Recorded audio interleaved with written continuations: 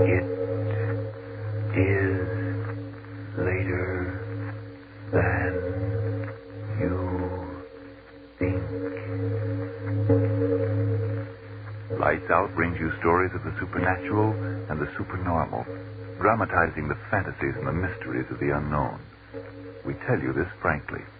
So if you wish to avoid the excitement and tension of these imaginative plays, we urge you calmly but sincerely to turn off your radio now.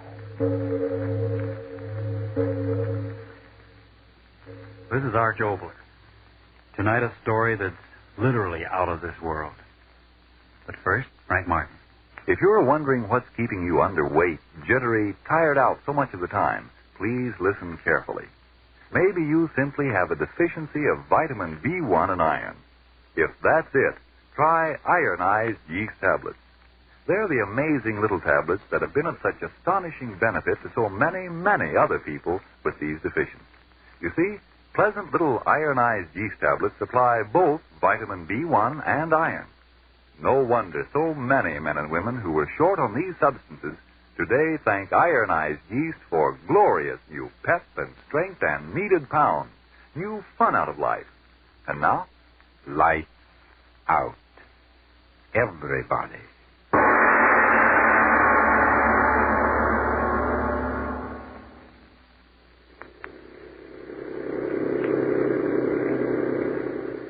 Praise the Lord and pass the ammunition. Praise the Lord and pass the ammunition. Praise the Lord. I say, Sergeant. Yeah, Captain? That song. Rather monotonous, isn't it?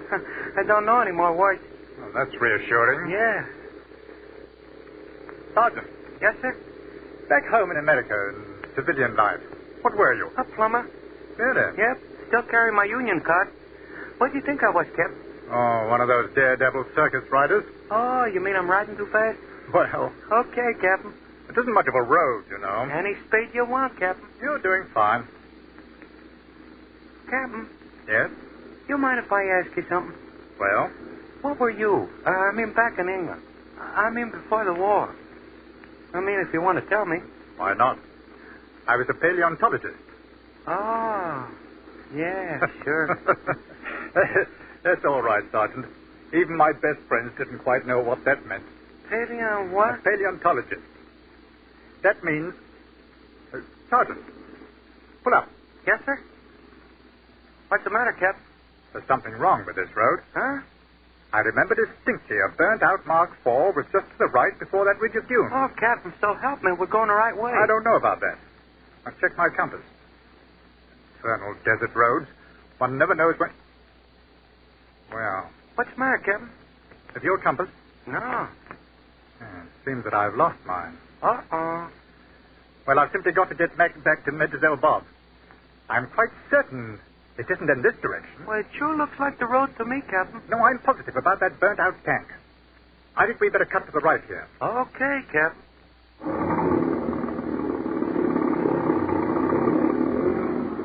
Hardly do to find ourselves back at Mr. Rommel's lines now, would it? Maybe we will anyway. What's that? Well, I don't know about this road, sir. You'll have to trust to my judgment, Sergeant. Yes, sir? Why so slow? Well, this road don't look so kosher to me. What does that mean? Well, Jerry's might have fixed it up with a few landmines. Nonsense. Our engineers have cleared out every road within 50 miles. Go ahead. It's getting rather late. You'd better increase your speed. Okay. You're the captain. Landmines. Oh, take my soul. There isn't a landmine within...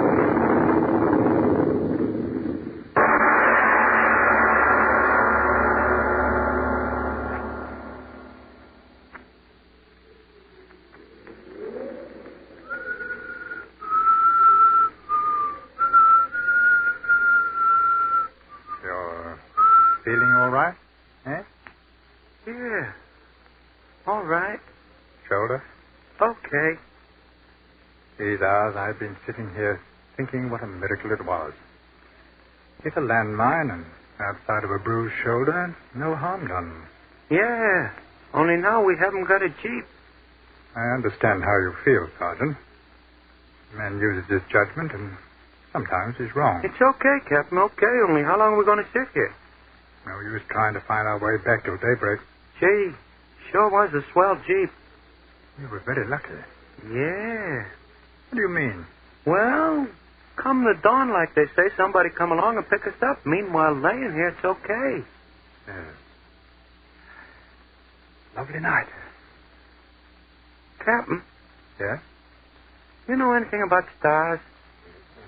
Little? That bright one up there. How far away do you suppose it is? Oh, I don't know exactly. After speaking, I should think. Must be at least 150 light years away. Light years? Well, light years simply means the distance light can travel in 1 year, traveling at the rate of 186,000 miles per second. In other words, the light that you're looking at from that star traveled 150 times 6 quadrillion miles to get here.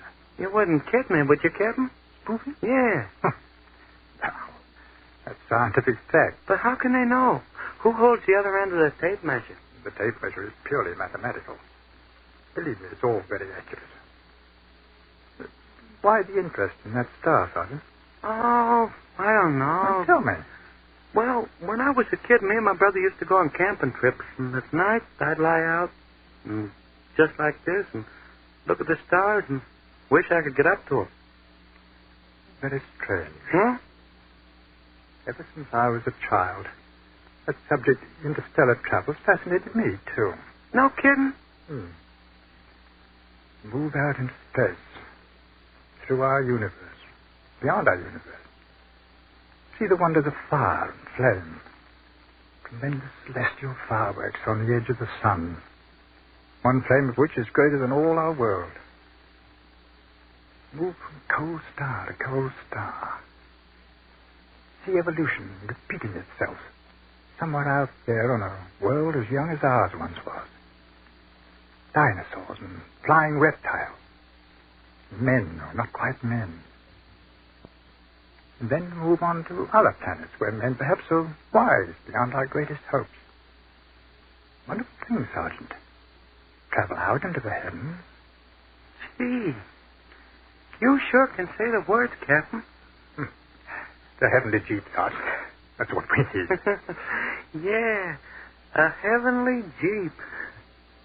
What's that, Sergeant? Yeah, I hear. From the north. Jetties. Must be. Look, it's getting light. Yeah, ain't that a break? It gets light when they're coming. But get down. Stay down. You're silhouetted against the sky. I'm down. Sounds like quite a flight. Bromwell must have got some new bombers from Crete during the night. They won't last long. Mighty low. Sure getting daylight fast. Well, I hope they don't decide to investigate this road in the jeep. Here one comes. Down. Stay down. Don't.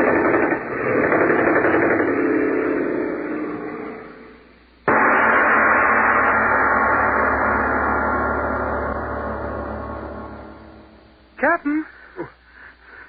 Who's calling me? It's me. Captain, where are you? I don't know. Yeah. So dark. Sergeant. I see you. Yeah. I see you, Captain. Why is it so dark? What happened? I don't remember. Where are we? I don't know. I can't see too well.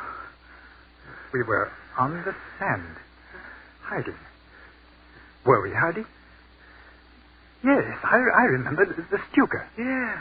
It dove down on us, machine gun.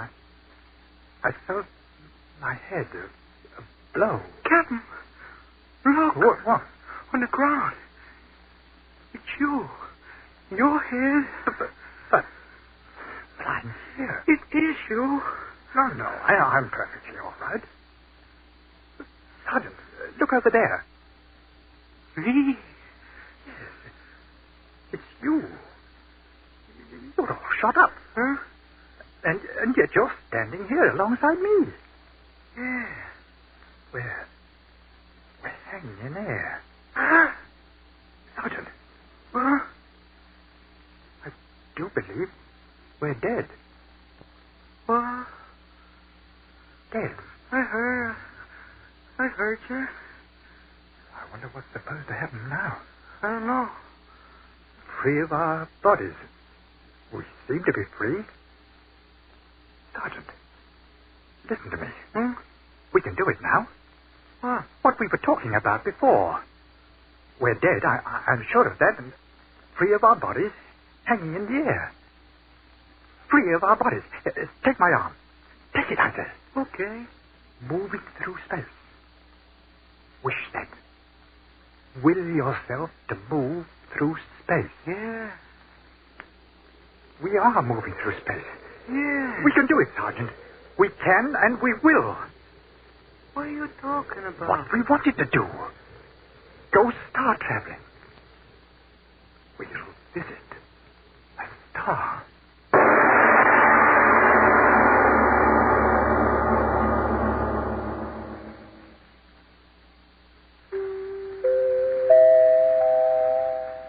Ladies and gentlemen, we leave our lights-out story of Heavenly Jeep for just a moment now to eavesdrop on a telephone call. Hello? Yes, Edie. Why am I crying? It's Bob. I just know he'll never invite me out again. I was so cross with him. Oh, Edie, I don't know what to do. I'm so tired most of the time. I'm losing weight and I've lost my pep. Whatever am I going to do? Well, if, like so many others nowadays, you simply need more vitamin B1 and iron, I'd suggest you try ironized yeast tablets. They cost but a few pennies a day. They give you both these vital substances, and believe me, they are vital. You see, when you don't get enough vitamin B1 from what you eat, you may lose your appetite, not eat all you should. And when you don't get enough iron from your food, you may be pale and run down, feel all in. But if you are short on these substances, don't wait. Start taking ironized yeast tablets right away, tonight. Then see if before long you aren't saying, Bob says I look like a million with those nice pounds I gained. And last night we danced till dawn. Thanks to ironized yeast tablets, I've lost that tired feeling now. And now back to our lights-out story of the captain and the sergeant, who, finding themselves dead, decide to visit the worlds beyond this one.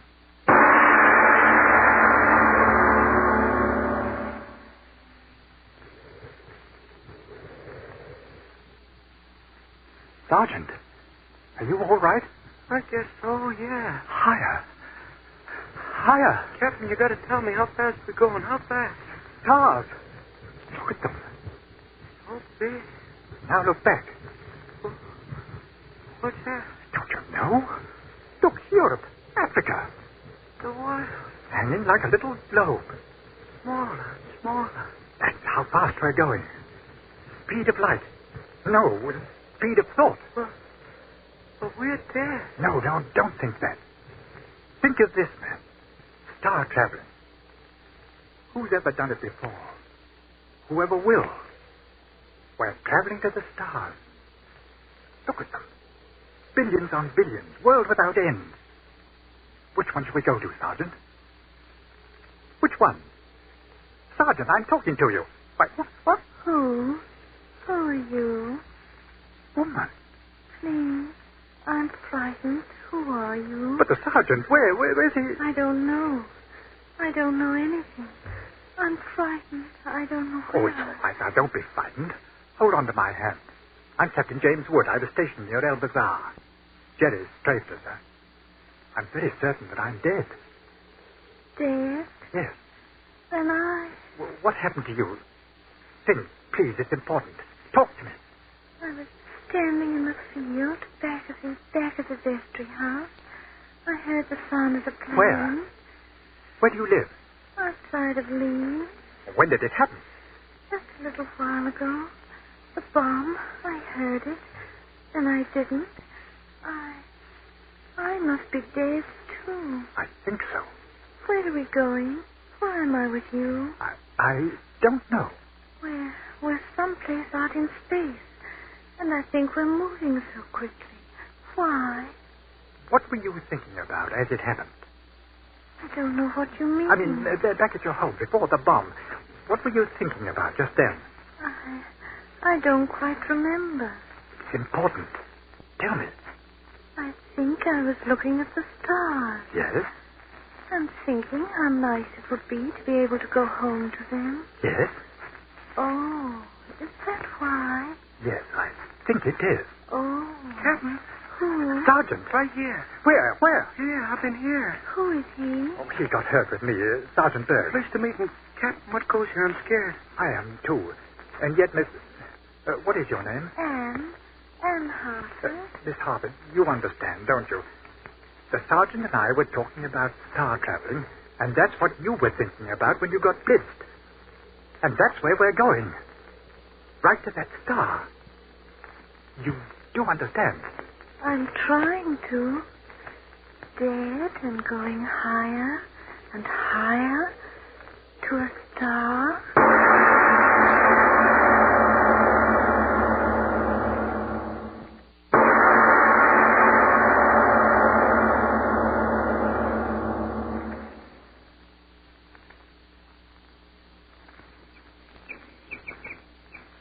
Holy cats. It is possible. Wonderful. Back where we started. What, Sergeant? Flew all around and back where we started from. This is the world, ain't it? No, that isn't possible. What are you talking about? Green hills, forest, trees? It is the earth. Yes, it must be.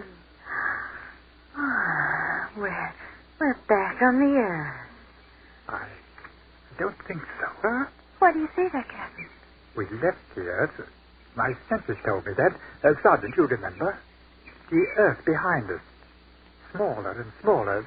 The continents outlined, remember? But this, where are we now? Where do we know? I don't know. And yet I think I do. A place that's just like where we came from, but another world. You hear me? Another world. Huh? Do you realize the miracle of it? A universe full of millions of stars, suns, flying comets, burning gas and heat and coal beyond understanding. One chance in millions of a star with air on it, with temperature just exact enough to permit life. Of another star with air surrounding it, just like our Earth. One chance in millions of another star with temperature mild enough to permit growing things the way we know them. And this it is. We're here. Another world, exactly like our own. And I'm not dead. I'm not dead. You feel anything? Huh? The air is bright, there's the sun shining. No, look. Two suns in the sky. A large and a small one. Well, what's that got to do with me? Yes, what's that to do with our being alive? Do either of you feel the warmth? Oh, Look, the tree is bending in the wind. Do you feel the wind, either of you? I don't. I don't either. well, what does it mean? You got to tell me. What I said before must be true. We're dead, but getting our last wish. That must be God's gift to all the dead. As long as we're here and know that we're here, I suppose that's all that matters. I'm not dead. I know I'm not dead. All right, I'm not Sergeant, dead. all right. The important thing is to... Why did you stop talking? Captain, what are you... Yeah. What is it? What are you both looking at? On that rise over there. What? I think we saw a man. There he is again. Well, from the look of him, we've stumbled on another Garden of Eden. But his face. What? Can't you see? His face. Look at his face.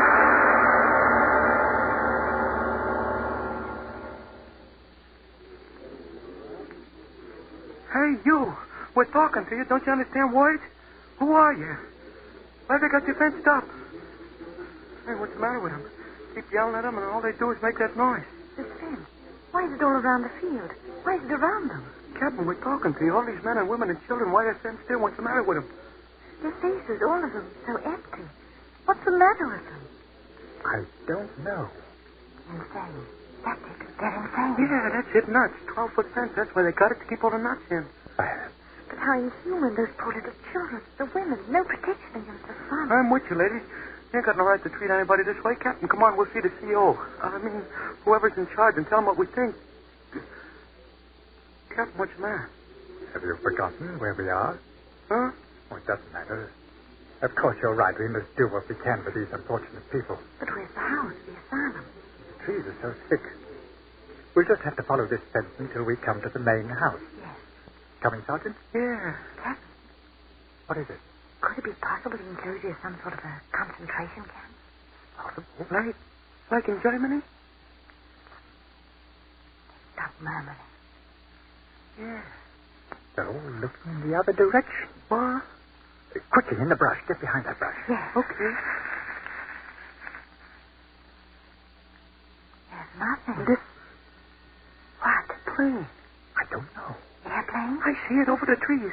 There, it's circling. Good Godfrey. What is it? I'll go see. Wait, stay where you are. It's landing in the enclosure. Please tell me. What is it? I don't know. It's a bug. Yes. An insect as large as a man. Listen to the people. Yes. Why are they clustering around that thing? Why? Captain, did you see what? Yes. It's feeding them. An insect feeding men. It's a rotten truth. Look at it. They're sticking their faces up toward it like a farmer and his pigs. Oh, no. A farmer and his pigs. Captain, why did you say it too? I was only talking. Do you hear me? I was only talking. The truth. Huh? What did you say? Captain, what is this? What is that thing out there? I don't quite know, but I think it's an ant. Ant? A winged ant. And I think he's feeding his stock. No. Why do you say that? It ain't true. Look at them. No, it can't be. They're people like you and me. A bug feeding them. Captain, you got brains. How could a thing like that be? Tell me. They're in another world. Accept that fact. We're in another world. A world just like our own in climate and in structure, with one great difference. And yet a small difference, cosmically. The race of man is not the primary creature here. Here the lords and rulers of the animal world. Yes. The insects. The cleverest of them all, the ants. Huge ants. Like that one, I tell you, well, if it's as clever in proportion as the tiny ones I watched in my garden back in England, then this world is a better integrated place than where we came from. But look at that ant. Why, if it stood erect, it would be at least 7 feet tall. Magnificent. Magnificent? Lady, did you hear him? He's out of his head. A bug big as a truck feeding people like us, and he calls us magnificent. Yes, it's true. Captain, you are right. Frightening, but you are right. You too? Lady, you too? Sergeant, I told you, in another No, world... I you've listen got to you. You listen to me, both of you. This magnificent stuff. This malarkey about that bug and others like it running things. I tell you, it's not for me. Bugs crawl on the ground or they fly and you swat them. They don't put 12-foot fence around you and keep you there. They don't feed you. An objective attitude is What do necessary. you mean, an objective attitude? They're kids and men and women, and look at them begging that thing for a handout. When it's fed him fat enough, what do you think he does with them? What do you think? But another Stop world. talking about another world. I don't want any part of it. I want to get out of here. You, both of you, got too many brains for me. Me, I just feel things, and I don't want any part of this world. I'm tired, and I want to go back where I belong. It's a cockeyed world, all right, but at least there it's a man's world, and a man's got a fighting chance. Sergeant, stay down. No, I won't stay down. This place with its super concentration camp and people like pigs, it's not for me. I want to get out of here. I don't have to be here. I'm not dead. Do you hear me? I'm not dead. I'm not dead. I'm not dead. I'm not dead.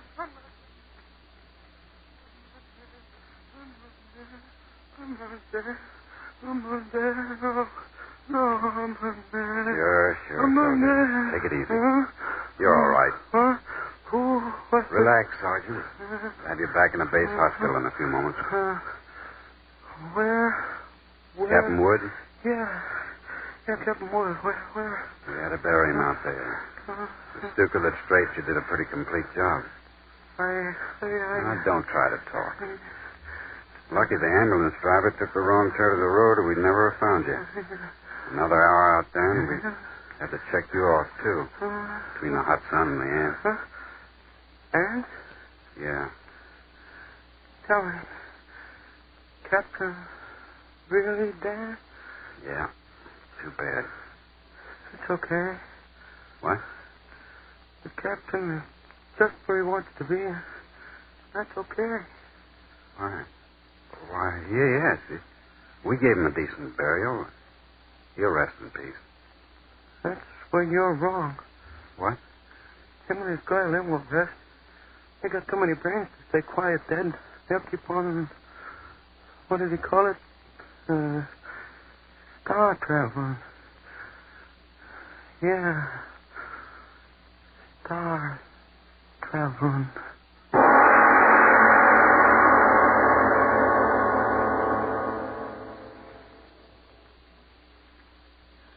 Now, Mr. Obler, I must say, a pleasant prospect. What do you mean? Now, this future you outlined for us, traveling to other worlds and finding that the ants, the bees, the termites have taken over. No. That's no prophecy, Frank. That's just a possibility. But before talking about those possibilities, a brief word from you. Friends, if you're so tired out and jumpy and underweight and all in that you can't get your proper enjoyment out of life, and if more vitamin B1 and iron is all you need to help you snap out of it, remember, ironized yeast tablets with their famous two-way help have been of truly astonishing benefit to countless men and women with these deficiencies. Of course, there are instances where a rundown condition may stem from other causes. If you're in doubt, by all means consult a physician. But if you simply need more vitamin B1 and iron, remember, ironized yeast has been so successful in such cases that it's sold on this no-risk, money-back basis.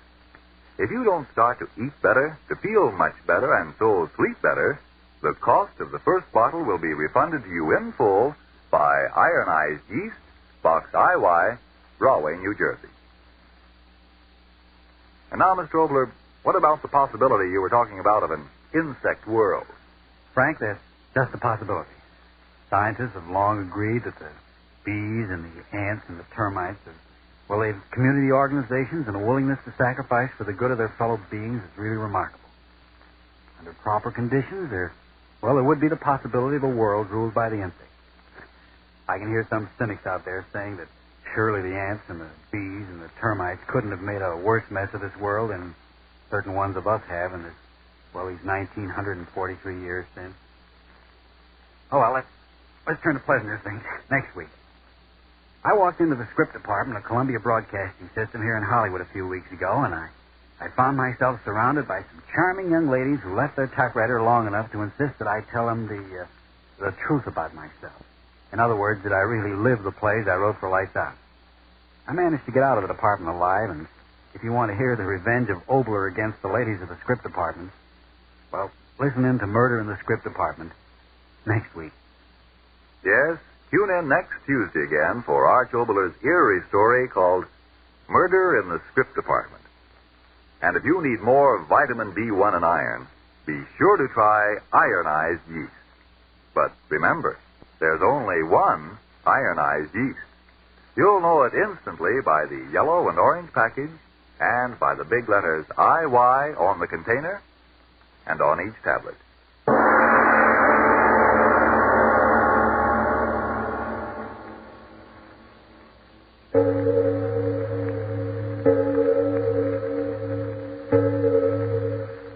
It is later than you think.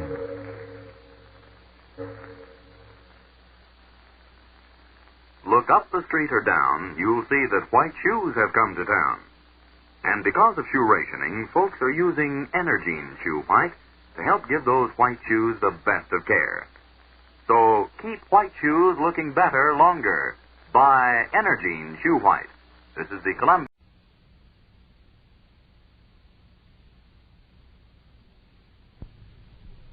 This is Radio RSA, the voice of South Africa.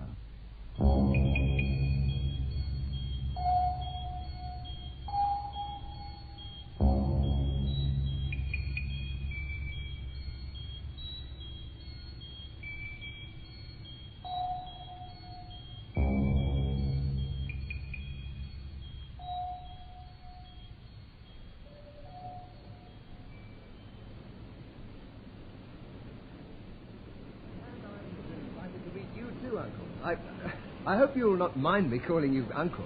After all, I know it's only by marriage. Uncle will do, Uncle will do. They all call me Uncle. Your father's full brother, Elsie, Norma, Matilda, Hedna, and all the sisters all called me Uncle. I'll take you back, pick up your feet with a fair walk. The house is set well back. I built every brick of her with my own hands. And I completed the whole building and the barn without another man's hands to help me inside of 3 years.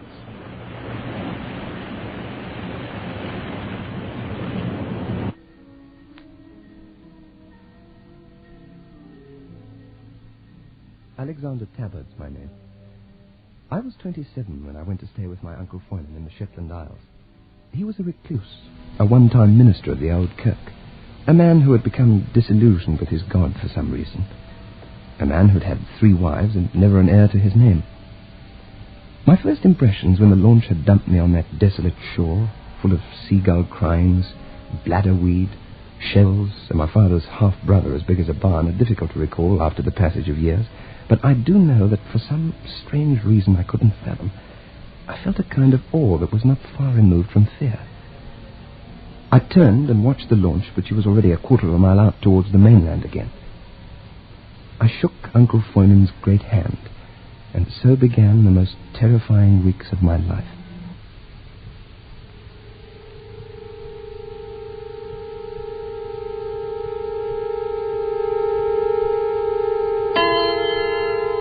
In our series, Beyond Midnight, we present The Tangled Way, written and produced by Michael McCabe.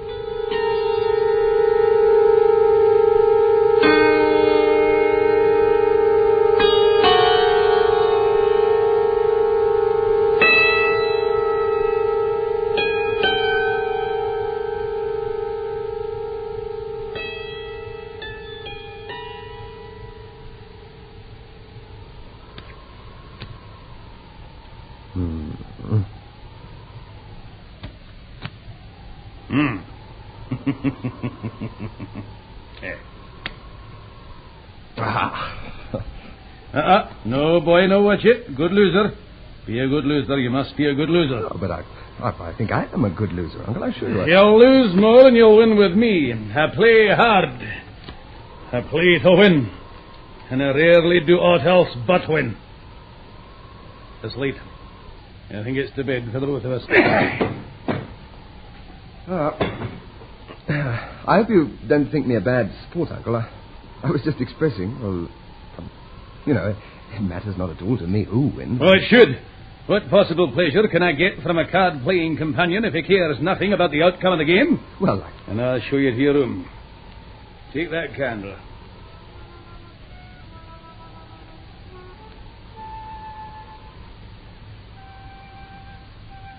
I said no more. I bade him good night and went to the room he said I was to have. It was a large, bay-windowed room overlooking the Vaux. That's Norse, meaning inlet of the sea. I puzzled on my uncle's strange attitude, manner, for only a little while that night, and then I was sound asleep. There was a kind of strain about the man, a darkness under the eyes, a nervousness, a kind of self-assertiveness, striving to be dominant, I don't know. I couldn't explain it then, and I can't explain the way in which it first struck me, even now. And the business about the cards? I'm as good a loser as the next man. The next morning was wild and beautiful. There was a thick mist early, which cleared as if by magic before our eyes as we breakfasted on the rough cliffstone terrace my uncle had made, so he told me, 12 times during the meal with his own hands. Every stone. Till they bled, these hands. How often do you get supplies from the mainland? Oh, not often. We're low now, though. If I could have contacted you in Edinburgh, I'd have asked you to bring me a few things. Oh, what a shame. I could have easily, yes. No matter. The first calm day, I'll take the boat, perhaps. Yarrow, are you an oarsman? I used to row number 4 with the university. I still say to Yarrow. I mean with oars like that. And out there in the sea with currents and the wind. I'm not talking about down the River Thames on an English summer afternoon, cheered on by young ladies with their umbrellas and lace on their knickers. Well, there's things to do. Uncle, if you'll give me a list of all we'll need, I'll take the boat and I'll go to the mainland today. You will you? Uh-huh. Aye, fair enough. If you'll come with me now, Alex, and if the sight of the water out there doesn't frighten you... If you want, I'll row your boat to Thursday and back. The village over there, I'll do for now. Stupid, I suppose. After all, I was 27. There I was taking on dares like a child. I rode across to the village, though. Wasn't all that difficult. I knew by the feeling in both of my arms that I'd done it, mind. A person had to watch where the cart was pulling him, had to keep his eyes on the white village kirk. Otherwise, a spot of negligence could have taken him out into the ocean. Anyway, I made it. I was looking forward to a pint of mild and bitter after making up a couple of boxes and 2 sacks of provisions for the island home of Uncle Faustian. I liked old Murdoch, the village's only storekeeper. Yes, the first he's ever had there. Staying with him, I mean, since the last wife, of course. I'd heard he'd married. Once or twice, I believe, isn't it? Once or twice? Thrice. And each of them ending upon their deathbeds within the walls of that place. Ah, the wee ones being stillborn as their mothers gasp their last.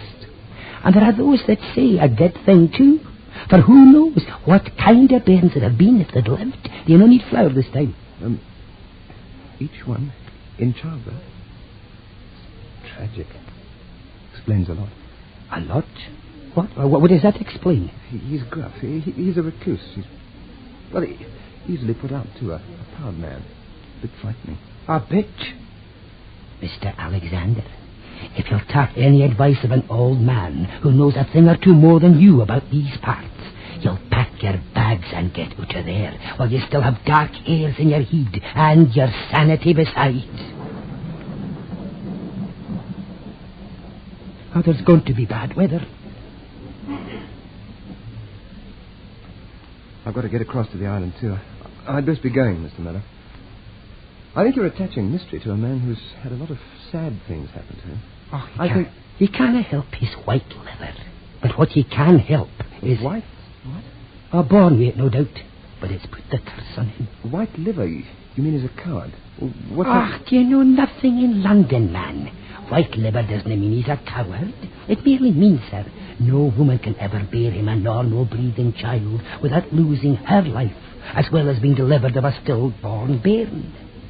But that's no all, sir. With this knowledge in his heart, he's no satisfied just to keep himself to himself across there on the island. No, he'll do no that. He'll try again. Charm some other poor wee girlie and murder her. Because that's all that it can be called. It's murder. As sure as Crippen was guilty of murder. Oh, now you don't need to be going, for the wind and weather can whip yon pond into something more than terrible if it has a mind. Tell me, though, are you no afraid of the devil? Afraid of... Because if you are, you'd best bear in mind that the devil happens to be Faustian's best friend. The side of bacon you ordered here, McLaren, and so's the wire for your pullet, and so's the secret. I pondered over what the old man Murdoch had spoken of and then dismissed it from my mind. People like Murdoch are suspicious and entertain strange notions about anybody who lives alone and doesn't wish to be gregarious. I'd never heard that about being white-livered before that. I didn't think it wise to speak to Uncle Faustian about it, of course. He lived in just one wing of the house on the cliffs, the east wing. For some reason, I was reluctant to ask permission to see over the rest of the place, and as he never offered, I was content. After a week, though, I began to feel a bit restless. One of the reasons for my visit to Faustian was to put in a good, hard stint of studying, for I was at that time already after my professorship, and it was, I knew, going to be a long, hard road. I hadn't opened a book, though, up until the night I decided to have a wander around Faustian's big house at the end of the Vaux. He had gone to bed early, around 8 o'clock, saying he had a bit of a headache. I read until nearly midnight, and then the lamps seemed dimmer, so I changed to the softer, gentler light of candles. I was reading some novel or the other, anything rather than the textbooks I'd carried from London.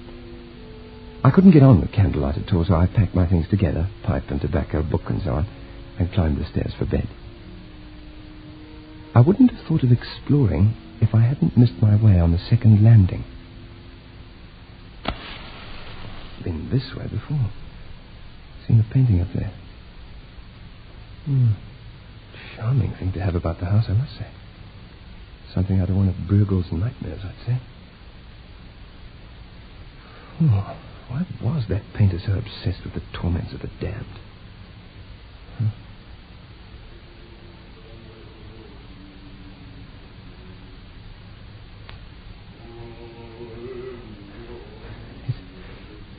him. Where?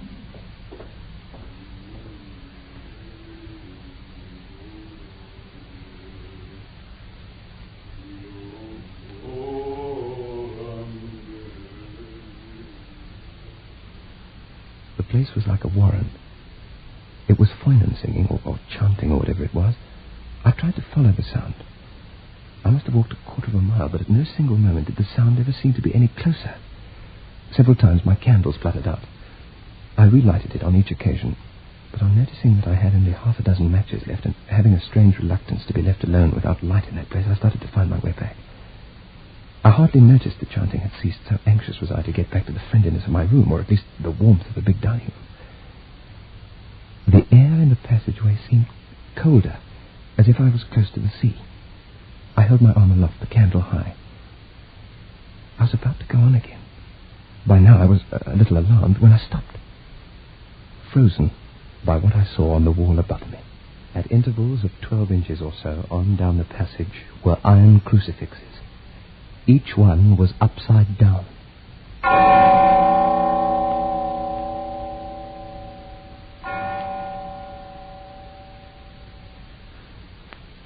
Why should such a thing frighten me?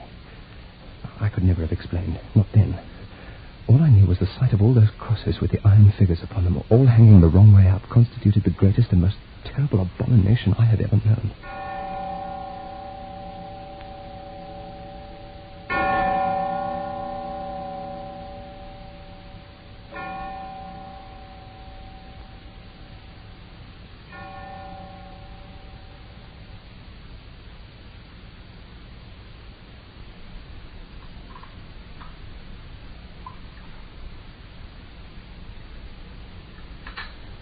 Is your bed no a comfortable one, Alex?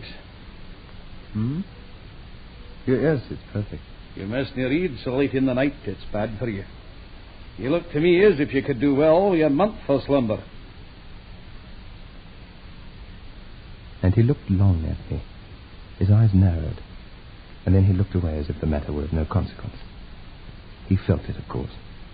There was something in the air between us, something more than fear, something I could put no words to. I would have liked to have travelled home. Thoughts of Kent and the brightly lit civilized theatres of London drew me, but something else said I must stay. And stay I did. For 4 days we had rain and mist. And then the weather cleared and the Shetlands were blessed by a god of the sea, and sunlight poured down upon us. On the second perfect day, she came. And this is my nephew. He's a scholar like yourself, though you must leave him be. He's a whole heap of things to learn up for the university. How do you do, sir? Gwenny, her name is Alex Gwenny, an artist come to paint the rocks and seabirds of my island. And perhaps, who knows, you'll achieve fame with what you paint. And he put a great arm around her thin shoulders and led her off up the stone steps to the terrace. At dinner that night, I learned something of her history. He couldn't for the life of him see what I wanted to waste 4 years at university for. But I talked him into allowing me time to do a history degree and then going on for art. And it's the art of the sea I'm wanting to do, gentlemen. Oh, for I love the sea in all its moods. And Uncle Faustian was watching her, intently, closely, and she seemed fascinated by him too. She was tiny and pretty, and there seemed to be little strength in her. She reminded me of a delicate, smiling buttercup that might last no longer than a day in a country hedgerow.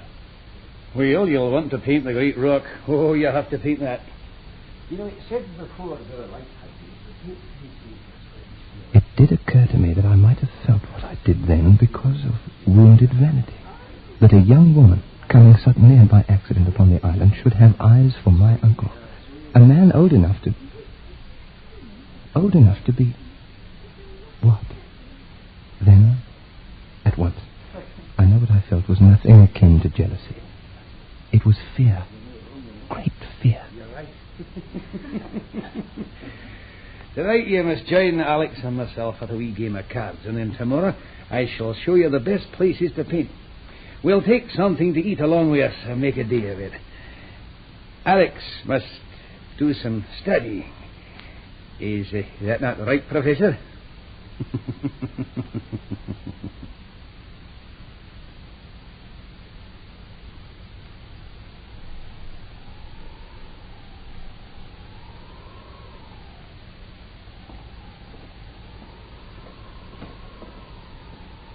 Alexander Talbot. You'll get lost, boy, as well as frozen.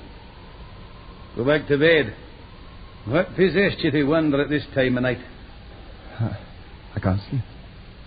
You weren't thinking that perhaps you might find a better chance of slumber if you changed beds a while.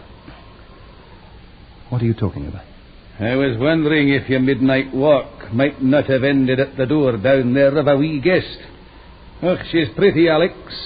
And I've seen you look at her. I think you'd best leave my house tomorrow morning, Alexander Talbot. I was never brought up to take advantage of women. And you'll not be welcome under the back same again. Roof as myself as guests. Tomorrow I leave, Uncle Faustian. You need have no fear of that. Fine. That's settled. Is there something wrong with you, Uncle Faustian, that you have to have a passageway in the house you built with your own hands, full of crucifixes all upside down? You're a mad boy, as well as dangerous. Get back to your room. You'll be gone as soon after dawn as you can. The next morning I packed. I took the boat from the Undercliff dock and rowed out into the Vaux. I felt watched, and consequently I pulled strongly until I was under the Eagle Rock, which, jutting out from the main cliff mass, hid the house from my sight, and therefore the boat from my uncle. Once under the rock, I turned the boat, and praying my uncle did not cross the house to observe me from the western side, I pulled as if my life depended upon it for the pebble cove of the island's southern tip. This, against a perverse tide, took me all of an hour, and I was exhausted by the time the prow of the little craft beached. Charm some other poor wee girlie. Charm some other poor wee girlie. You'd best bear in mind that the devil happens to be Faustian's best friend. You see, it had come to me during the early hours of that morning what the chanting had been before I saw the crucifixes. The voice that chanted belonged to Faustian, and the words, they were unclear then, but they came back to me in awful startling clarity. What he was saying was the Lord's Prayer, backwards. I had made a plan during my solitary voyage to the cove to wait until nightfall for my return to Faustian's house. Consequently, I slept under the cliff, and when I awoke, stars scattered the sky above the isles, and I was much refreshed. The journey to the house was a long one. I was 2 hours and more traversing the rocky fell, the rock path Faustian had carved himself out of the cliff face. I reached the house, and it was black night, and a wind had awoken. There was not a light shining in Faustian's house that I could see. I gained access to the house by a lower window. Finding my way to a second landing, I might have spent a day before discovering the passage that led down deep under the house. I might have, if it hadn't been for...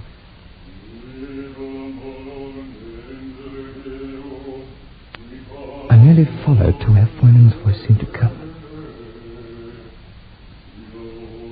I found a door of heavy wood. There was no handle, but it gave to slight pressure.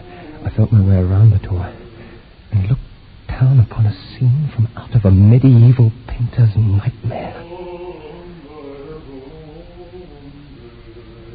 From the door, iron stairs dropped some 12 feet or so into a completely round room. The place was a natural cave over which Faustian's house had been constructed. The walls were sheer rock. Torches were burning at intervals around the chamber. Exactly in the center, my uncle stood at a stone altar. He was wearing vestments like a priest might wear, only they were black. My lovely bride, come forth. But then I saw Granny, and it was obvious to anyone that she wasn't being held at Faustian's house against her will. It came to me, the horror of it, that somehow this man had willed this girl to come to the island. And in conjunction with some dark force away from my understanding, he had succeeded in bringing her here. She came now from another entrance, and she was dressed in a bridal gown of black silk. Faustian! He turned.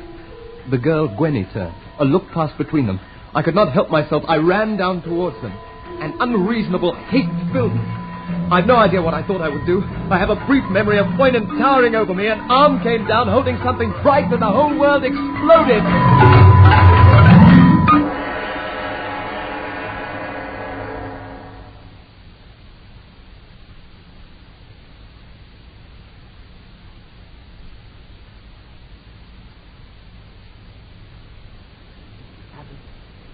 Mr. Tabard, if you sleep there, you'll be carried away by the waves and you'll drown.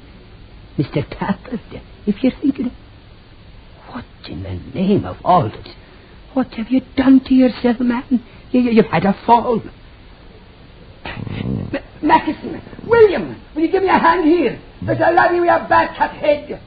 William, will you no hurry yourself? He's bad. William! How do you feel, laddie? Feel?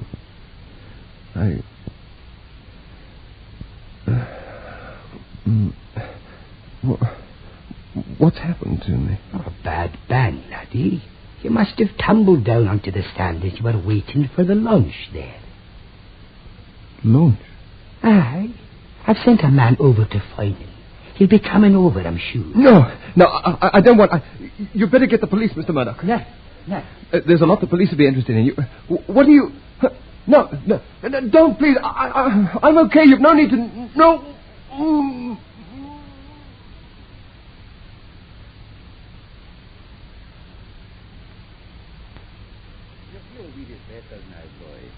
Oh, my, but you like your father. I saw you when you were a baby, and I've hoped for a long time to see you again. And now? Aye, it's a blasted shame. The very day you were to come across to the island, you have to have this fall. But you looked peaky when we first called to see you. Not so, Gwenny? Aye, but he's looking better now. It was her. Except she looked older. About 5 years. No more. 10. We must be away now, boy. We'll come at the end of the week, and you'll come and stay with us, We'll have to go now, Alexander. I've a wee bairn to care for. Bye-bye, Alexander. Bye-bye, Alex.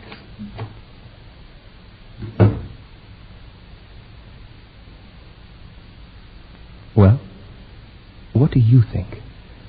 I know I went across, lived with Uncle Foynan on that island.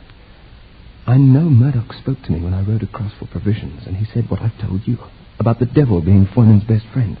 I was on the island when that girl Gwenny arrived for the first time. I walked through the corridor where the crucifix is hung upside down. I saw and heard my uncle celebrating a black mass, giving praise to the devil, his master. All this is true. I remember nothing beyond the fact that Murdoch found me on the shore, my head badly damaged. I have the scar to this day. In the nursing home, my uncle visited me and greeted me as if for the first time ever. According to all, I'd never even been on the island, but was waiting to cross in the launch on the day of my arrival when I had the fall. Yet the girl, Gwenny, she was his wife. And they had a child. Who is mad? Who dreamed? I didn't wait for the end of the week. I didn't see my uncle again. I returned to London. I never went to the Shetlands again. Who could explain what happened to me? Uncle Foynan wrote to my people and suggested that I ought to know better, and that I'd insulted him, and that it was nothing to do with him, that I'd fallen and injured myself. That is all. He was no longer childless. He's still alive. So is she. One day I shall have to meet my cousin, I suppose. Did I go back in time? Did the present, as it was then, become inextricably muddled somehow with what had been? If I had back again every hour of my life, I have pondered these questions. I would have, perhaps, an extra month at the end of my life.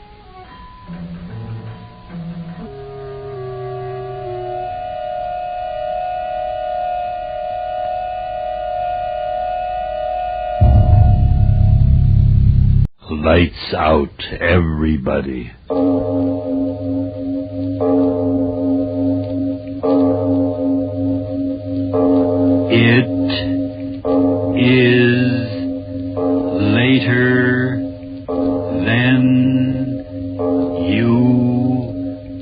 think.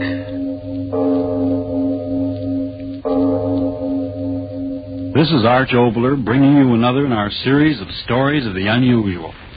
And once again we caution you, these lights-out stories are definitely not for the timid soul. So we tell you calmly and very sincerely, if you frighten easily, turn off your radio now.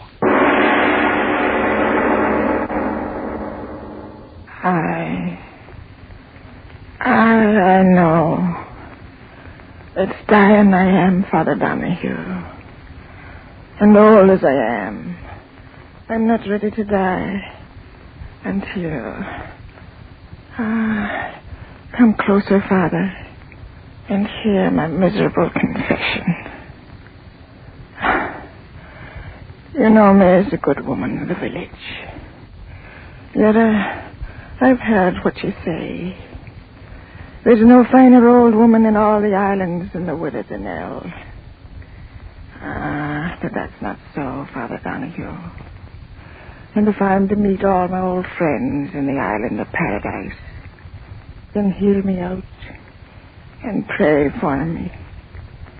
You know my sons, Thomas and Paddy, born on the same cold winter's night they were. And the firstborn, Thomas, was as good as an angel in paradise. But the second, the one I named Paddy, was evil from the moment he took his first breath of God's good air. It was Thomas that carried the load of the family on his back, fishing from early to late. But Paddy, that rake, drinking and brawling and running from work as if the devil himself was pulling him away. I pray to the good God every night that some goodness come into the man's heart. But with every year he grew worse, stealing what his crooked tongue couldn't talk away from honest men. But his brother Thomas, he repaid me for all the trouble. A good boy. And when it came to me with the word that he was to marry Eileen, the heart in me sang, for the good God always meant for the two of them to be together. How I remember the day of the wedding. The sun shining, and the sky and the sea smooth as a baby's cheek. I was so happy, little knowing of the horror of what was to come. It was a happy morning. So happy. Listen to the mother. Did you ever hear a happier sound in all creation? Why shouldn't they be happy, Thomas?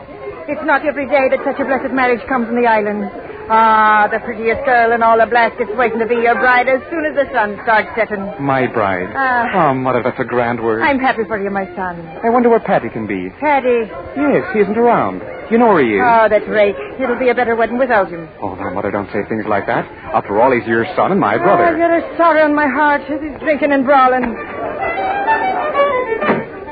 Paddy, you did come. Speak of it, Gibbon. And why shouldn't I be here? There's an honest stranger that are welcome at your wedding. Oh, no, Paddy, that's not the way to talk. There's food and drink and... No, wait a minute.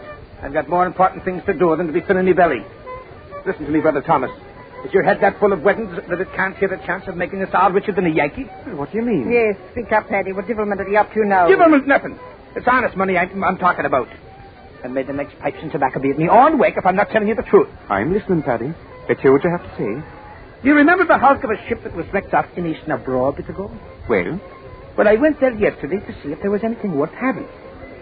Listen to me, brother. In the bottom of a pool no deeper than this room is lying enough bolts of copper and brass to make you and me the richest men on the island. What? You can believe your ears.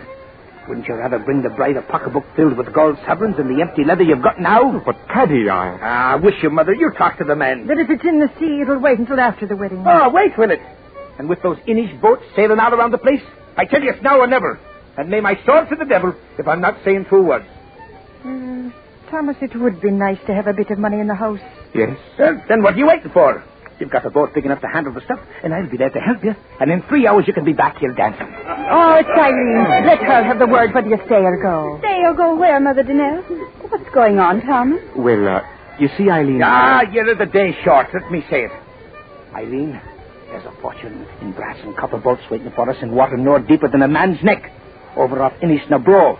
And Tommy here thinks you'd be fool enough to say no to his going. But must he go now? The sea doesn't wait. He'd be back in 3 hours, Eileen. I just think, Eileen, you'd have it just for every day of the week. Do you want to go? We could build a new house with the money.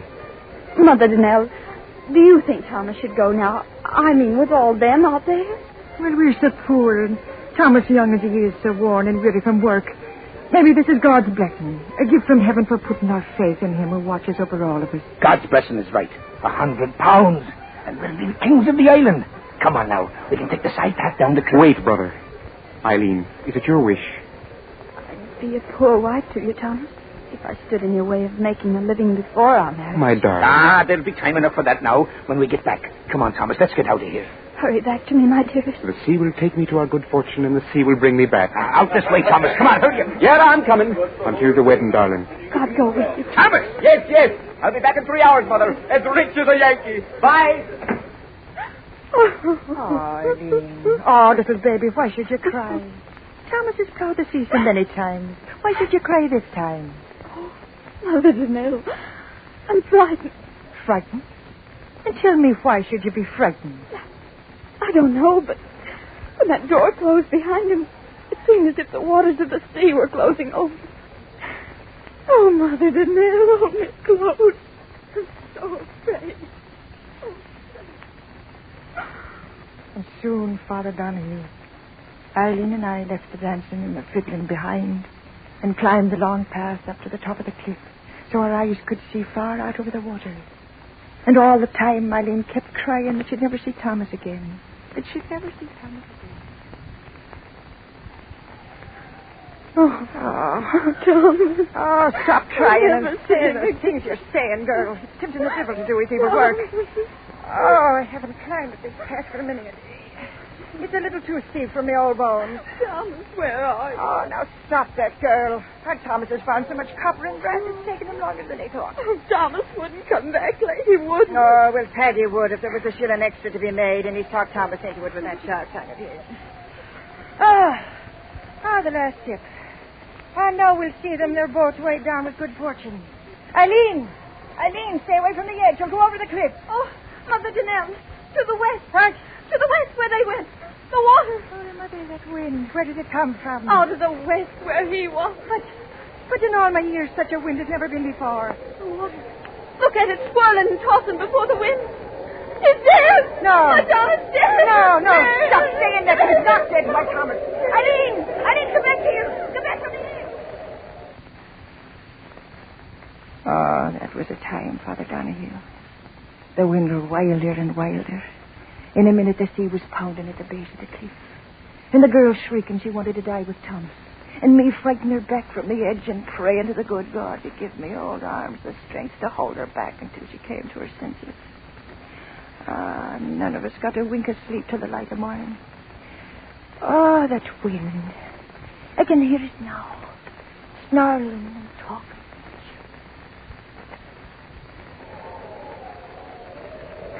Widow Danelle! What? A boat. Your son to the west. Why, my son? Aye, come on. Dead? No, the boat's coming and there's living hands on the oars. Come on. Oh, there's a Scotterman. He's a fancy to the mercy. Mother Danelle, I heard someone say. Oh.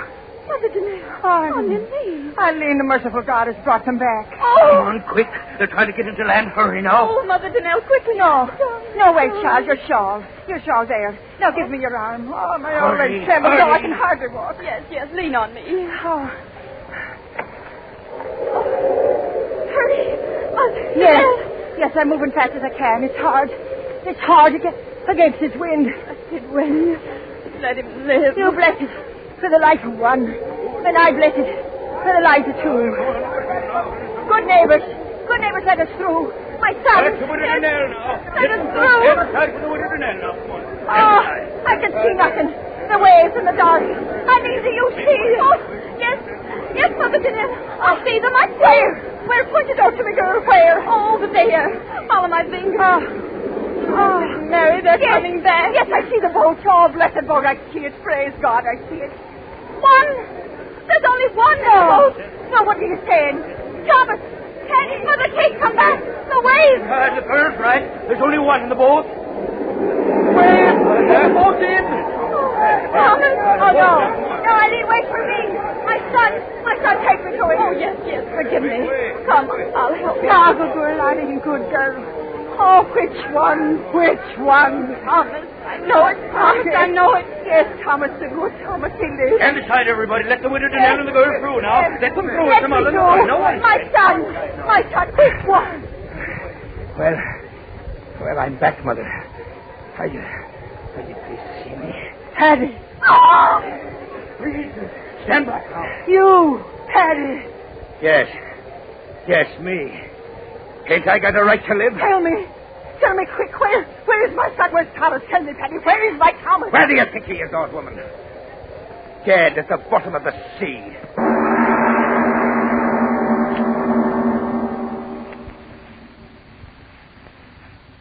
Aye, Father Donahue. That was what he told me. My good Thomas was dead at the bottom of the sea. Dead. The good Thomas dead, and Paddy the evil one, alive. Oh, it wasn't right, Father. And in the days and nights that followed, I cried to God, why did you do it? Why?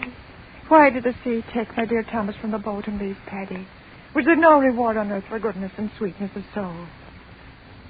And in the seventh night of my sorrow, there came an answer. I was lying on my bed. Outside, the sea was singing and whispering. My window was open, and I could hear the sea talking as I lay there crying. Crying from a long time. I did.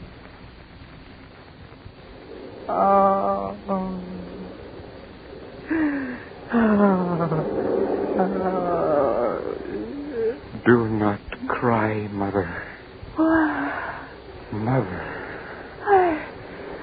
I heard a voice. You heard me, Mother. Thomas's voice. Oh, no. No, it's some wildness in my weary head. Mother, I am so weary. You must listen. Oh, dearest God. Why do you do this to me? My son is dead. Dead in the sea. Why do you bring me the memory of his voice? Mother, believe me. If I could only see you, I would believe. Oh, no. The horror the sea made of me. Wind and wave and grinding rock against my flesh. Oh, I wouldn't care, my son. Just let me see that it is you, not my own voice speaking in the head. Oh, Mother, you don't know what you ask. But if there is no other way, close your eyes until I give you a word to open them. I've closed them. Now open, Mother, and have no fear. I beg you. Oh. This was Thomas. Oh, no.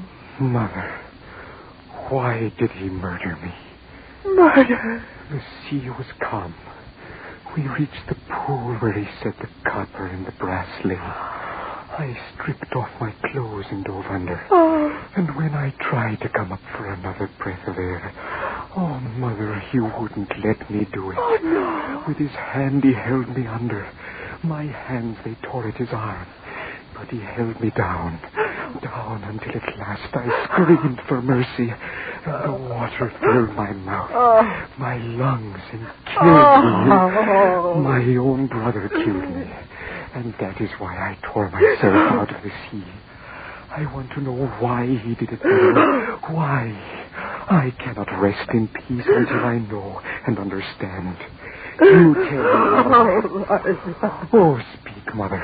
What gain could come to him for such a horror? I do not know. Oh, believe me, my son. I do not know. Then I must go back. I cannot stand this pain. Oh, my good Thomas. Look at this, what was Thomas Daenerys' face, Mother. Look at it and give me your oath you will not tell my Eileen or my brother of this night. Oh, but Your oath, Mother. They must not know. You hear me? They must not know. I swear, Thomas. Oh, merciful one, this pain. I go, Mother. Where? Back to the sea. Oh, and will we ever meet again, my son? Yes. The day I find out why he made me drown, I will return, Mother. I will return. Thomas, My son, come back. Oh, my son. My son. But he was gone, Father Donahue. Gone back to his nameless grave at sea. Then it happened. Paddy talked his way into the good graces of the girl. Simple little Eileen. What did she know of the evil of men? That devil Paddy and my good Thomas's Eileen. It took the life out of me and made me long for the quiet of my grave. And then came the day of the wedding. Again the fiddler was playing. Again the good people of the islands were happy. I alone was sad, weeping at what I knew.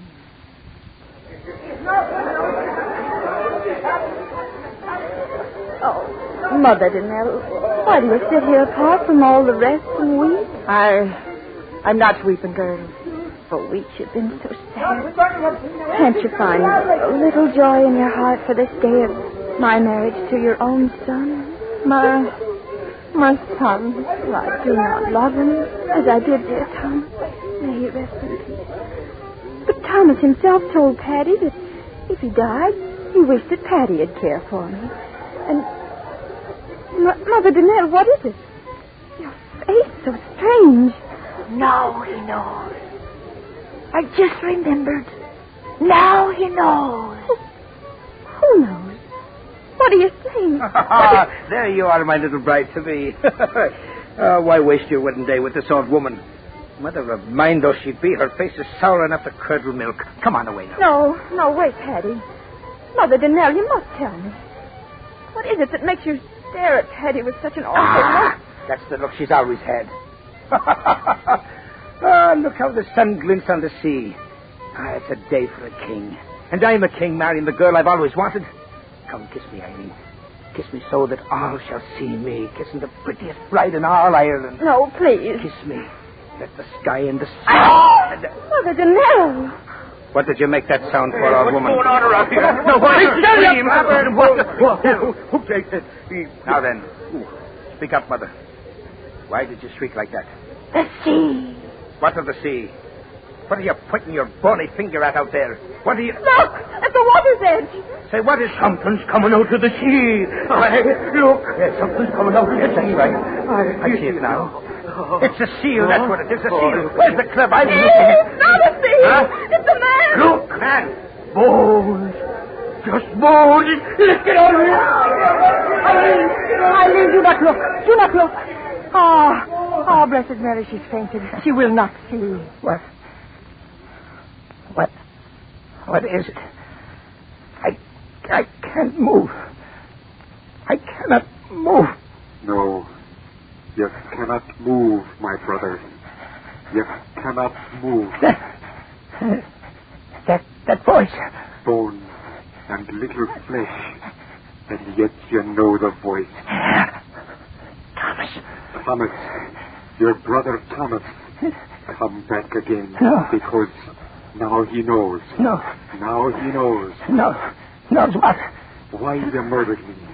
Your flesh and blood. I heard it from your own lips. You wanted my Eileen always. That's why you did it. Your clever tongue can no longer save you, brother of mine. I have come a painful way to get you. No, you won't get me, dead thing. No, I'll get away. I'll run. And so he ran, Father Donahue. He turned and ran up the path that led to the top of the cliff. And behind him, slowly sobbing with the pain that tore at his dead bones, climbed my dead Thomas after him. And after Thomas, dragging my old bones, I went. Oh, for they were my sons, and I had to see that right was done. Up until at last Paddy stood on the very edge, the sea 500 feet below, shrieking and yelling and wailing. He stood there shrieking at that horrible thing that once was his brother. No, thing, stay back. You bones of filth, stay back! I come for you, my brother. No! I Comfort. No. He fell. He fell. Mother, see, he didn't get me.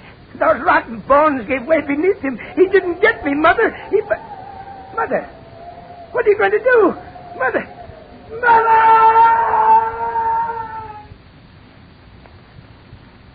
Over the cliff Paddy went, turning and twisting, and into the sea where the water covered him over. When the others of the village came up there at last, I told them that the old bones of Thomas had done it, had clutched Paddy close and thrust him over.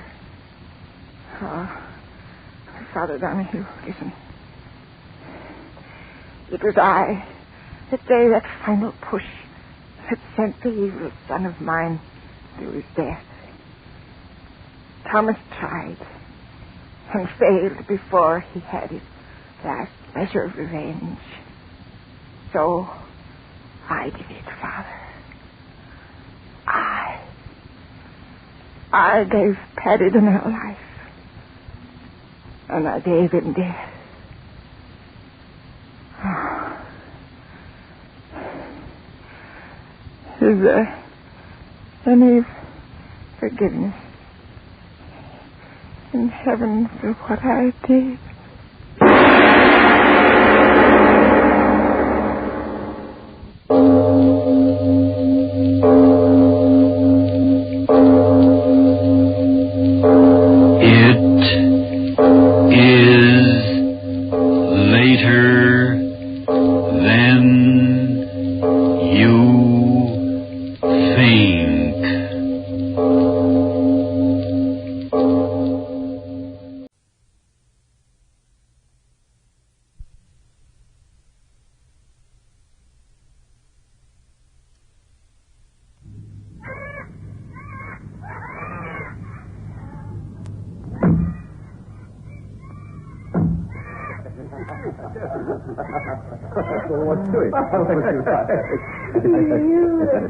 Beautiful.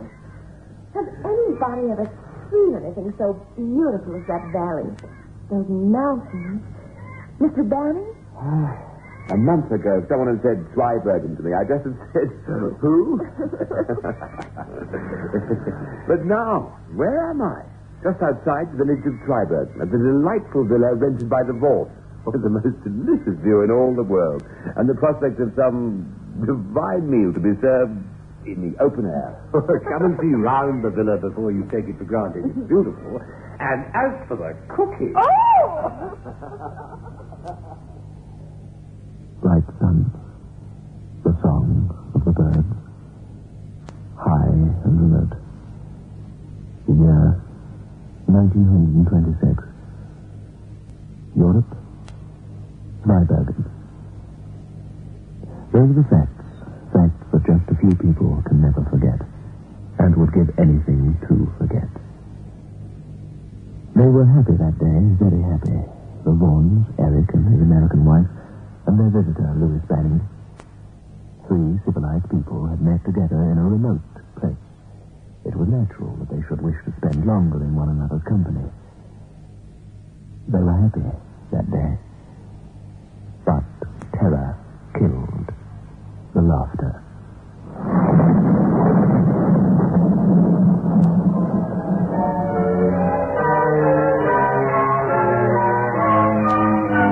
Biotech, the new soak and free wash powder, presents Beyond Midnight by Michael McKay.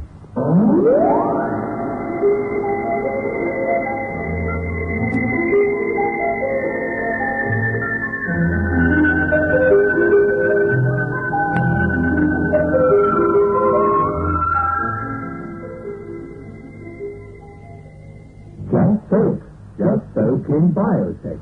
Just soak in biotech.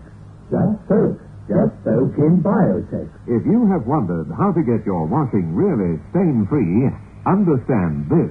Biotech removes the stains and dirt washing won't. Just soak in biotech. Stains, grass stains, tiresome collar and cuff stains, ingrained dirt, soil and grime. Out they all come, and you don't stir a finger. Just soak in Biotex. Biotex with natural enzymes is the pre-wash powder with the most enzymes to give you extra pre-wash power. Absolutely no rubbing, no color loss, no fabric wear. Use it for cotton, silks, woolen, synthetics. Use it to make you again. Soaking in Biotex removes the stains and dirt, but washing won't. Just soak in Biotex.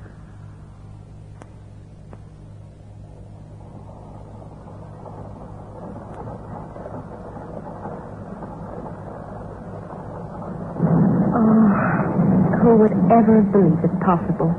All that lovely sun, green valley. And now...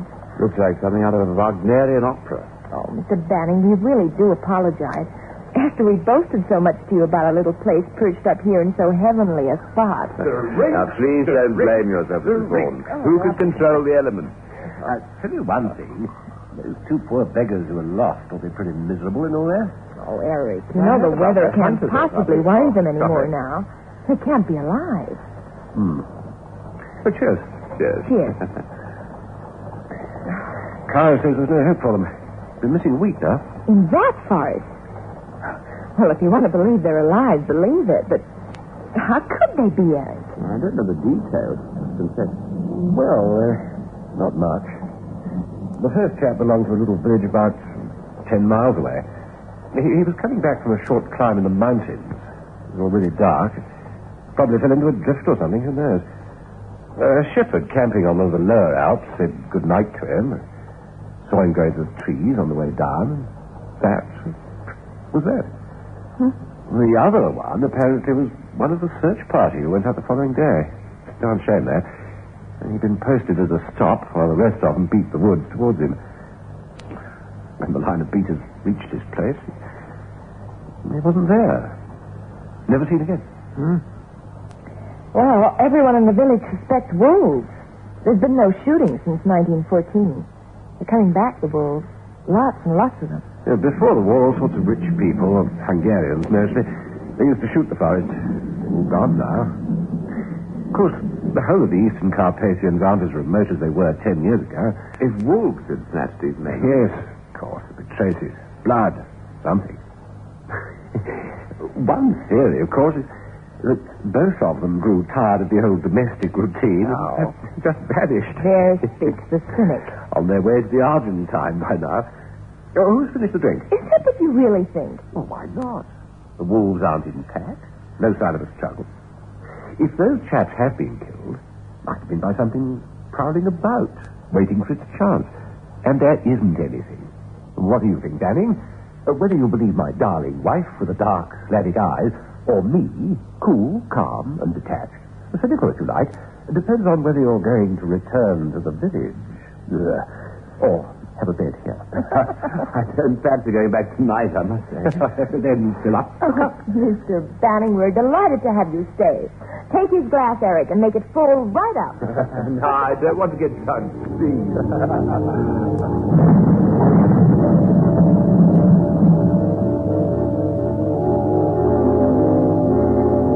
After his stay with the Vaughans, Louis Banning had no more taste for a lonely holiday, so he did the next best thing. He took an active interest in the life of the village.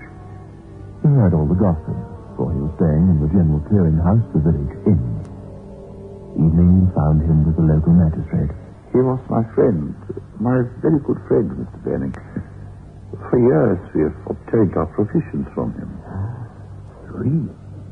It's frightening. Yeah, as you say, this is frightening. And most of us are frightened. No trace? No sign? It's ridiculous. He climbed up through the forest. It was not completely dark yet. He hoped to kill a small brown bird. In English, the name is not familiar. Huh? However, no matter. As a good evening. He did not return. One single shot was heard near to 10:30. Nothing more. Mr. Bannon, you and your friend, the other Englishman, the one with the beautiful wife, Vaughan, yes?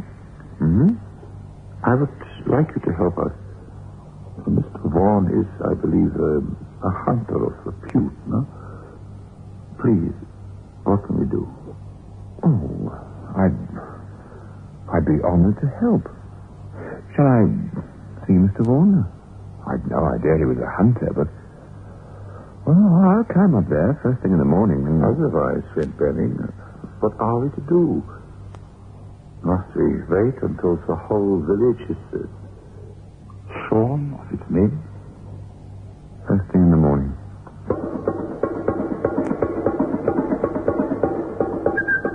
Eric Vaughan was one of those surprising Englishmen whom you may know for years without realizing that once there were colored men in Africa, or Burma, or Borneo, who knew him still better, and drove game for him, and acknowledged him as someone juster than their gods, but no more comprehensible. Vaughan knew something about tracking, and he spoke with confidence about guns. Banning could shoot tolerably well, and so he decided to try and be of some use, because fear had settled by now like a cloud upon Viverton. That morning they took roughly the same path the grocer must have followed.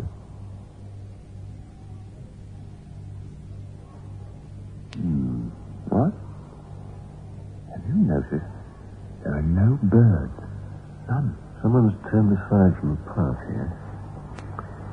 I wonder why. Big rock up there. White. Like a sentinel. Who dashed off the path through a thicket? When you know you're being followed, you like to have a clear space around you. It's comforting to be on top of that rock with a gun in your hands. If you got there in time. Let's go up.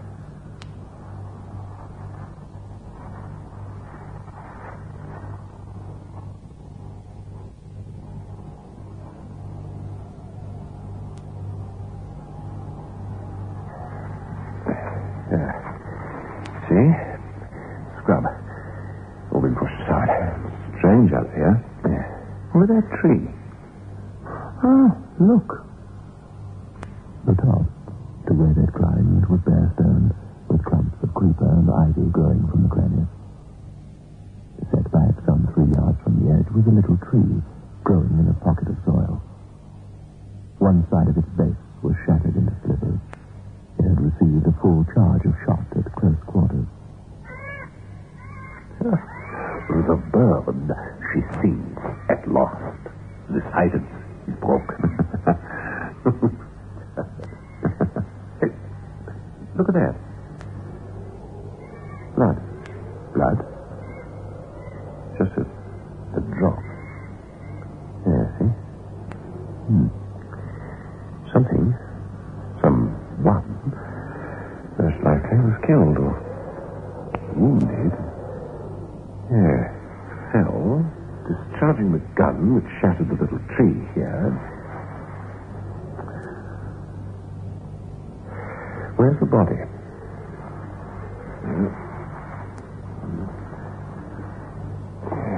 Oh, there's no body dragged away in that direction. Whoever left that blood obviously wasn't too badly hurt. Got away again. He's on 2 legs. Let's go back.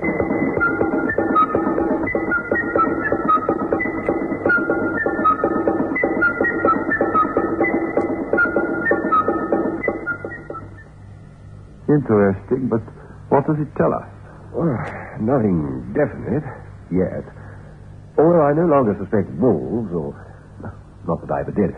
The most likely Well, they haven't disappeared into No, quite. Some kind of foul play. Show me his body. Show me any motive for killing him. It could still be an animal, Vaughan. I mean, the blood. Fresh. Pretty fresh. The gun blast. In fear after sudden fright. The whole countryside, she has been beaten. It's a wolf. We should find the remains. A bear? They are quite harmless, as they don't take men. Mr. Vaughan, I must tell you something. Once upon a time, a long time ago, Joseph Weiss, not the present Joseph Weiss, no, his grandfather, He once fired in the woods, point blank at a grey wolf, the biggest grey wolf he had ever seen. Point blank. But the wolf ran away. And again he met the animal. The same thing happened twice more, 3 times more. He shot at it, but never killed it. Not until he loaded his gun with silver. The beast vanished after the shot, but Heinrich, the cobbler, was found dying in his house with a beaten silver dollar in his belly.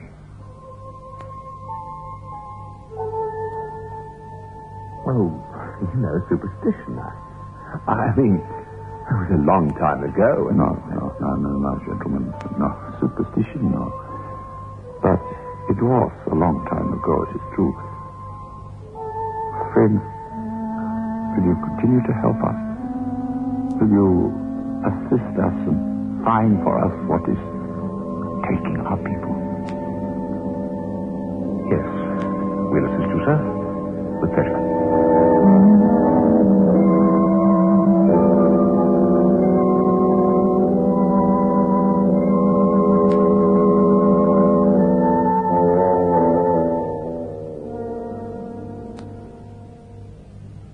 I feel like a new man. It's a lovely day today. I thought you had flu. I took a Grandpa headache powder, and I'm well better. When colds and flu are about, Grandpa headache powders are what you need. Grandpa headache powders work fast because they dissolve almost immediately. Grandpa makes all those dreadful flu symptoms disappear quickly. So, whenever you're in pain, get fast relief. Get Grandpa headache powder. Ah, Grandpa.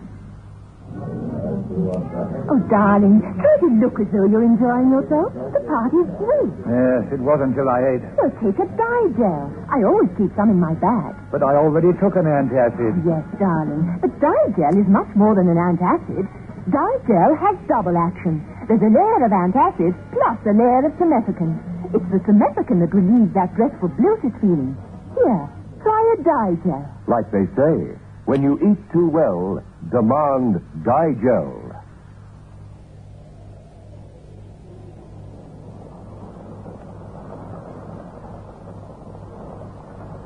Three men, taken soundlessly.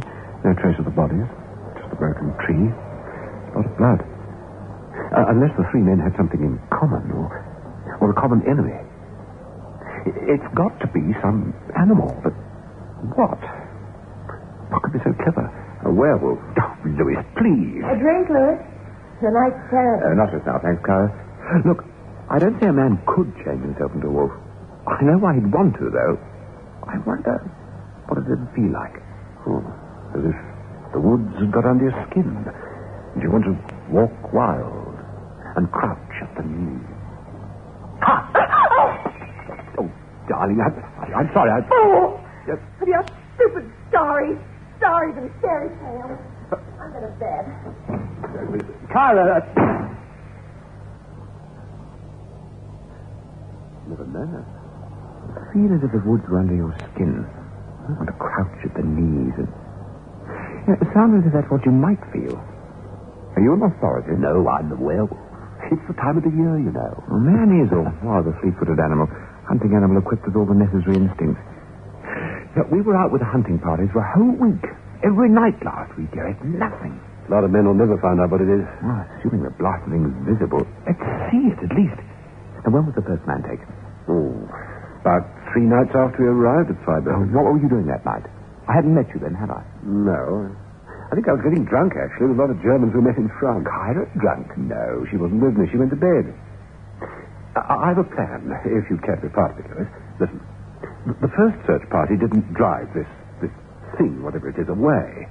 They frightened the game away for miles around, and this thing merely took one of them. It'll come back, just as surely as a man-eating lion comes back. And there's only one way to catch it. Bait. Oh, don't look so startled. You're a little overweight as it is. You make a most tempting bait. What are you going to do? Tie me to a tree and watch over me with a gun? That's about right. Although you needn't be tied up. And as the idea's mine, you can have first turn with the gun. You're not a bad shot, are you? No, well, good. Incidentally, Kyra mustn't know. Where shall we start operations? The Rock? Good lookout place. I think so. Did you hear what I said? Kyra mustn't know. As far as she's concerned, we're going deer stalking. At night? She'll think we're going to shoot them when they're asleep. Let's work out some sort of plan.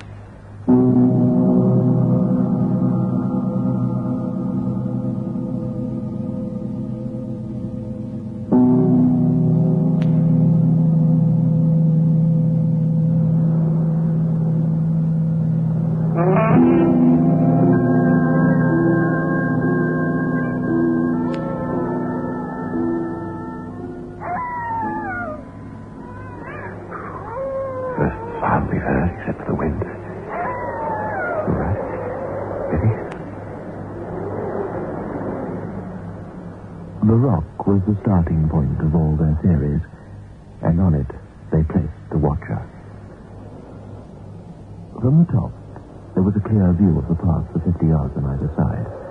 The Watcher was to take up his stand while covered by the ivy before sunset, and at a little before 10, the bait was to be on the path and within shot.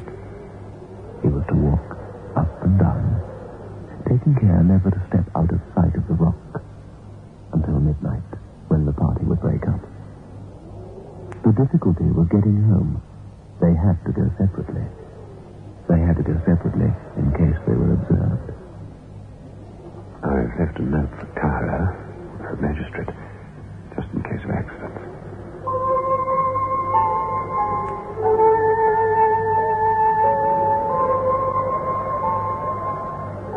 They put the plan into operation.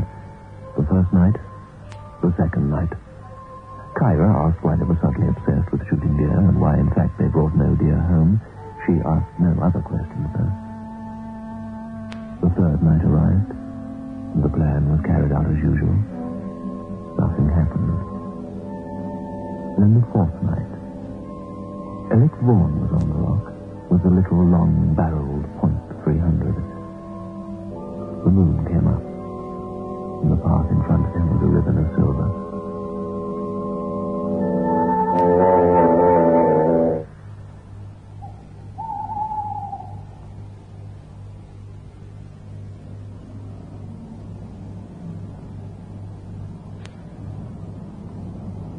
Banning moved up and down. He smoked a cigar, and the tiny point of light was clearly visible.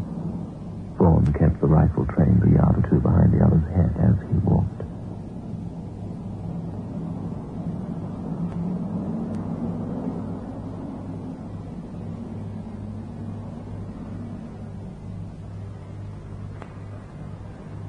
Something's happening. The forest's laid aside its business.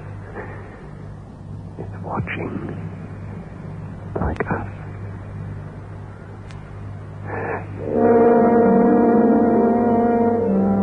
Vaughan looked away from the figure of Banning just for a moment. When his gaze returned to his friend, something white flickered away to the left of the bait. Eric Vaughan tightened his grip on the gun. A bulky object, it seemed to be, white and moving fast. It was closing in on Banning.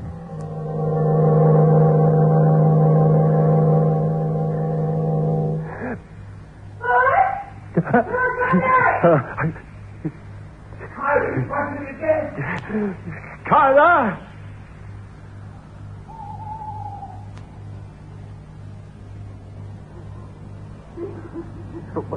Kyra, why on earth? I was frightened. There was something following me back there. I know it. Darling, but why? What are you doing? I almost shot you. How did you know I was here? I didn't. I looked for you last night, too. That brave girl, you mustn't. These woods. I know what you're doing, but you've got to stop it. I'm very safe, my dear, I promise. So, Louis, let me show you.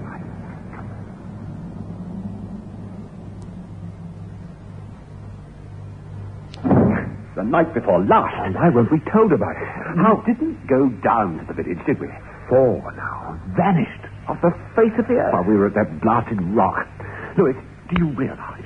While we were there, Kyra was looking for us. She was looking forest and the forest. It might have been her instead of that poor beggar's son. I suppose if one's father disappears in the forest in the darkness and you're able-bodied and loved him, and then when the search parties fail, you have to go and see if you can find out what it was. He was taken too, by whatever the devil it is. You've got to continue, Eric. I know. Where, though? The rock? In a forest the size of this one, any place is as good as another. And they've all disappeared in the radius around the rock. It's as good as anywhere else. It's my turn to debate.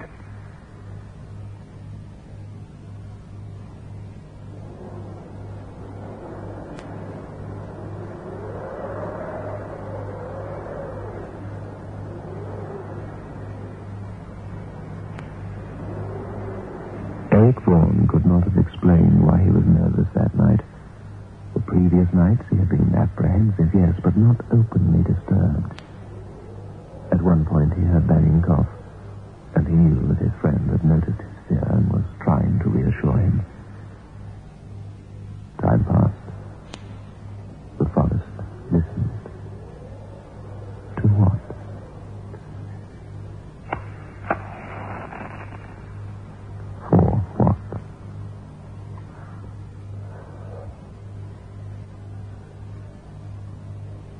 Eric Vaughan had threatened his wife under pain of physical injury if she should even think of coming to look for her husband this night. She was safe. He felt safe enough with Banning watching. But he still could not contain the trembling that shook his body each and every time he stood still. Fate. The only thing moving was the moon. No wind. The night wore on.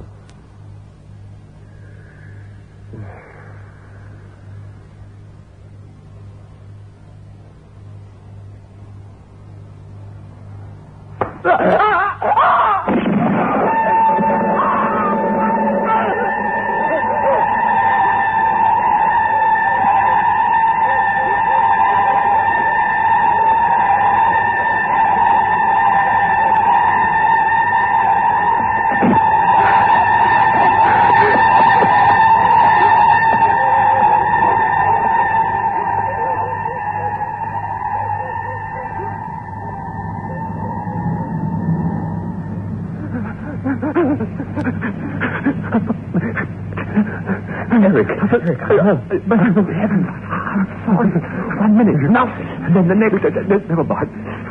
Whatever it was. You saved my life. Feels there's a lot of blood. Something was blasted the side of it. It was grey. It was a wolf, but it stood up and it grabbed you like a man. Neck pains. I didn't go too deep. Don't worry you too much. But I hit it. I know I did. As it grabbed you, I fired and I saw it jerk, kick and jump and fall. It got up again.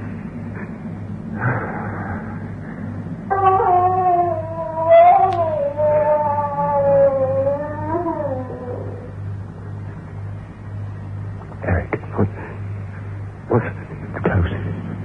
Somewhere. Just stay. You've got your revolver? Yes. I'll not even be out of sight.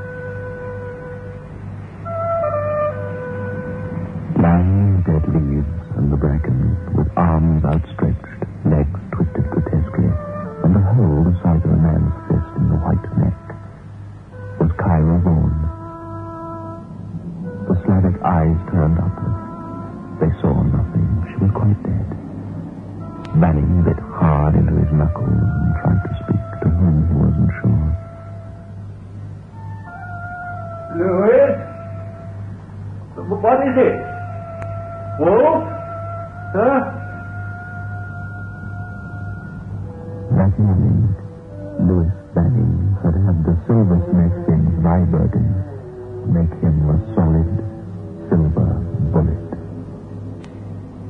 Louis, is everything all right?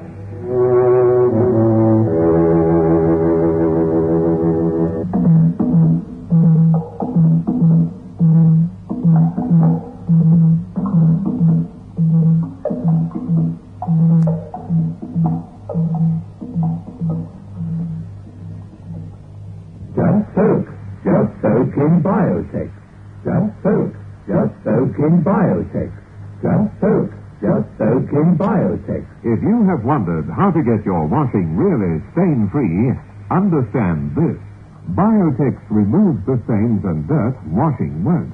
Just soak in biotech. Stains, grass stains, tiresome collar and cuff stains, ingrained dirt, soil and grime. Out they all come, and you don't stir a finger. Just soak in Biotex. Biotex, with natural enzymes, is the pre-wash powder with the most enzymes to give you extra pre-wash power.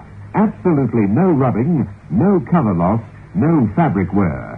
Use it for cotton, silks, woolens, synthetics. Use it to make new again. Soaking in Biotex removes the stains and dirt, but washing won't.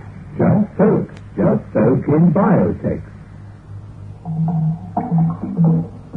Beyond Midnight is presented every Friday night at 9:30 by Biotex, the new soak and pre-wash powder. Ironized Yeast presents Lights Out, Everybody.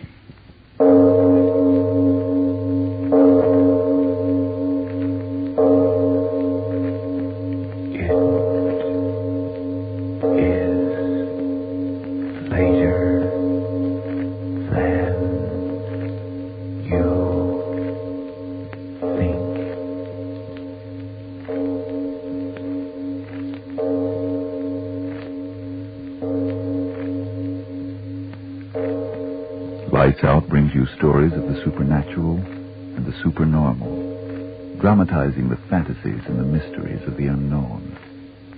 We tell you this frankly, so if you wish to avoid the excitement and tension of these imaginative plays, we urge you calmly, but sincerely, to turn off your radio now.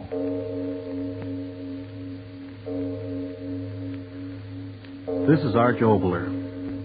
House guests in the days before rationing, and if they didn't wear out their welcome, were an interesting part of our social lives. But tonight we bring you a story of a most unpleasant and unexpected guest who came to visit Lord Marley. But first, for Ironized Yeast, Frank Martin. Help wanted to get back that old-time pep and strength and needed weight. Friends, is that you wanting help? Well, if vitamin B1 and iron shortage is why you're so run down, weak, and jittery, get two-way help. Get Ironized Yeast tablets. They give you both vitamin B1 and iron. They're scientifically designed for these exact deficiencies. No wonder great numbers of men and women who used to suffer from these shortages tell how splendidly Ironized Yeast tablets have helped them. Often they say it's like a new lease on life. That's right. The name is Ironized Yeast Tablets. And now? Lights Out, Everybody.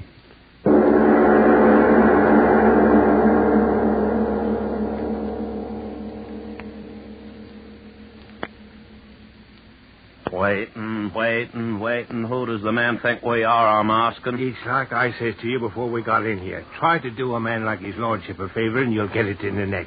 That's what I said, and you remember. Well, I'll give him 5 more minutes to do us the honor, and then it's off I am. I want to look at my nets before the tide changes, that I do. Oh, well, all I'm after is to warn him. Then me duty's done. It's wasting time. He won't believe you. You mark my words. Won't believe me, and me almost losing my boat to the thing? His lordship will say it was the tar. No, you listen to me, Joey. I've been fishing in these waters here for more years than you got brains in your head. And I'm telling you it was a...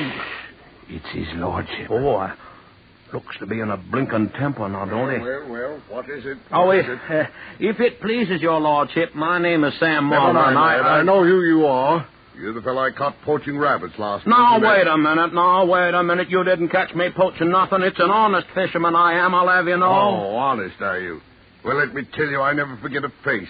And if yours isn't the face of the rogue that I saw... Oh, the rogue, is it? Yeah, that Joey calls me the rogue. Yeah, fine one he is to be talking. Why, you impudent scoundrels. Out of my house. Out of my house. But, your lordship, we want to tell you... You tell me nothing, you thieving rascals. Oh, it's thieving now, is it? For 2 pins, lordship or no lordship, I'd bash that nose of yours so flat it'd look like a pond. Get out of here. Get out, I say. Charles, what is the matter? These scoundrels. We're not scoundrels, you old coot, you. Yeah, we was only trying to warn him that he... Not another word. Out.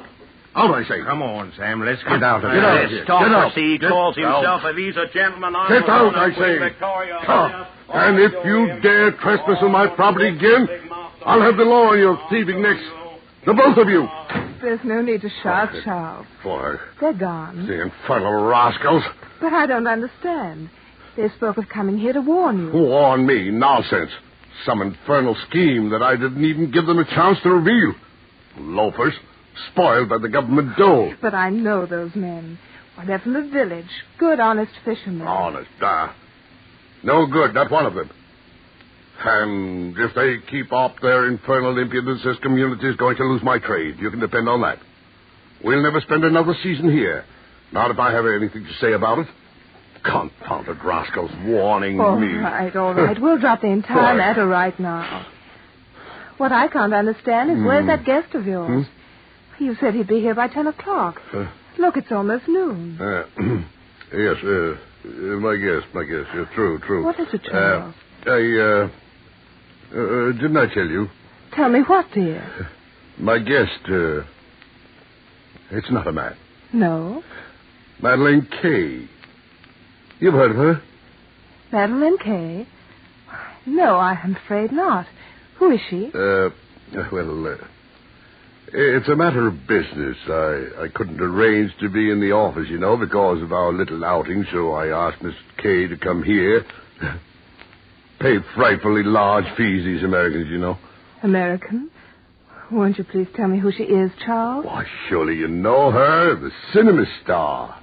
Oh, the big blonde wench we saw in that Bang Bang Gangster picture. Oh, now, don't talk like that. I forbid it. But the picture was definitely a Bang Bang Gangster picture, my dear Charles. Why, I remember distinctly.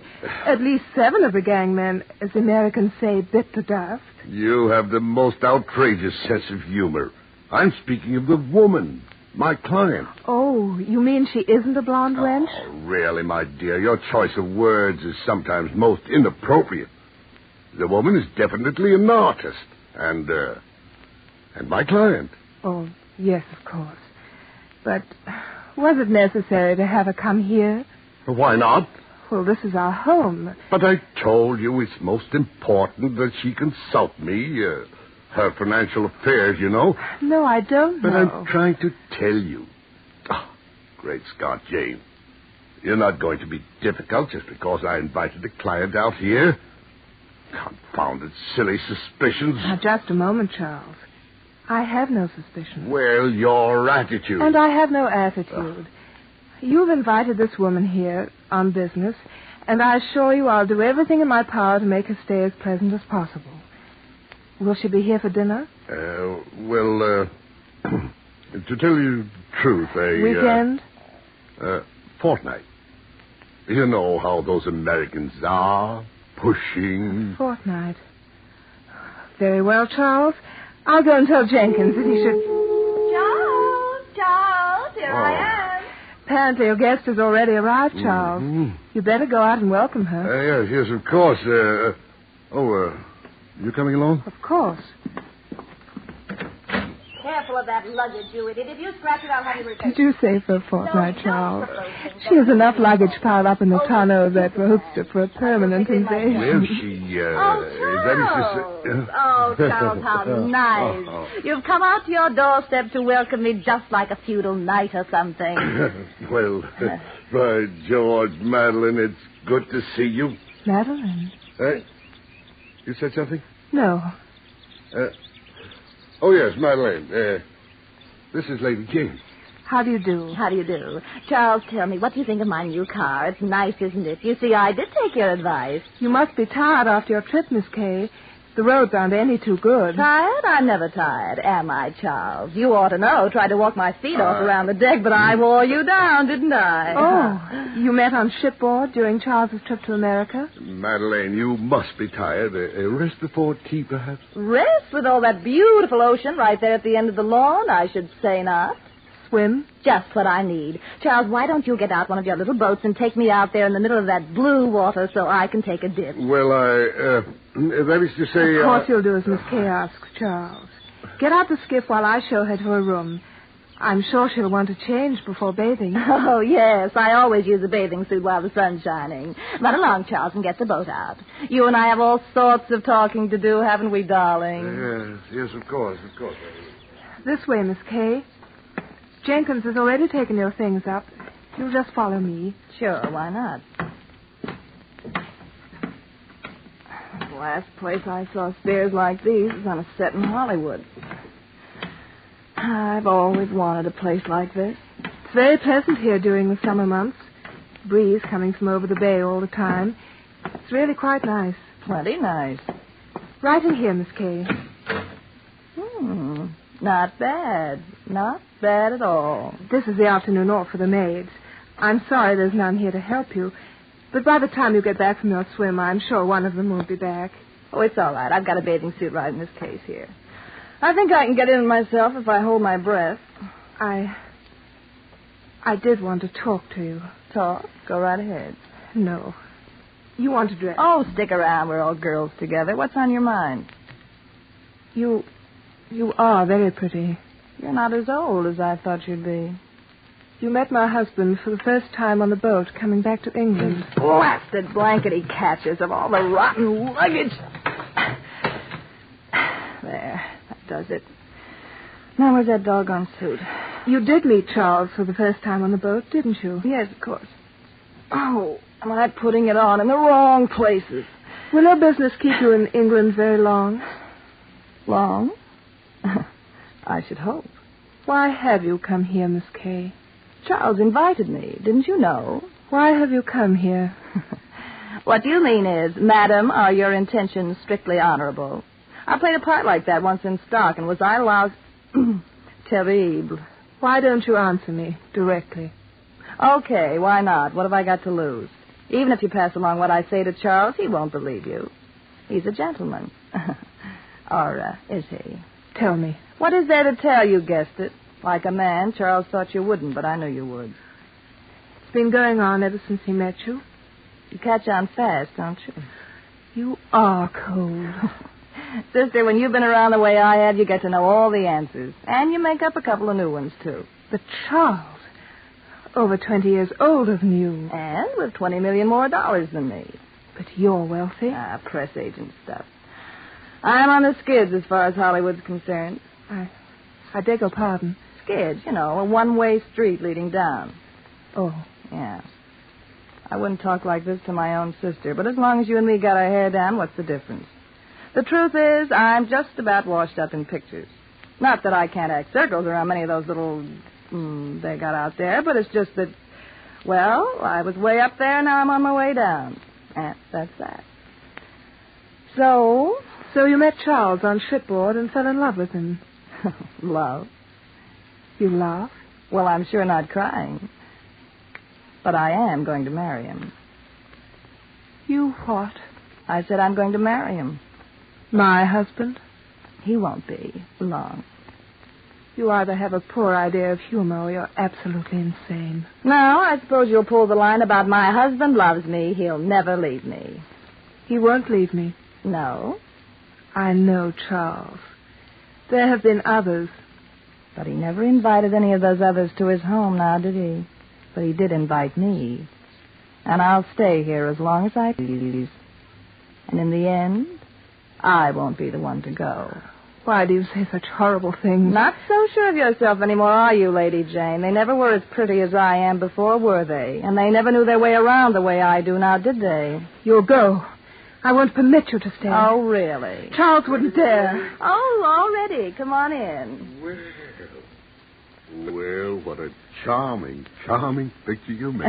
Yes, I think so, too. Charles, could I speak to you alone? No, not now, Jane. I want to take Madeleine for a sail before the wind changes. Come, Madeleine. Right with you, dear. See you later, Jay. Better take my arm, Madeleine. These old steps, quite steep, you know. After all, I wouldn't want anything to happen to so charming. Oh, Charles.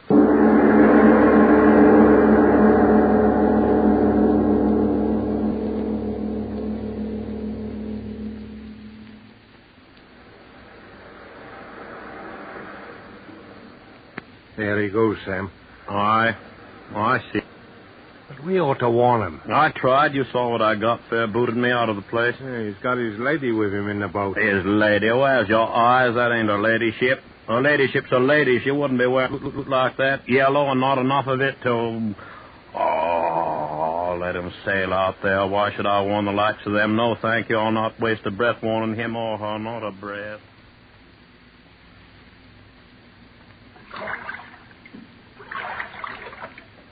Madeleine, Now, Charles, steer the boat. I'd give anything. Anything? Name it.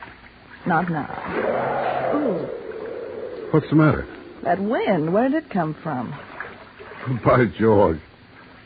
The sun has gone down. No clouds, yet no sea?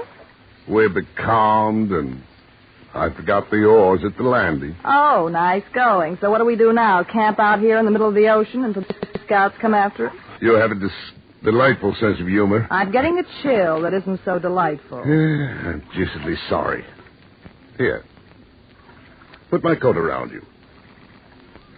Lovely. The wind hasn't cooled you off any, has it? Oh, what was that? What? Did you hear it? Like a fish. You don't have whales in these parts, do you? Whales? By Jove. There it is again. Yes, I heard it.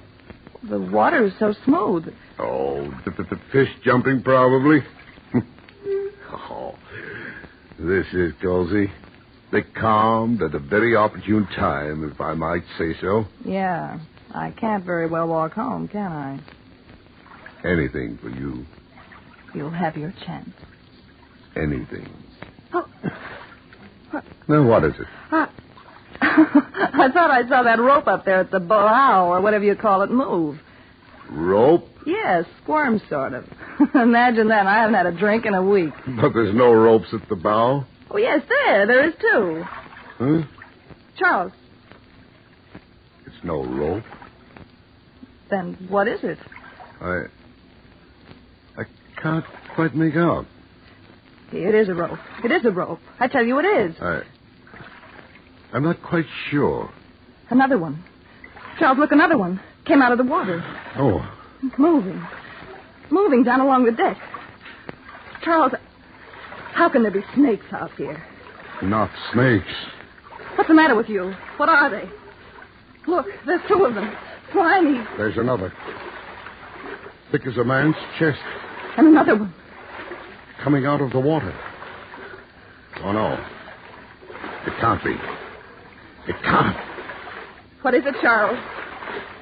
What is it?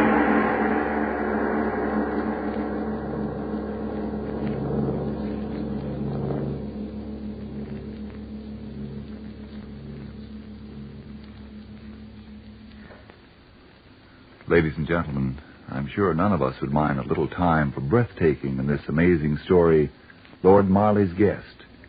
Yes, before returning to the play, let's consider the reality of a wartime problem that affects you. No, I simply won't go to the servicemen's dance tonight. Who would want to dance with me anyway? Since I've lost so much weight, I don't look like anything. I'm so on edge and tired out again tonight. Can't eat. I just know I'll lie awake till all hours, the same as last night. Honestly, I'm worried about myself. Well, getting worried can't help. But if vitamin B1 and iron shortage is your trouble, very probably ironized yeast tablets can. Vitamin B1 and iron? Ionized yeast tablets? What do you mean? Just this. Nutrition authorities say improper eating due to wartime living may cause a person to become deficient in vitamin B1 and iron, two substances essential to normal weight, strength, and energy. And ironized yeast tablets supply those exact two substances, vitamin B1 with iron. They're scientifically compounded to help two ways in these deficiencies. Yes, help you two ways to look and feel and be your old-time peppy, sparkling self again. Maybe I should try ionized yeast tablets. By all means do, if you're short on vitamin B1 and iron.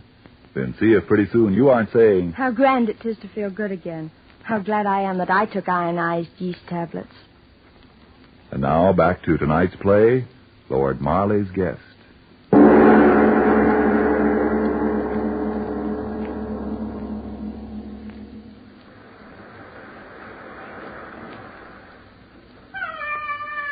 Hear it, Sam? Hear it? Aye, I hear it. There's trouble out there. But what, I'm asking? I can't see. They're too far off. Too far off. Oh, listen to her. Sam, it can't be... What else in the devil's name can it be? The Lord forgive me. I should have warned him, dirty pride or not. I should have warned him. I should have warned... Fisherman.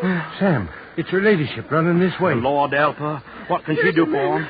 Fisherman, help me, please. The Lord help you, Mum. What can we do? He's calling to us. Understand them, men. Get into your boats. We've got to get out there and help them. Listen to him. Oh, help me in mercy's name. Help me. All right, come ahead, Mom. Sam, have you lost your head? You're not going out there. Step him forward, Mum. Watch your step. Sam, you're balmy. It's the death out there. Hand me that oar, Joe, and shove her off. Sam, you can't be going out there. You was the one that warned us off. And now you're going out yourself. Sure, I'll shove you off. But I'm coming with you. Good man, Joe. Hurry. That we will. Dig your oars in deep, Joe. Deep it is. The devil himself may be waiting out there, but here we go to meet him. Faster, Sam. Go faster.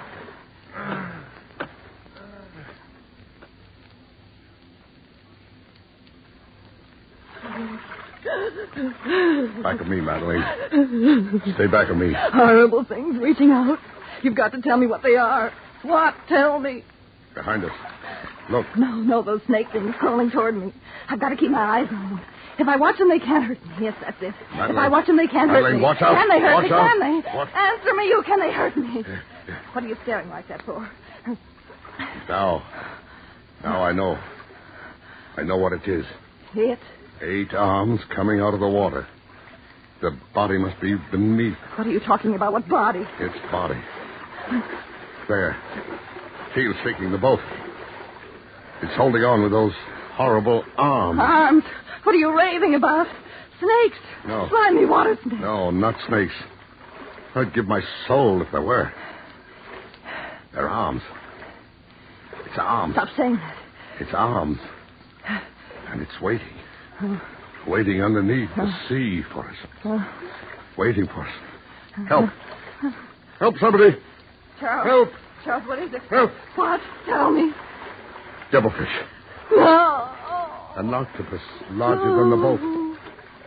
Suckers on its tentacles. Oh, my leg. One of those crawling things on my leg. Get it off. Get it off my leg. I can't budge it. I can't budge it. Oh, get it off. Devil thing, you. Let go of her. Let go. Oh, my neck. No.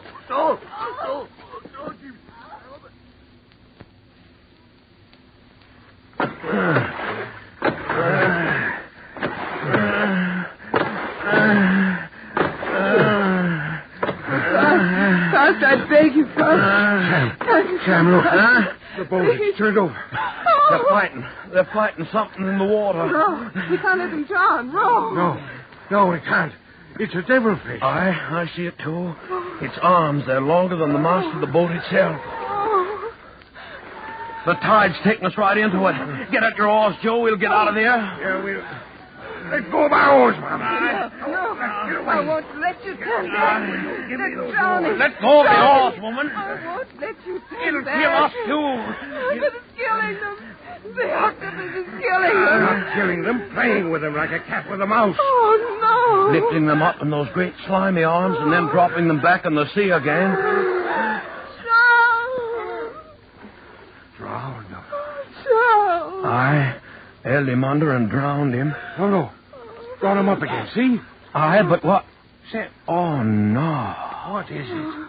What is that terrible thing that's lifting out of the water? It's Ed, see? It's bringing the body toward its Ed. It's going to... No, don't look, Mom. No, he's dead anyways, Mom. Joe, let's get out of here. Come on, forward. No. Wait. The woman. It's let her go. The woman. She's swimming for it. This way. No, let's get out of here. Get at the oars, man. No, wait, save her. Too late for him, but we can't leave her. Right. We'll get you, miss. No. She's too tired to swim anymore. Stay afloat, miss. Oh, hurry. Come on, Sam. Put your back to that oar. We'll get you, miss. Bring her around, Sam. Grab her quick. That I will. Got you now. Up you go. Up and in. Watch it, Mom. That's it. In you go now. You're safe now. You're safe. Look. He's gone. The monster, the devilfish, gone. Under the water. Quick, put the girl down there in the bow and let's get out of here before he pulls us down. Right. It's all right. You're safe enough. You're safe, I tell you. Safe. Safe. Yes, safe. Safe. Stop it. He's dead. Stop it. Safe. Charles, No, stop saying it. Please. What is it? Why do you stop? We've got to get ashore. The woman hysterical. Sam, something is holding the boat back. No, it can't be. We're almost at the beach and Look over the port side. What? The octopus. Row.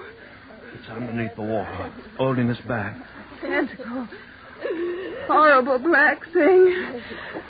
Come on, into the stern with us. But she... Another arm. I'll push it down. Beat it off with your oar, man. Oh, stay back, you fool. Twisted the oar right out of my hand. Look, another arm. And they're all moving up towards her. She doesn't see it. She thinks she's safe. Around her neck, it's wrapping around...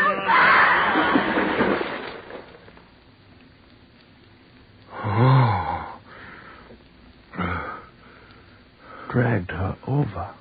The boat's free. Free, I tell you, free.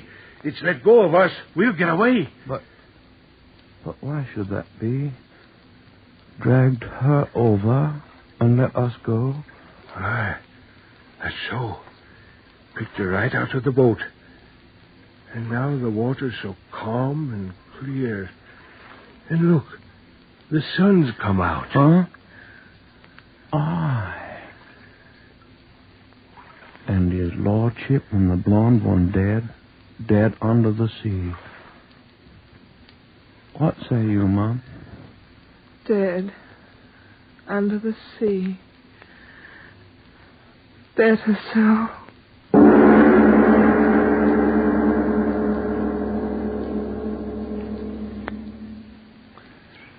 Well, Mr. Obler, all I've got to say is... That brr is certainly an expressive one, Frank, but before we talk of brrs, I do want to thank June Dupre and Joseph Granby and Mary Jane Croft. And now, speaking of brrs, I think it reminds all of us that there's a strange, icy hand of retribution which apparently eventually seems to catch up with evildoers. Right at the moment, a man by the name of, what was it again? Oh, yes, Mussolini is remembering that. And now, Frank, after you've had a few words, I want to come back and tell our audience about a play which we're going to do next week. May I go on record right now as saying that I'm looking forward to next week's Lights Out with more eagerness than I have to any play of this series. I'll tell all of you about that as soon as Frank Martin says a few words for Iron Eyes. If you're so jittery and run down, often so tired out that you miss out on your work and fun, and if it's simply because you're short on vitamin B1 and iron, remember, ironized yeast tablets give you these exact two substances. Now, of course, a rundown condition may be due to other causes. If in doubt, see your doctor. But if vitamin B1 and iron shortage is your trouble, remember, ironized yeast has been so successful in such cases that it's sold on this no-risk, money-back basis. If you don't start to eat better, to feel much stronger and more alive, the cost of the first bottle will be refunded to you in full by Ironized Yeast, Box IY, Rahway, New Jersey. And now, what's this about your eagerness over next week's play, Mr. Obler? Well, a man can write a play with his tongue in his cheek or with his heart or with his mind. I'll say quite frankly, I wrote next week's play with heart and mind because it's a play that I wanted to do and I know you'll want to hear. It's not the usual lights-out play by any means. It's intended for even those in your family who may not be particularly interested in the mysterious and fantastic. So, have the entire family listening in, yes, children too, next week when we broadcast A Story of the Future. Your future. Yes, tune in next Tuesday again for Arch Obler's Story of the Future. And if you need more vitamin B1 and iron, be sure to try ironized yeast. But remember, there's only one ironized yeast.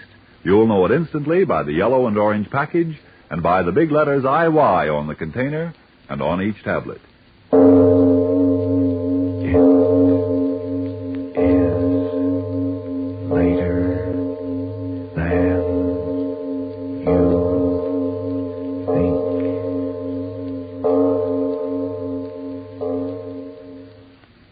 Here is a very helpful, very short story. First, girl gets little grease spot on dress. Girl cries. Then girl remembers Energine cleaning fluid. Girl uses Energine. End of grease spot, end of story. Yes, friends, it's easy to do little cleaning jobs right at home to save time, money, and your clothes with Energine cleaning fluid. So keep things clean with Energine. This is the Columbia Broadcasting System.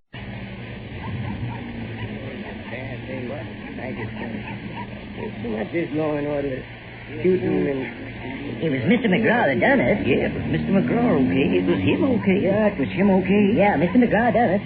Daddy didn't have no gun on him, so I can't see no fair reason for Mr. Mcgraw shooting him. So he taken and swung at him with a beer bottle. So it was self-defense, you see. So he was self-defense, you see. I can't see no fair reason for Mr. Mcgraw shooting my daddy. Daddy didn't have no gun on him. Well, like they all said, Verge. Daddy didn't... Well, I mean, he taken and swung at Mr. Mcgraw. They all said? Who all said? Who's they? Who's these they? Who said, huh? Why, Verge, Daddy didn't have no gun on him. If Daddy had had a gun, it would have been different. But it ain't self-defense when a gun shoots down a man that don't have none. Why, see here, Verge, you see. Old Stoney swung at Mr. Mcgraw with this here beer bottle, and... He swung at Mr. Mcgraw with a beer bottle, you say? Sure he did, Verge. Why? That's what old Stoney did, you see. So I reckon you'd call it It was self-defense right enough, Verge. You can. I want to ask you something, Fred. I want to ask you something. Sure, Verge, sure. You ever seen a beer bottle fire bullet? You see, Verge, what have you said? I said, Fred, you ever seen a beer bottle fire bullet? Is this a joke, Verge? No, it's not a joke, Fred. I guess I can answer it for you, though. Bottles don't fire bullets, you see. So... That's right, Verge. So that means it was murder. Well, how can he be murdered, Verge? Seems to me like it was self-defense. It was murder, Fred, on account of the fact that my daddy only had a bottle. And bottles break heads, but they don't go through a man taking out his innards and killing him flat dead and cold like an old creek stone. Bullets do that. And Mr. Mcgraw done murdered my daddy. What's that, Verge? Don't harry me, Willis. And so it weren't self-defense at all. It weren't self-defense because my daddy didn't have no gun on him. So I can't see no fair reason for Mr. Mcgraw shooting him.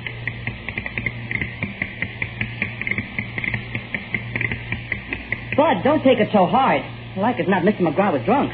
He was your daddy, too. Your blood and kin. You gutless rat. Don't talk like that, Bud. If there was something to be done, well, I'd be for it, but there ain't. Yes, there is. There is something to be done. And I'm fixing on doing it. What? Kill Mr. Mcgraw. Kill me? But, Bud, you must be crazy. Mr. McGraw is the biggest man in the whole state of West Virginia. Why don't even Senator Marchison himself sit and drink $7 whiskey with Mr. McGraw in the Stonewall Jackson lobby every time he comes to town? Don't every policeman in town tippy tap when Mr. McGraw walks by? That don't matter a bit. I'll find a way. It may take me a little time. but I'll find a way to do it. That, you see, was all Vert Likens ate or drank or breathed or dreamed about from that night on. One night after supper, when the brothers were alone and neither had spoken for nearly an hour, Willard felt suddenly as if the impalpable violence of Verge's obsession had secretly turned on him. Blast it! Blast it all! Why don't you get it over with? Why don't you hide out along the fence by the airport inn some night and shoot him in the back? He comes to you all the time with that black-haired Mary from Baltimore Street. Why don't you hide out along the fence? No, Willard. I want Mr. Mcgraw to see my face when I kill him. If I'd taken and shot him in the dark, that way he'd never know it was me that done it. And when I do it, I want Mr. Mcgraw to look at my face a good long while and know who it is. And I want to be sure the killing takes a slow, long time. Russ Sigathus was shaving Riley Mcgraw in his number 1 chair when Willard found him the next morning. Willard was shaking so badly he was afraid he wouldn't be able to make the speech he'd lain awake all night considering.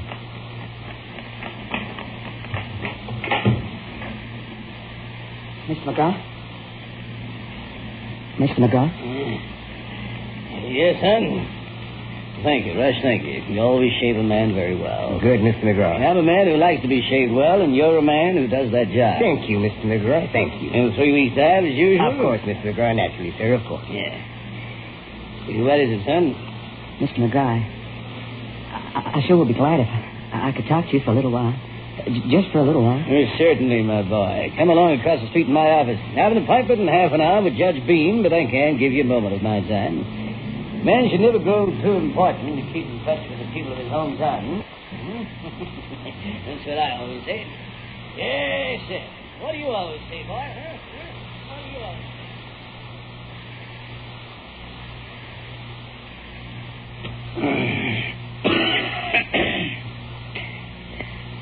Well, boy? It's about my brother Verge. You see, Mr. McGraw, our daddy was Stony Likens. That matter was settled during the last term at Judge Beam's court. Your father attacked me, son. I shot him in self-defense that night. And nobody regretted the incident more than I did. It's my brother Verge. I just don't want nothing to happen to my brother Verge, Mr. McGraw. He's all I got left now. Nothing need happen to your brother, son.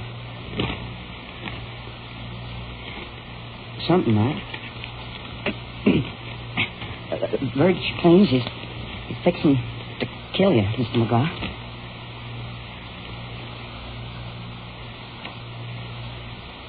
That's a very foolish idea for your brother to entertain. Very foolish, son. I know, sir. You must tell him to clear his mind of thoughts like that. I tried. Try again, son. He's stubborn. Stubborness can hurt the wrong person. Mr. McGraw. Your brother. You see, I'm talking about your brother because Mr. McGraw, you see, he's entertaining a very foolish and dangerous idea. Dangerous for himself, you understand? Yeah, I thought, Mr. McGraw, what I thought was this. If maybe you was to send for him and talk to him. Send for him? For your brother? For Verge. Sure, Mr. McGraw.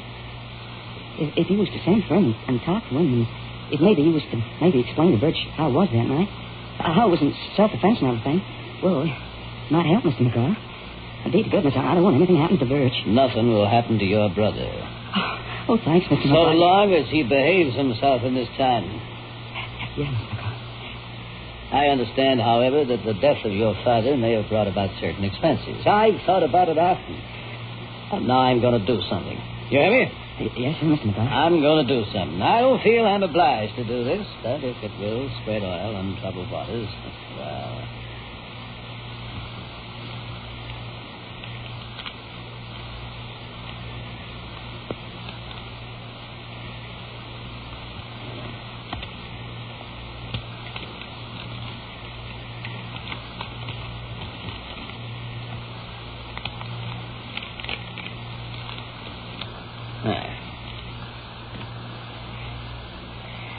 Yeah. Oil on troubled waters.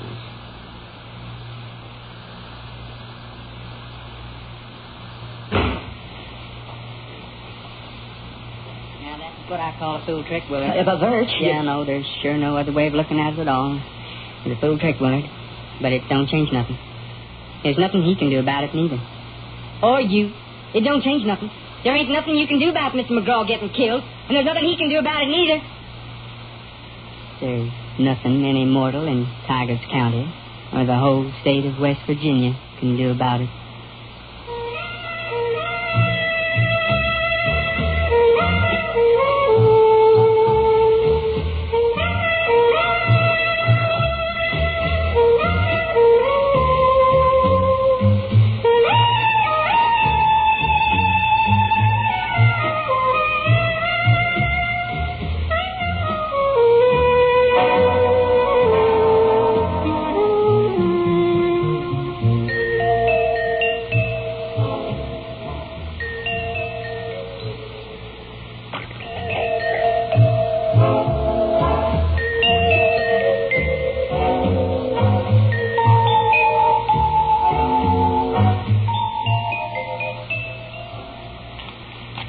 Look at that, Verge. What's that? You open it and see. You bought me something with it? No, I never, Verge. Oh, heck, open it and see, will you? Oh, what's this, Willard? It's money, Bud. Yeah, I can see it's money, Willard. I can see that. It looks a lot of money, too. It's $500, Bud. Why, you know what? Huh? You're right, Willard. There is $500 here. Pretty envelope, too. Smells real good. I got that money from Mr. Mcgraw, Verge. This here money? Yeah. Why? I mean, why'd he give you... pour oil on troubled water. Pour oil on troubled waters. Pour oil on troubled waters. And Mr. Mcgraw said that. Mr. Mcgraw did? Yeah. He said we must have had a lot of expenses with Daddy down like that. Well, he ought to know, seeing he murdered Daddy. Yeah. There you go again, Verge. Well, self-defense. Everybody said so. Fred Starcher said so. Fred's a fool. Sheriff Reynolds said it was self-defense. Sheriff Reynolds is scared of losing his job. Well, everybody said so. Cal North Flona, he reckoned. Al's a liar and a horse thief. And Moonwalker, Bill Stainer, Wild Laker, and everybody said Mr. Mcgraw killed Daddy in self-defense because Daddy went for him with this here beer barrel. Moonwalker's a drunkard, and therefore his testimony can't be relied on. Bill Stainer's mind went years ago. He ain't reliable at all. Walt Laker hated Daddy any old house. For $500, you gotta admit, Verge. I mean... You're a gutless rat. You hear me? A gutless rat. But Daddy didn't have no gun, so I can't see no fair reason for Mr. McGrath shooting him. Daddy's gone, Verge. Well, what can we do now? I've already told you what I'm gonna do. You know something? Huh? This makes things a sight easier. Huh? $500. It saves a lot of time and a lot of fuss. It'll bring that day that much closer. I hope you thanked Mr. McGraw, Willard. But I don't recollect it. I hope you did. That's certainly real nice of Mr. McGraw to do that, Willard.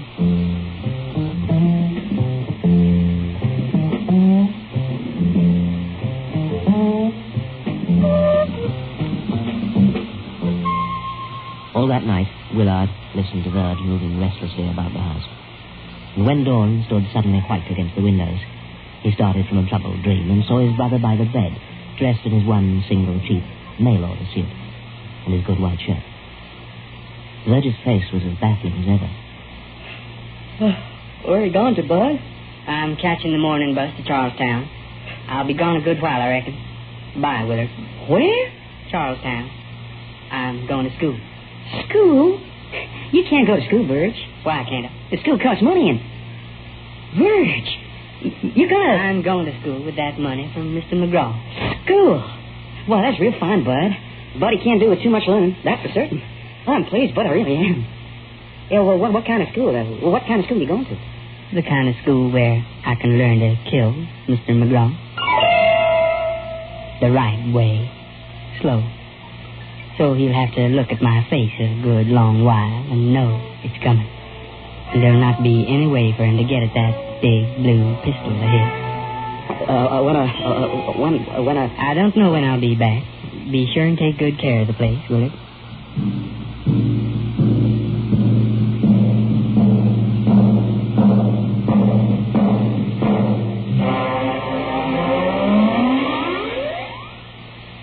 That was all there was to it. Willard had crept naked and shivering to the dusty window and watched his brother's thin, unforgiving shape fade into the mist, moving as inexorably as the piston of some machine. Willard worked on alone his job at the box factory in time. Lonely months followed. He needed his brother's companionship. He moved uneasily about wanting Verge to come back and yet dreading the day when this might happen. He would start up in the dark, sweating. He'd crawl with panic and feel he just had to run to Riley Mcgraw's place and check that he was all right. And to tell him to leave town and never return because he knew his brother Verge would never forget and would do what he planned to do. To the letter. School? To learn to kill Mr. Mcgraw? He can't learn to kill at school. Well, what kind of school would that be now? I don't understand. I don't understand at all. Riley Mcgraw, of course, had never so much as laid eyes on Verge Likens. Anyway, Riley Mcgraw had a lot of things to think about on account of the fact that he was the biggest man in the whole of Tigers County. Whole of West Virginia, come to that. He's the biggest man in the whole country, could be. Why, he might become a senator. Why not? Might even make president. Who knows? You can't go to school and learn to kill. Verge is talking nonsense, I reckon. Naturally, Mcgraw forgot all about the interview he'd given Willard Likens. As time went by, and 6 months became a year, and a year melted into 18 months, as time passed, Willard himself began to forget that the murder, Verge, and Mcgraw himself had ever existed. In all the 20 months that Verge was away, Willard only received 1 penny postcard from him, 2 weeks after the morning he had left. There was no message on it at all. A penny postcard from a drugstore with a picture of Kanaha County Courthouse, colored with the cheap, naive innocence of flowers at a country funeral, and yet somehow, in itself, as obsessed and malevolent as Verge Likens.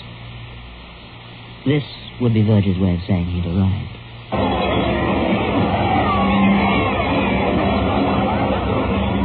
Well, darn it, it's worth it, ain't it? With a free drink. It ain't every day a man gets to be a senator. Senator Mcgraw. Hey, you know, I remember when I worked for a newspaper. Why, I had more money than he did in them days. He ain't got more money than him now. I know that yet. How come? You were so darn clever and all. Oh, he was lucky. Well, boys, now I got a senator on my customer list. Oh, come on now, Rush. He ain't going to be satisfied with you saving him now. Sure he is. He sure is. Why now, huh? Mr. McGraw's going to for sure get himself a bottle of all his very own. Oh, he wouldn't do a thing like that. 3 cheers for Senator McGraw. Yeah, he done told me. He said, Rush, he said, things is still going to stay the same. A man should never grow too important to keep in touch with the people of his hometown. And that goes for shaving, too. Yes, sir. Yeah, 3 cheers for Senator McGraw. Free housing and peaceful factory workers. And no crime on the streets. Yes, sir. Yeah, well, I knew the man when he was a little too bit nuts. Oh, you know, I knew his mother. I knew his grandmother. At least he told me about her. Are you going to charge him any more now, Rush? Of course, Riley Mcgraw dismissed the whole memory of Stony Likens from his mind. In fact, during those first days when he was a senator, during the time he was actually in Tigers County and not up there in Washington, during those early days, if somebody had gone up to him and said, Verge Likens' father's name, or even Verge Likens himself, Senator Mcgraw would not have blinked an eyelid. He wouldn't have remembered a thing. Come to that, if Stony Likens, risen fresh from a mouldering grave, had tapped Mcgraw on the shoulder and asked for a light, the senator would have given him one, passed on without paying any more attention. No, Mcgraw had never really been frightened. He was too big. But, you know, big men fall hard. You always win. You always win. You conjure man. I'm just strong. Who's next? He's strong, that moat. Strong. It's all that shaving. Exercises the arm muscles. Hey, you may be Hey, right. where's that new servant of yours? Yeah, that new seems assistant? like it, sure enough. I'll give your new man a go. Morning, Rush. Why, Senator, I didn't know you was in town. Oh, well, just the usual, Rush. How's Nevada? And the kids? Oh, they're fine, just fine. Now, you sit down, Senator. I guess you'll be in a hurry. Oh, yes, sir. I have to travel to Boston this afternoon at 3:33 p.m. Oh, you sure see the world when you're right. Boston, eh? I've never been to Boston. I've never been to Boston. I have. Yeah, well, don't you go bragging about it. Boston ain't everything. Well, so long, Rush. So long, Senator, sir. Hi, Senator McGraw. You're doing a fine job. Yeah, keep well, Hi, boy. Senator. Keep well, keep well. I'll keep well.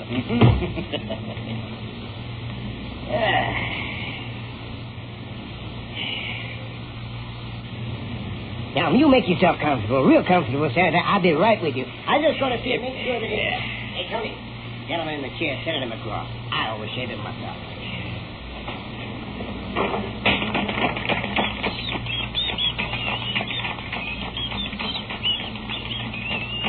So the wife's real fine, huh, Rush?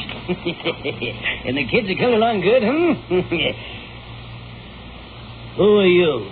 Mr. Sigafoos's new barber, Mr. Senator, sir.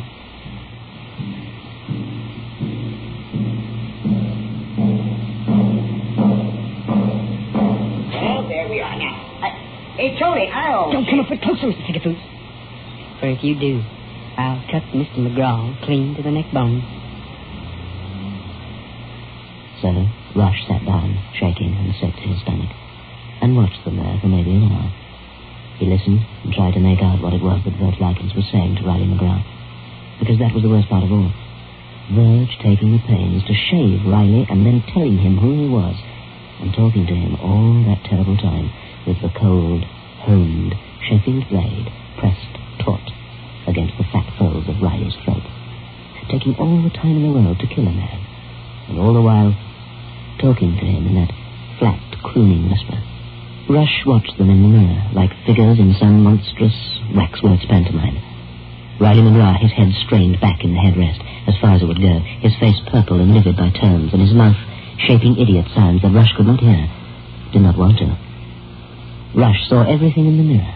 I want Mr. Mcgraw to see my face when I kill him. I want Mr. Mcgraw to look at my face a good, long while and know who it is. Rush Sigafoos told the story many hundreds of times during the years that followed, and he always wound up telling it in the same way. He'd say about Verge going to a barber college down in the capital city for almost 20 months on that $500, just to learn $500 to kill a man slow. He came back to Tigard County and took a cheap room in a hotel by the depot. Yes, sir. I never recognized him. No, sir. He came by every morning and pestered me for a job. I hired him the morning before it happened. I never knew him from Adam. That was the holy irony of it. You know something? Verge Likens was the darndest natural-born barber I ever saw, because when Doc Brady came down from the courthouse that morning and looked at McGraw's body, he said there wasn't so much as a mark on his throat. Not so much as a single scratch. Ain't that right, Verge? That's right, I guess. Not a single mark. Rush, you want I should shave this one, or will you?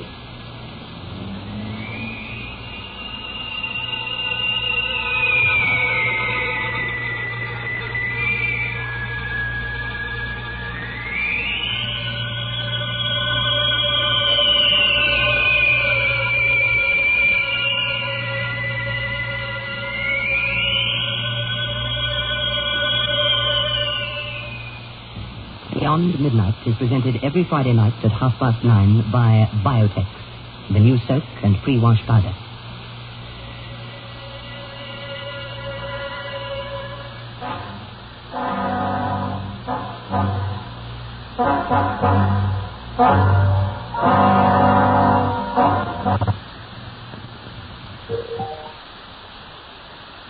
Ionized Yeast presents Lights Out. Everybody.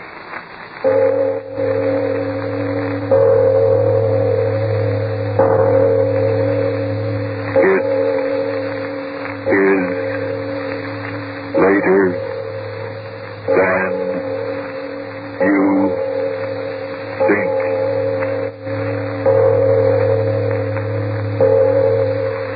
Lights Out brings you stories of the supernatural and the supernormal, dramatizing the fantasies and the mysteries of the unknown. We tell you this frankly, so if you wish to avoid the excitement and tension of these imaginative plays, we urge you calmly but sincerely to turn off your radio now. My name, Arch Oboler. Tonight, another in our series of tales of the weird and the unusual. The idea for today's play, the story of Mr. Maggs, came to me a few years ago when I was in England, pre-war England. Calm, peaceful, serene, no enemy bombers overhead, no screaming sirens, and England happily without worry. But before we start, Frank Martin has a word for you. Friends, these critical times are making terrific extra demands on all of us. But if you've gotten miserably thin and tired and run down, don't necessarily blame the war or your job. It's quite possible you simply need more vitamin B and iron than you're getting from your food.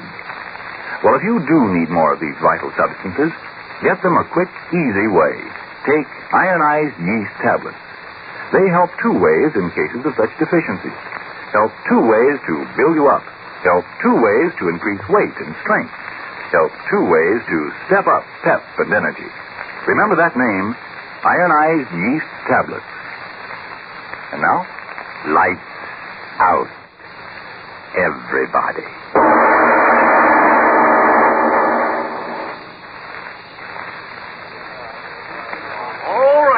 All right, gentlemen. Now, here's an opportunity you can't afford to miss. As the Americans say, an opportunity of a lifetime. In auctioning off these effects of various deceased members of the community, I assure you that no single piece has more pretentious value than this genuine oaken traveling trunk. As you see, gentlemen, it's bound in brass and locked tight and secure with a massive, genuine brass lock. What's in it, nobody knows. But the law says that being unclaimed, strange merchandise, whoever buys it gets it all, as you might say, with all that's in it. Be it gold or silver plate or the jewels of India. Now, what are my offers for this guest? Make your bids and make them good, gentlemen. Do I hear someone say £10? 5 shillings. Now, gentlemen, look at it. Locked tight. And nobody knows what's inside. A fortune waiting here. And somebody talks of 5 shillings. Now, come, let's on with it. What am I offered? 5 and 6. Oh, gentlemen, for firewood alone. I offer 6. 6. 6 and 6. 7. Well, gentlemen, it appears we're having a competition in little numbers. Is there anybody here who would like to raise a bid and 8 for me? 7 and 6. 8. Gentlemen, I ask you, is there anybody here who heard what I said about this chest being locked and sealed? Oh, let it go. It's the last thing I've got to auction. So let it go, and we'll all go home. Going to the little gentleman right down there for 8 shillings even. Do you hear any more? Sold. Step right up here, sir, and claim your purchase. Now, what might your name be for the records? Name? My name is Maggs. Yes, Harold Maggs. And the money, Mr. Maggs? Oh, yes, sir. My pocketbook got it all ready. 8 shillings, sir. Here you are. Right you are. You understand, of course, the cartage is extra. Oh? Oh, is it? Right you are. Now, where will I send the check? Well, I don't know. I mean, extra charges. Where will I send it? 92 Applegate Southwest 3. Right you are. Is that all? That's all. The chest is yours. You'll get it in the morning. In the morning? But I'll be at work in the morning. Your old woman will be home, won't she? Oh, yes, but she doesn't know In the morning anything they'll deliver it, and in the morning you'll get it. Good night to you. Oh, good night. And thank you. Thank you. Thanking me, huh? If you knew what I know of that trunk, you wouldn't be thanking me. You'd curse me to the devil.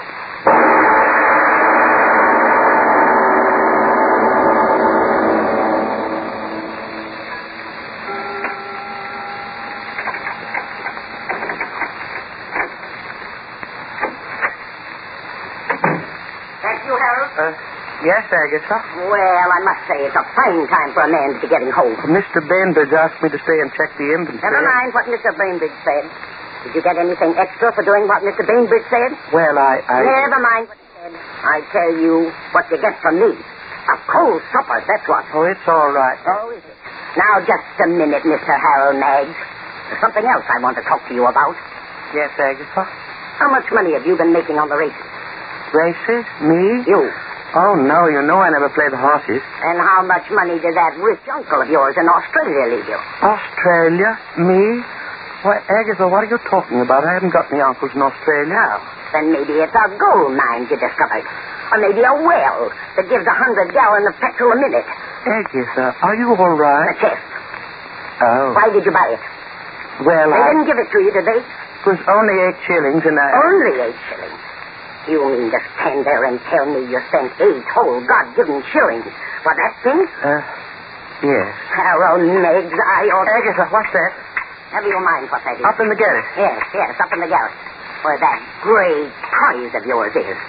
Up in the garret where you should be until your head's examined. But, Agatha, what... It's Freddy, breaking the thing open to see what's inside. Breaking it open? Yes, and I told him to do it. Freddy, have you opened it yet? Not yet, Mom. Oh, Agatha, please, I don't want him to... Oh, keep quiet. I know you haven't got a key to it. But Raymond told me all about this prize package that did. Oh, but... Plunked it right down in the middle of the kitchen floor. And poor Freddie and I had to carry it all the way upstairs. Oh, we'll find out what's in it soon enough. Oh, no, please, he shouldn't break the lock. It's a good one. Maybe I could pick it. I'll go up. No, Harold, come back here. Let Freddie do what I told him to. Harold, come after this minute. Harold, you regret this, making me climb these stairs. Harold, do you hear me? Ma'am, Maggie. Now, Harold, what's come over you? He won't smash my chest, he won't. Well, Mom said I could. She did. She said I could. Dare you strike that boy? Oh, I didn't. Well, you thought about it. He may not be your flesh and blood, Harold Meggs, but he's mine. He's a big lout, 30 years old. Mom, he called me I heard love again. Quite enough. Harold Meggs, give me that hammer. Yes, Agatha. I'll fix your precious chest. Your precious lump. That's right, Mom. Show him. Oh, a good one, Mom. You sniced it. Oh, it was a good padlock. You keep quiet. By a cat and the Pope, will you? Teach him, Mom. Well, now we'll see your grand bargain. Help me lift the lid, Freddie. Sure thing, Mom. Well, see what you wasted my good money. Mom. Why, it's empty. Empty. Harold Nag, you wretch, you. Taking the bread out of the mouths of your good wife and your son to buy empty trunks. Wait, Agatha. Wait for what? For what? It's not empty. What are you talking about? See? The whole inside crusted with dried blood.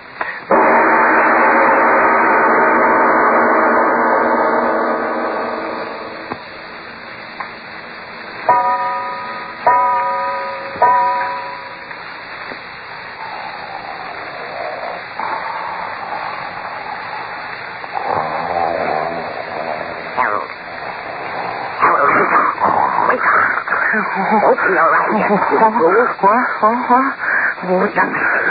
It's not morning. No, of course not. Open your eyes. I heard something. Well, what did you hear? Can't you hear anymore? I said there's someone in the house. What do you mean? Listen. I don't hear anything. Don't talk. Listen. You heard? Yes. Up in the garage. Get up and do something. Well, what could I Well, you're not going to let them steal the house away from us. There. Again. But why in the garage? You're going to lie there talking while they... But we've nothing there for anyone to tell. It's Freddie. Freddie? Come on. No, not up there. Well, I'm going. Harold, come back and don't leave me alone to be murdered. Harold, don't go up there. Harold, I'm frightened. Agatha, come up here quickly. No, I'm afraid. Agatha, quickly. All right. I'm more afraid down here than I'll be up there. Can't be much to be afraid of. If you're not afraid, Harold. So dark up here. Well, Harold, what is it? Agatha, come here. Help me. Well, what is it? What's the matter with you? What is... It's your Freddie. Freddie? Oh! The lid of the chest seems to be closed on his head, and I can't seem to open it.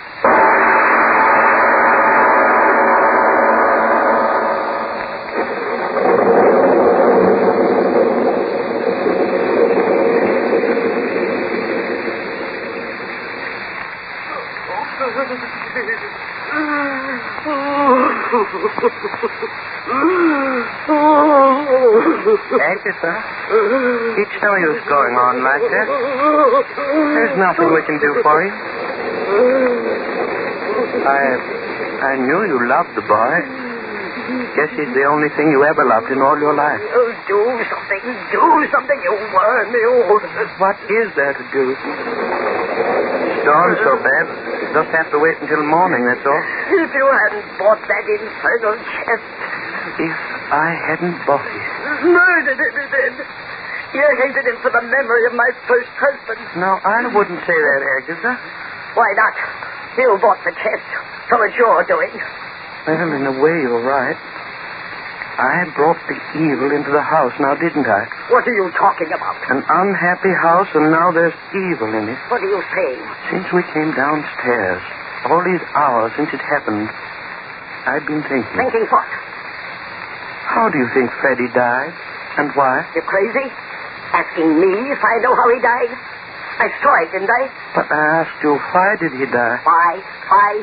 Because the infernal lid of it fell on his head, that's why. Oh, my Freddie. Yes. The evil did it. Evil. You are crazy. The only thing evil was your buying it. You just don't understand, do you, Agatha? What are you looking at me like that for? I tell you the lid fell down on his head. Evil. Evil. Stop trying to make me as crazy as you are. Come on back up there and help me carry my son down so I can stretch him out decent and respectful for when the undertaker comes. No, Agatha. What? I've made up my mind. I won't go up there again. Oh, yes, you will. He'll lie dead in the bed, my son. Not up there. No, Agatha, I've made up my mind. I figured out that up in the garret, the evil has taken... Evil be blasted. My son.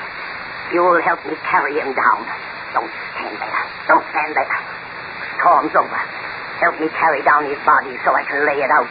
No, Agatha. No, hear me out. It's evil. I'll have you locked away, I tell you. Evil, and I knew somehow that it was there. That's why I dragged you downstairs again so quickly. You never thought much of me, Aggie, but this time, believe me, if I go up there with you, it means my life. I've listened to enough. A split-headed little worm, that's what you are. There's nothing up there but that blasted chest you bought and Freddie's body. And if you won't help me bring him down, then, curse you, I'll bring him down myself. No, Agatha, come back. Aggie, come back. Agatha, I beg you. Aggie! Aggie, you shouldn't have. This once in all these years, you should have listened to me. If you'd have listened this time, I would have meant something more than... Agatha? Agatha, what's doing up there? Are you all right? Agatha, do you hear me? You all right? What in the... Agatha, what? Agatha, what? What happened? What's the matter? Oh, Agatha, heaven help me. I can't come up to you. I'm afraid.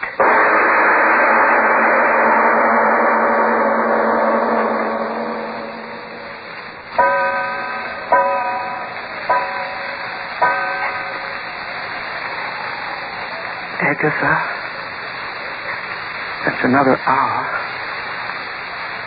It's hard waiting, Agatha. I've got to keep so quiet. I've got to listen. Perhaps you'll say something. Call me again. I've got to know what happened. Man can go crazy not knowing what happened. I'll keep very quiet. Perhaps I'll hear you saying something up there. Agatha? Wind. I hear nothing but the wind, Agatha. I'm afraid to move out of this chair, Agatha. As afraid as I've ever been in all my life. And that's been many times, Agatha. Something safe about this chair. It's my chair. I've sat in it so many times it knows me. And while I'm in it, nothing can happen to me. Now, can it? But if I were to get up, leave it, walk toward the door. No, I won't do that. I'll sit here and wait in the chair. And when it's daylight again... Agatha, is that you? I heard you again. Agatha? Agatha? Agatha, why don't you answer me? I hear you moving around. Why don't you answer me? Agatha! Agatha, isn't it you? Sounds as if a heavy chest were being moved along to the head of the stairs. No, nothing more. So quiet. Coming down the steps. Coming down. Agatha, is that you? You bringing the chest down? Agatha, is it you? No, it couldn't be you, could it, Agatha? And who is bringing it down? Who is it? Answer me. Answer me!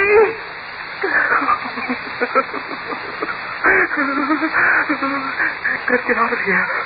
Run. too afraid. Who is it? Agatha, it is you, isn't it? It must be you. It must be. Not many more steps, and I'll see. No, I won't look. I won't. Stop, you, whoever you are. Don't bring that chest down here. Stop! Stop!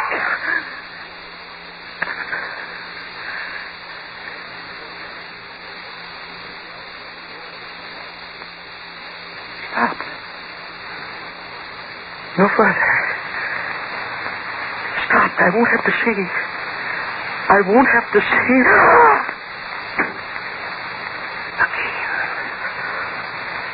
Oh, no. So close, bottom of the stairs. I'll see.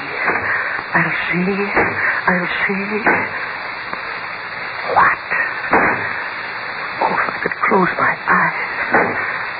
Only one more step. I know it.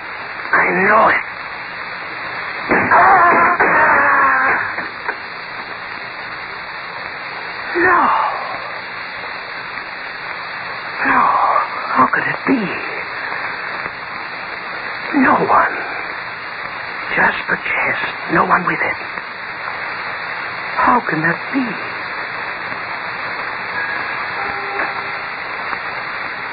No one. How could a trunk come down the stairs, one at a time, alone?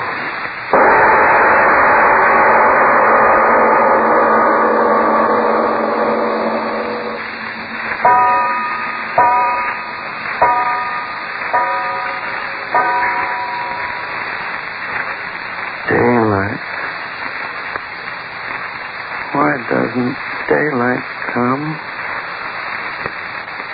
There's something buzzing in my head. Oh, my head.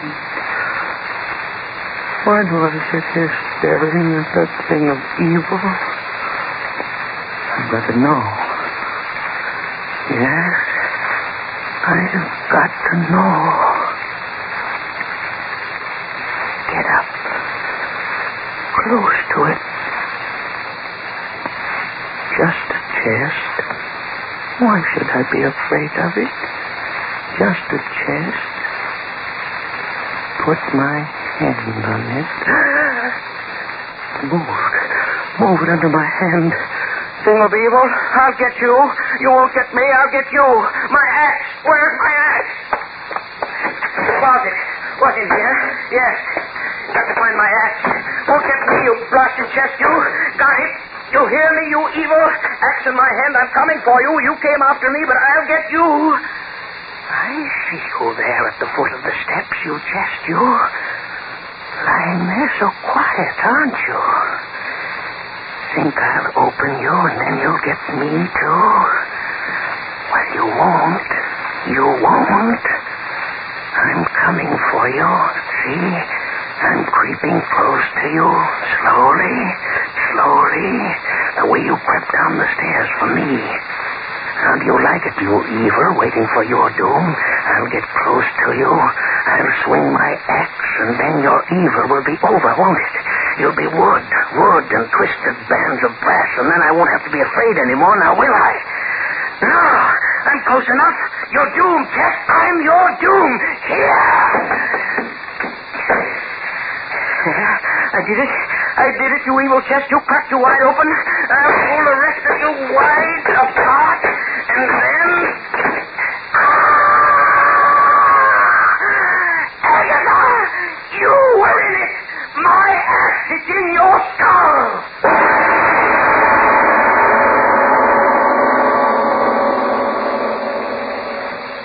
Harry?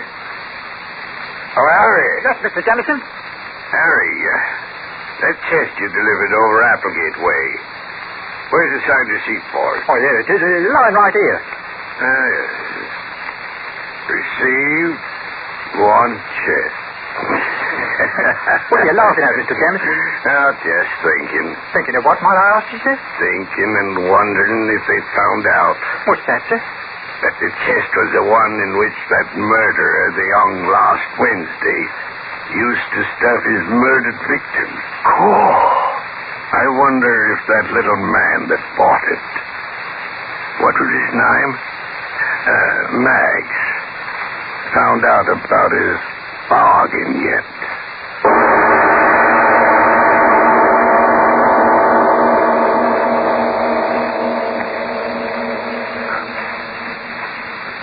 Phew. Now, just a second, Mr. Obler. You mean to say that this old chest killed those people? I didn't say. The supernatural, the supernormal, and coincidence. Who can separate the three? I'd like to tell you something that actually happened to me, though, a few years ago. A number of years ago, back in Chicago, late at night, I sat down on my typewriter to try to write a short story. I sat and sat and sat there, but no ideas came along. Then, just as the clock struck 12, and I remember the time very, very well, the idea came along. Quickly, I began to type the story, a criminal in the hotel room hiding from the police. He can't remember exactly what to do. Finally, in his panic, he climbs out the window and hangs from a narrow ledge high above the city street. Finally, just as the police come in, he falls. Well, I got that very far with the plot, and then suddenly, rather tired, I went to bed. The next morning, the headline of the paper told of a criminal who had hidden in a hotel room, and then, when the police broke in, the panic, and the hour was just at midnight, had tried to escape by hanging from the narrow ledge outside the room. In other words, as I was writing that story, at that very moment, mind you, it was actually happening. Coincidence? Supernormal? Who knows? But now, what happens next week, Mr. Obler? Next week? Scoop. Quite a strange title, I'll admit, and a very strange story. It's about a man who worked all his life only to have what he had worked for taken away. But that, as usual, is next week. Yes. Lights Out will come to you again next Tuesday at the same time. Be sure to listen to Arch Obler's weird story, A Scoop.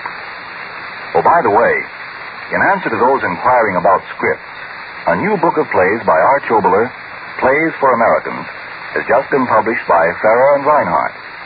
These plays may be used without royalties by any person or group in connection with our country's war work.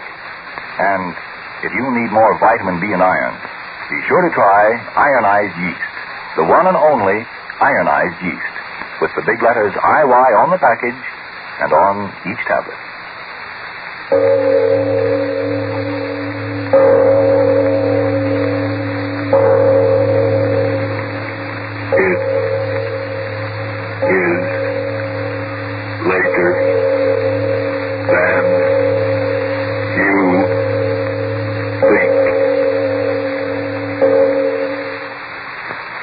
Next year, the best-dressed man in town may be the one with the oldest suit, because today it's practical, even stylish, to get extra wear from your clothes. And Energine cleaning fluid can help you do that, folks, for Energine is a spot remover.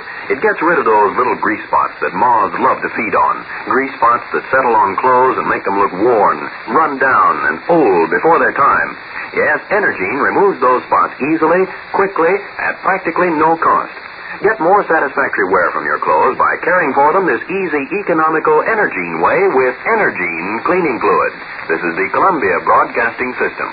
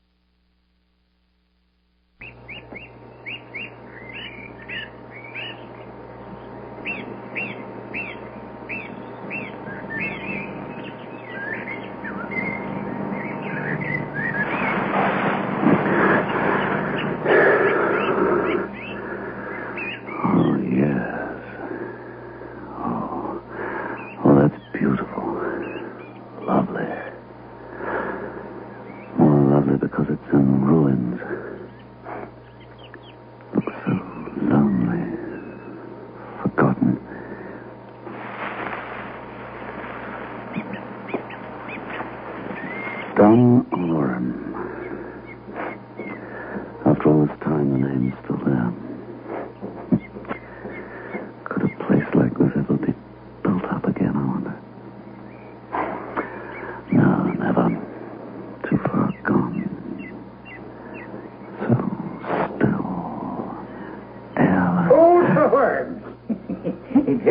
and rotten.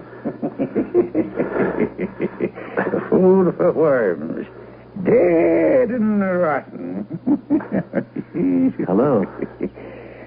If death was a thing that money could buy, the rich they would live, and the poor they would toy. I was thinking of going inside. It must have been a fine house. It was a grand house in its day, sir. The Warren House in the Sarsfield. Sir Dominic Sarsfield was the last of the Overstock. He lost his life not 6 foot away from where you're sitting.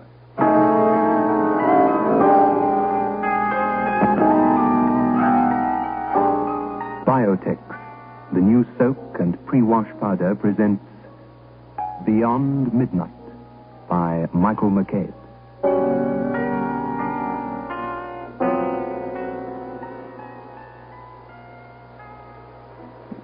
Just soak in Biotex. Just soak in Biotex. Just soak in Biotex. If you have wondered how to get your washing really stain-free, understand this. Biotex removes the stains and dirt washing won't. Just soak in Biotex. Stains, grass stains, tiresome collar and cuff stains, ingrained dirt, soil and grime. Out they all come, and you don't stir a finger. Just soak in Biotex. Biotex with natural enzymes is the pre-wash powder with the most enzymes to give you extra pre-wash power. Absolutely no rubbing, no color loss, no fabric wear. Use it for cottons, silks, woolens, synthetics. Use it to make new again. Soaking in Biotex removes the stains and dirt that washing won't. Just soak in Biotex.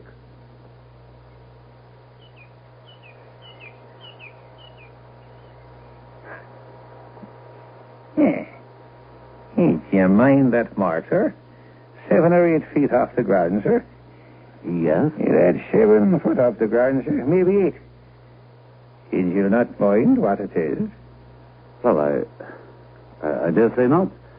Unless it's a stain from the weather. Oh, it is nothing so lucky, sir. Nothing so lucky. That's a splash of brains and blood. It started 100 years, and it'll never leave while the war stands. He was murdered, then? Worse than that, sir.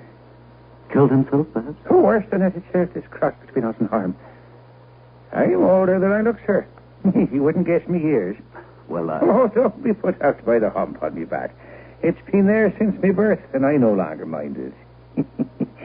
Though it might throw a man into a quandary if he's asked to tell me age, huh? Well, I would say you were 55. Huh? I was 79 last Candlemas. And 55, all right. And something at the back of it, too. Well, I can hardly believe it. But you don't remember Sir Dominic Sarsfield's death, do you? No, sir. That was a long while before I was born. But me grandfather was bottler here long ago. And many a time I heard tell how Sir Dominic came by his death.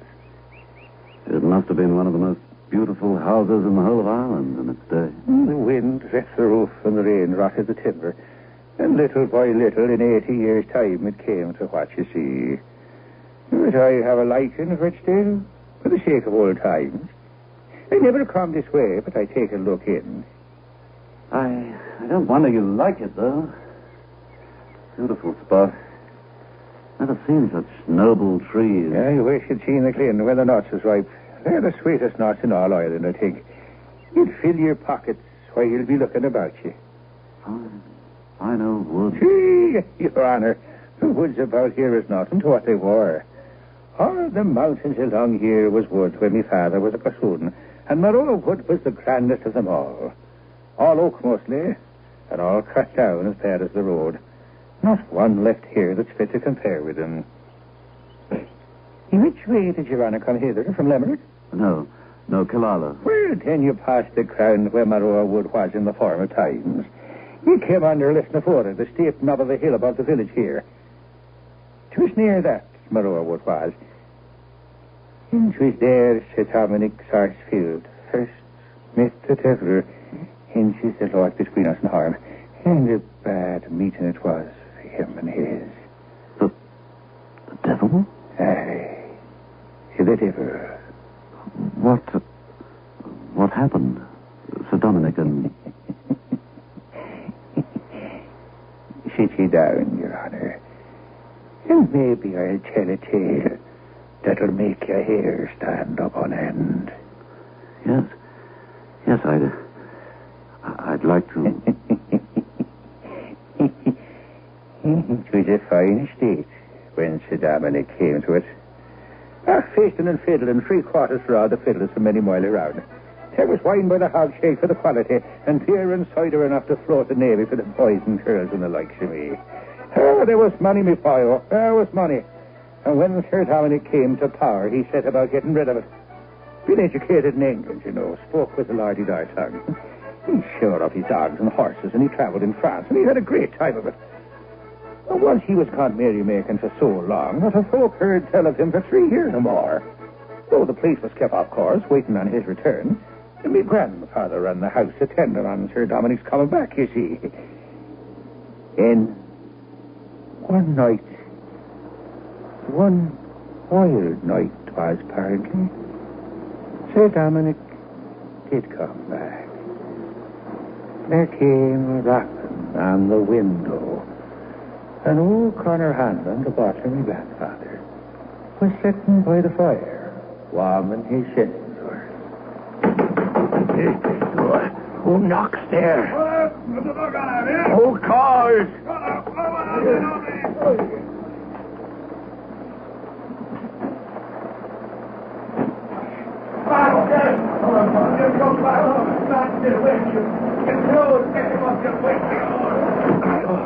Oh, will you have ale? And you must need food. Oh, never mind all that, Connor. Sit down.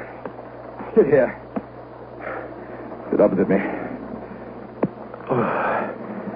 I want to talk with you.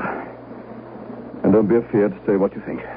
And why should I be afeard, Master Dominic? Yourself was always a good master to me, and so was your father, rest his soul before ye. And I'll say the truth and dad a dimmer, and more than that for any Sarsfield of the Northern, much less yourself.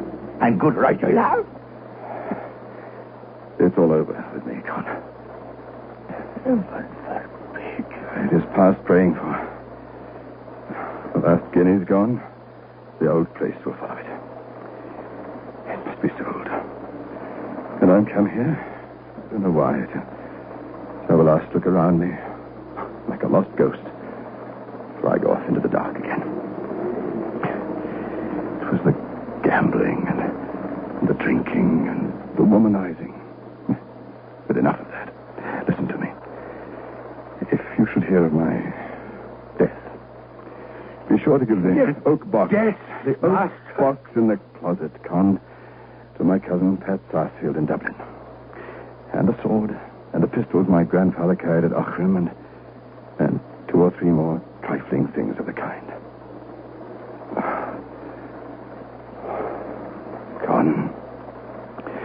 Con, they say if the devil gives you money overnight, you find nothing but a bag full of pebbles, chips, and nuts in the morning. If I thought he played fair, I'm in the humor to make a bargain with him tonight. Lord forbid. They say the country is full of men enlisting soldiers for the King of France. If I light on one of them, I'll not refuse his offer. How contrary things go. How long is it since Captain Waller and me fought the duel at Newcastle? 6 years, Master. And you broke his thigh with the bullet the first shot. I did, Con. I did. And I wish instead it shot me through the heart. Have you any whiskey? Oh, sure.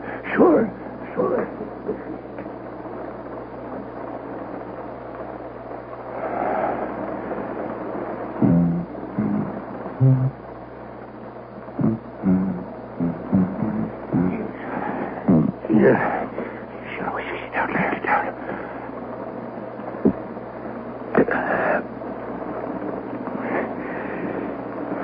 I'll go out and have a look at my horse. Sure, I won't be a minute running out to the stable and seeing to your horse for you, mister. I'm not going to the stable. I may as well tell you, for you find it out anyway. I'm going across the deer park. If I come back, you'll see me in an hour's time, but anyway, you'd better not follow me, for if you do, I'll shoot you. That'll be a poor ending to our friendship. And with that, he walks out into all the weather, leaving me grandfather with a heavy heart. He went down towards Mcgraw Wood, and I guess he made up his mind that if no better came to himself between that and there, he'd hang himself from one of the oak branches with his crevasse. And the weather cleared itself away anyhow. The night got finer, though it was still cold. The whiskey had cleared his head, no doubt, and he was thinking of enlisting, to be sure, in the French king's army, when he walked into the wood and sat down. He knew full well that a man might take his own life any time, but it would puzzle him to take it back again. Yet, despite the cold, he was almost falling asleep when he spied a fine gentleman coming to meet him. I guess he was a handsome man like himself, and wore a cocked hat with gold lace around it, such as officers wear on their coats. And he had on a dress such as French officers wore in them times. He came and stopped in front of Sir Dominic, and the two gentlemen took off their hats to one another. I am recruiting, sir, for my sovereign. And you'll find my money won't turn into pebbles, chips, and nutshells by tomorrow. And I'm thinking, sir, that gentleman pulls out a big pack of money and gold. And the minute he sets eyes upon him, Sir Dominic must have felt the very hair stand up straight on his head.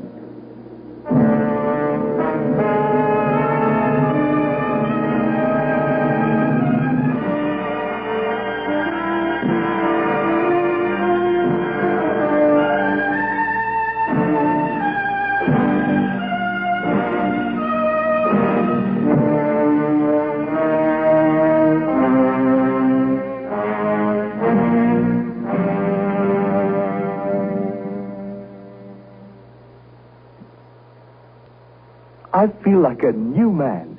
It's a lovely day today. I thought you had... I took a Grandpa headache powder, and I'm worlds better. When colds and flu are about, Grandpa headache powders are what you need.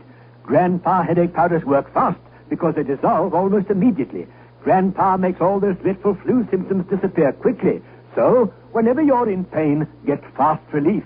Get Grandpa headache powder. Ah, Grandpa. Just soak in Biotex. Stains, grass stains, collar and cut stains, ingrained dirt, soil and grime. Out they come and you don't stir a finger. Just soak in Biotex. Biotex with natural enzymes is the pre-wash powder with the most enzymes to give you extra pre-wash power. Absolutely no rubbing, no color loss, no fabric wear. Soaking in Biotex removes the stains and dirt that washing won't. Just soak in Biotex.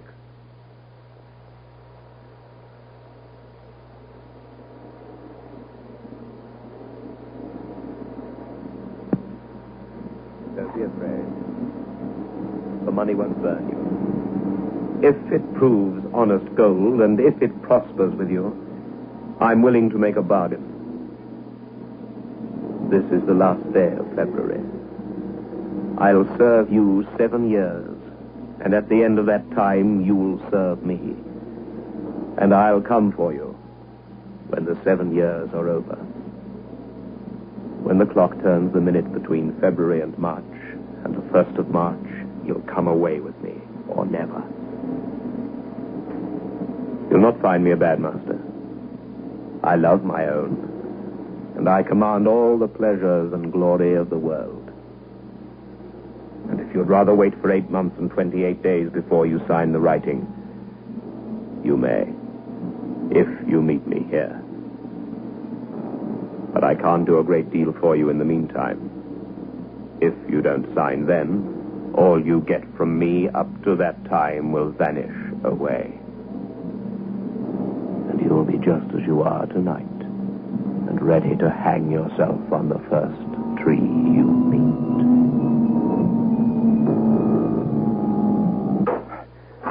I don't know, Con. What's in it? It's the heaviest load I ever carried.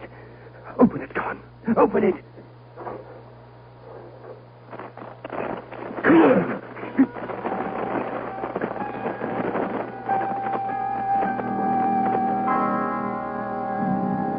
And Sir Dominic counted every guinea in the bag. And it took him until daylight.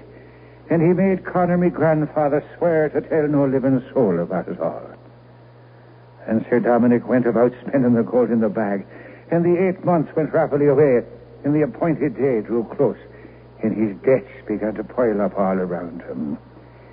And by the time the night of the 28th come round, he was almost ready to lose his senses with all the demands that was rising up against him, and nothing to meet them but the help of one dreadful he had to depend on at night in the oak woods down there below.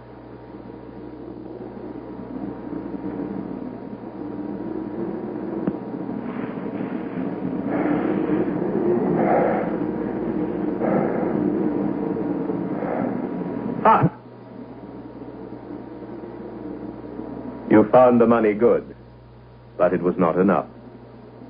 No matter. You shall have enough and to spare.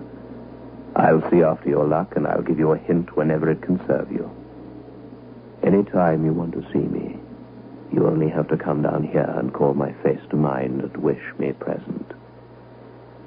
You shan't a shilling by the end of the year, and you shall never miss the right card, the best throw, or the winning horse. Are you willing? Willing. Take this needle. I require 3 drops of blood from your arm. I shall catch each drop in this acorn cup. Prick your arm. Now.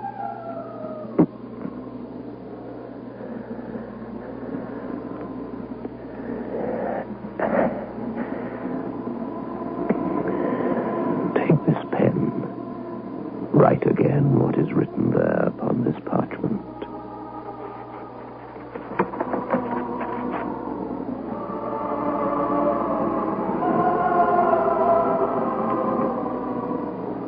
The bargain is sealed and can never be broken.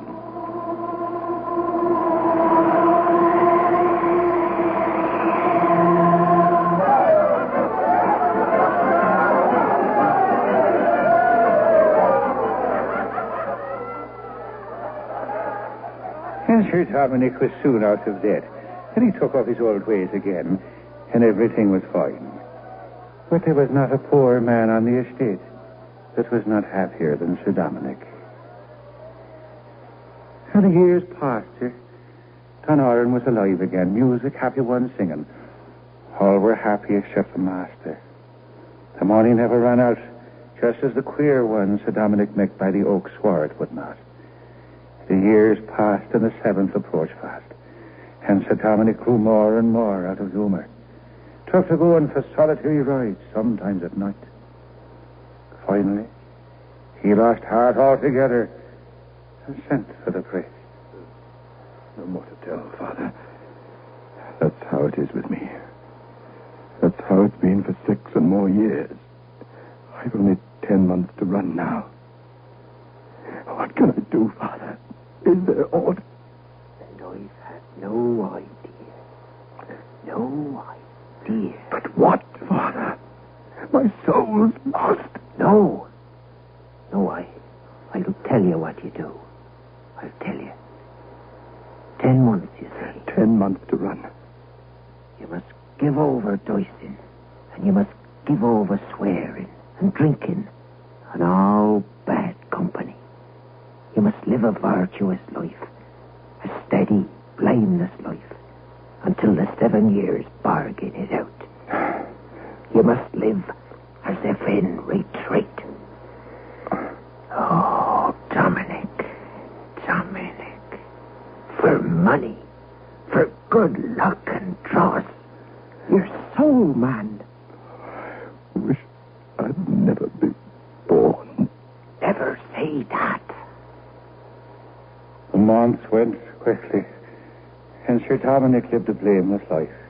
Not a curse passed his lips, not a dice did he throw, not a wild dance did he lead. Never looked at a loose woman. And you may guess he felt queer enough when the morning of the 28th of February came. The priest came again by appointment, and for hours they prayed together till the clock struck 12. Sir Dominic and his reverence were together in the room, you see, and kept up their prayers till the clock struck 12 and an end of February for that year.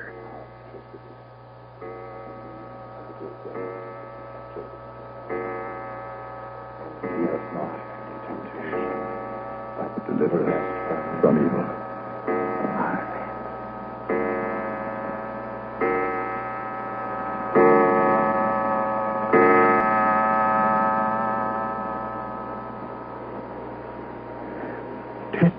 It is, Father. Get out. Get out, Father. It's right now. It's I say.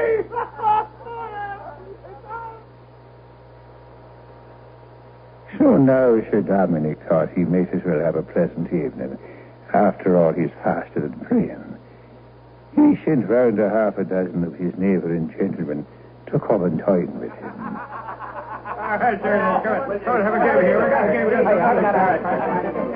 And there was no end to the wine. And soon the cards came out, and the guineas began to change hands. And his reverence, who stayed, crept away when he saw the way the night was going.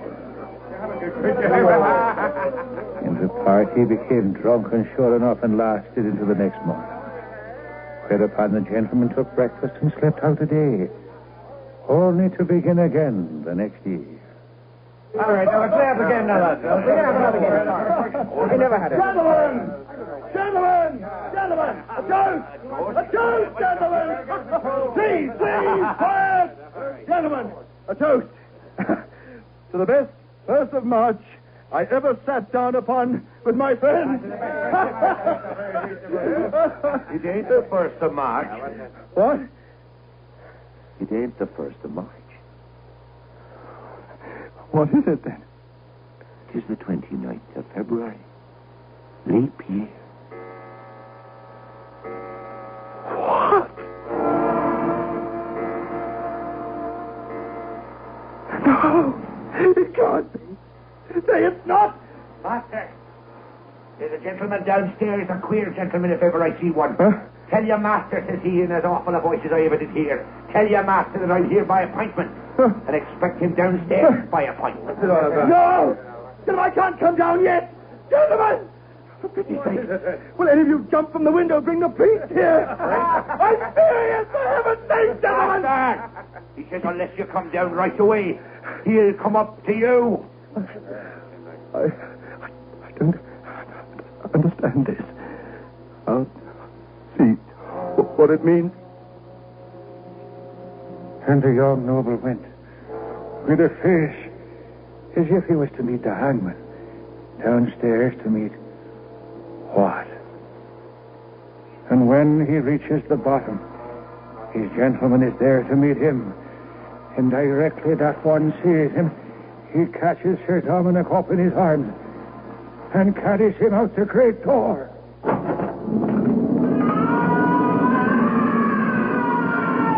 Master Dominic! And the queer one carries Sir Dominic outside and whirls him round high with the strength of a beast and crashes his head upon the wall.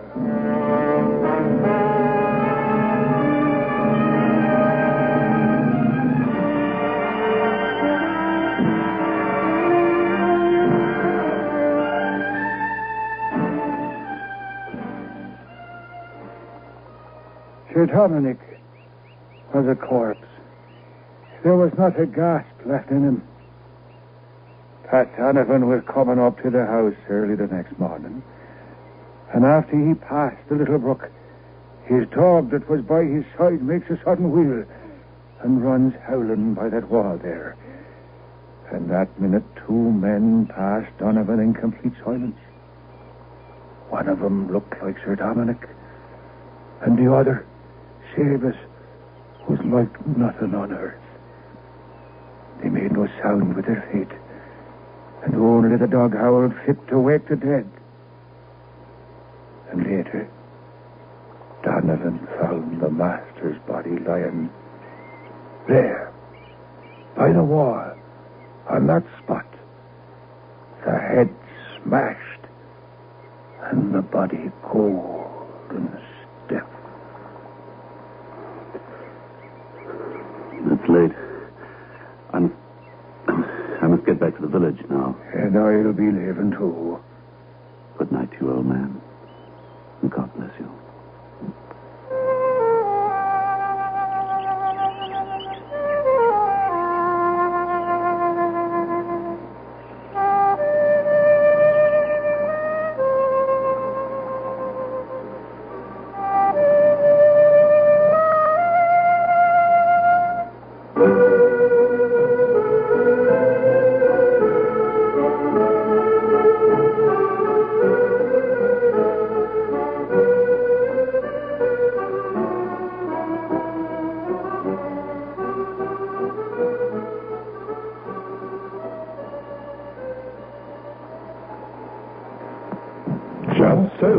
Just soak in Biotex. Just soak in Biotex. Just soak in Biotex. If you have wondered how to get your washing really stain-free, understand this. Biotex removes the stains and dirt washing won't. Just soak in Biotex. Stains, grass stains, tiresome collar and cuff stains, ingrained dirt, soil and grime. Out they all come, and you don't stir a finger. Just soak in Biotex. Biotex with natural enzymes is the pre-wash powder with the most enzymes to give you extra pre-wash power. Absolutely no rubbing, no color loss, no fabric wear.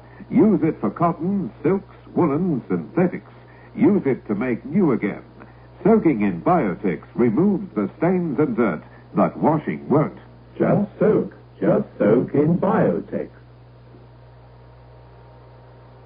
Beyond Midnight is presented every Friday night at 9:30 by Biotex, the new soak and pre-wash powder. The program is adapted for broadcasting and produced by Michael McCabe.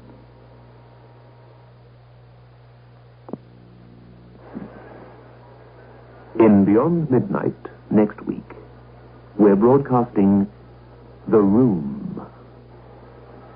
This is a rather frightening tale in the great tradition of ghost stories. The room in question is in the north wing of a house owned by a certain Mrs. Watts. The house has been in her family for many years, and the room in the north wing has a very terrible reputation. No one who has spent a night there has been found in the same condition as they went in when the door is opened the next morning. A duke, a well-known ghost hunter and dabbler in the supernatural, slept in the yellow room, and the results were terrifying. Before the great window was blocked in, one poor inmate jumped to the ground below to his death. Mrs. Watts herself has never dared spend more than a few minutes there. But she's an old woman now, and by her own admittance, she can't bear the thought of dying without knowing just what it is that haunts a person who spends a night in the room. Consequently, she offers £1,000, and Ronald Todd takes up the offer. The haunting of Ronald Todd is eerie and inexplicable, and at the very end of the story, there is a surprise which might anger and puzzle, but will certainly intrigue. Beyond Midnight is presented every Friday night at 9:30 by Biotex, the new soak and pre-wash powder. The program is adapted for broadcasting and produced by Michael McCabe.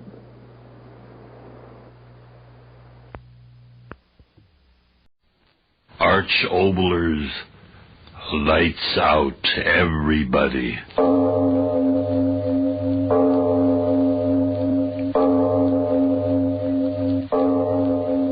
We bring you stories of the supernatural and the supernormal, dramatizing the fantasies and the mysteries of the unknown. We tell you this frankly so that if you wish to avoid the excitement and tension of these imaginative plays, we urge you calmly but sincerely to turn off your radio now. Who among us, and you're included, has not had the dream at one time or another of being superior to his or her fellow beings, to jump higher, to run faster, to dance better, to be more beautiful? We've all run the gamut, all of us, at various ages, of standing out from the crowd of humanity. That's what our story is about today, being different in a very special manner. And now, if you haven't already done so, turn off your lights now.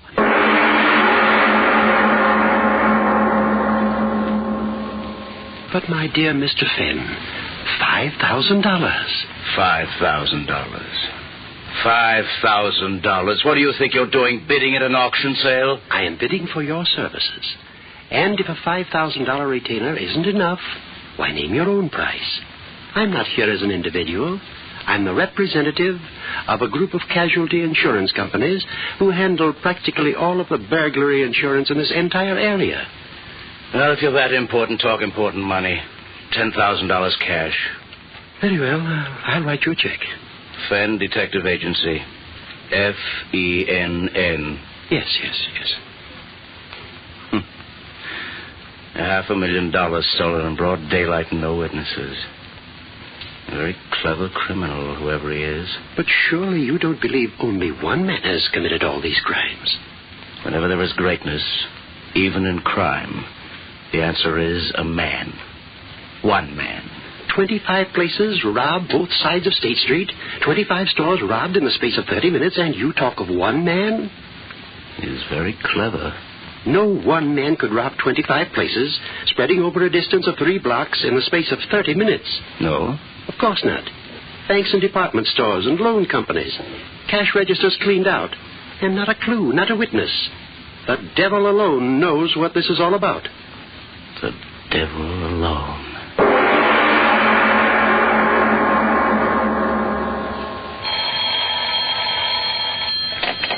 City morgue.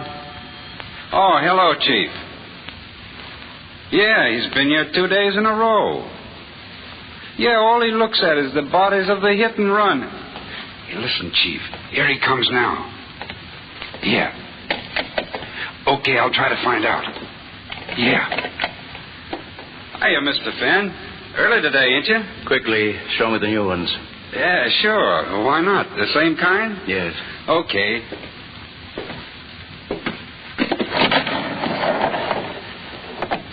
This one's name is, it's on the tag here, Morrison something. Relatives ain't claimed him yet. Look at him. Smashed up pretty, ain't he? He never knew what struck him. I'll say he didn't. The way that skull... Well, I bet you he went out just like that. I'm no longer interested in this one. Where's the next? Coming up. Wait till I put this fella back on ice. Let me see. Where'd I put the dame? Oh, yeah, here she is.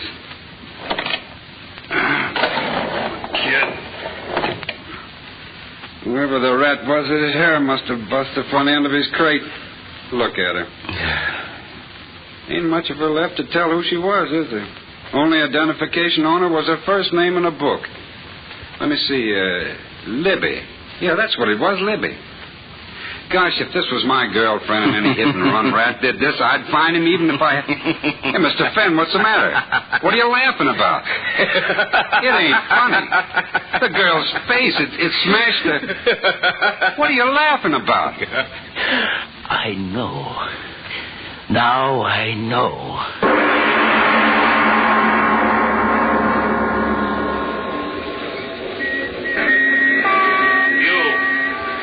you. Hold on there. I want to talk to you. Are you talking to me, copper? Oh, wise guy, huh? Listen, you, what's the idea of cross-examining everybody in this neighborhood? Now, just a minute before you start using that nightstick, you better have a look at this. Why, a private detective? Brilliant. Well, now, how was I supposed to know that... Well, you know it now. Tell me this. What do you know about the hit-and-run cases in this district? Oh, that's bad, sir. But what can I do? Drunken rats driving without lights and giving no warning? We'll get them tonight, sir. Believe me, we will. What do you mean? There's going to be 10 squad cars touring this district. Just a moment. One question. Have you been hearing any peculiar noises on your beat? Noises like an airplane motor when there wasn't anything in the sky? Go on now. You're kidding me. Say, look at the time. I better get moving on me beat or the sergeant will be shooting his mouth off. Anything else I can tell you? Yes. This restaurant we're in front of. Is it a good place to eat? Yeah. Bill Lewis's place is okay. He's off in Washington, but his wife's running it. Nothing like the Ritz, but it's okay. Well, I'll be seeing you. You're mistaken.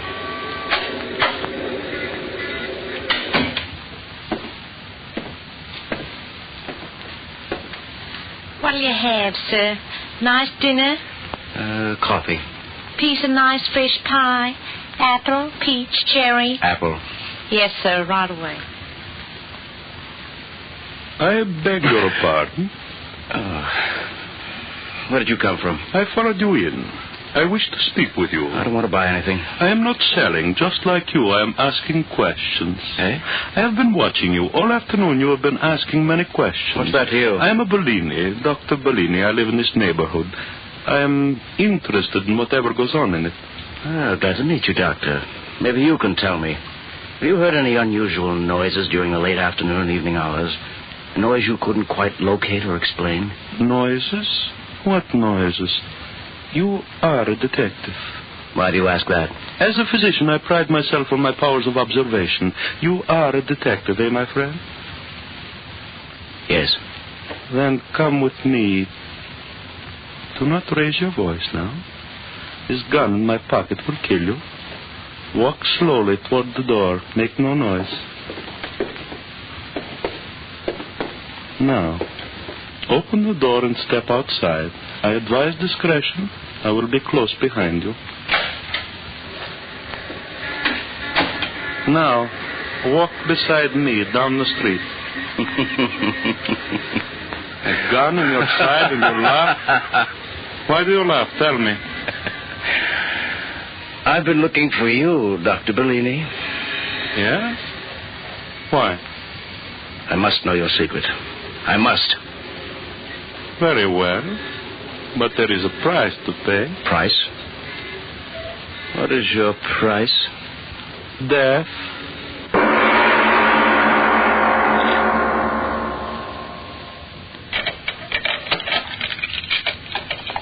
So, now we will not be disturbed, Mr. Fenn. Mark Fenn. Mark Fenn. The man who is willing to die to learn my secret. I'll take my chances.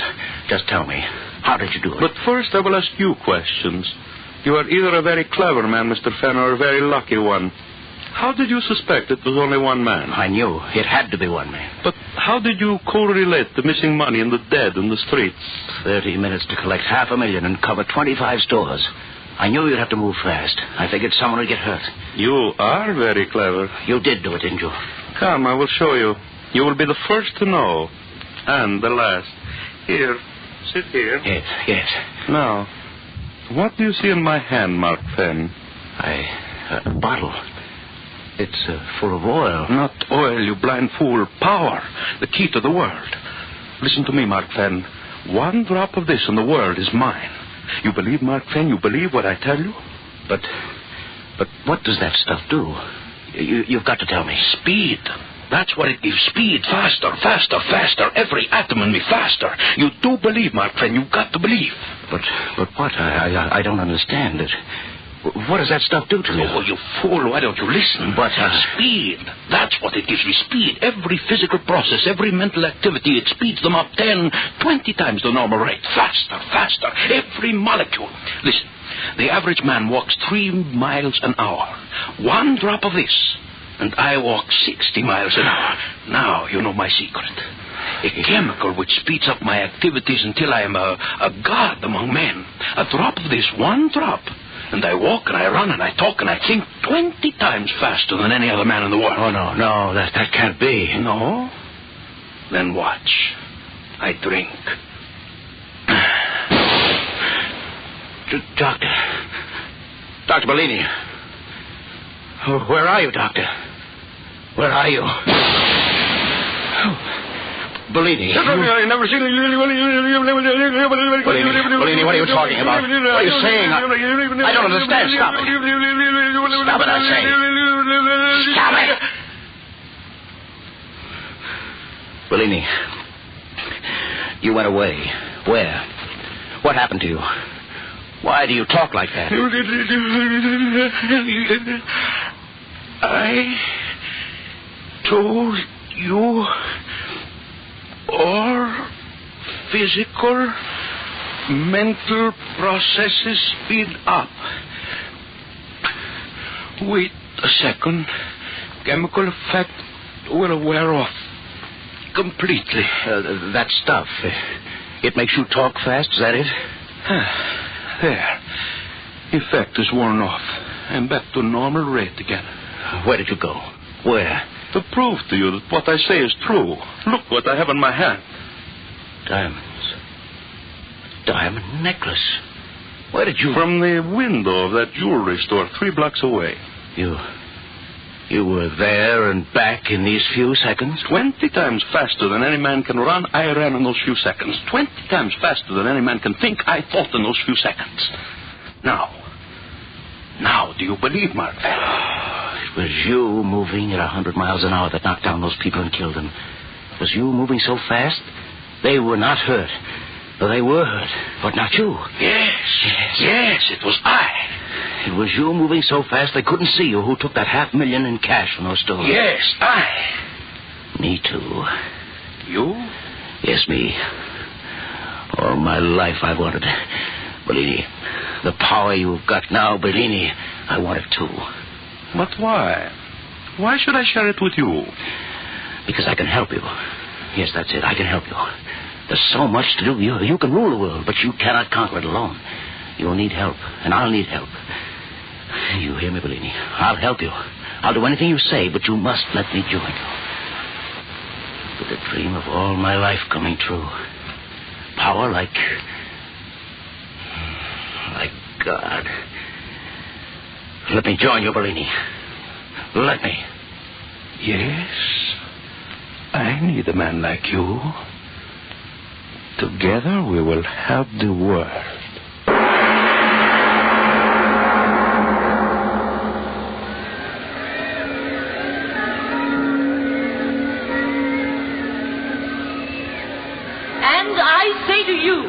That this great and unprecedented crime wave which is sweeping our city is due entirely to the unholy alliance of crime and politics.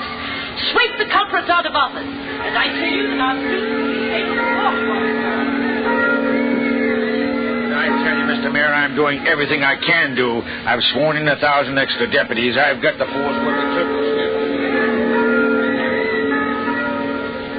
And I tell you, fellow citizens, this alliance of the underworld and their masters can never be broken until we, the people, take matters into our own hands. Like the vigilantes of old, we must rise in our wrath and drive these vampires out of our fair city. Fellow citizens,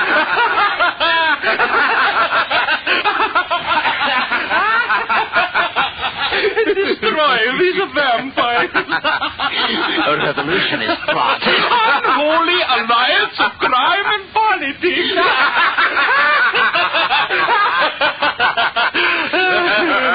Oh, we have done well in these 10 days, eh, Mark Fenn? I say we have, baby. $10 million. Nobody in the world ever collected money that fast. It was good letting you join me. I told you. All the places where money is, you know. But it's not money alone we want, Bellini. Oh, I know. We have been just, how do you say it, testing our wing. And now we're ready to go. Yes. New concentrate of my chemical is ready. Today we have taken the city, tomorrow the world. The world. But now, while the city we have left behind us boils in the madness we have brought to it, you and I, we will rest, eh, Fan? You laugh again. Why? I was thinking of the fun I had this morning. Oh, you mean when we liquidated your enemies? Dead. Every mother's son of them. Everyone that ever laughed at me. Yes, dead, every one of them. And you go on to new triumphs. They never knew what hit them. That's the only trouble with moving so fast, Bellini. You mean when you struck them at 50 times the normal rate? Yes, it was like hitting them with a 6-inch shell. Their skulls smashed in like empty eggs. And you are disappointed because your revenge was over too quickly, eh, Mark Fan? Yes. What if I were to tell you that my new concentrate, the one we will use tomorrow when we arrive at the seat of your government in Washington, what if I were to tell you that this new concentrate is infinitely more powerful than the one we have been using? More powerful? How can that be? Listen. The one we have been using increases the physical and mental rate 20 times. Is that not so? Yes, talk, walk, run, and think 50 times faster. So there you have it. With the new concentrate, talk, walk, think, and run an infinite number of times faster than normal. You mean there's no limit? No limit. We'll move faster? As fast as we like. Say. 200, 300, 500. The limit will be our desires. A blur of light here, there, the next place. Masters of men. Because compared to us, men are snails who crawl while we run. Masters of men. Look, I brought the bottle. The new concentrate. Looks the same. Yes. Shall we try some, Mark Van? I don't know. We must try it sometime. Yes. It is the same basic formula as the other. Sure. I do not ask you to do what I will not do myself. We will take equal amounts and compare reactions. How much will it? 2 drops each. I have 2 medicine droppers ready. Yes. The moment we swallow the drops, we will move toward the... You see that barn across the field? Yes. We meet there and see how fast we can move. Here are your drops, Mark Fan. Surely you're not afraid, my friend. Afraid? Me? Well, no, of course not. Give me those drops. We drink together. Yes.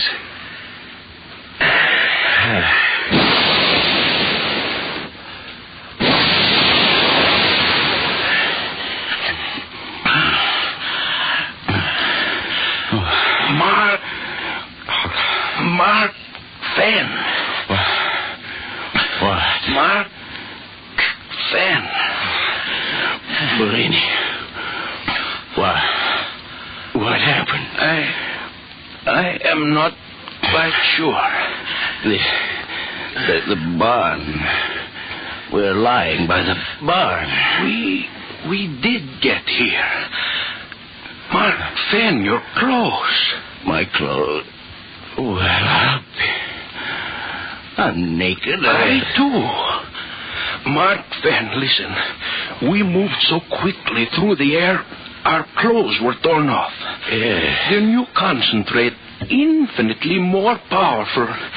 We moved through the air at a tremendous rate, hundreds of miles. Bellini. What? Your lips, they're not moving, and yet I hear you. Your lips, they do not move either, and yet I hear you too. That cannot be. What is it, Bellini? Our reactions. The concentrate has speeded them up so intensely we read each other's thoughts. No, do not move. Why not? The concentrate, it was too powerful. We must lie quietly until its effects wear off. Yes, but... Bellini.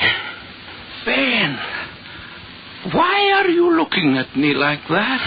Your face. My face? Something's happening to it. What? Speak up. What is wrong with my face? Yours. What? Your face. Creases in it. Lines. And yours. That's what's happening to yours. Bellini. I feel... Bellini. What's happening? Tell me. Age! That is it. Age! Age? Age! What? We are aging. We are aging. Aging? What are you talking about? Concentrate. Our physical reactions, they have been speeded up too much. Tell me, what's that got to do with... Listen to me. The concentrate, it has speeded up our life processes to infinity. Every second is aging us a year. Every second. No, I'm a young man, Bellini. You're lying. I'm not getting older. I'm not. We are dying, my friend. Dying. No, you lie, Bellini. I won't die. I won't die.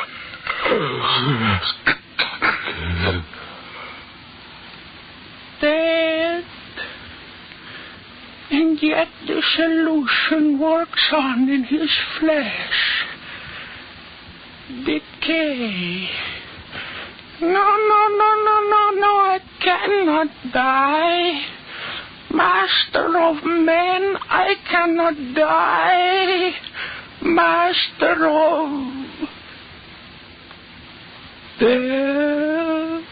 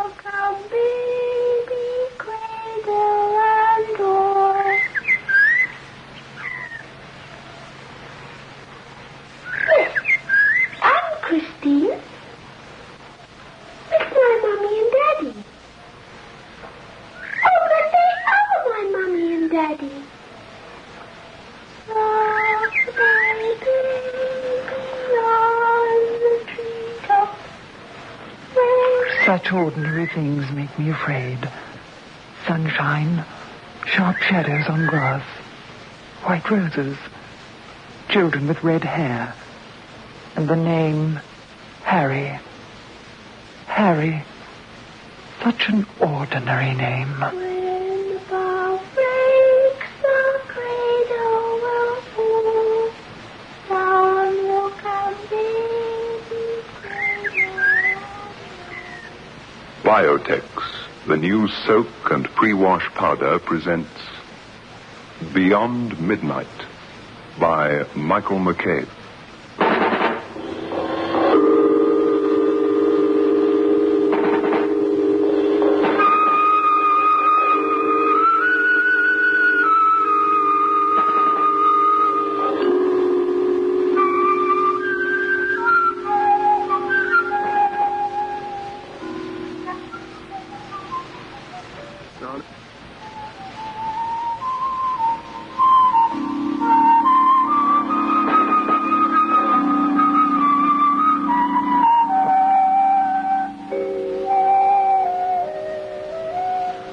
Harry. Such an ordinary name. Yet the first time Christine mentioned it, I felt a premonition of fear. She was 5 years old, due to start school in 3 months' time. It was a hot, beautiful day, and she was playing alone in the garden as she often did. I saw her lying on her stomach in the grass, picking daisies and making daisy chains with laborious pleasure. The sun burned on her pale red hair and made her skin look very white and lovely. Her big blue eyes were wide with concentration. Suddenly she looked towards the bush of white roses, which cast its shadow over the grass, and smiled. Yes, I'm Christine. She rose and walked slowly towards the bush, her plump little legs defenseless and endearing beneath the too short cotton skirt. She was growing fast. Yes, my mummy and daddy. Oh, but they are my mummy and daddy. Chris, what are you doing? Nothing. Well, come indoors now, darling. Goodbye, Miss Gill, now. Goodbye. Chris? Who are you talking to? Harry. And who's Harry? Harry. I couldn't get anything else out of her, so I just gave her some cake and milk and read to her until bedtime. As she listened, she stared out at the garden. Once she smiled and waved. It was a relief finally to tuck her up in bed and feel she was safe. Oh, she's not that dark, is it? What do you mean, Jim? Well, it's not so rare for only children to have an imaginary companion. I had one myself called Oz. Used to talk to him all the time. Well, some kids talk to their dolls. Chris has never been very keen on dolls. She hasn't any brothers or sisters, so she talks to... what was it? Who did you say? Harry. Harry. Well, she hasn't any friends of her own age, so she mentioned someone. Harry. But Jim, why she picked that particular name? You know how kids pick things up. I don't know what you're worrying about. Honestly, I don't. Well, I'm not worrying exactly. It's just that I feel extra responsible for her. More so than if I were her real mother. Sure, but Chris is all right. Chris is fine. She's a pretty, healthy, intelligent little girl. A credit to you. And to you. In fact, a thoroughly nice parent. Oh, yes, and so modest. Oh, it's silly of me, I know, but... Oh, I just get a bit worried sometimes. I feel better now. You always make me feel better about everything. I felt consoled until the next morning.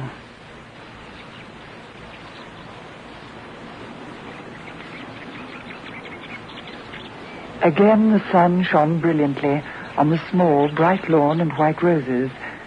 Christine was sitting on the grass, cross-legged, staring towards the rose bush, smiling. Hello. I hoped you'd come. Because I like you. How old are you? I'm only 5 and a bit. I'm not a baby. I'm going to school soon, and I'm going to have a new dress. Oh, yes, I did go for a little while. Infant school. But I didn't stay very long because we moved. Daddy had to go somewhere else for his work. And, yes, this time I'm going to start big school properly. And I'll stay there for years and years and years. And I'm going to have a green dress. Do you go to school? Well, what do you do then? I felt myself going cold as I stood listening to her. Don't be silly, I told myself. Lots of children have an imaginary companion. Just carry on as if nothing were happening. Don't be a fool. But I called Chris in earlier than usual for mid-morning milk. Can Harry come too? No. Goodbye, Harry. I'm sorry you can't come in, but I've got to have my milk. Why can't Harry have some milk? Who is Harry, darling? Harry. He's my brother. But, Chris, you haven't got a brother. Daddy and Mummy have only got one child, one little girl, and that's you. Harry can't be your brother, darling. Yes, Harry's my brother. He says so. She drank her milk and emerged with a smeary top lip. And then she grabbed at a plate of biscuits. Well, at least Harry hadn't spoiled her appetite. He's your brother? He's says so, does he? Oh, yes. He's nice. I must have my new dress soon because I want to show him, Mummy. It says green's a nice colour. Oh, I wish Harry could come to my new school with me. He'd be able to look after me. He said he would look after me if he comes. I'll say one thing for imaginary companions. They help the child with their talking. With an accent. Accent? A Cockney accent. Today, Chris... Well, she started speaking to me with a sort of Cockney accent. Just a slight one. My dearest, every London child gets a slight Cockney accent. It'll be even worse when she gets to school. I mean, the big school, meets all the other kids. Don't worry. We don't talk Cockney, Jim. Where does she get it from? June, Where can she be getting it from except Harry? The butcher, the baker, the milkman, the coalman, the window cleaner. Want any more? I suppose not. Oh, it's so silly, but I can't help it. It's just that, well, darling, everything was so nice, so happy till this Harry business. Do you know what I think? I think you should put your mind at rest. What? Take Chris along to see old Dr. Webster tomorrow. Let him have a little talk with her. Jim, do you think she's ill? In her mind? Oh, good heavens, no. It's just that you're obviously upset about it. You don't understand, and when we meet something we don't understand, it's as well to take professional advice, that's all. That's what doctors are for. That's what they take a couple of quid from my salary every week for. Go and see Webster. Yes, I will. Here, have a cigarette. Thank you.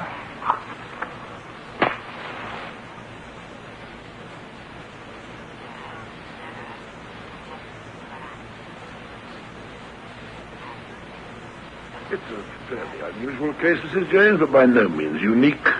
I've had several cases of children's imaginary friends becoming so real to them that their parents get the jitters. Now, Christine's rather a lonely little girl, isn't she? Oh, she won't be when she goes to school again, but... Well, I suppose she is at the moment, yes. She doesn't know any other children. We were quite new to the neighborhood. Yes, you moved, haven't you? Well, I think you'll find these fantasies will disappear when she gets to school and meets the other children. At the moment, this friend of hers is a compensation for real children. You see, every child needs company of her own age. If she doesn't get it, well, she invents it. Older people who are lonely, they talk to themselves, but that doesn't mean that they're crazy or anything. It's just that, well, they need somebody to talk to. Yes. The child is more practical. Seems silly to talk to oneself, says the child, so it invents another, a real person. No, I don't think you've got anything to worry about. Oh, that's what my husband says. Well, I'm sure he does. Still, I'll have a chat with her as you brought her. Oh, yes. Leave us alone together, Yes? Christine, just come here a minute, will you, darling? Harry's waiting. Where, Chris? There. See, Mummy, down there by the rose bush. It's just like our rose bush, isn't it? Do you see him? There's no one there. Now, Dr. Webster wants to see you. Now, you remember him, don't you? He gave you sweets when you were getting better with chicken pox. Hello, Christine. My, you're growing. Shooting up. She went into Webster's surgery willingly enough. I waited restlessly. She was talking away to the doctor in a way she never talked to me. You see, I knew then that he would be full of reassurances when they came out. But I was afraid, awfully afraid. And the ridiculous thing was, I couldn't put my fear into words. Harry is waiting by the rose bush. See him? Nothing wrong with her whatever. She's just an imaginative little monkey, that's all. A word of advice, Mrs. James. Let her talk about Harry. Let her become accustomed to confiding in you. I gather you've shown some disapproval of this brother of hers, so he doesn't talk much to you about him. Christine? He makes wooden toys, doesn't he, Chris? Yes, Harry makes wooden toys. And he can read and write, can't he? Yes, and swim and airplanes and climb trees. He can do everything. You see? Sounds quite a wonderful brother to me. He's even got red hair like you, hasn't he? Harry's got red hair. Redder than mine, too. And he's nearly as tall as Daddy, only thinner. He's as tall as you, Mummy. He's 14. Don't you worry, Mrs. James. You let her prattle. Thank you, Doctor. Goodbye, Chris. Give on up to Harry.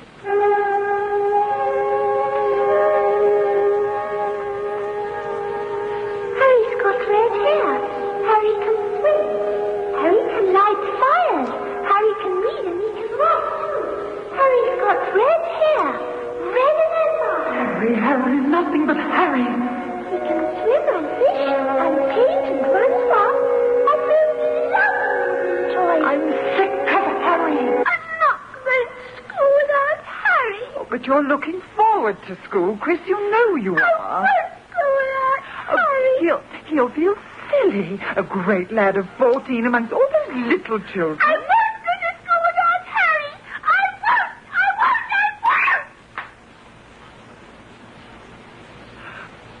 Chris, I'm sorry, darling. I didn't mean... You see, darling, it's just that... Well, you wouldn't like Harry to be unhappy, would you? Would you?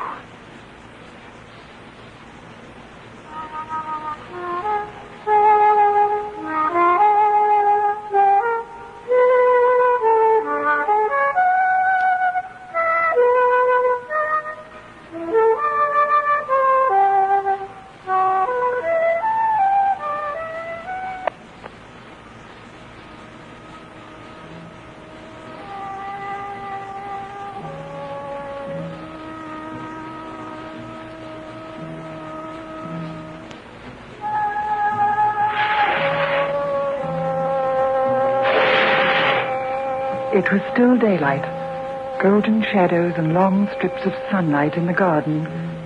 Then, almost like a dream, the long, thin, clear-cut shadow of a boy near the white roses. Harry! I thought I saw a glimmer of red among the trees, among the roses, like close red curls on a boy's head. Then, there was nothing. The next day, I started on my secret mission. I took a bus to town and went to the big, gaunt building I hadn't visited for over 5 years. Then Jim and I had gone together. The top floor of this building belonged to the Greythorn Adoption Society. Mrs. James, how nice to see you again. How's Christine? My goodness, it must be 4 years at least. Oh, it's more than 5, Miss Cleaver. Well, Chris is very well. Miss Cleaver, I'd better get straight to the point. I know you don't normally tell people about a child's origins, not even to the child's adopters, but I must know who Christine is. Oh, I'm sorry, Mrs. James, but our rules Please, let me tell you the whole story, and you'll see I'm not just suffering from vulgar curiosity. Yes, all right, then. Please, won't you sit down? Thank you. Miss Cleaver...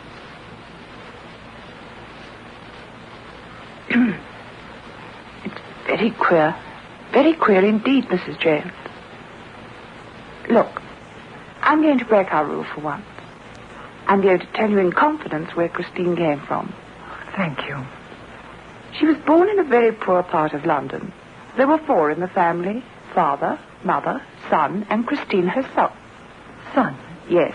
The parents hadn't really wanted Christine. Family lived in one room at the top of a very old house, which should have been condemned by the sanitary inspector, in my opinion. It was difficult enough when there were only 3 of them. But with a baby as well, life became a nightmare. The mother was a neurotic creature, slatternly, unhappy, too fat. After she had the baby, she took no interest in it.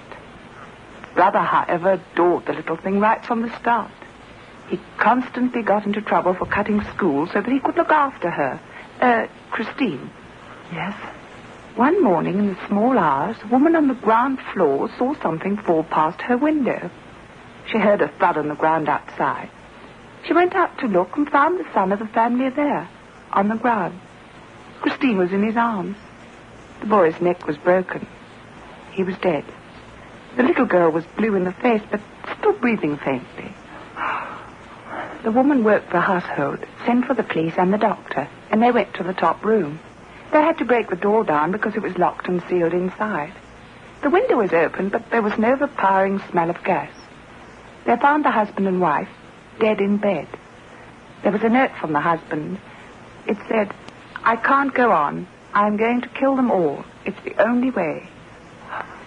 The police concluded that he'd sealed up the doors and windows, turned on the gas when his family were asleep, and lain down beside his wife until he drifted into unconsciousness and death. But the son must have woken up. Perhaps he struggled with the door, but couldn't open it. He'd been too weak to shout. All he could do was pluck away the seals from the window, open it, and fling himself out, holding his adored little sister tightly in his arms. So her brother saved her life and died himself? Yes. He was a very brave little boy. Perhaps he thought not so much of saving her as keeping her with him. Oh, dear, that sounds ungenerous. I didn't mean to be, Miss Cleaver. What was his name, the brother? Oh, I'll have to look that up for you. I'm glad Christine is well, though. I'd be most grateful if you'd count this information as secret between you and me, Mrs. James. As I said, we've never before... the family's name was Jones. The 14-year-old brother was Harold.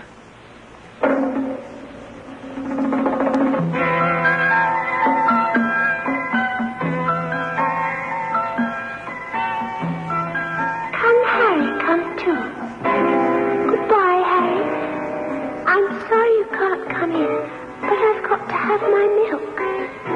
Goodbye, Harry. Goodbye, Harry. Goodbye, Harry. What does it all mean? I can't understand. It's not easy. But I think deep in her unconscious mind, Christine has always remembered Harry, the companion of her babyhood. We don't think of children as having much memory, but there must be images of the past tucked away somewhere in their little heads. Christine doesn't invent this Harry. She remembers him so clearly that she almost brought him back to life again. May I have the address of the house where they lived, please?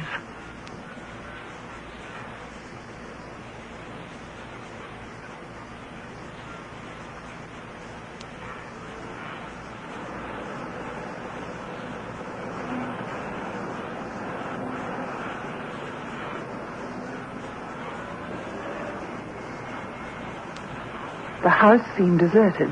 It was filthy and derelict. But one thing made me stare and stare. There was a tiny garden. A scatter of bright, uneven grass splashed the bald, brown patches of earth. But the little garden had one strange glory that none of the other houses in the poor, sad street possessed. A bush of white roses.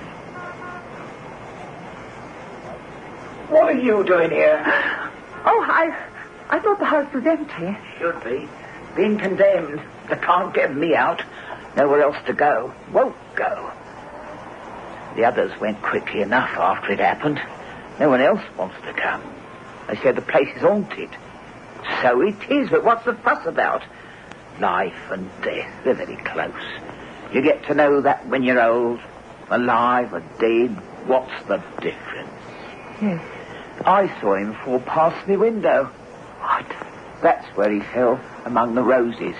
Oh, he still comes back. I see him. He won't go away till he gets her. Who are you talking about? Harry Jones. Oh, nice boy he was. Red hair, very thin. Too determined, though. Always got his own way. Loved the little girl too much, I thought. Died among the roses. Used to sit down there with her for hours. Then he died there. Or do people die? Nobody's got any answers. No one nowhere. For you, the dead who ain't dead and the living who aren't alive. Yes, I'll go now. Goodbye. Dead who aren't dead and the living who aren't alive.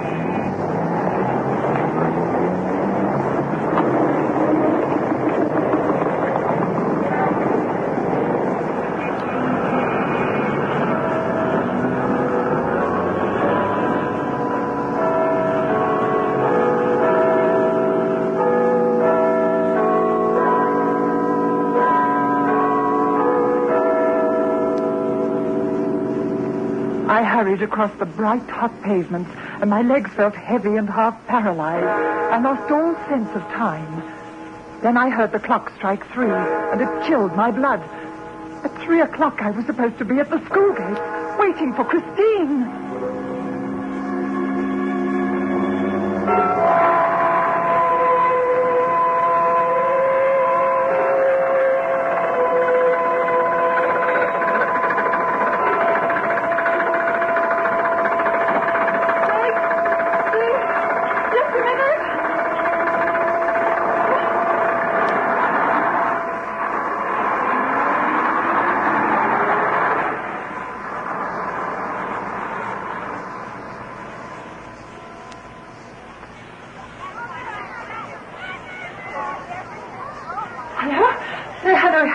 Excuse me, I've come for Christine James. I'm her mother. I'm so sorry I'm late. Where is she? Christine James? Oh, yes, I remember. She's new, with the little red-haired girl. That's all right, Mrs. James. Her brother called for her.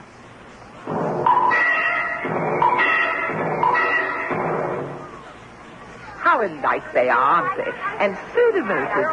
It's rather sweet.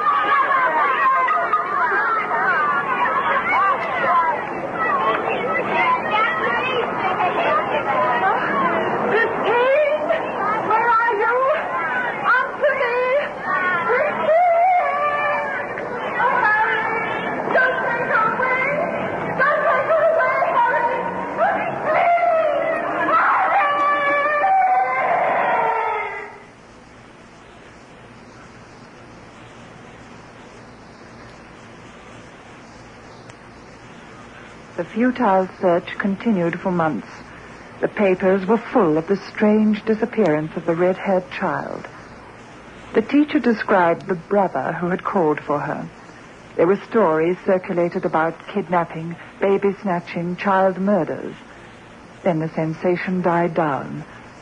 It became just another unsolved mystery in police files.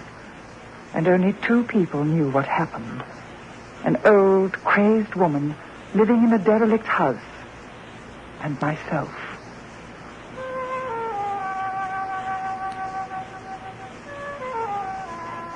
Such ordinary things make me afraid. Sunshine, sharp shadows on grass, white roses, children with red hair, and the name Harry. Such an ordinary name.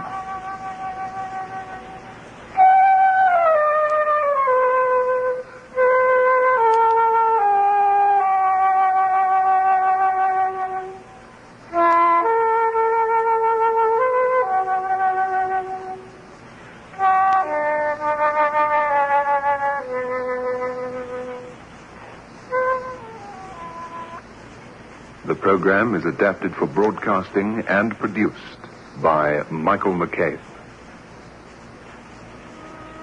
Accident. Automobile accident. Over.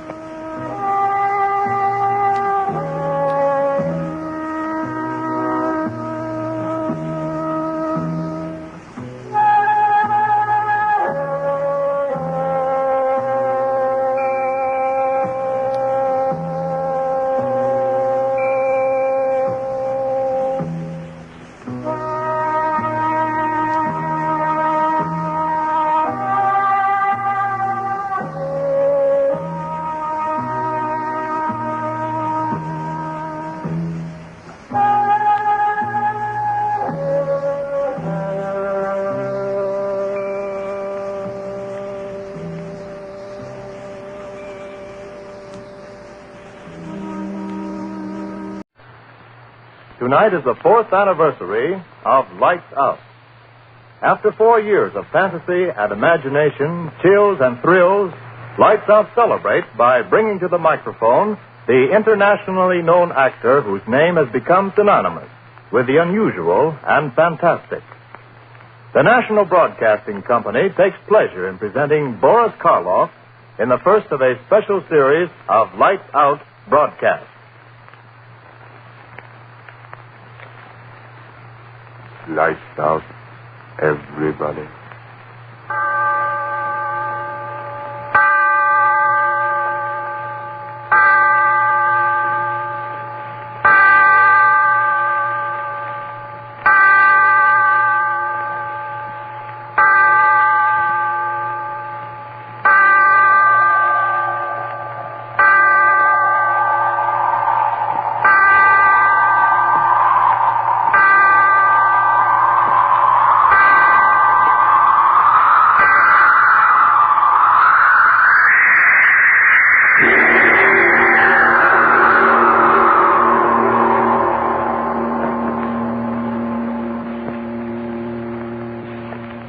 Tonight, Lights Out presents another psychological drama.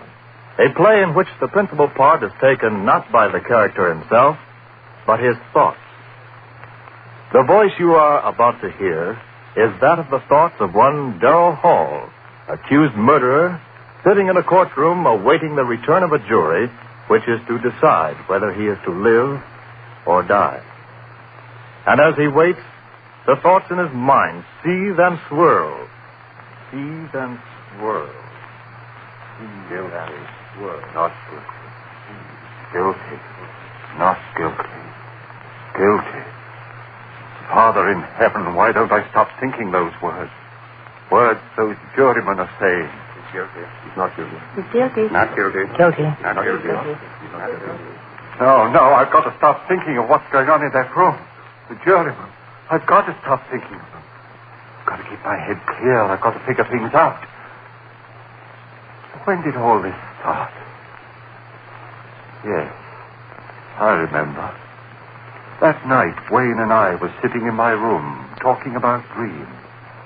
I remember he said... Oh, come on, Darrell. Don't expect me to believe that one. Well, I'm certainly telling you the truth. A fellow with your imagination wasting his time teaching biology to a bunch of co-ed nitwits. No, sir, you should be writing fiction. I assure you, my dear Wayne, I've told you the truth. You're really serious? Of course I am.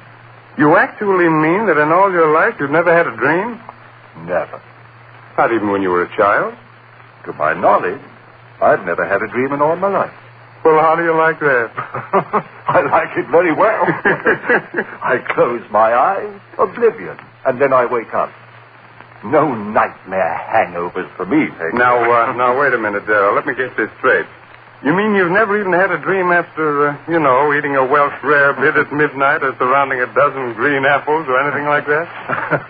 Believe me, Wayne, I've never had a dream of any shape, form, or description in all my life. A dream to me is just a word. Something that happens to other people, but not to me. But everyone must dream. Well, perhaps. But it just so happens that my subconscious doesn't work that way. I tell you again, I have never dreamt. Well, what do you know about that? Just unbelievable, I tell you, unbelievable. Yes, that's what he said. Unbelievable. It was unbelievable that I'd never dreamt. And then after a while he went away and left me there. It was early evening. But I remember that somehow, strangely, I was very tired. I sat down in the easy chair. Oh, I was so tired. I closed my eyes. I slept. And then it happened. A strange murmuring in my head. Yes, that's how it started. A murmuring as if in warning.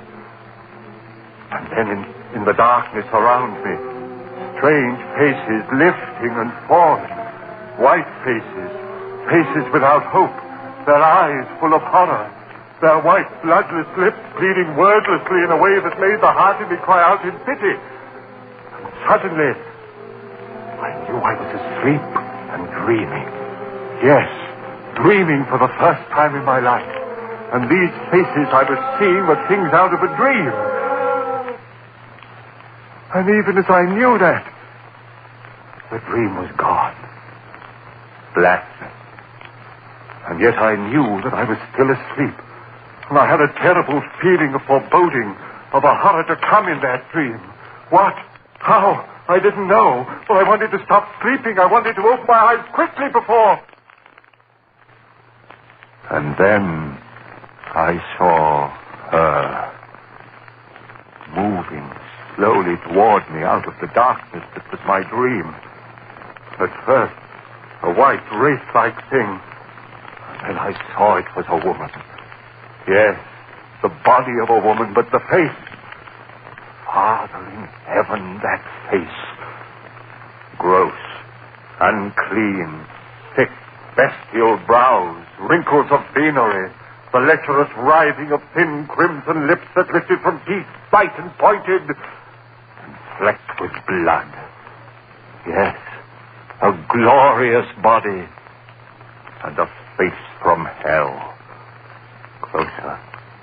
Closer to me. And then she spoke one word. Kill. Yes, that's what she said. Kill. And as she said it, she moved closer. Her hands went out, her eyes. In my dream, I screamed. I awoke.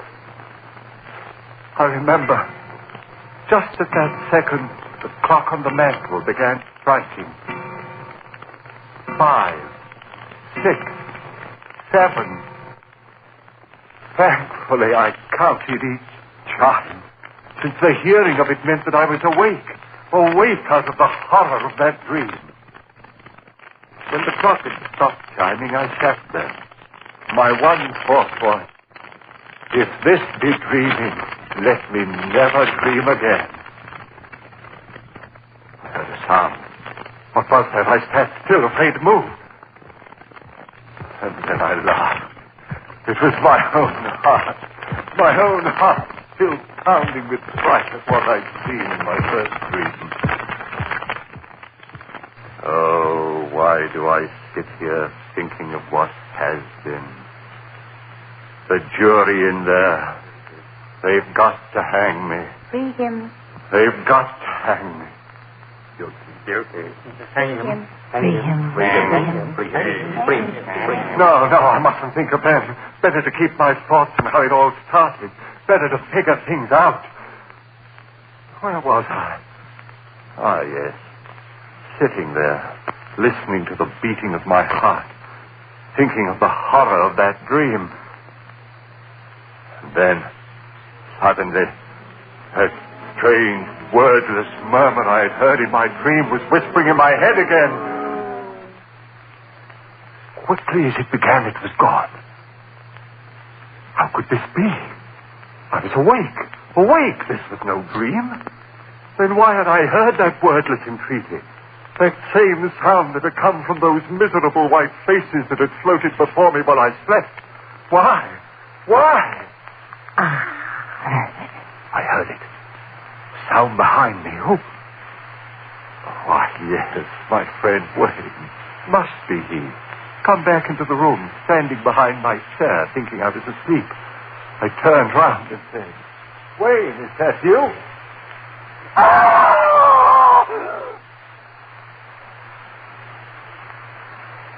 Yes, I screamed.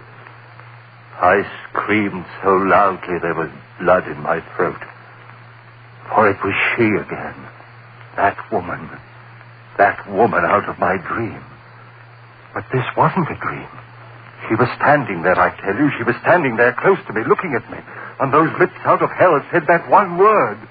You. I jumped to my feet. No one in the room, no one, I tell you. I remember standing there, my head reeling. Who was she? Where did she come from? But there was no one in the room. Had there been anyone there? I didn't sleep that night. But by morning, yes, by morning, I had it all figured out. 2 dreams. That's what it had been, and the second had been more vivid than the first. Why, of course. I'd never dreamed before, so of course my first dreams would seem reality. How easy it was to quiet the unrest in my mind. Easy to make oneself believe what one wants to believe. And yet, some measure of uncertainty remained with me. And Mary saw it in my face when I had dinner with her that night.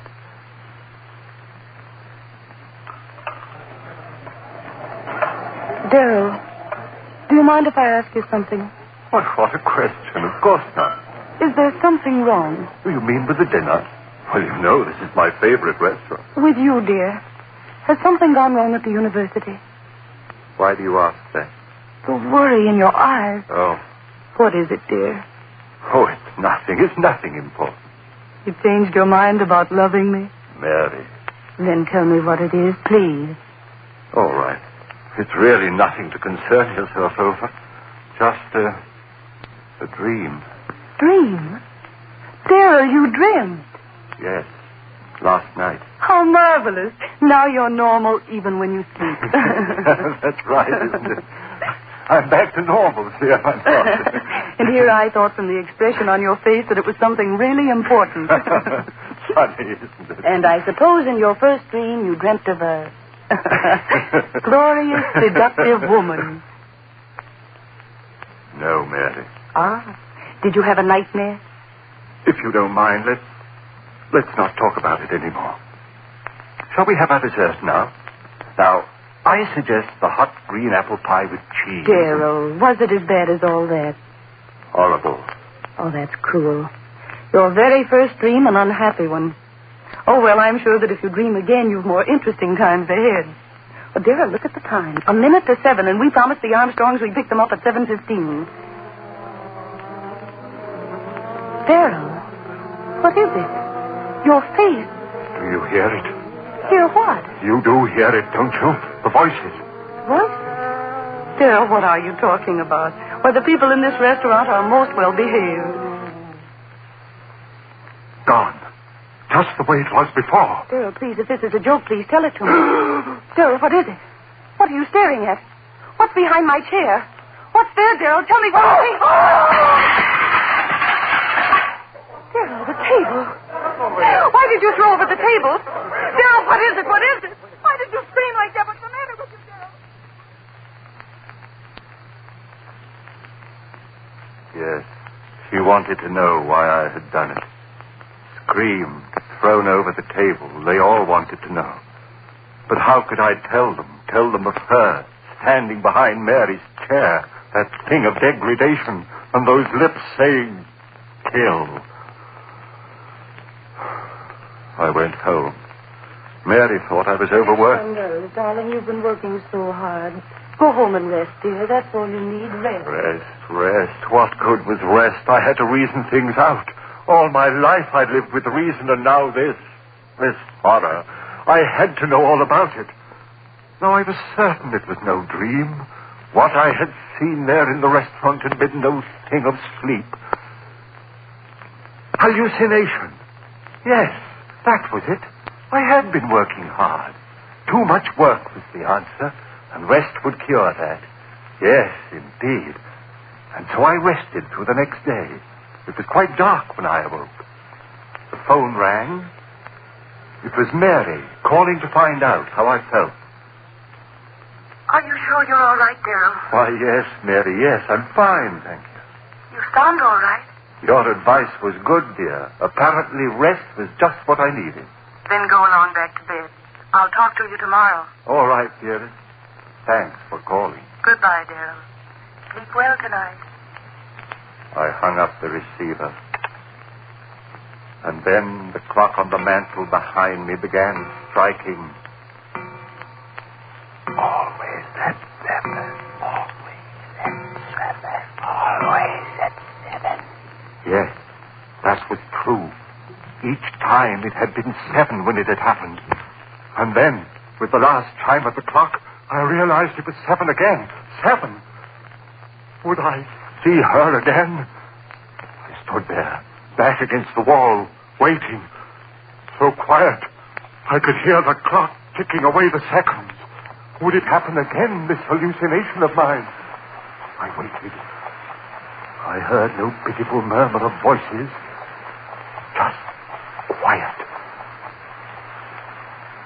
So dark in the room, I could see the shadowy emptiness of a chair near the other wall.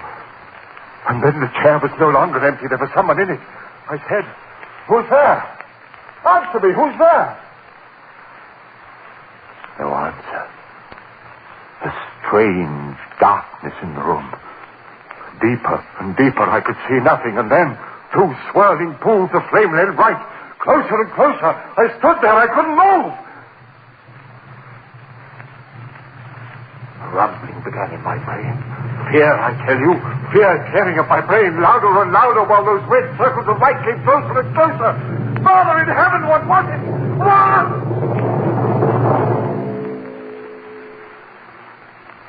And then I knew. It was her eyes. Her eyes burning close into mine, into the... Kill, Kill, kill, kill. Why did she say that? Why? Kill whom? Why should I kill? Why should I kill? If I had known then.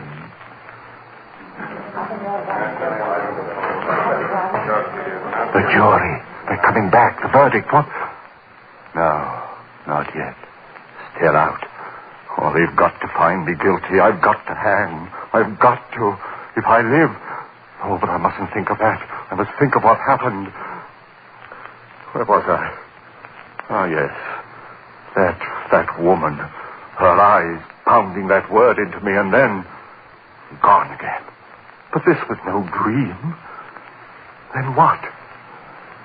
A voice within me whispered, crazy, crazy, crazy. No, I was saying that horror was real as the breath in me. And with that realization, the coldnesses of a wind blew around me and clutched at my heart. For if she was reality, somehow I knew that I was lost. And so it began. Night after night, at the stroke of 7. First, that wailing dirge of those lost souls. And then her writhing lips. Kill, kill, kill, kill, kill, kill. Father in heaven, the words began pounding in my head so that even when she wasn't there, I heard them. I hid in my room. I didn't go out. People would see this madness that had come over me. I went nowhere. And soon I knew that they were talking of me. I tell you, I don't know what's come over Darrow. Hides in his rooms, won't even talk to me. Something's wrong there. And Mary. Please, Darrow, you've got to let me see you. This talking over the phone. Oh, darling, what's wrong? What's wrong? Night after night, the horror of... And the greater horror of... Kill, kill, kill, kill, kill. Mary pleaded with me. Darrow, if you love me, please let me see you, talk to you. Come over to my house tonight. Oh, please, Darrow, perhaps I can help you. Please, darling, please. I didn't want to go, but I went that night.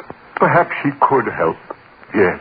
Help me understand the madness of those wailing voices and drifting white faces. Understand the horror of that woman and that maddening word. Mary, so understanding, so gentle, she could help me. Clear my head of the madness. Oh, Darrow, you're here at last. Mary, help me. You will help me. Oh, Darrow, your face so white. Oh, Don't talk yet. Sit here and rest. I'm sane, Mary. Believe me, I'm sane. Of course, dearest. Of course you are. That madness outside of me, those white drifting faces moaning at me. Rest, darling. And that woman out of hell. Woman? Her eyes and lips telling me to...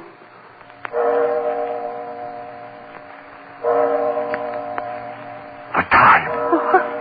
The time. What time is it? It's 7. Darrow, what is it? I've lost track. I've got to get out of here. Darrow, don't. Wait. Don't go. Too late. Darrow, what is it? Too late. Late. You hear them, don't you, Mary? I'll go call a doctor. Listen to them. Their voices are so loud tonight. Listen, Mary. Darrow, don't. There's no one here. You hear them? You must hear them.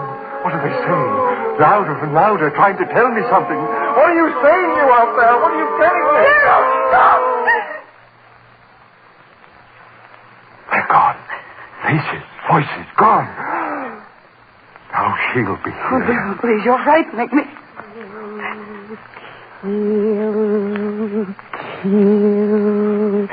Kill.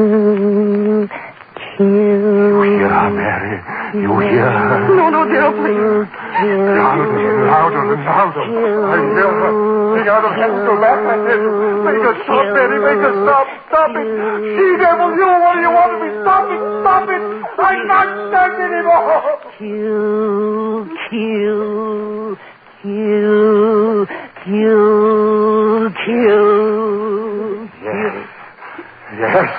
Yes. Go away. Go away and I'll kill. Darrow, don't. Out of my neck. Stopping me. no. Kill.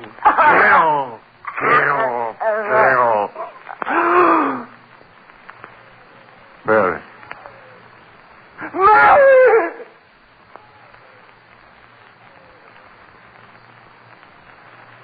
Yes. I had killed her. My sweet, gentle little Mary. Killed her with my own hand. I opened my hand. She fell to the floor. I went out into the street.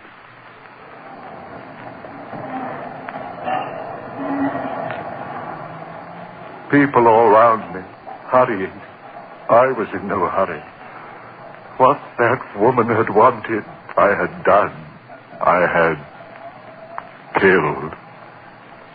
I walked all night. It didn't matter where. And in the morning, I found myself on the campus of the school, before the very building in which a class was waiting for my lecture. I went in. I walked up on the platform and looked down into their faces. I said to them, "Ladies and gentlemen, my lecture for today will be on the subject of the selective factor in the evolutionary..." I stopped. A murmur in the air. Those voices again. But it was broad daylight. I'd never heard those voices in daylight before. What did they want of me? What were they saying?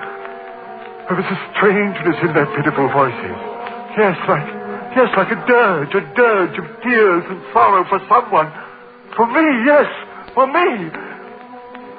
And then her voice, laughing, triumphant.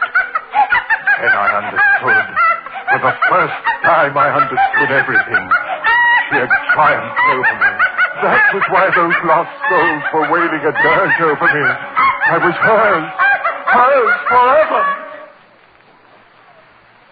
I turned and ran out of there like a madman. Ran, and as I ran, those voices of the damned were talking to me.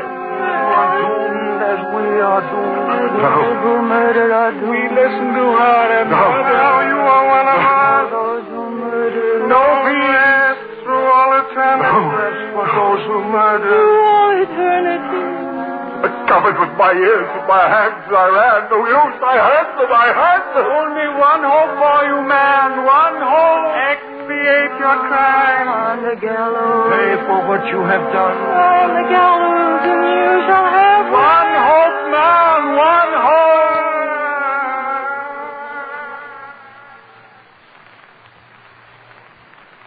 So that was it. My one hope. If I paid society for my crime, she would fail. I would be free of her, that thing, that essence of evil, that siren who called men to murder so that their souls would be slaves to her for all eternity. Yes, I'd pay for my crime. I ran on, back to Mary's house. Yes, I'd pay it gladly with my life to have the peace of the rest of oblivion. I went back into the house. Yes. Mary was lying there, cold. I lifted her. Those same hands that had crushed the life out of her lifted her and carried her out into the sun. My eyes were so filled with tears that I could hardly see where I walked. People began milling about me. He's got a woman in his arms. Well, where's he carrying her? She must have fainted. No, look, she's dead. What? Who killed her? Hey, mister, who killed her? I did. Who killed her? I killed her. With my own hands, I killed her. And please, I want to die for her.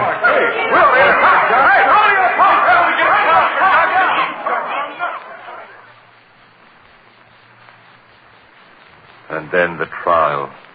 My friends, they wanted to save me. Clever eternities, sanity commissions, and twists of the law. But I wanted to die. I tell you, I had to die. If they set me free, if I lived and died as most men die, the death they call a natural one, then she would have me. No, no. I want to hang by the neck until dead. I want that noose around my neck. The trap beneath my feet, the jailer pulls the switch. My feet dancing in air. The noose strangling me as my hands strangle Mary. Free from my private, I'll be free. Free of that horror with the writhing lips and blood-stained teeth.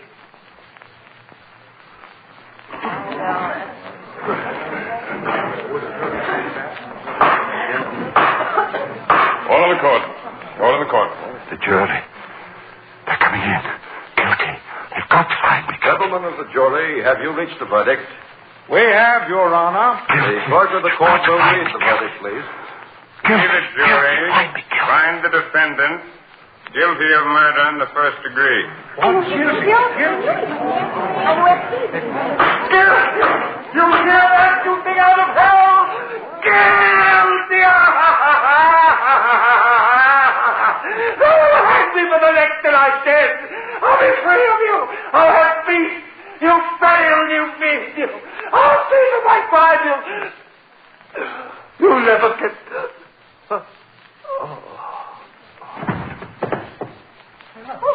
What's the mean? He's fainted. Hey, stand tight, everybody. Doctor, right this way, Doctor. Ambulance, call an ambulance. Stand back, please. It's no use. This man is dead. Heart attack. Holy. Would you take a look at his face? Yeah. As if he was looking at the devil himself.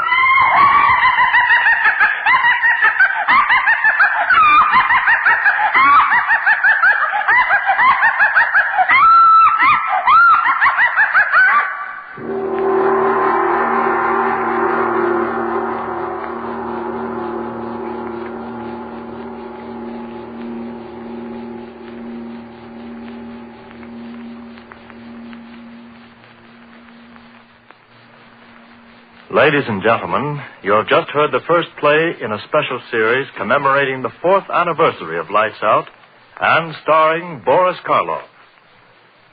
Next week, Mr. Karloff will appear in another new air drama by Arch Oboler, a play suggested by the Sibelius musical composition, Waltz Triste. It is a story of death and a revenge beyond death. Listen to Lights Out with Boris Karloff.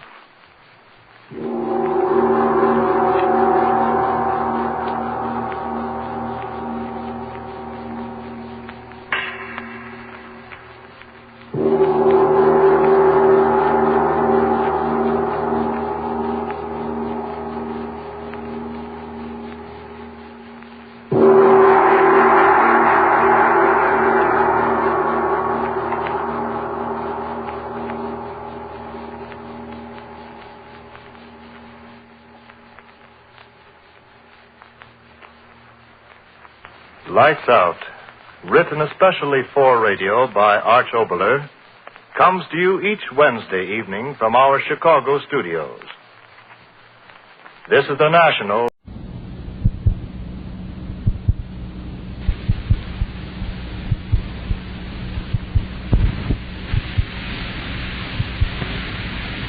Past 9.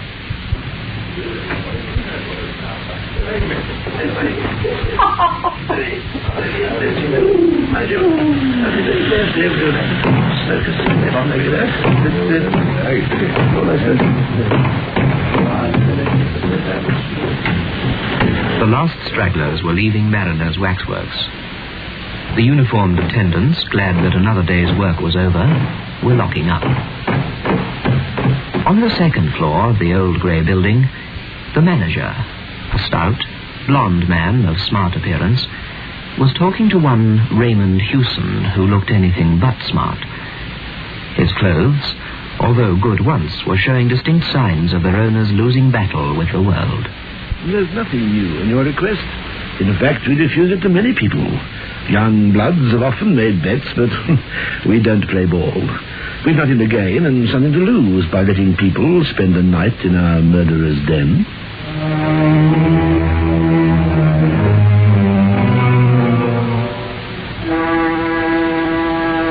A night in the murderer's den.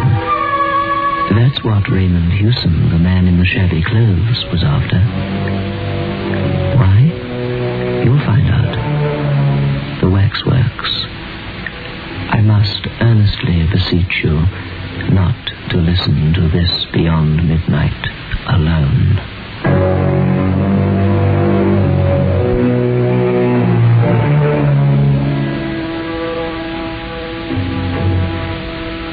Biotex, the new soak and pre-wash powder, presents Beyond Midnight by Michael McCabe.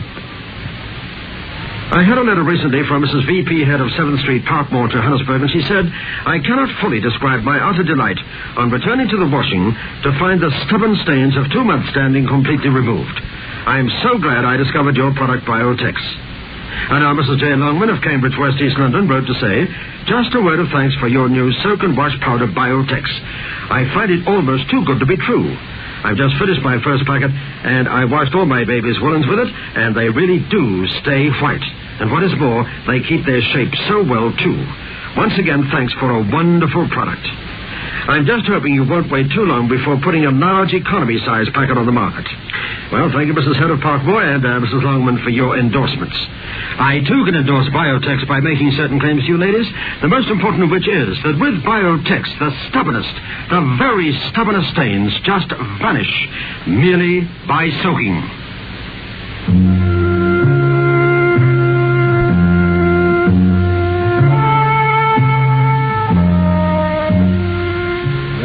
Certainly have nothing to gain. If I allowed it and let some young idiot lose his senses, what would be my position? But of course, your being a journalist somehow, that alters the case. Well, I suppose you mean that journalists have no senses to lose. No. But one imagines them to be sensible, responsible people. Besides, here we have something to gain. Publicity and advertisement. Exactly. And there I thought we might come to terms. Oh, I know what's coming. You want to be paid twice, do you? It used to be said years ago that Madame Tussauds would give a man £100 for sleeping alone in the Chamber of Horrors. And I hope you don't think we've made any such offer. Now, what's your paper? Well, I'm freelancing at the moment, working on space for 2 or 3 papers. But, I don't think I'll have any trouble in getting this story published. Do you? Morning Echo would use it like a shot. A night with Mariner's murderers. No live paper could turn it down. How do you propose to treat it? Well, make it gruesome, of course, but with just a saving touch of humour. I see. All right, Mr. Houston. Get your story published in the Echo, and there'll be a £5 note waiting for you here when you care to come and call for it. I'd like to be sure about you, though. And I'd like you to be sure about yourself. I must confess that I wouldn't spend a night in Murderer's Den. I've seen those figures dressed and undressed. I know all about their process of manufacture. I can walk about in company downstairs as if I were walking among so many skittles. But I'd hate to sleep alone down there amongst them. Why? I don't know. There isn't any reason. I mean, I don't believe in ghosts. Even if I did, I'd expect them to haunt the scenes of their crimes or the place where their bodies were laid, not a cellar which just happens to contain their waxwork effigies. It's just that I couldn't sit alone among them all night. They seem to stare so.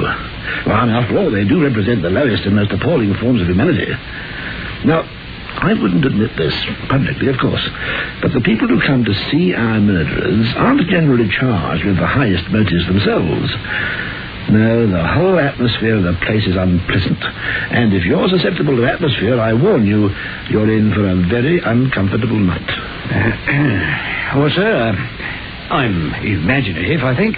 I am probably susceptible to atmosphere, as you put it. But it's a good idea. And I've a wife and family to support. Been a bit unlucky lately in the job stakes, you know. And, we're living on my savings, which aren't great. But after all, they are only waxworks, aren't they? You're not superstitious? No, I don't think so. But you've just said that you have an imagination.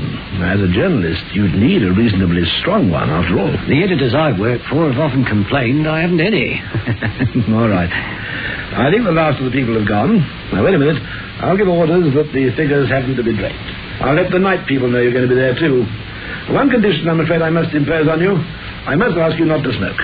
We had a fire scare down in the murderer's den this evening. I don't know who gave the alarm, but whoever it was a false one. Fortunately, there weren't very many people down there at the time, or there might have been a panic.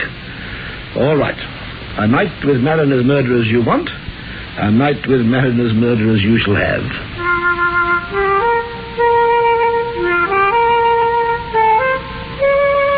In the passage at the bottom of the stairs were a few preliminary horrors.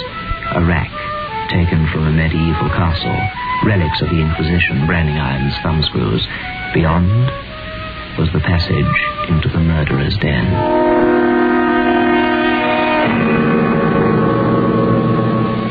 The waxworks. Thurtell, the murderer of Weir, stood as if frozen in his diabolical act. Within 5 yards of him sat Mrs. Thompson.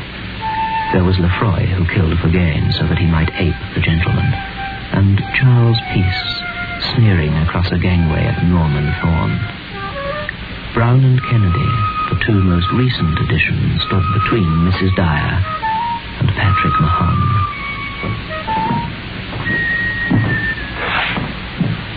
Oh, now, that's Crippen. I expect you recognize him.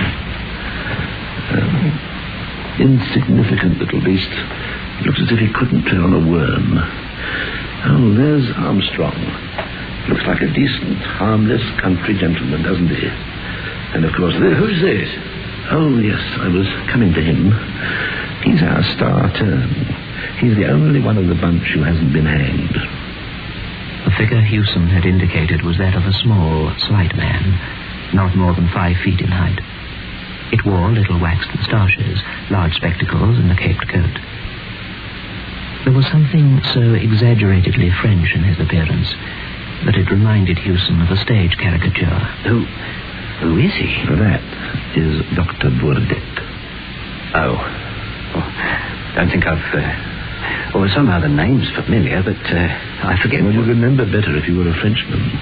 For some long while, that man was the terror of Paris. He carried on his work of healing by day and of throat cutting by night, when the fit was on him. He killed for the sheer devilish pleasure it gave him to kill. And always the same way, with a razor. After his last crime, he left a clue behind him which set the police on his track. Now, one clue led to another, and before long they knew they were on the track of the Parisian equivalent of Jack the Ripper. They had enough evidence to send him to the madhouse or the guillotine on 12 capital charges. And they caught him then? No. Our friend was too clever for them, even then. When he realized the net was closing, he just vanished. Disappeared off the face of the earth. Ever since the police of every civilized country have been searching for him. Oh, where can he have possibly gone to? I mean, with such a hunt on for him... Oh, there's no doubt about that. Did himself in, obvious. But in such a way that prevented his body coming to light. Now, 1 or 2 crimes of a smaller, though similar nature have taken place since he disappeared, but he's believed to be dead. The experts think the crimes, in a sense, are, the actions of imitators. Look at his eyes. Yes, that little figure's a masterpiece. You find the eyes bite into you, don't you? Sort of, yes. Well, that's excellent realism, then. What do you mean? Mesmerism. Pardon? Bourdet practiced mesmerism. He was supposed to mesmerize his victims before dispatching them. Oh. Indeed, had he not done so, it's difficult to believe how so small a man could have done his ghastly work. He's very small, isn't he? Doesn't look very strong or anything. Well, there were never any signs of a struggle. There's an armchair here for you, Mr. Hewson. It's the best we can do for you, I'm afraid. I hope you'll be able to get some sleep. Mr. Hewson. Mr. Hewson. I thought... Yes? I thought, just then, I thought I saw the doctor, Bourdet. Silly, but, I thought I saw him move.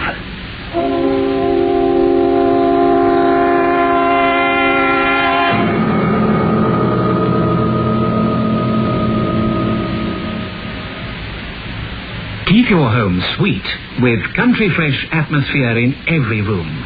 Keep Airwick handy. Airwick is the air freshener that actually knocks odors right out of the air. It doesn't just mask them with heavy scent. Airwick is the modern air freshener. in economical bottle or a smart aerosol. Get Airwick. It makes breathing a little nicer. Soak, soak, that's all you have to do. Soak, soak, just for an hour or two you'll find things look as good as new when you use the Biotex. With amazing new Biotex, the stubbornest stains will vanish. Yes, vanish clean away. Just by soaking your laundry overnight in cold water, or for an hour or two in warm water, or by pre-washing it quickly in your washing machine. Get amazing new Biotex today.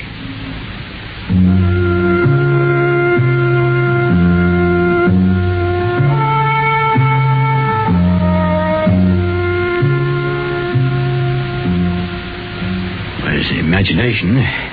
Silly, but... Well, I could have sworn... Just for a second. You'll have more than one optical illusion before the night's out, I'm afraid. But you won't be locked in. You can come upstairs when you've had enough of it. There are watchmen on the premises, so you'll find company. But don't be alarmed if you hear them moving about. I'm sorry I can't give you any more light, but all the lights are on. For obvious reasons, we keep the place as gloomy as possible. Yes. And now I think you'd better return with me to the office for a tot of whiskey before your night's vigil,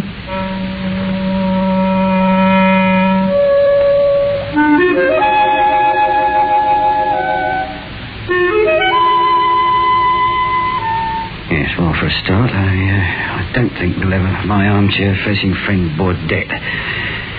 Yeah, I think I like him a lot less than the others.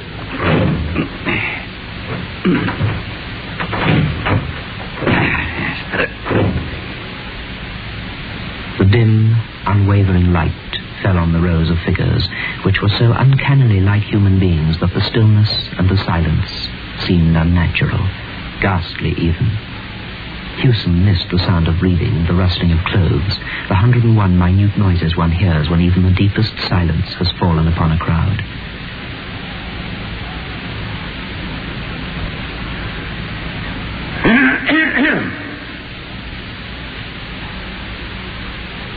The air was as stagnant as water at the bottom of a standing pool. Not a breath in the chamber to stir a curtain or rustle a hanging drapery or start a shadow. Must be like this at the bottom of the sea. Have to work that into the story somehow. Like the bottom of the sea. Sinister lot, I must say. Even Armstrong doesn't look quite such a harmless country gentleman now. Still, there are only waxworks. All would be well, thought Hewson. Yet somehow, what prevented him most of all from feeling absolutely comfortable was the knowledge that Dr. Baudet was directly behind him. He knew, in fact, that the little Frenchman's waxen stare was directed at the back of his neck. He itched with a desire to turn round. Come on. My nerves have started already. If I turn and look at that dressed-up dummy, it'll be an admission of funk. It's because you're afraid that you won't turn and look at him. Rubbish. I'm not afraid at all. Yes, you are. Rot. Complete and utter rot. Afraid? A lot of waxworks. Not of a lot of waxworks. Just one. Dr. Baudet. French fool. Not so healthy now, is he? Look at his eyes. Don't want to see his eyes. All the same, he had to eventually have a quick look round at Dr. Baudet.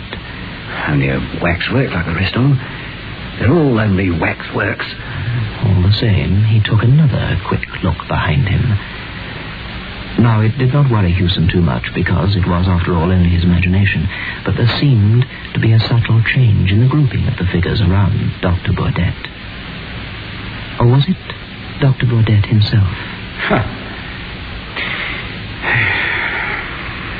Looking to the front of him, he looked at Crippen. Again, he had the slight feeling that something, somewhere, was a bit different. Crippen seemed, for instance, to have turned 1 degree to the left. Must have moved my chair a bit. Not Crippen. It was me who moved. And just then, the waxwork of grey moved a hand. At least Hewson thought the hand moved.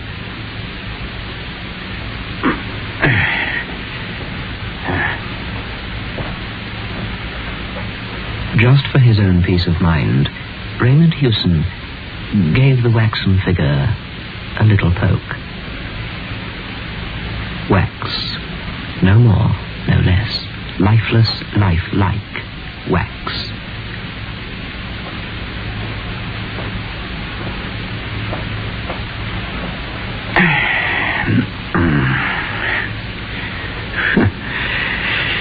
They tell me, the editors, I've no imagination.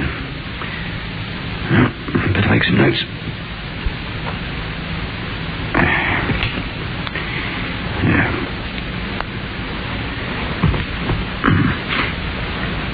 Deathly silence. Yeah. Unearthly stillness of the figures. And then he turned suddenly and looked over his right shoulder.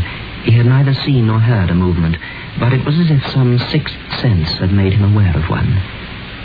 He looked straight into the vapid countenance of Lefroy, which smiled vacantly back as if to say, "It wasn't I." Of course it wasn't you.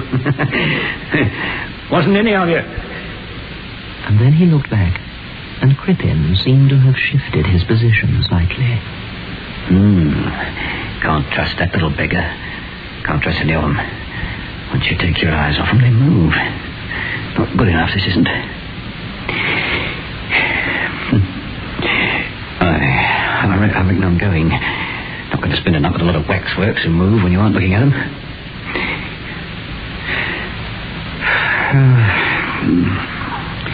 No, Hewson, please. They can't move. What are you thinking of?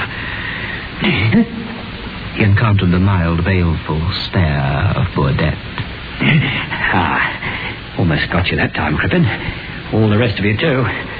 If I do see one of you move, I'll smash you to pieces. Smash you!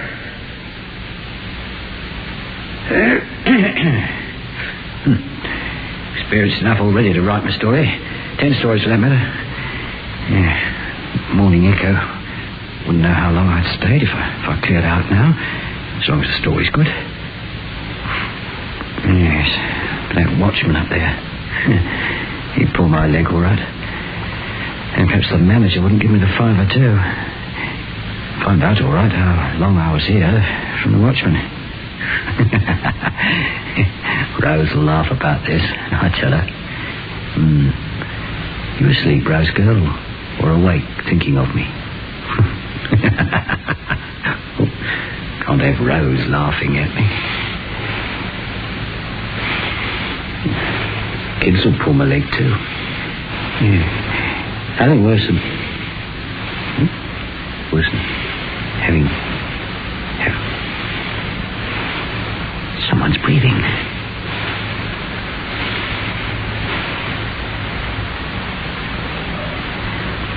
Someone was breathing. Well, it wasn't me.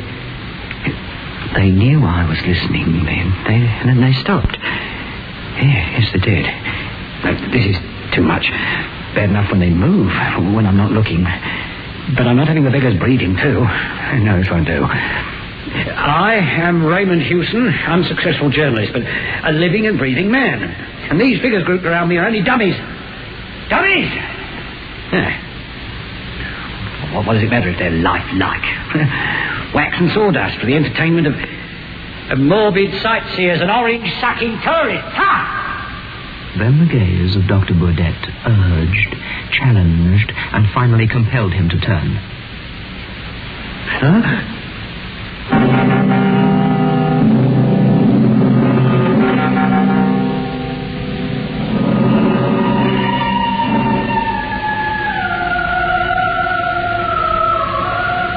Hewson stared into those dreadful, hypnotic eyes. His own eyes were dilated, and his mouth, at first set into a grin of terror, lifted at the corners into a snarl. You moved, blast it. Yes, you did. I saw you. I saw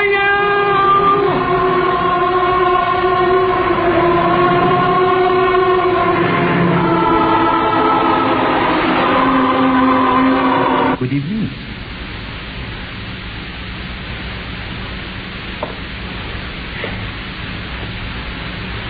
Dr. Baudet's movements were quite leisurely.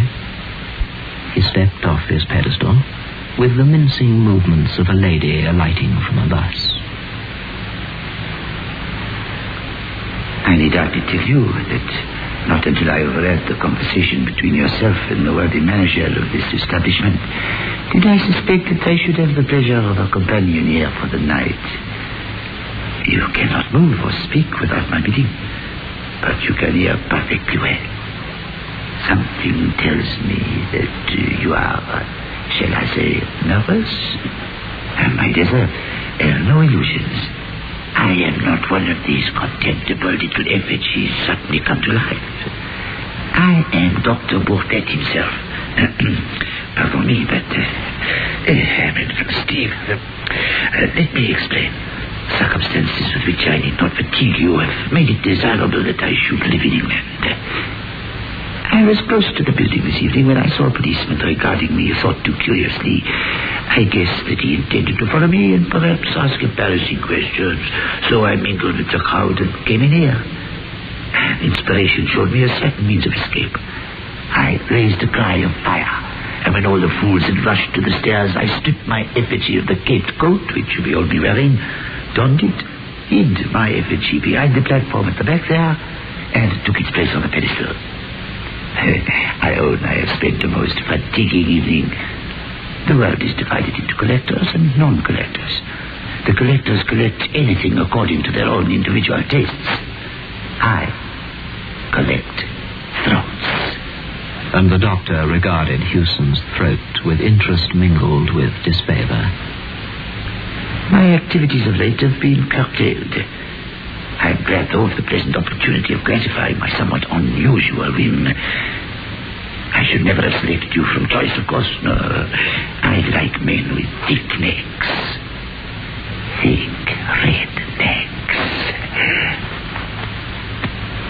This is a little French razor. The blade, you will observe, is very narrow. It does not cut very deep, but deep enough. In just one little moment, you shall see for yourself. I shall ask you the little civil question of all polite barbers. Does the razor suit you, sir? You will have the goodness to raise your chin a little. Thank you. And a little more. Just a little more. Thank you. Merci, monsieur. Merci. Merci.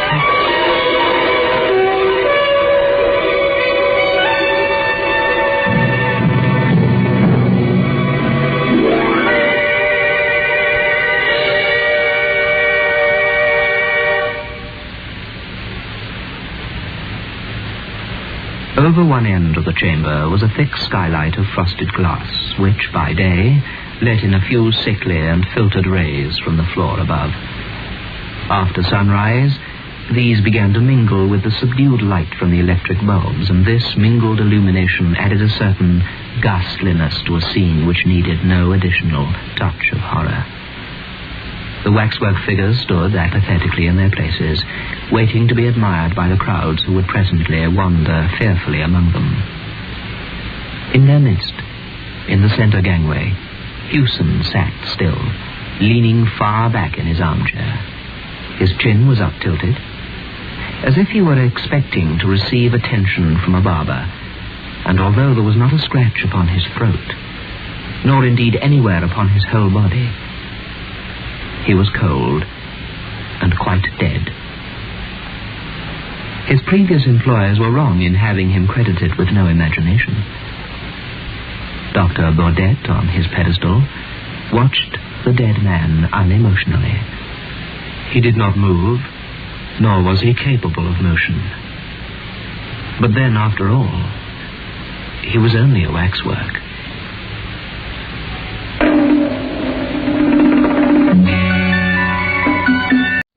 Arch obolers, lights out, everybody.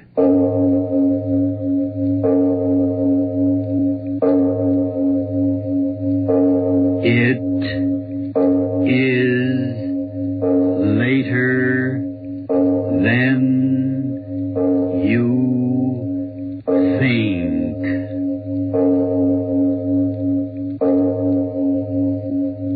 Arch Obler, bringing you another in our series of stories of the unusual. And once again, we caution you, these lights-out stories are definitely not for the timid soul. So we tell you calmly and very sincerely, if you frighten easily, turn off your radio now.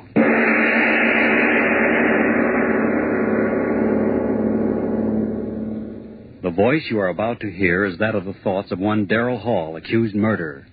He sits in a courtroom awaiting the return of a jury which is to decide whether he is to live or die. And as he waits, the thoughts in his mind seethe and swirl, seethe and guilty, not guilty, guilty, not guilty. Oh, why don't I stop thinking those words? Words those jurymen are saying. He's guilty. He's not guilty. He's guilty. Not guilty. No, guilty. No, I've got guilty. to stop thinking of what's going on in that room. The jurymen, I've got to stop thinking of them. I've got to keep my head clear. I've got to figure things out. When did all this start? Yes, I remember. That night Wayne and I were sitting in my room talking about dreams. I remember he said... Oh, come on, Darrell. Don't expect me to believe that one. I'm certainly telling you the truth. A fellow with your imagination wasting his time teaching biology to a bunch of co-ed nitwits? No, sir. You should be writing fiction. Well, I assure you, my dear Wayne, I've told you the truth. Here. Are you really serious? I am. You actually mean that in all your life you've never had a dream? Never. Not even when you were a child? To my knowledge, I've never had a dream in all my life. Well, how do you like that? I like it very well. I close my eyes, oblivion. And then I wake up. No nightmare hangovers, thank you. No, wait a minute, Darrell. Let me get this straight.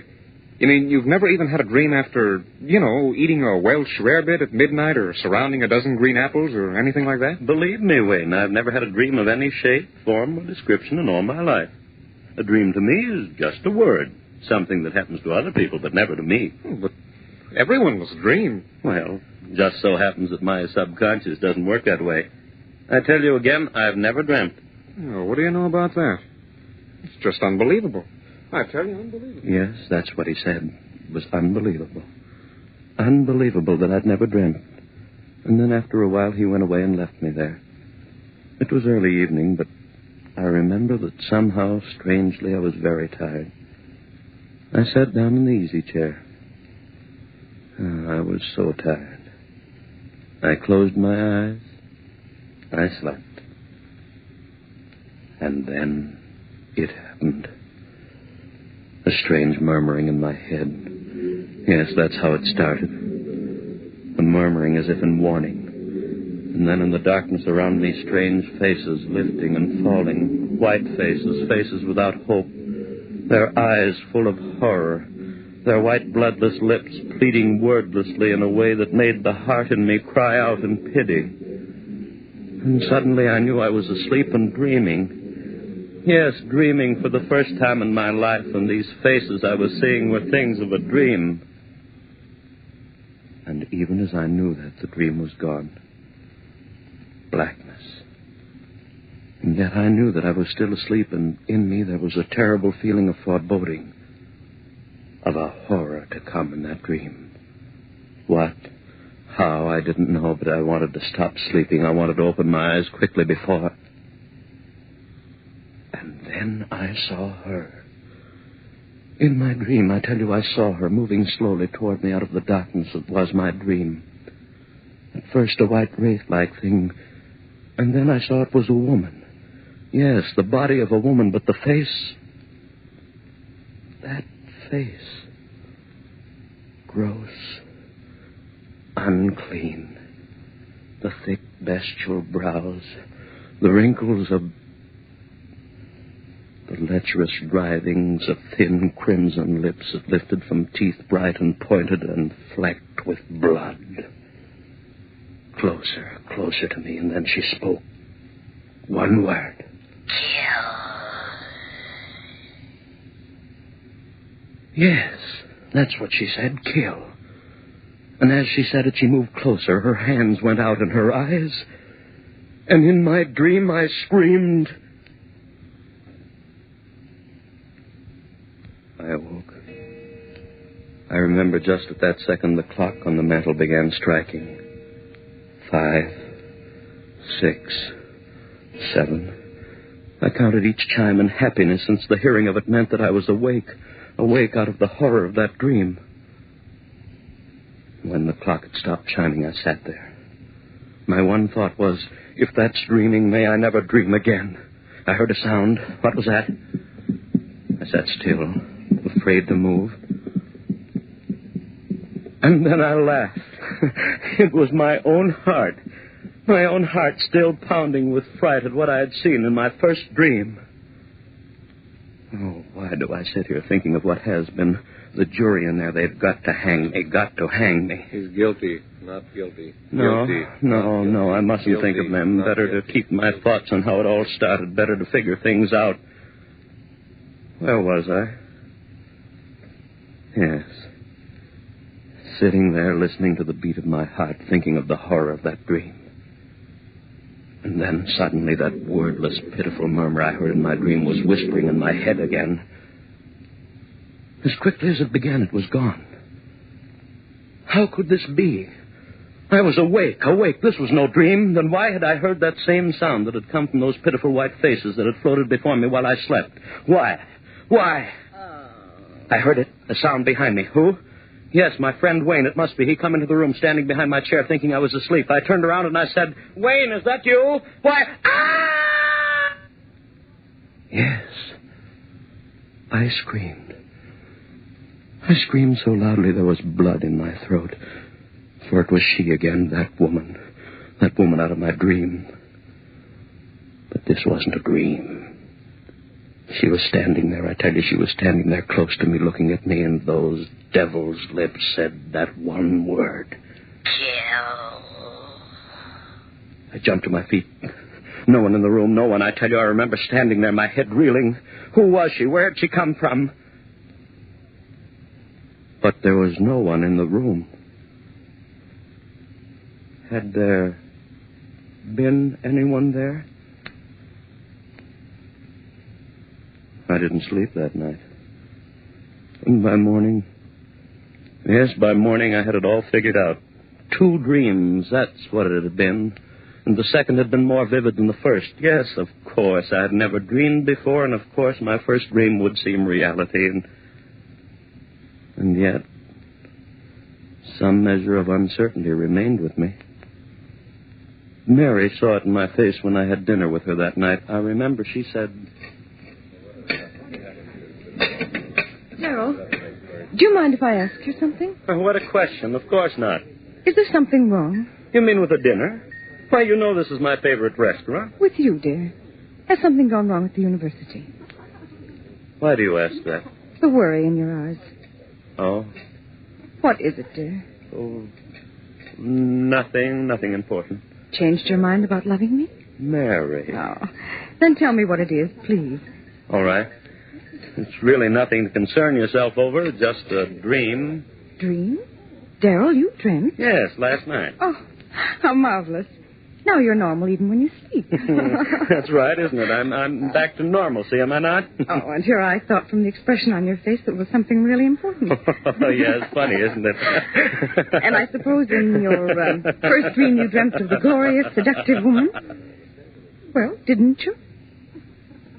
No, Mary. Oh, so you had a nightmare. If you don't mind, let's not talk about it anymore. Shall we have our dessert now? I suggest the hot green apple pie with cheese and... Darrell, was it as bad as all that? Horrible. Oh, that's cruel. Your very first dream, an unhappy one.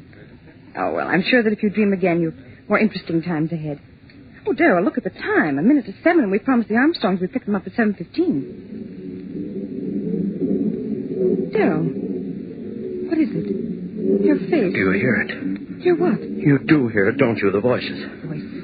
Darrell, what are you talking about? Why, the people in this restaurant are most well behaved. Gone. Just the way it was before. Oh, Darrell, please. If it's a joke, please tell it to me.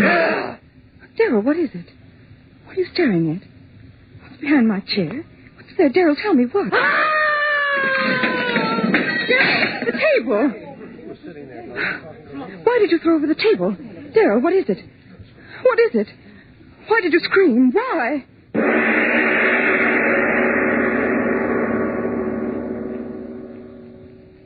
Yes, she wanted to know why I had done it. Screen thrown over the table. They all wanted to know. But how could I tell them? Tell them of her. Standing behind Mary's chair, that thing of degradation, and those lips saying, kill. I went home. Mary thought I was overworked. It's your nerves, darling. You've been working so hard. Go home and rest, darling. That's all you need. Rest. What good was rest? I had to reason things out. All my life I'd lived with reason, and now this horror. Hallucination. Yes, that was it. I had been working hard. They paid so little at the university and expected so much. And so I rested through the next day. It was quite dark when I awoke. The phone rang. It was Mary calling to find out how I felt.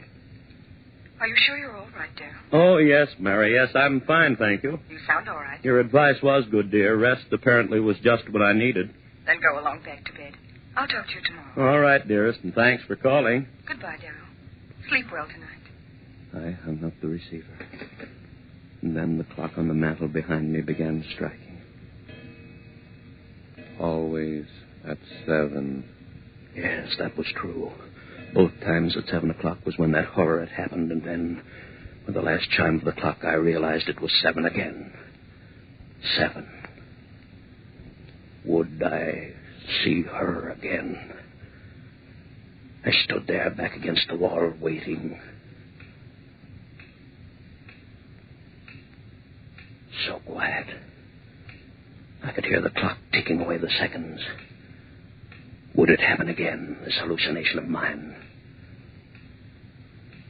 I waited. I heard no pitiful murmur of voices. Just quiet.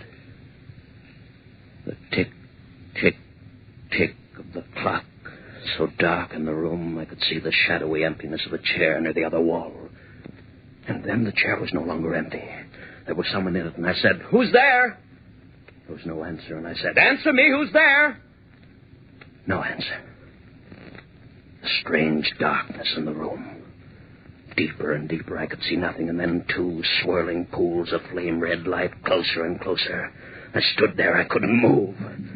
A rumbling began in my head. Fear, I tell you, fear tearing at my brain. Louder and louder, while those red circles of light came closer and closer. What was it? What was it? What? And then I knew. It was her eyes.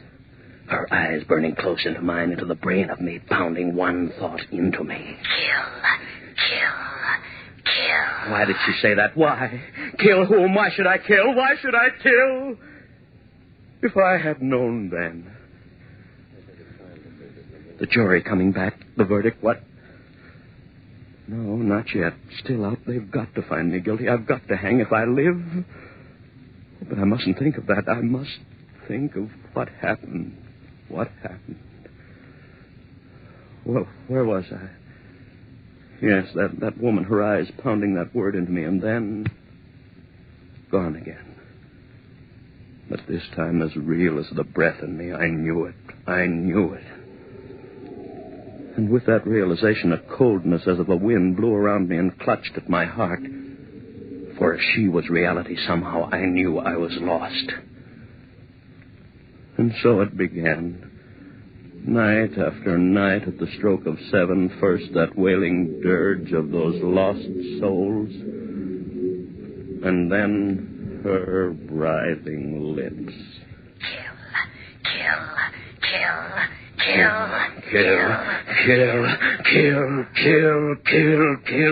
Those words began pounding in my head so that even when she wasn't there, I heard them.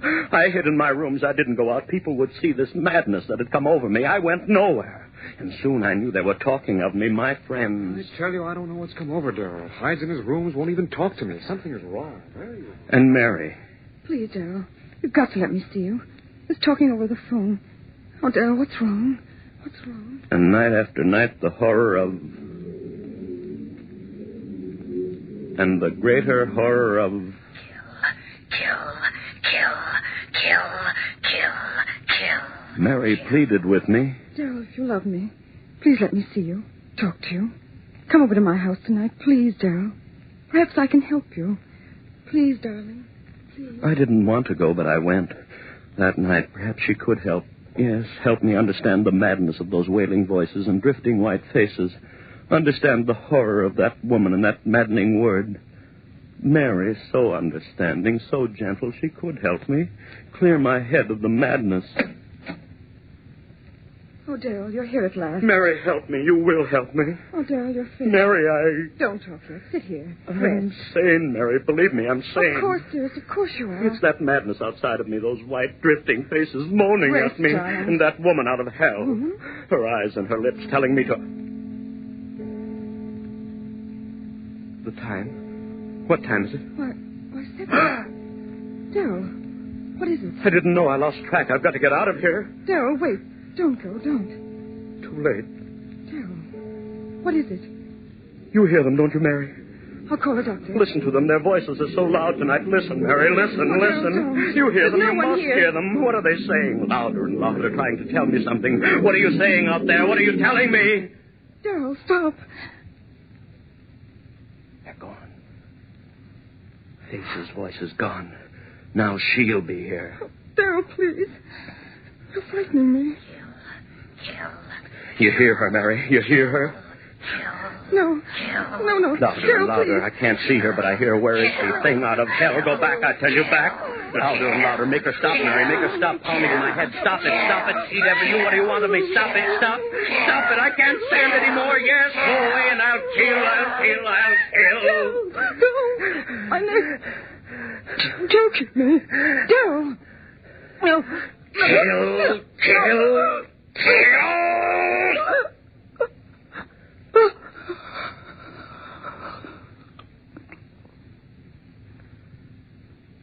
Mary.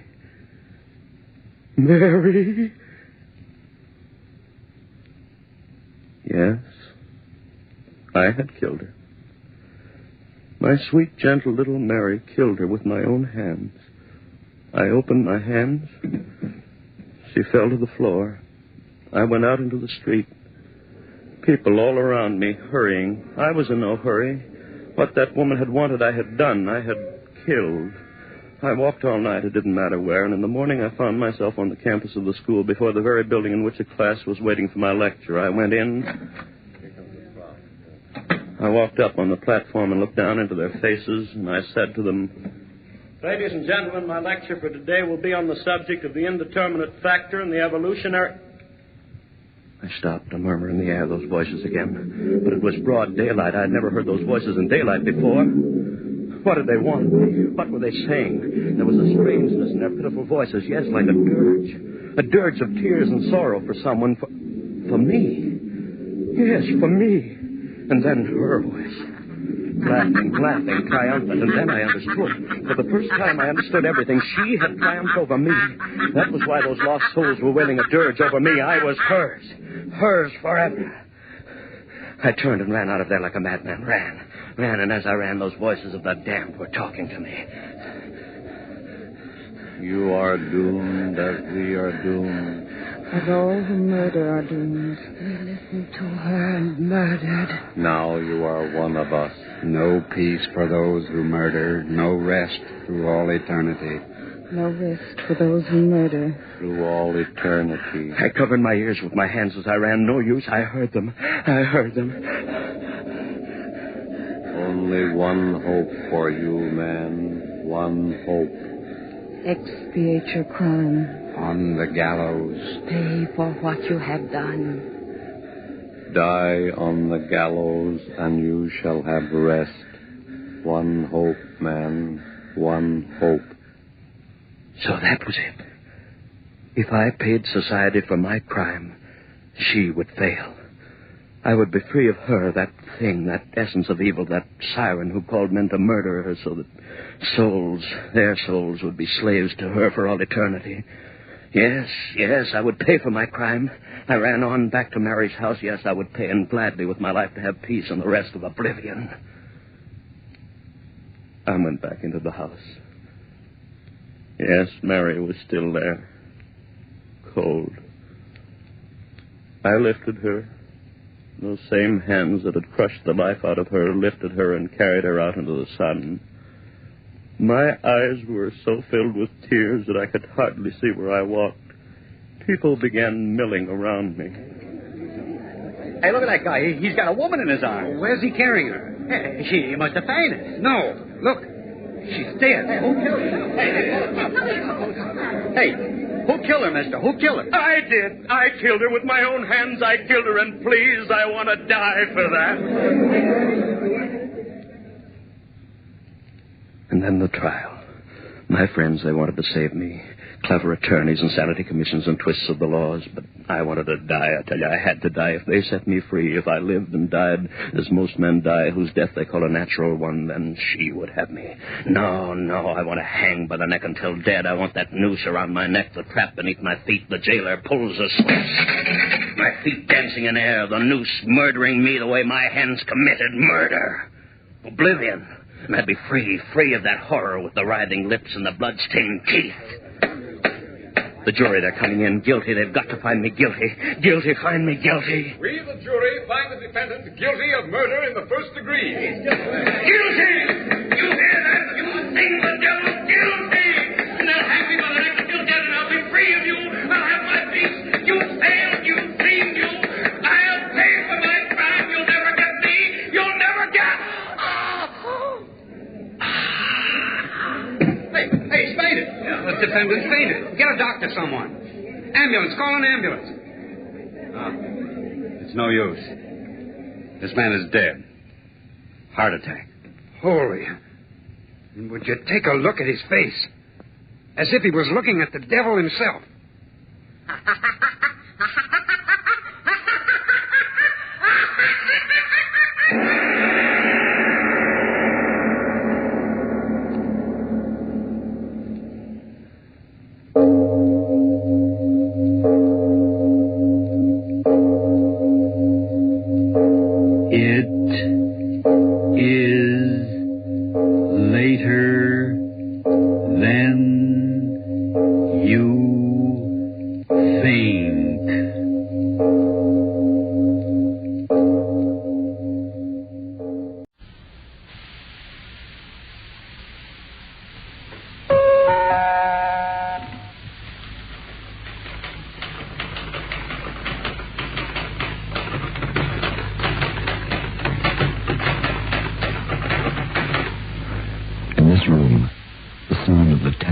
Typewriter keys is like knuckles on wood, and my perspiration falls down upon the keys that are being punched by my trembling fingers.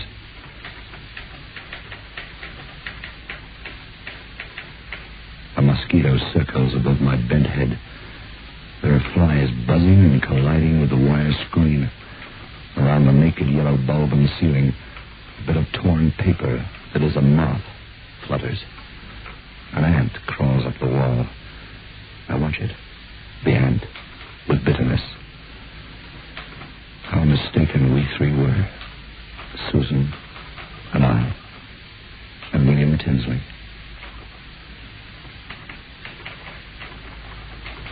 Whoever you are, wherever you are, if you hear this, do not ever again crush the ants upon the sidewalk.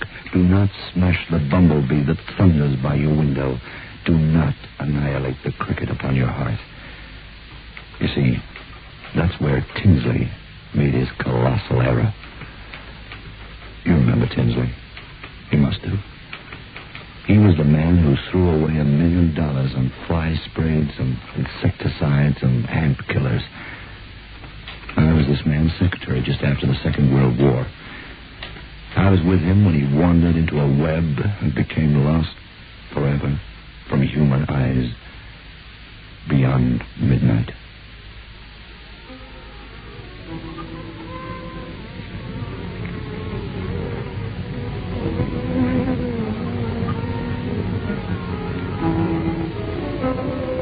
Biotex, the new soap and pre-wash powder, presents Beyond Midnight by Michael McCabe.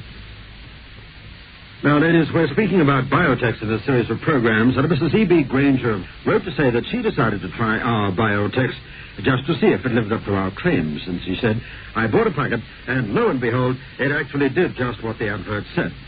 I'm so proud of the children's white shirts, the hankies, and the underwear that I want to say it will be biotechs for me every washing day from now on.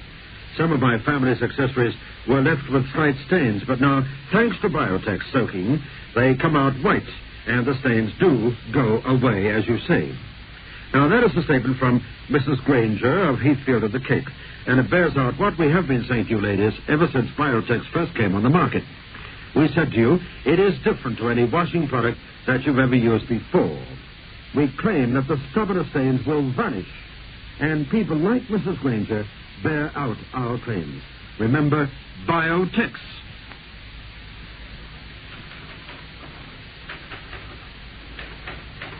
There was never a spot for a fly or a mosquito in Tinsley's office.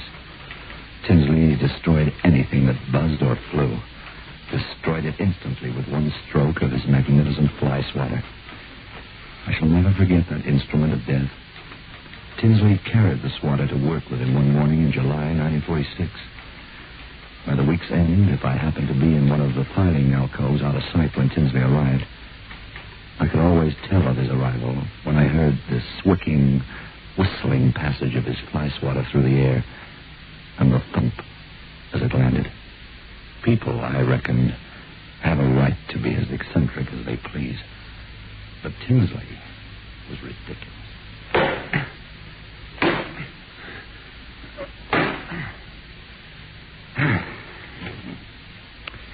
Oh, hello, Steve. All ready? Yeah, all ready. Before we start, would you mind cleaning away the corpses?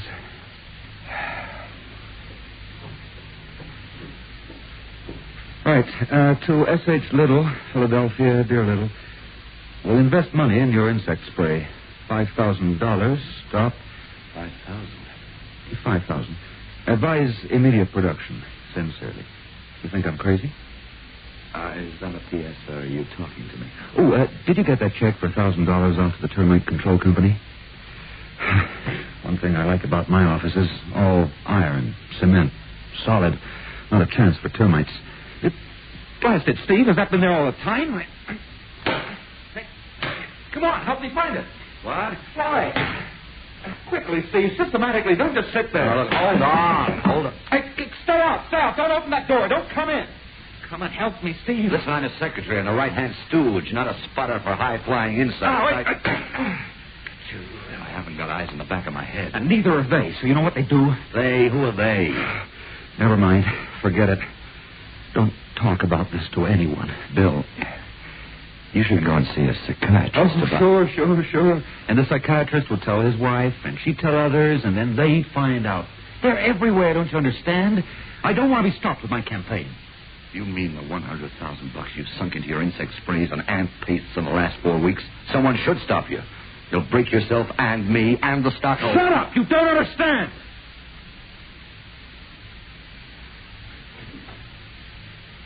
Doesn't understand. How can he understand? How can anybody understand?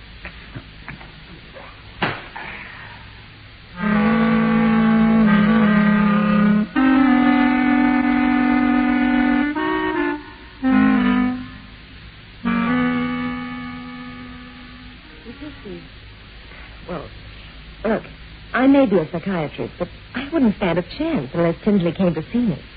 I couldn't help him unless he wanted help. I'll look him over for you if you insist, though, for old time's sake. But how do the fights last if the patient won't cooperate? You've got to help me, Susan. He'll be stark raving in another month. I think he has delusions of persecution. And besides, I need him. I need my job. It just won't do for the guy. The first date worked out well. We laughed, we danced. We dined at the Brown Derby. Tinsley didn't suspect for a moment that the slender, soft-voiced woman in his arms was a psychiatrist, picking his reactions apart as they waltzed. We drove home that night in a happy mood.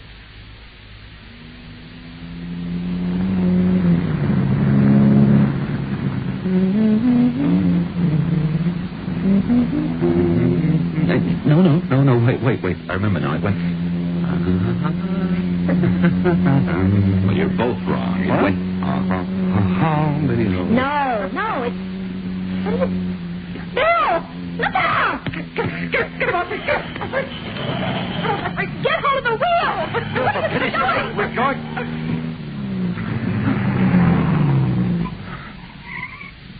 Moth. Did you see it? Got in my face. But I crushed it. There, do you see? Against the dash. 99% of all life in the world is insect life.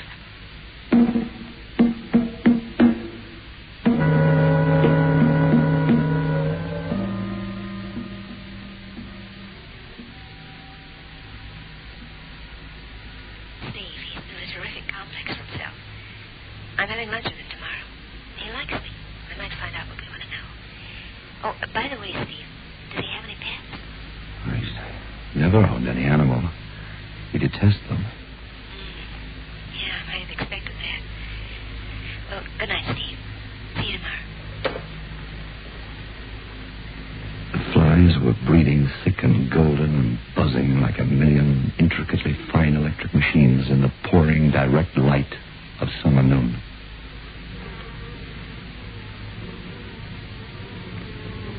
I went to see Lawyer Remington, who had been Tinsley's family representative for 30 years, even before Tinsley was born.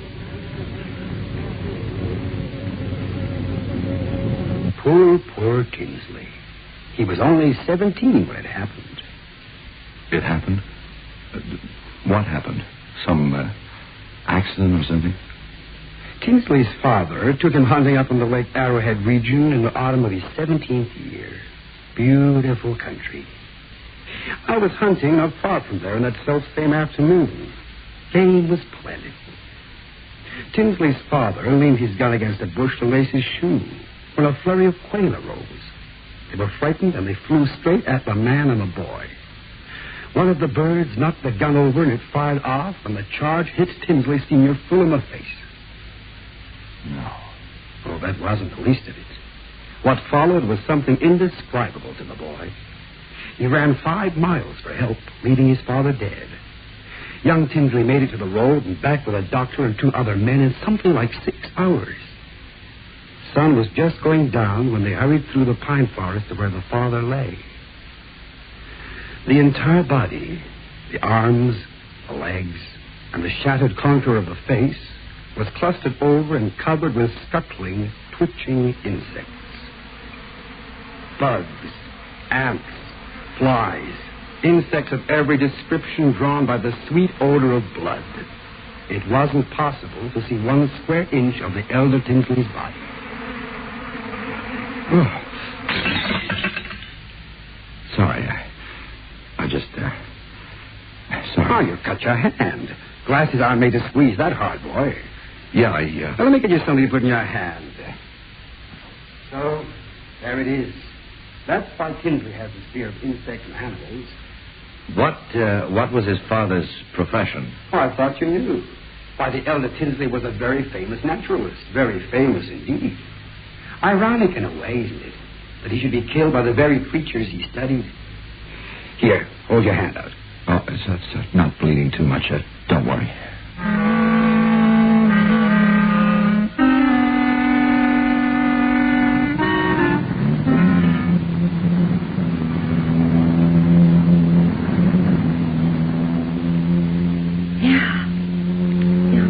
Pretty well puts the finger on Tinsley, all right. He's been brooding. Oh, look around. See how easy it'd be to believe that insects really are the horrors he makes them out to be. There's a monarch butterfly piecing us. Is it listening to our every word? Oh, it's gone now. Couldn't keep it up. Tinsley the elder was a naturalist. And what happened? He interfered, busybodied where he wasn't wanted. So they who control the animals and insects, killed him. Night and day for the last 10 years, that thought's been on Bill's mind. Well, I can't say I blame him. My father had been killed in like fashion. He refuses to talk when there's an insect in the room. Isn't that so, Steve? Yeah. He's afraid they'll discover what he knows about them. Well, you can see how silly that is yourself, can't you? Well, he couldn't possibly keep it a secret, granting that butterflies and ants and houseflies are evil. Because you and I have talked about it, and others, too. But he persists in this delusion that as long as he himself says no word in their presence... Well, he's still alive, isn't he? And if they are evil and fear his knowledge, wouldn't they have destroyed him long ago? Maybe they're playing with him. You know, Susan, it's strange. The elder Tinsley was on the verge of some great discovery when he was killed. It fits a pattern.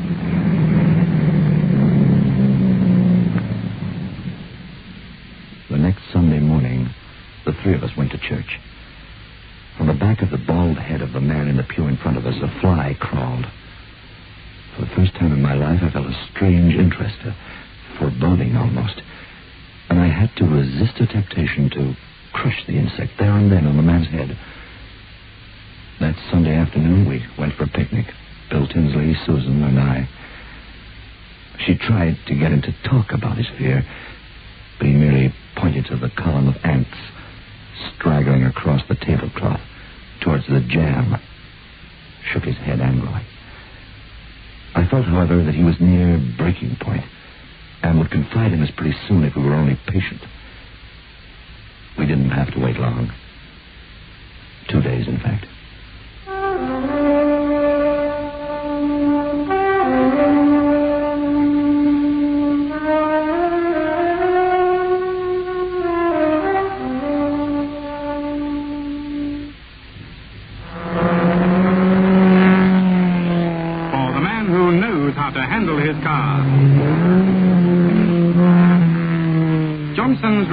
The new car wax with the detergent-proof formula won't wash off.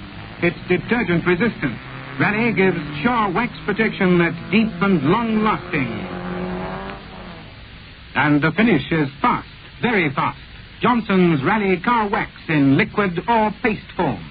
Soak, that's all you have to do. Soak, just for an hour or two. You'll find it's so as as you when you use new Biotex. With amazing new Biotex, the stubbornest stains will vanish. Yes, vanish clean away. Just by soaking your laundry overnight in cold water, or for an hour or two in warm water, or by pre-washing it quickly in your washing machine. Get amazing new Biotex today.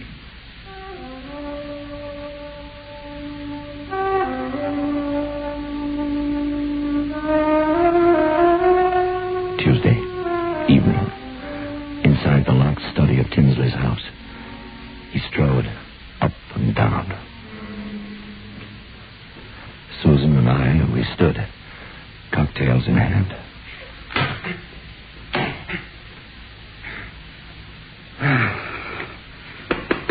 Metal. No maggots, ticks, wood beetles, termites.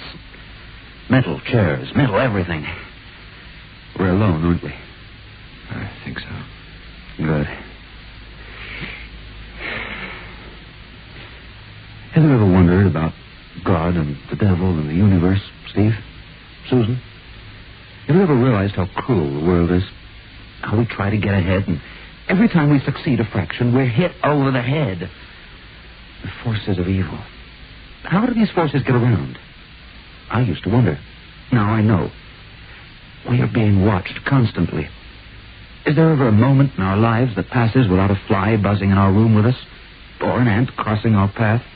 Or a mosquito skirting around a netting? Small, winged things we take no notice of. They follow us every day of our lives. They listen to our prayers, our hopes, our fears.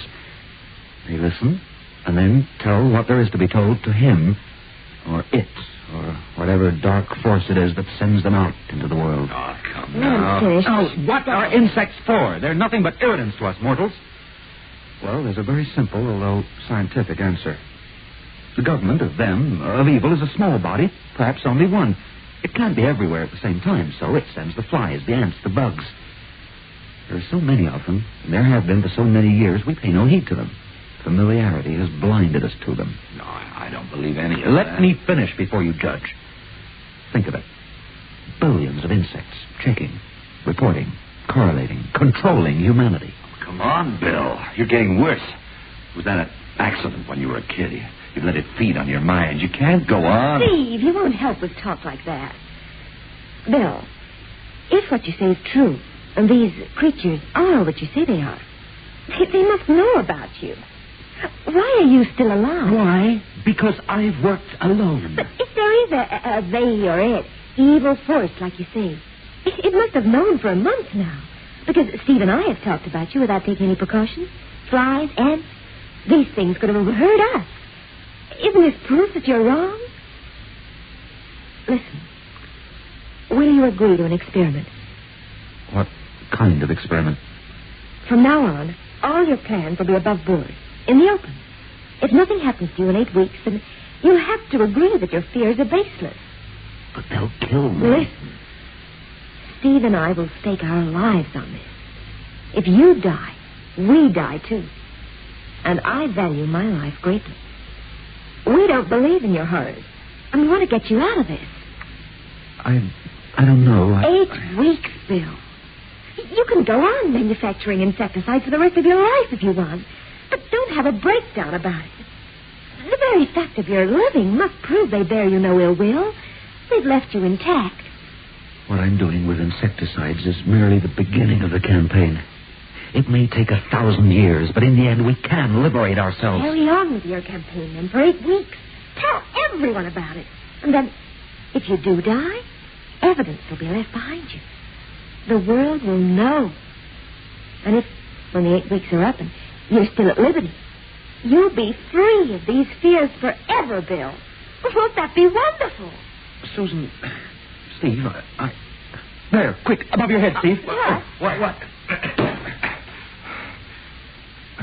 I got the darn thing. I got it. I don't know why. You'd stake your lives on this? With me? All right, then. 8 weeks.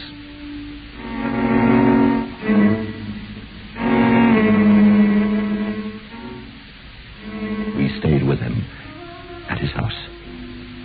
That night, I couldn't sleep because of the crickets outside. I wandered down into the kitchen. There, I found Susan. We agreed that we were hungry and robbed the icebox of a leg of chicken and a carcass.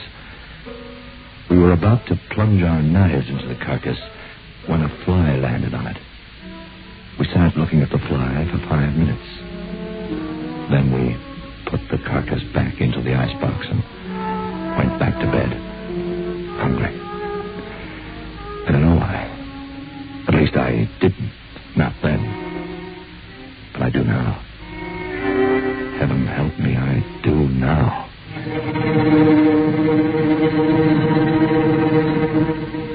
I still couldn't sleep. And then something happened that put sleep out of my mind forever. I don't mind hearing a woman scream occasionally, but a man's scream is so strange and is heard so rarely that when it comes, it turns your blood into an Arctic torrent.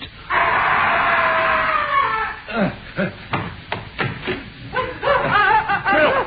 What's wrong? What is it? What? Steve, don't touch me or it'll happen to you.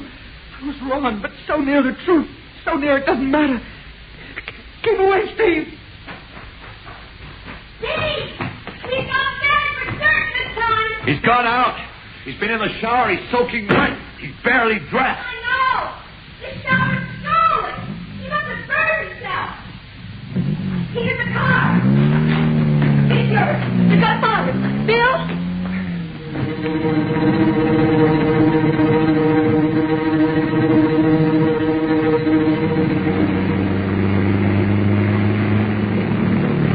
Oh, Bill, you idiot, you fool. Slow down and wait for us, you nut. He went east. I'm certain of it. Why was he under a scalding shower, burning himself? Why? There he is. There's his lights, 500 yards ahead, that's all.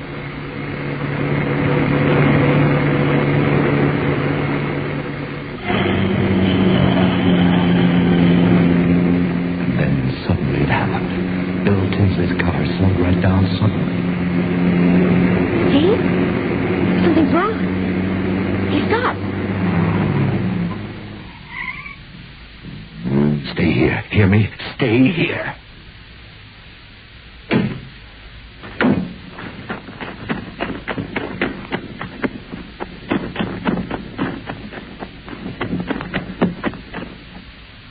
Bill? Bill? Bill? He didn't answer me. He couldn't. He slumped in his seat, his head back. Didn't do any good to kill flies, did it, Bill? No good to kill moths, termites, mosquitoes. The evil ones are too clever for that. Kill every insect in the world. Destroy the dogs, the cats, the chipmunks, all the animals in the world. And it could be done, eventually. And then what have you got left? Bacteria. Microbes. That's why you took that scalding shower, isn't it, Bill? But you can't kill bacteria fast enough. They multiply and multiply. Stay where you are. Is that you lying there, Bill? Your body changed by leprosy and gangrene, bubonic and malaria, tuberculosis all at once. Merciful heavens. The color and the smell of you. The rotting, fetid combination of disease you are. Microbes, messengers, millions of them, billions of them. Flies? Maybe flies are good. Insects are good. Invented by a merciful God to watch over his peoples, not to do them harm, though. But the evil ones, they were clever too. They invented bacteria. Go home. Now. I've got a job to do. Oh, Bill. You look so different.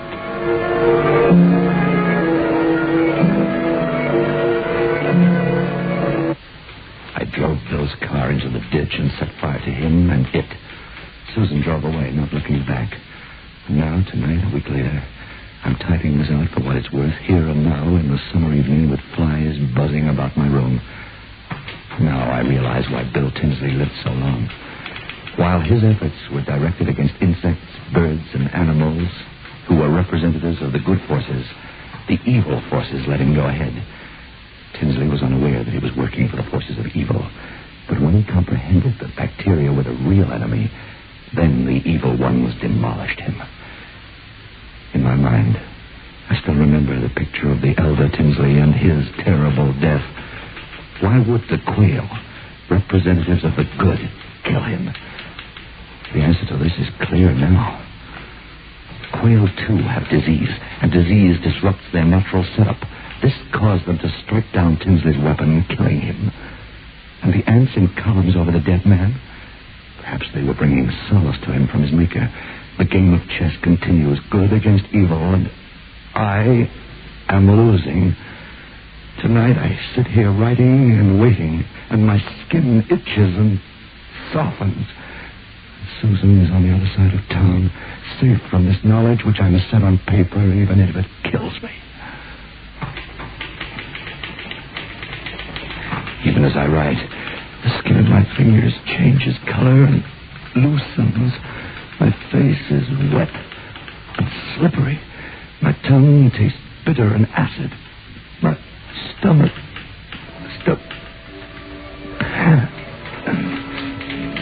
There's a ringing in my ears. They're killing me. I'm dying as I write this.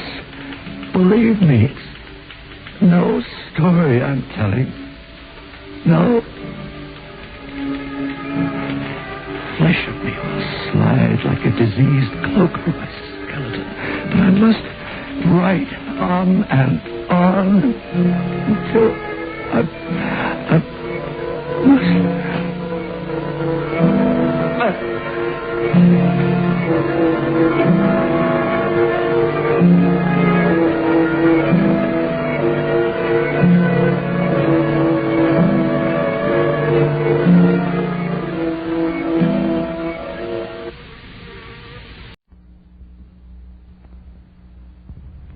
Ironized Yeast presents Lights Out. everybody.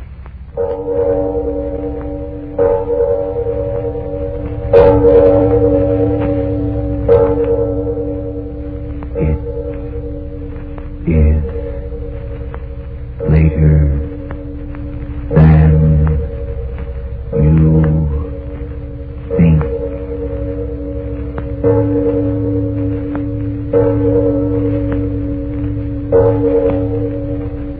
Lights Out brings you stories of the supernatural and the supernormal, dramatizing the fantasies and the mysteries of the unknown.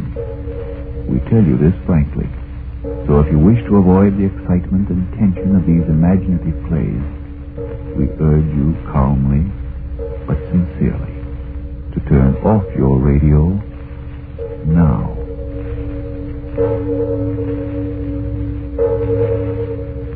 This is Arch Oboler. Someone asked me what's the most frightening thing in the world. My answer was the familiar. A common everyday thing which suddenly is no longer commonplace. A shutter banging on a windy night when you're all alone. Or your house cat suddenly walking up to you and looking at you with eyes full of nameless cruelty. Yes, the most frightening thing in the world is the familiar suddenly unfamiliar. And that's what our story tonight is about.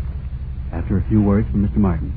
I want you folks to know why Iron Eyes yeast has been so amazingly helpful to people who, simply from lack of enough vitamin B1 and iron, had been weak, underweight, and jittery.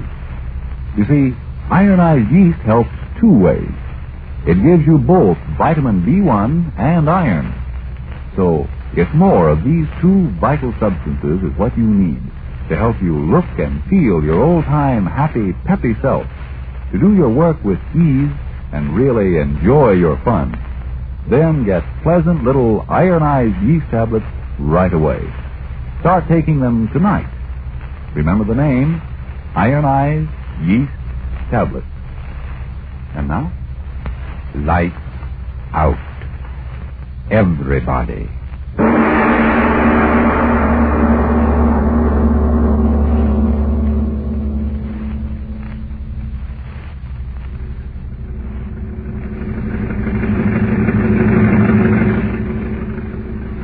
What's the matter with you, Stu? Can't you go any faster? Well, I got my foot all the way down, boss.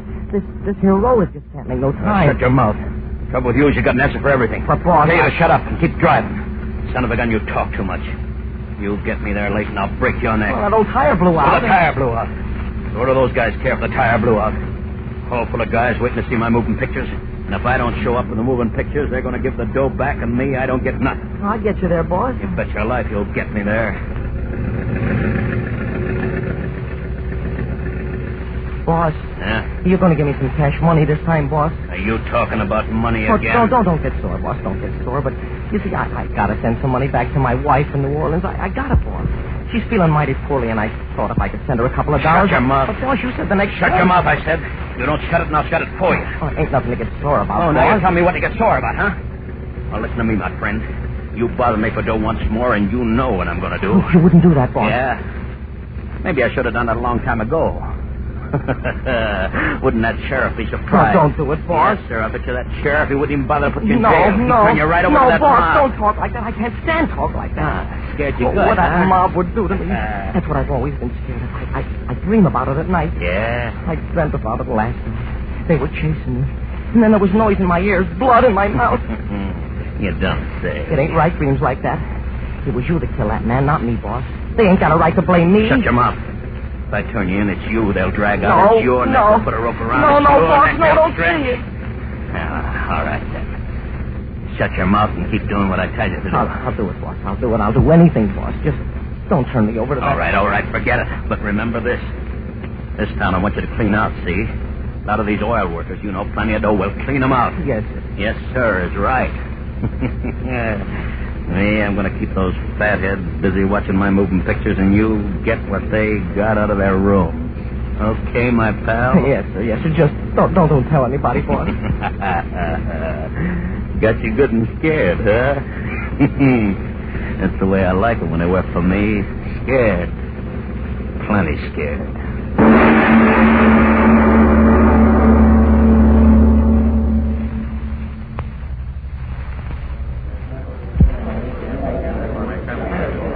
Well, going to take much longer to get those moving pictures started, Mr. Gibson? Just a minute. The boys sure getting impatient out there. All right. I got to get the film ready, don't I? Yeah. Hope you ain't going to disappoint the boys, Mr. Gibson. Huh? What do you mean? Well, the boys around here ain't had a real show for a long time. And they sure be mighty mad if your movies didn't kind of add up to what they want. Don't you worry. They're going to get their dough worth. Well, how about it, Slew? Yes, sir. You must make quite a bit of money, don't you, Mr. Gibson? Driving this outfit around from tank town to tank town, giving your little... No good. Me, I'm a poor man. I don't make hardly enough to pay Slew here. Do I, Slew? No, sir. Well, you're certainly making enough tonight. And if the picture's real good, maybe the boys will chip in and... Oh, there they go again. Hey, what's the matter with those guys out there? All right. Tell them to turn out the lights. I'm ready now. Oh, that's fine. All right, boys. Our little show's ready to begin. Turn out the lights, Sure. All right, Slew, turn on the machine. Yes, sir.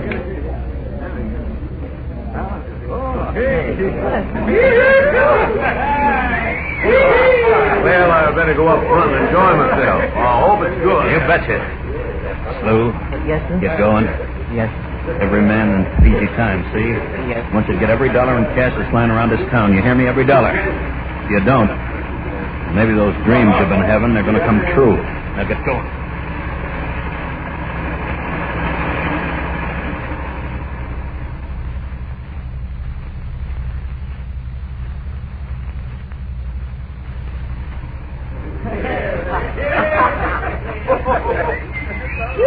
Well, Mr. Gibson, I must say your little show was quite up to expectations. Yes, sir, quite up to expectations. Okay. And everybody's getting what he wants. Why don't you go back and see the rest of the picture, huh? Well, as a committee of one, the boys asked me to sort of find out whether after this picture's over, you got something else you can show. We sort of hate to go home yet. Sure, okay. I'm a good guy. What's this one about? Something good? You bet. One of these here boogie pictures. Huh? Well, you know, one of those monster pictures. Pretty girls, one of these big movie monsters. You know what I mean. Hey, that sounds pretty good. Boys will like that. Sure. Me, I'm a great guy. Like to give the boys what they want. Yes, sir. The longer the boys stay here tonight, the better I like it. Yes, sir.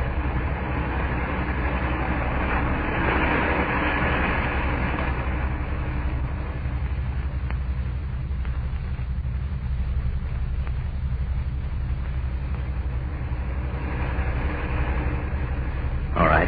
Come on in, Slew. Come on in. Well, what'd you get? Come on, let's have it. Boss, Talk up. What's the matter with you? I got the last reel on. Talk fast. What did you get? I didn't get nothing. Say that again. I tried, boss. I tried. I swear I did. What are you trying to give me? I couldn't get nothing. Okay, a smart guy. What are you trying to do? Make jokes? Come on, empty out your But, pockets. boss, Are you going to empty out your boss, pockets? I tell you, I ain't got nothing. See, nothing at all. All right, start talking. I just couldn't get in anywhere. Yeah? Every guy in town's here watching those pictures. You couldn't get in no place, huh? So what's the angle, smart guy? What are you trying to put over on me? Boss, I'm telling you, I couldn't get in no place because he was following me. Hey, what are you talking about? The sheriff. Sheriff? Yes, sir, after me all the way. Don't give me that. The sheriff is sitting right out there. No, sir, he kept watching me, following me. He came up to me and said for me to get the heck off the street, so that's what I did. Son of a gun, I'd give him a free ticket. Oh, you ain't blaming me, are you, boss? Okay. So that wise guy, he ain't so smart. We stick around overnight. We do another show tomorrow. Yeah. And tomorrow I'm going to see to it personally that the sheriff, he's going to be right down in front there watching that picture. As long as you don't blame me, boss. Me? No, I don't blame you. Come here, my friend. Well, what do you want, boss? Come here. Look through the hole in the wall and watch the moving pictures. What picture are you showing, boss? Why, the one you like so much. The one all about the monster. Oh, no, sir, I can't watch that. Get over there. Boss, Go on. Boss, you're hurting my neck. And look, enjoy yourself. Oh, I'm scared to watch that picture. You know that. Sure. That's just why you're going to watch it. Oh, no. Your friend, the monster. Look at him. He's crawling around all over that screen. Sure scares you, don't he? Oh, I can't look. Open your eyes or I'll break your neck. It's hurting me. Okay, you keep your eyes open. That monster, he always scares you, don't he? Oh. Just a moving picture and you scared like that. Okay, the end of the picture. Now I'll let you go, my friend. All right, shut the machine off. Go ahead. You ain't scared to do that, are you? No.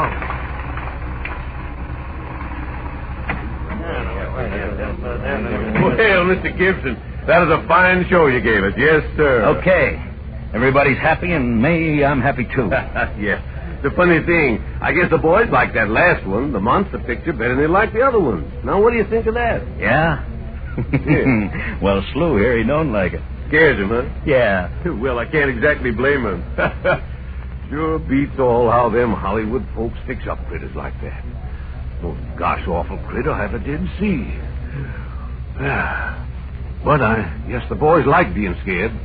They told me to tell you if you want to give another show tomorrow, they're all for it. Yeah? Yep. Sure, I'll stay overnight. Oh, that's fine. Fine. Now, if you'd like me to find a place for you, I got a couple of rooms. Oh, no, that's all right. Me, I can bunk right here. Louis can sleep in the truck. Well, all right. I'll see you in the morning. Yeah. You want me to do something, boss? What do you think? Go on, disconnect the projector. I'm going to take a look out in the hall, make sure everybody's gone. Yes. So, want me to stick around, huh? Yeah? Everybody went home all right? Hey, Slew! Yes, sir, boss? Come on out here and help me take the screen down. Yes, sir. No, wait. Shut that projector off first. What'd you say, boss? I said shut the projector off. What's the idea of starting to run that film again? What'd you say, boss? I said stop running that film. Film? Yeah, film. Stop it. I'll come in there and break your neck. Shut it off. You hear me? Shut it off. Boss, I ain't running that machine. What? The machine ain't running, boss. Ain't running? No, sir. Okay, I'll fix you. Smart guy, huh? I'll fix you. I'll show you to make jokes with me, you Boss, little runt. what's the matter? I ain't done nothing. Tell me you ain't running that projector. I'll break But your neck. look for yourself. It ain't running. Ain't running? What's the matter, boss? It is running. It's got to be running. But it ain't, boss. You can see it ain't. Boss, what's the matter with you? What's the matter? Look out there. Where? Out there on the screen. Oh. You see it, too? That's the monster from the picture. But the machine ain't running. No. Not even filming. Boss, what's throwing that picture on the screen? Look. It's moving. It ain't on the screen, but it's coming off. It's coming down the aisle.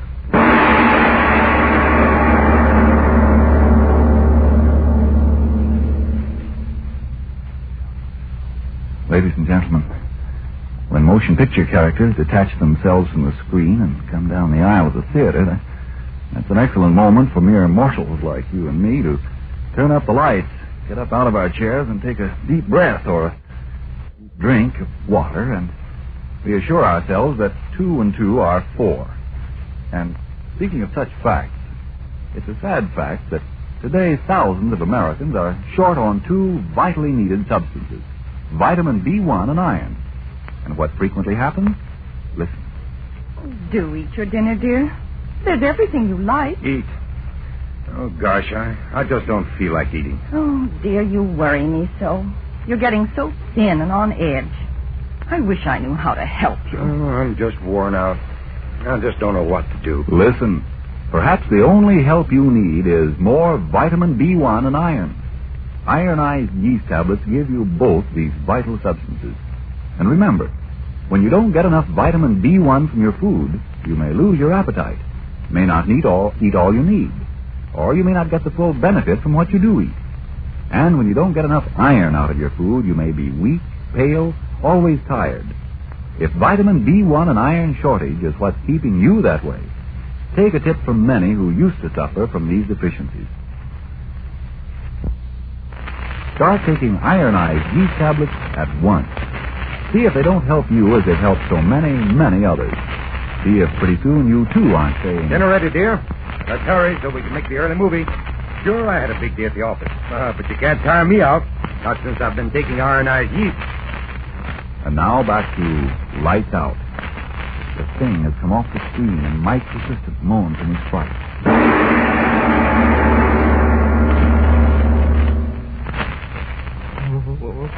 Stop it. Stop it. I tell you, it'll hear you. It'll come back here.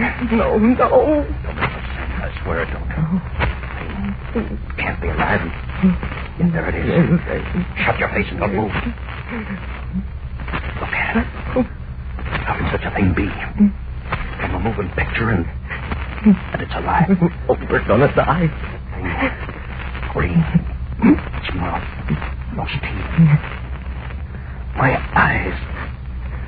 It don't seem right. Something that was on the film being alive. Maybe I'm going nuts. Look.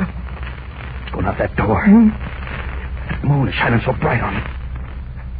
That thing. It's gone. Come on, we gotta get out of here quick. Help me pack up the things. I can't.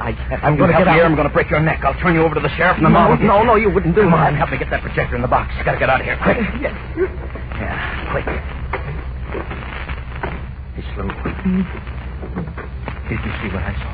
He ain't going to come back. He's a boss. He ain't going to come back. How should I know? Don't know nothing, I tell you. Things don't make no sense no more. Come off the screen like it was alive. Crawled out of that door like it was alive, and it ain't nothing but a moving picture. No. Nothing don't make no sense no more. That can of film, drop it. Oh, what? You don't think I want that anymore, do you? That monster film? No. All right. Stop it. Gotta get those things from the truck. Oh, I've never been so scared. Scared. Who cares what you are? Gotta get the stuff out of here. I'm too scared to go out there. Way the truck. We'll get so far away that they'll never... Everybody! Come on! Quick! What's the matter? Come on, men! Quick! You're slow. Gotta get out of here. They must have seen that monster.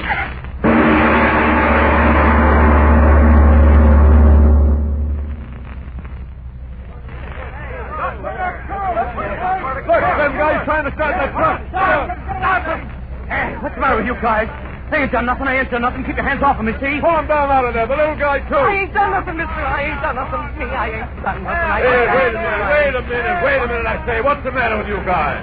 Mr. Gibson here, he's the guy who gave us the moving picture tonight. Sure, I ain't done nothing. What's the matter with you guys? I ain't done nothing. I swear I ain't done nothing. Shut up, both of you. Listen, Garvin.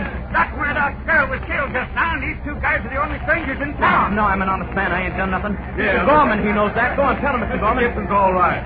Gave us a good show tonight the way he promised, didn't he? Yeah, but that won't bring Doc Murdoch's show back. No, me, I ain't done nothing. Honestly, I ain't done nothing. Wait a minute. Take it easy, boys. I'll handle this. Sheriff, listen. The boys are going nuts. They think that Mr. Gibson Sheriff, here... I tell you, ain't done nothing. I'm an honest, hard-working All man. right, hold it. You may not have done anything, but how about that assistant of yours? No, Sir Boss, I ain't done nothing. I swear I ain't. I swear to you. Shut up! Weren't you sneaking around the street while the show was going on? You don't have to say nothing. I saw you. I saw you myself. Now, take it easy, boys. Give him a chance here. Boss, you tell him where I was. You know I wasn't killing anybody. You tell him where I was. Well, Mr. Gibson, where was he? Don't ask me. I don't know where he was or what he was doing. Boss, tell him. Tell him about that thing. I didn't do it, boss. Tell him. I'll tell him nothing. I don't know nothing, Steve. Nothing. Boss. Maybe you did do it. How do I know? No, boss, you know I didn't. You know that thing came off the screen. Grab him, boy! Don't let him get away. No, let me go. Won't get me. Don't let him get away. Now he's heading for the swamp. After him. Turn them off. Okay. Thank you very much. You ran away, they ran after you and me. I got a whole town to clean out all by myself. I don't know what this is all about. That monster coming off the screen and all that stuff, but maybe it's all a lucky break from Mike Gibson. Yeah.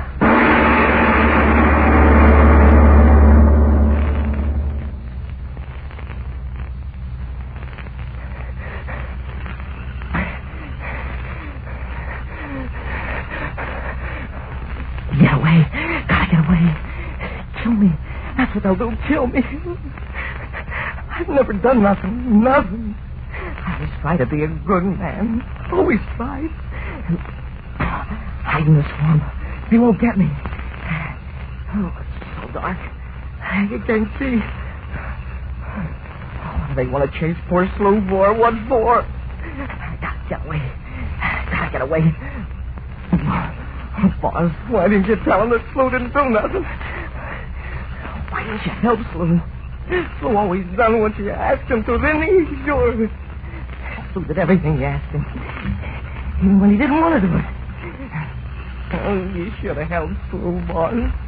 You should have helped him. Gotta get away.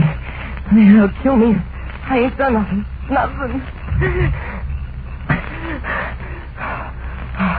I'm tired.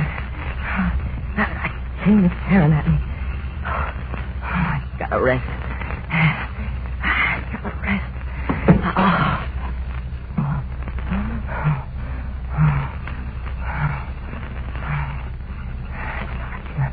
They'll never find me. Never find me here. It's dark. I'm scared. Boss, why didn't you tell him what was right about Blue? Why didn't you tell him? I didn't do it. Yeah, it was that thing. That thing out of the moving pictures. You know that.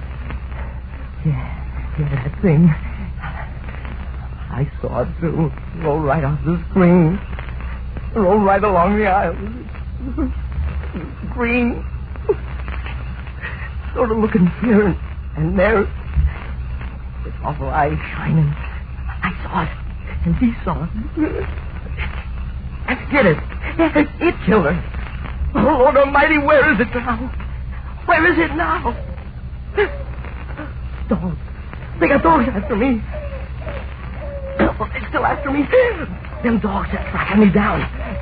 I didn't do it. What are they chasing me for? What are they chasing me for? Walk in the water. The dogs won't find me then. They won't find me then. Mud, water. Oh, they can't find me now. The dogs can't get me now. Can't get me. They won't get me. No, not me. I ain't never hurt nobody. If I stole it was because he made me do it. The boss, yeah, he made me do it. I had to do what he said. Oh, I've never been strong. You can't kill a man for not being strong. Dreamed about it. Oh, but I won't die like that. No, not me. I want to live. I got a right to live. Oh, dog, closer. I gotta get away, got to. Water deeper. I can't swim. Help me. Oh, I can't swim. Oh, listen to me. Listen, no. The monster got it. Ask the boss. The boss will tell you. I can't swim. Water's carrying me. Oh, I can't swim.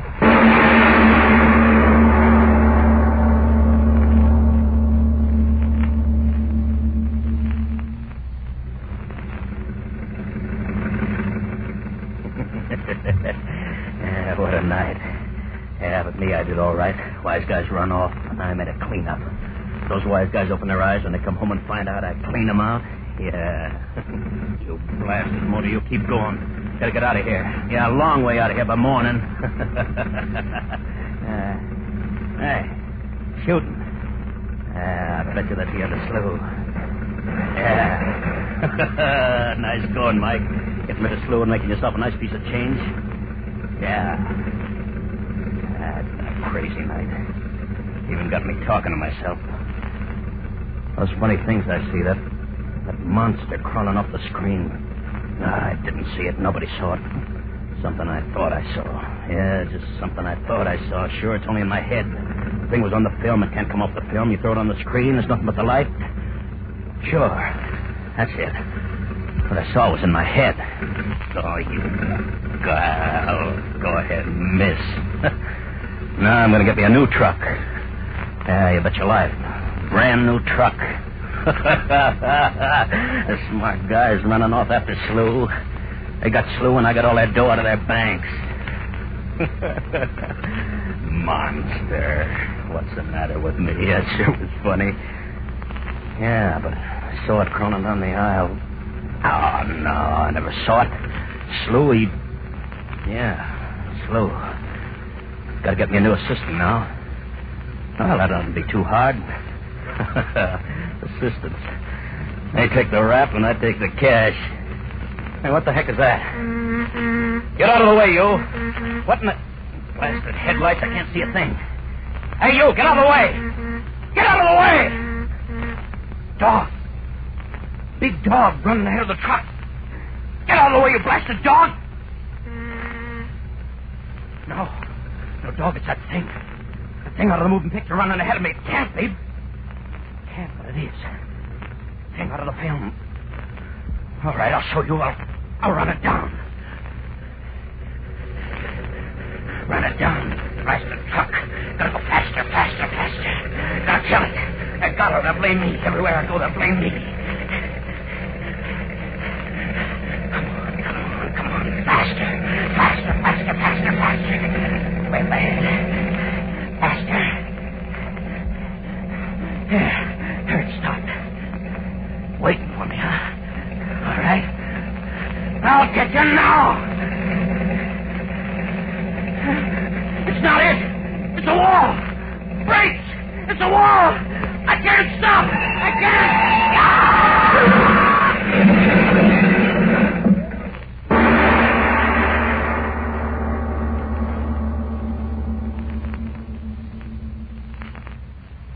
And now, what about next week and imagination? Well, back in the days of Prohibition, Frank, I knew a gangster. Yes, one of those legendary beer runners. And over these years, I've been literally boiling the memory of this gangster in my imagination. The result, next week we have a story about Al, the professor, Duke, and the girl. And there isn't a machine gun in the lot, and the district attorney doesn't pound his desk. And yes, I promise you a rather amazing half hour next week. Yes, tune in next Tuesday again for Arch Obler's eerie story, The Archer. And if you need more vitamin B1 and iron, be sure to try ironized yeast, the one and only ironized yeast, with the big letters IY on the package and on each tablet. It isn't only the ghoul, the vampire, the undead dead, the scream in the night, or similar shafts of fear selected from the quiver of horror that spellbind the listener and fascinate the casual turner on of a radio switch. In this tale, there is nothing outwardly ghostly. It is a story of unease, and we challenge you to make your radio set silent without listening all the way to Short Circuit.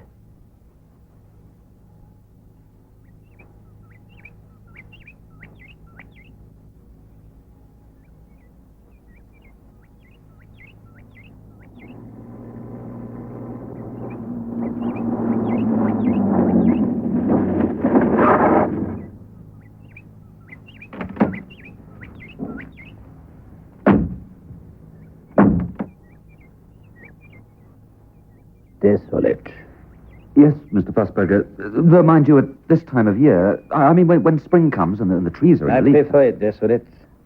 Why do you imagine I bought 100 acres of ground on which to build a house? Yes, of course, Mr. Fassberger. I want desolation, privacy, and security. I can afford to get what I want. Well, let's take a look at the house.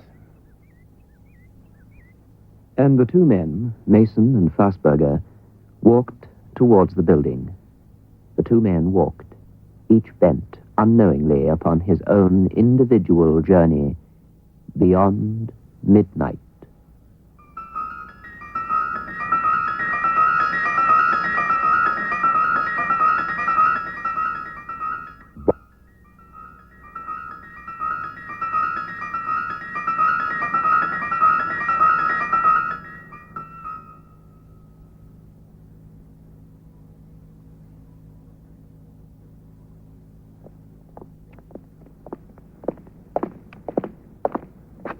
The main structure was completed about 3 weeks ago.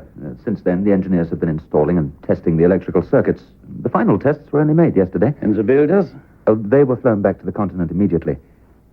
The danger of information leaking out is, well, remote. Shall we go in, Mr. Fassberger? Now, to all intents and purposes, this lock is an ordinary lock with an ordinary key, Mr. Fassberger. Nobody would suspect that the tumblers are actuated by coded magnets in the key and that they, in turn, operate 6 electronic locks, which are built into the door and quite inaccessible. Laminated steel, you see, like the walls and floors. It'd stop an armor-piercing shell. Good.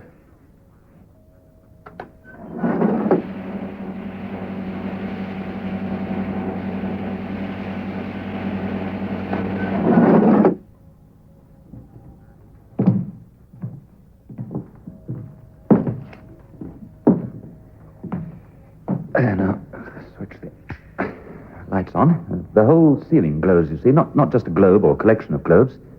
exact to your specification. Naturally, it'll look better with furniture, and in about 9 months' time, when the decorations are completed... Yes. The windows are deceptive, aren't they? You'd never imagine there'd be space for steel shutters to glide across. And you see here, the glass is polarized. You can see out, but nobody can see in. And all the windows are the same? Exactly. The whole house was built as a precision engineering job. The moment someone tries to tamper with the windows or the outside doors, the whole of the engineering electronic gadgetry comes into play. The house is completely sealed off from the rest of the world. A steel fortress. Fassberger's fortress. Impenetrable. Impregnable. The main electricity supply for the whole house comes in here. That black box carries the power supply's fuses. But naturally, it's sealed, and only the company's electricians can open it. But every other room in the house is individually fused, so nothing can go wrong, you see? But now there is an emergency diesel generator in an outhouse at the back. So in the event of a power failure, you can generate your own electricity. We've thought of everything. I hope so. The place is costing me nearly $250,000. I want perfection. Oh, you're getting it. Now, if you'd care to go into the next room and watch the window, I'll just show you how rapidly and efficiently the steel shutters slide across. Then afterwards, I'll go outside and pretend to be a burglar. Very well.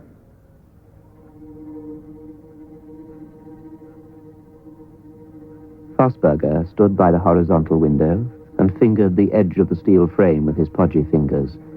The big diamond ring in its fleshy platinum setting glittered richly in the subdued daylight. Ready?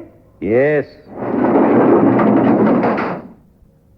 It happened so suddenly that his eyes were completely deceived. 1 minute, there was a window looking out on bare, bleak countryside. Next instant, the window had gone, and in its place was a sheet of blue-gray steel.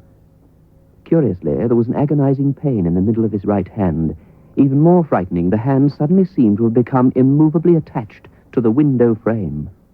Mason! Mason! Coming, Mr. Fassberger. Frame seems to have happened. I think it's one of the fuses has blown up. Open the shutter, man. Can't you see my hands caught in the thing? It's caught my ring.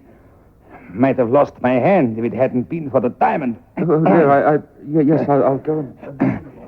This diamond's harder than steel. Blasted shutter might have chopped my hand off. I can't open the shutter until I get the new fuse, Mr. Fassberger. It's the fuse. Oh.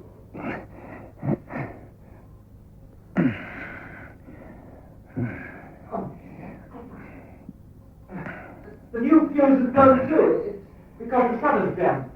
The drive motor's taking too much current. No. It's a virtual short circuit on the power line. Well, do something about it. Don't just stand there talking blasted technical rubbish. Can't you take your finger out? If I could take it out, why do you think... Oh. It's just unfortunate that shutter is edged with a special alloy that'll cut through anything.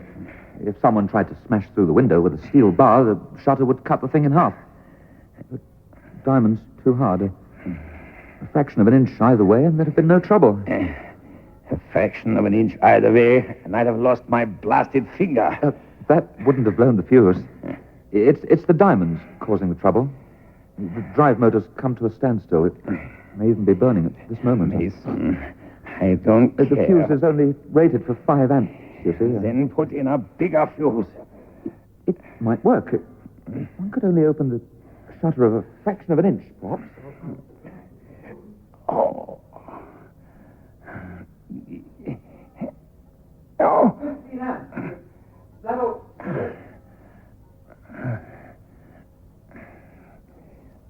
No good. That's blown too. Or try 30 amps or more. Oh. Stand by. I put a dead short across the fuse. This ought to produce results.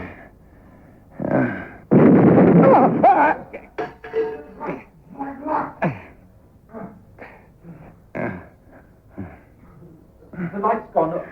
All the lights gone. I am, Mr. Mason, supremely aware that there is no light. The company's fuses are blown. This really is a short circuit.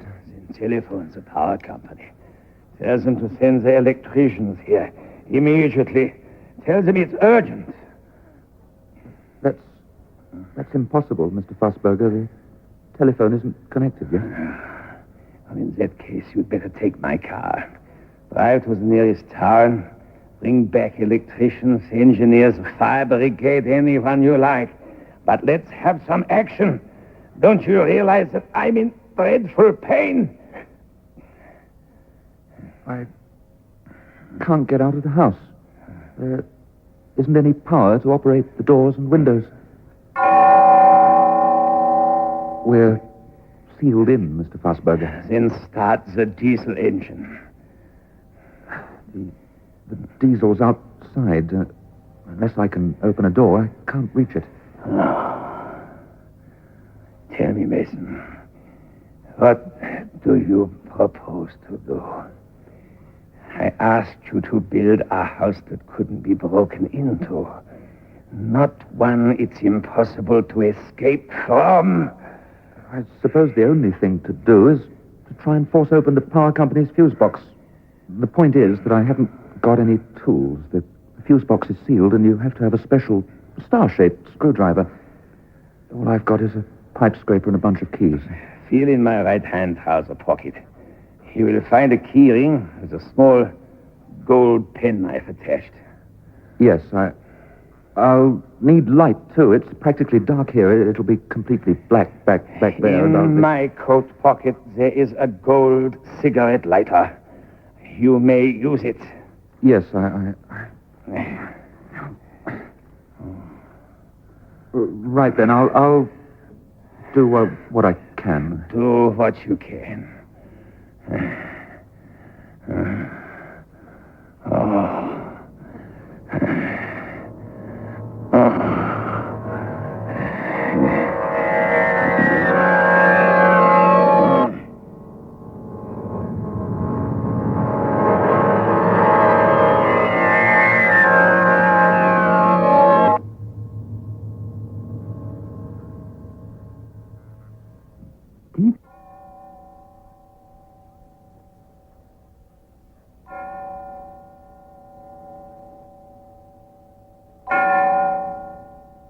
After several hours, when the strip of sky visible through the gap in the shutter was beginning to darken into night, it became obvious that Mason was achieving exactly nothing. It's no use, Mr. Fassberger. I can't make any impression at all on those screws. Not without the proper tools. So, what are we going to do? I don't know. I don't know at all. I can't stand here all night like this. This ring's almost cutting through the bone of my finger. In fact, my finger feels quite dead already. Do you suppose... Suppose what? Well, it might be possible to cut through the ring. That would release your finger. But the ring's platinum. You can't cut platinum with gold. I could try. Very well. Try.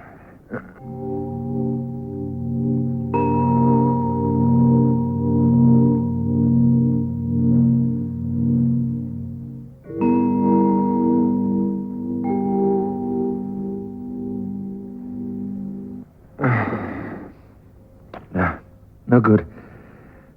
Perhaps if the diamond could be prized from its setting. Might be difficult. The diamond alone cost £2,000, and it was made with exceptionally strong claws to hold it. I wouldn't want to risk losing it. Of course not. You can try. There is one point. There's a danger of dislodging the stone if I succeed in opening the claws. Danger? What of? Look, Mr. Fassberger, the house is completely sealed. If I should dislodge the diamond, when I release your finger, the shutter would close and we'd lose even the quarter of an inch we have got. The house would become our tomb. It's already that, as far as I'm concerned. But we still have got the gap. Sooner or later we'll be missed and people will come for us. Huh? What do you mean, sooner or later? 2 days, perhaps 3. There are people who miss me. Nobody will miss me, Mason. I'm a lonely man. Always have been. In that case, it wouldn't really matter if you were to die here in this house. No, it really wouldn't matter. Then what I don't understand is why build the house in the first place? With concealed safe deposits and all those elaborate security precautions.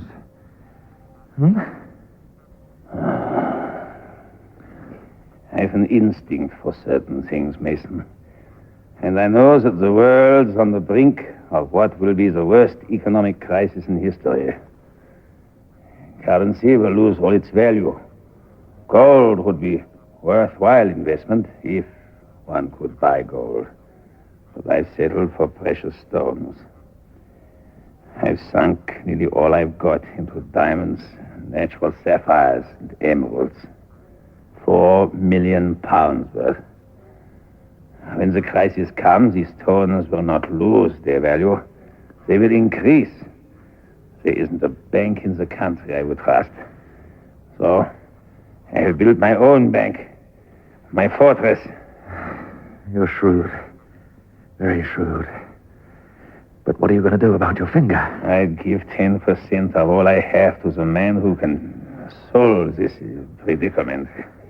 You mean that? 10%? 5%. 4 million, that's 200,000. Can I rely on your word? Of course. But I reserve the right to revise my offer as the situation develops. But every day, I'll reduce it by 1%. You mean after 5 days I get nothing? After 5 days, we'll both be dead. That night passed, and much of the next morning, too. It's not easy to sleep, standing up, finger going. Dead. Mason. You can't stand there through today and perhaps tomorrow like that with a dead finger. It'll have to come off. One of us will have to... Well, you see? Mr. Fassberger. All right. You'll have to use a small gold penknife. It's blunt. It's all we have. Mr. Fassberger, I couldn't. In that case, give me the penknife. I can't let... Mason, it's my blasted finger. If I want to cut it off, I'll blast it, will cut it off. Give me that knife. Here.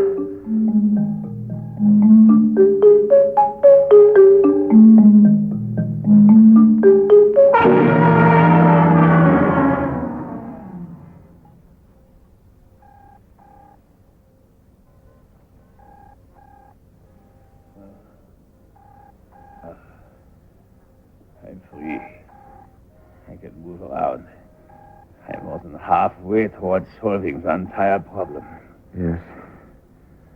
Yes, indeed, you are. It's only a matter of time, Mason.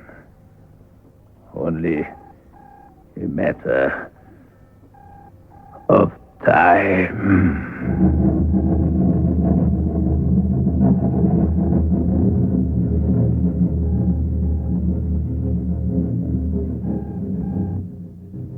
On the 8th day, Mason died. Fassberger, when he could bring himself to move from the corner in which he lay, hour after hour, day after day, watched for a sign of human life through the quarter-inch gap, his one contact with the world. Fassberger's hunger and thirst became obsessive. His hand was swollen, festering from some obscure infection. His tongue cracked along its surface. The 9th day dawned, with monstrous dreams of food and drink. Yes, of course, Fassberger had thoughts of cannibalism. After all, nothing could hurt Mason anymore. But the millionaire dismissed the idea as soon as it entered his mind. Life, yes. but not on those terms. The 9th day passed.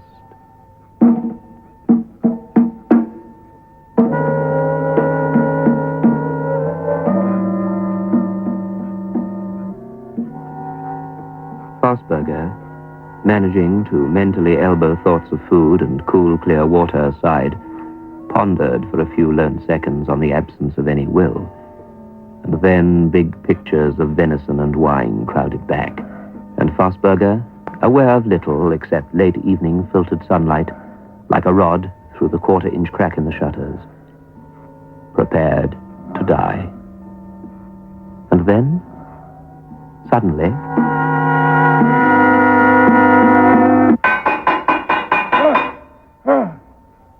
Hello? Hello in there? Just You all right? like that. Lifeboat at sea, arrival of the cavalry, nick of time, miracle, save. Life and limb hanging by single thread, just like that.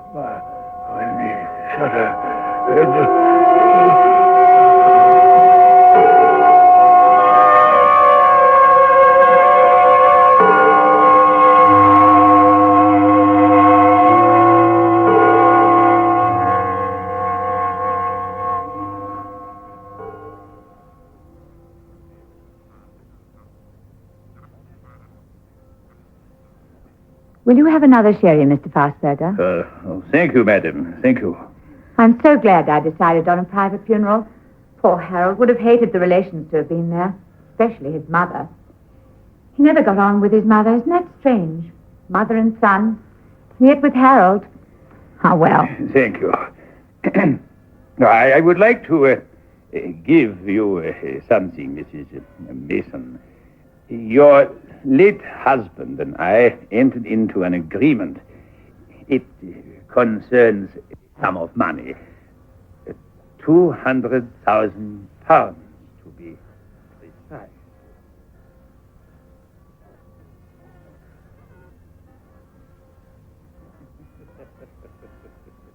Oh, I have decided to sell the electronic house, Mabel. Have you, Julius? Yes, I have acquired a new sense of values.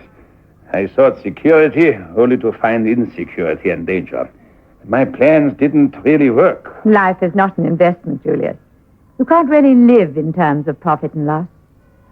In the long run, life is people just like you and me. Yes, quite.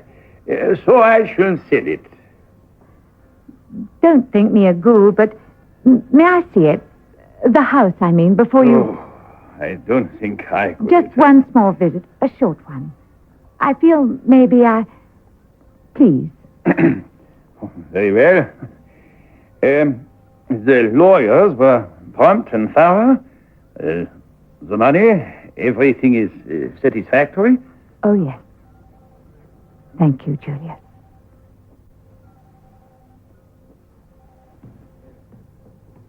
That's about all there is to it.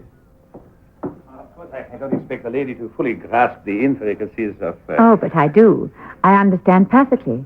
It really is a work of art. But it has painful memories for you, so I Yes, think... of course. Oh, Julius, I forgot. I want you to have this. Please don't open it now. Later. Hmm? Thank you. What... Later. When you're alone. Oh, yes. All right. Well, I'll just close the shutters.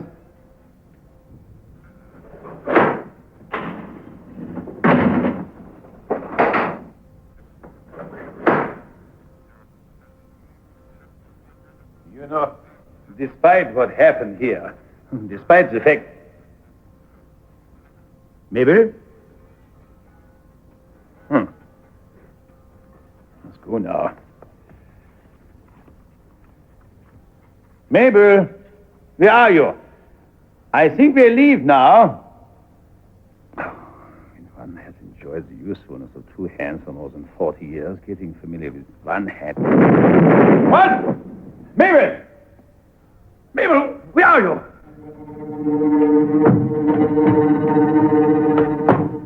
Mabel! Hello, Mabel, please, what's the meaning of this? It's idiocy! You locked me in! Why? calm, Faustberger. It's an accident. Something's wrong, that's all. That explosion. What's she done with the current? It's blown, fuse, everything. And shut in. Mabel!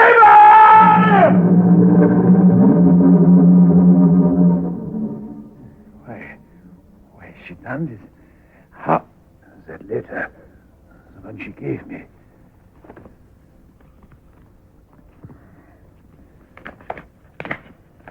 I can't see. Light. I don't believe it.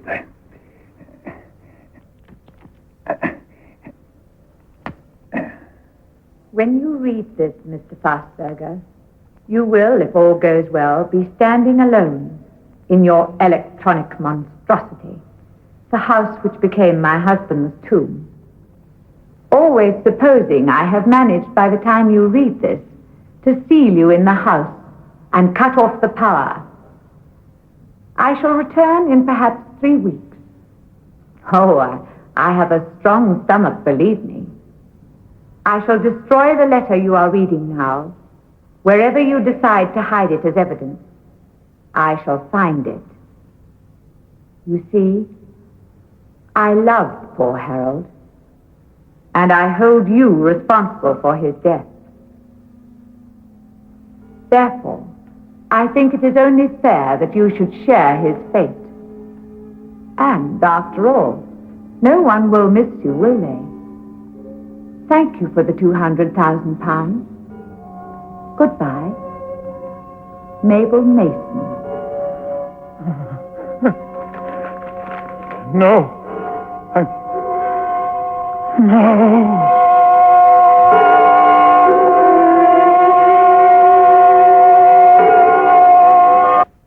Beyond Midnight is presented every Friday night at 9:30 by Biotex, the new soak and pre-wash powder. The program is adapted for broadcasting and produced by Michael McCabe. Sometimes the radio playwright wanted to have a bit of fun. So, long before the Japanese movies had a giant cockroach come out of the sea to eat up Kyoto, or was it South Chicago, I wrote 2 plays that theoretically destroyed everything. One was a story about a growing chicken heart that covered the world, and the other was the one you're about to hear.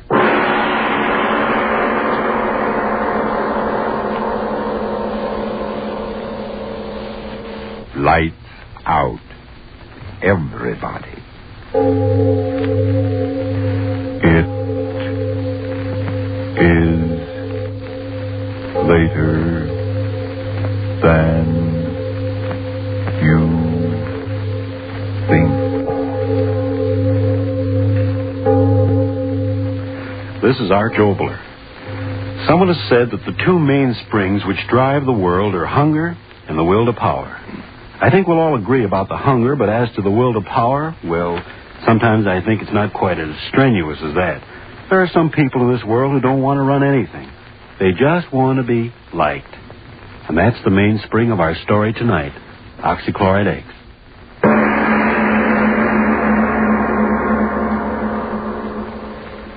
So, I says to him, I says, well, sir, I'd like to be obliging, but I really haven't got the time. And he says to me, he says, well, Mr. Jackson, after all, we're making this proposition only to a few outstanding student representatives on the campus. And we do feel that you should be interested in our proposition. Well, so, what did you say? Well, I said, mister, I can't be bothered. Just can't be bothered. And I gets in my car and off I goes. But, Bob, free clothes just for wearing them around the campus. Listen, Stan, my boy, what I want to be a clothes horse for any old haberdashery. My old pappy's got more money than he knows what to do with. Now, what for, I ask? Well, I guess you got something there. Say, who are you going to take to the dance Saturday night? Haven't made up my mind. How about that new number over at the Roto House? No, thank you, brother. What's the matter? Well, did you ever take a look at her feet? No, sir. Never got below her chin. Hold it. Yeah? Ray Stewart to see you, Stan. Yeah. Send him on up. Ray Stewart. Who's he? Well, we're still short one pledge, aren't we? Oh, yeah, I know, but Ray Stewart, who is he? Oh, I met him over in chemistry. Got a mind like a textbook. Oh, but who is he? We can't pledge a man just because he's a grind. Well, we could use a few grinds around here. Exams come around, there's nothing like a few of those brainy boys to pull us through. But who is he? Where's he from? Who's his family? Who's his Hold on. Come on in, Ray. Oh, thank you. Oh, it was good of you to bother to come over tonight. It was good of you to ask me. Oh, not at all. Ray, I want you to meet the president of our house, Bob Jackson. Mr. Jackson, Mr. Stewart. I'm certainly glad to make your acquaintance. I might as well admit this is the first time I've ever been in a fraternity house. Really? Sit down, Ray. Make yourself at home. Oh, thank you. Now, tell me, Ray, do you ever go in for any sports back in your prep days? Oh, no. I never had much time for that sort of thing. No? No, I think that sports should be put into their proper place. After all, I'm sure you agree they aren't particularly important. No? And what, might I ask, is important in your estimation, Mr. Stewart? Doing things. Being someone. What? Doing things man's never done before. Taking the elements and transmuting them into things which never existed until you thought of them. That's important. That's being almost godlike, isn't it? That's how you talk. Oh, sorry, I get sort of carried away. Yeah. Well, that's all right.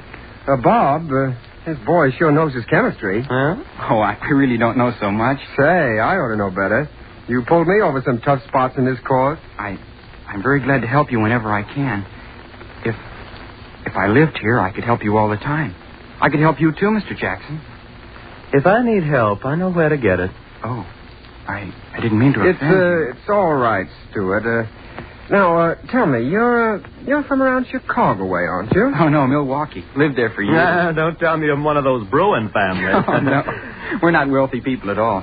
My father runs a small business. It isn't much, but we get along. Oh. I don't think money's important anyway if a person's ambitious. Do you, Mr. Jackson? Oh, no. What's money? You fellas may think this funny, but well, I always thought it's more important what a fella does than what he has.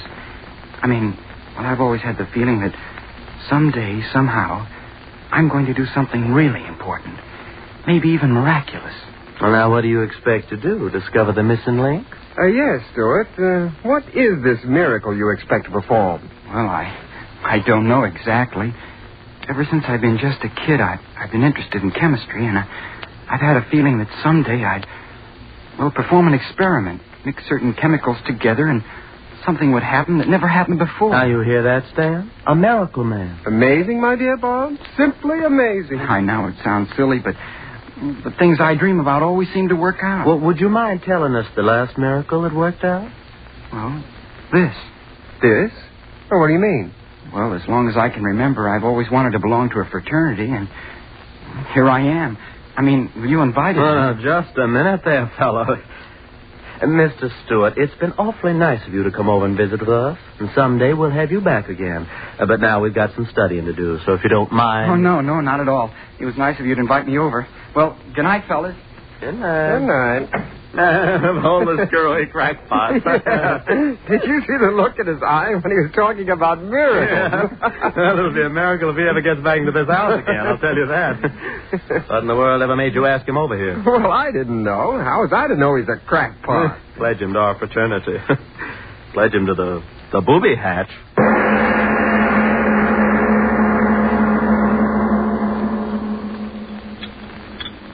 Mr. Stewart, if you please. Mr. Stewart? Yes, Professor? Mr. Stewart, might I ask if you're anxious to sever your relationship with this university? No, sir. Then might I ask why in creation you persist in ignoring my warnings? In this laboratory, you're to perform the experiments given you to perform. Understand? Given you to perform. Yes, sir. Then might I ask why you persist in your, shall I call it, original experiments? Perhaps it's your intention to blow up the university. Or just the laboratory. I'm sorry. You'll be more than sorry if I find you doing this sort of thing again. Now, take down this apparatus and continue with the work in your textbook. Yes, sir. This is my last warning, so bear it in mind. Oh, hello, Stuart. How about loaning me your notebook for a few hours? Oh, hello, Jackson. You haven't been to lab much, have you? No, I haven't, but I can make it up. We've been pretty busy over the house. Initiations and all that sort of thing. Yeah.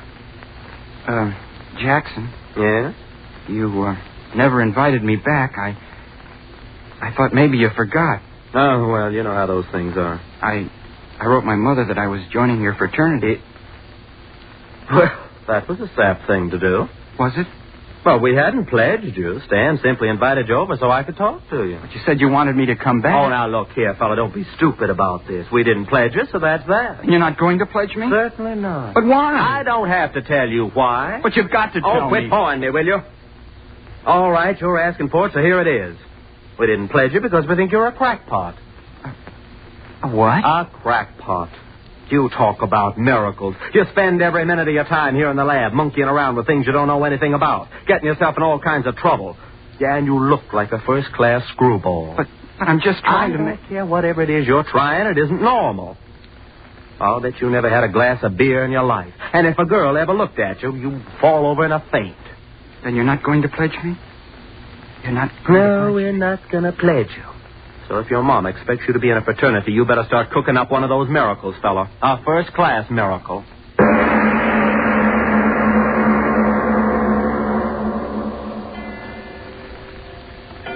Sleep. It's so late. Sleep. I've got to sleep. Not gonna pledge you. That's what he said. Not gonna pledge me. Why do I keep thinking about it? If I could only sleep.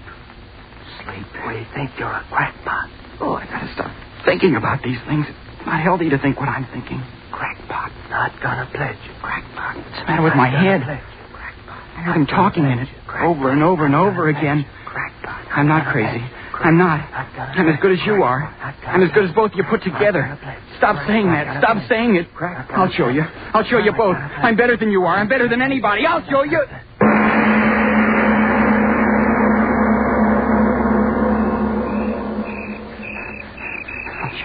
I'll show you. Talk about miracles. I'll give you miracles. The lab. I've got to get into it. I'll give you miracles. Dark in there. I've got to get in. Oh, blasted door. Got to get in. Window. I'll show you. So dark in here. Got to find a lab table. Got to make a miracle. Who's there?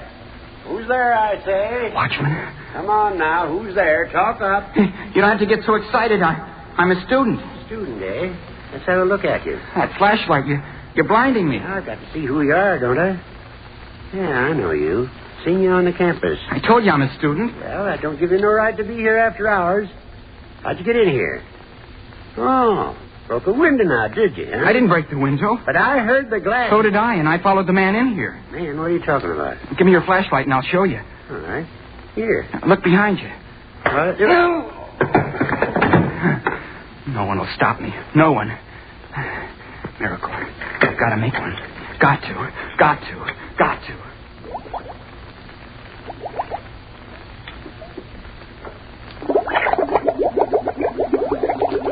10 cc barium. 5 cc selenium oxychloride. Oh, good. You're working out just as I planned. Who's there? Who's that working there? Professor. Oh, it's you, Stuart. And after all my warnings. You're just in time, Professor. Yes, just in time to have you thrown out of the university. What are you doing there? What is this mess of equipment? It's my miracle. Miracle? What are you talking about? My miracle. Are you insane? Take it apart, all of it, at once. Listen to it bubbling. A beautiful sound, isn't it, Professor? Take it apart, I tell you. Empty out the retort. No, I've got to wait. Are you mad? Turn out the burners. All right, I'll turn them off for you. No, stay where you are. Stuart, put down that acid. I'll smash the bottle on your head if you touch anything on the table. No, don't throw it. Put the bottle of acid down, Stuart. Please. My experiment. My miracle. Bubbling and boiling and stewing. It will work, Professor. It's got to work. But what is it? I told them I'd create something that no other man has. I told them. And I will, Professor. You hear me? I will. But what? A solvent. A solvent more powerful than anything the world has ever known. What do you mean? What are you talking about? Listen to it bubble. You said solvent. Explain yourself. Yes, solvent. A solvent that will dissolve steel like a hot flame. What do you say? You heard me say it. A solvent that will dissolve steel faster than a razor cutting through paper. Do you know what that means? Run a line of this liquid across a steel girder, and the girder will crumple like a falling tree. Pour some of my solvent into a glass shell and bomb the cities. I tell you, it'll make war too horrible for men to endure. You crazy boy, you. You know what you're talking about? I'm talking about that. That liquid there. Listen to it. Listen to it sing. Why, No such solvent exists. Selenium oxychloride, perhaps, but to do the impossible things you talked about would require a quantity so... Oh, the beaker. It cracked. Well, do something. That liquid's flying all over my bench, my laboratory. The stone of the bench. It's eating through the stone. Oh, stop it. The liquid. It's eating through the stone bench. No, it can't be. It's eating through the slate of the floor. The hole's getting bigger and bigger. Run! Oh, I've done it. I've created something no other man has done. A solvent that dissolves anything. Anything. Hey,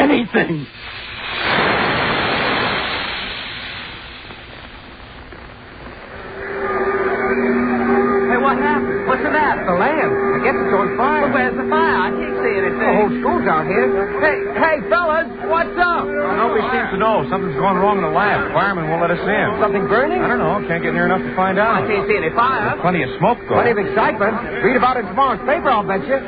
Hey, listen to that sound. Yeah, it sounds like water. Gosh, what is it? Hey, everybody back! The building! It's going to crash! Run!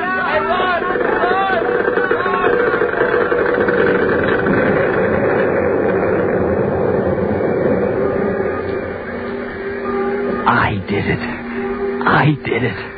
A solvent that dissolves anything. Anything.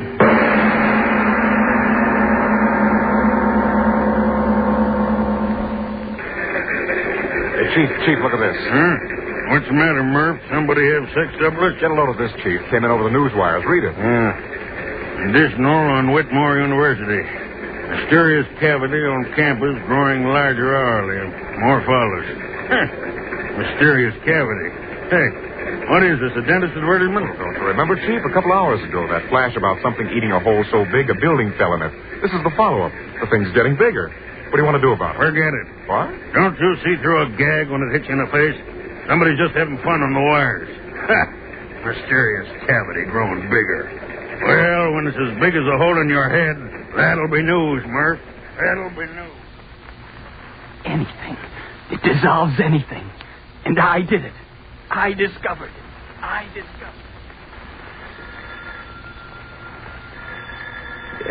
Yes. Hello. What is it? Yes, this is Dr. Whitmore. Who is this? Who? National News Service. Now, look here, my good man. It's 4 o'clock in the morning, and I'm supposed to be resting. My vacation, you know. What? My university. Building collapsed. But are you sure? Yes, I'll call them long distance at once. No, I can't give you any sort of statement now. Hang up, man. I've got to get the operator. Operator. Give me long distance. Give me... What? Long distance is calling? Well, put them on. Hello. Yes, this is he. Rogers? Yes, Rogers. What? Did? That's impossible. Larger? But how could it grow larger? Chemicals? Are you drunk, man? Insane? It's impossible. But you must do something. Listen, mister. I'm a fireman, not a magician. But that hole, it's 20 feet wider than it was 10 minutes ago. Mister, I don't know what it's all about. No fire and the ground's burning right away. We have $5 million worth of property on this ground. If that whole For spreads... Pete's sake, leave me alone, will you? We've been throwing water on the edges of the thing ever since the building fell in, but it don't do no good. Listen to this out of tonight's paper. The latest news on the Whitmore University mystery. What at first was treated lightly by all newspapers as either a hoax or a shifting of earth stratum has now developed into an authentic yet unbelievable situation. The hole, which began at the site of the chemical laboratory building, is now 300 feet in diameter and spreading with unbelievable rapidity. Fire departments and fire experts from all neighboring communities within a radius of 100 miles have been called in, but have been helpless to combat the rapidly spreading pit. Many conflicting theories have been propounded as to the cause of the cave-in, but at last reports nothing definite had been determined. That's enough, Professor Parker. What about the solvent? Unbelievable, unexplainable as it is apparently self-regenerating and oxidizing anything it comes in contact with so quickly that we see no fire but only the rapidly growing cavity where the earth is being consumed. But, Professor Parker, what is this solvent? Surely you don't expect us to believe that this student you were telling us about... I mean exactly that. Oh, preposterous. It's a fault in the structure of the earth. There is no such thing as a self-regenerating solvent. Simple cave-in, that's all it is. All this time. Gentlemen, if you please. What I know, I know. Oh, it's preposterous. Gentlemen, if you please. If my professional reputation is not enough to substantiate what I've said, then at least you'll listen to the boy himself. He's here. Listen to him. Well, why should we? Yes, gentlemen, if you'll listen, I'll tell you. You'd better listen to me. Gentlemen, please. What Professor Parker said is true. It is a solvent. It dissolves anything it touches quickly, furiously. And the byproducts of that dissolution give it new strength and movement. And I discovered it, gentlemen. I know, but what will happen? What can we do? We can wait. Wait. How can we wait? Look out there. The hole's within 2 feet of another building already. We've got to stop it. At once. If you do this. The building. The foundation's undermined. Crashing.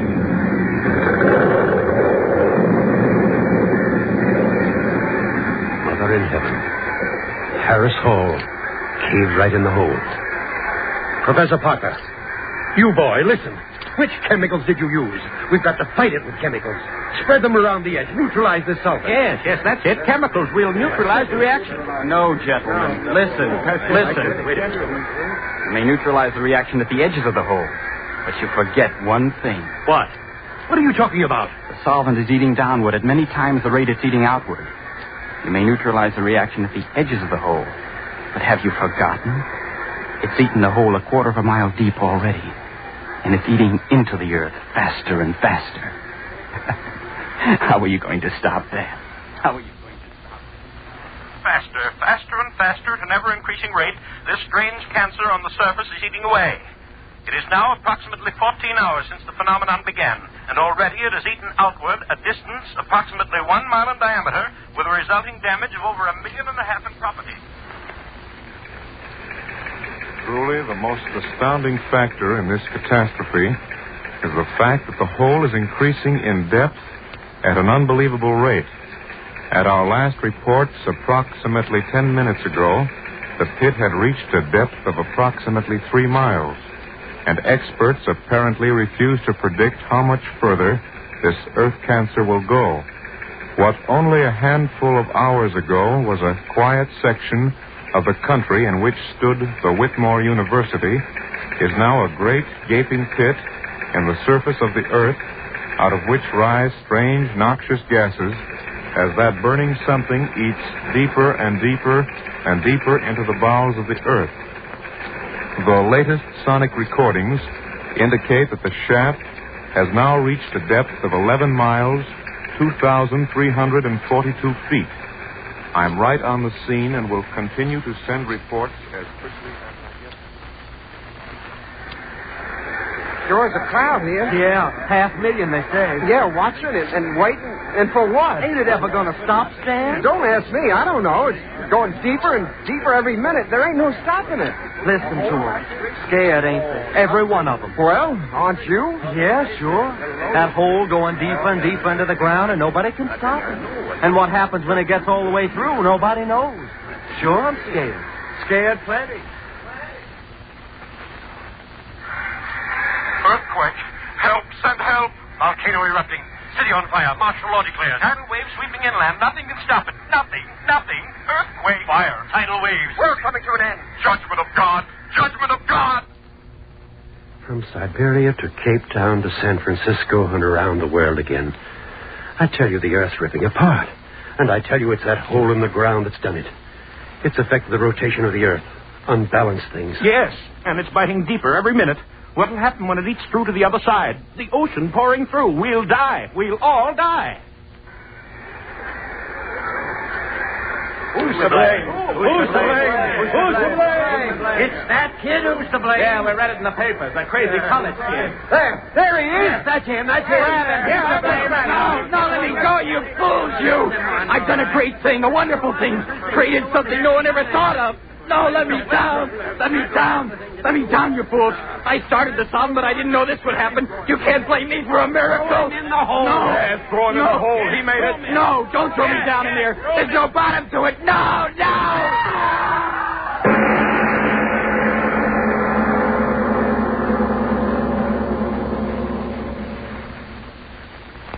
Here, put him down here on the grass. Dan? Yes. Boy, oh boy, will this be a sensation on the campus? But, Watchman, how did it happen? Well, I'm making my rounds of the grounds as usual, and all at once in the moonlight I see this fellow walking across the grass. So I go up to him and I see the fellow's walking in his sleep. In his sleep? Yeah. And just when I starts to grab him easy-like, he pulls loose, yells something about, "Don't throw me in, don't throw me in." And then he runs across the campus and dives headfirst down into the swimming pool. And it's empty. When I pull him out, he's like he is now. Busted neck. But who is he? Anyone recognize him? Yeah, I know him. Stewart's his name. Ray Stewart. Kind of a screwy little crackpot. Always talking about creating miracles with chemicals. I wonder what he thought was happening to him diving down that hole.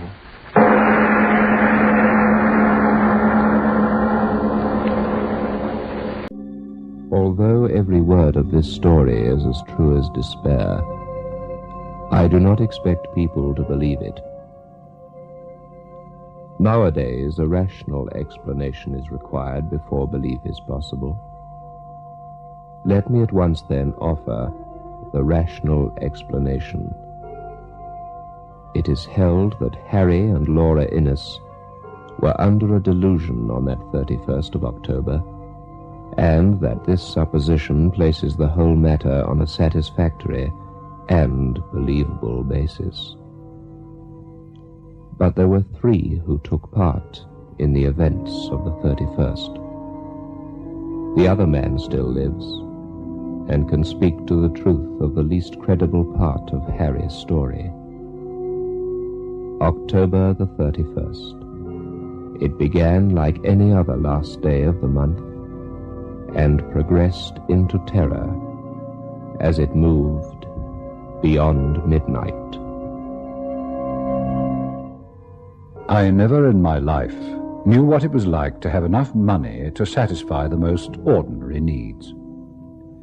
I used to paint in those days, and Laura used to write, and we felt sure we could keep the pot at least simmering.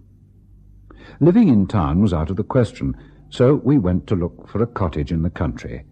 We wanted something that was both sanitary and picturesque. So rarely do these 2 qualities meet in one cottage that for a long time our search was fruitless. We were lucky in the end, though. 2 days before our honeymoon started, we discovered the ideal thing on the outskirts of the village of Brenzett, near the marshes. We got a tall, old village woman called Mrs. Dorman to do for us, and as the cottage slowly became habitable, we began to devote more of our time to earning a living. Laura began to sell her stories, and I really felt the atmosphere was helping my painting. We had 3 months of married happiness. One October evening, I'd been down to smoke a pipe with the village doctor. Laura had stayed at home to finish a comic sketch for a woman's magazine. I'd left her laughing over her own jokes. I came back to find her crying on the window seat in the light of the dying day.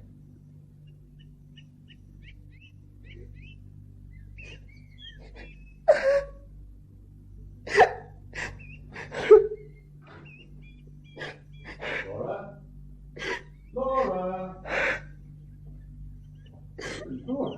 what's the matter? Darling, what is it? Oh, please, darling.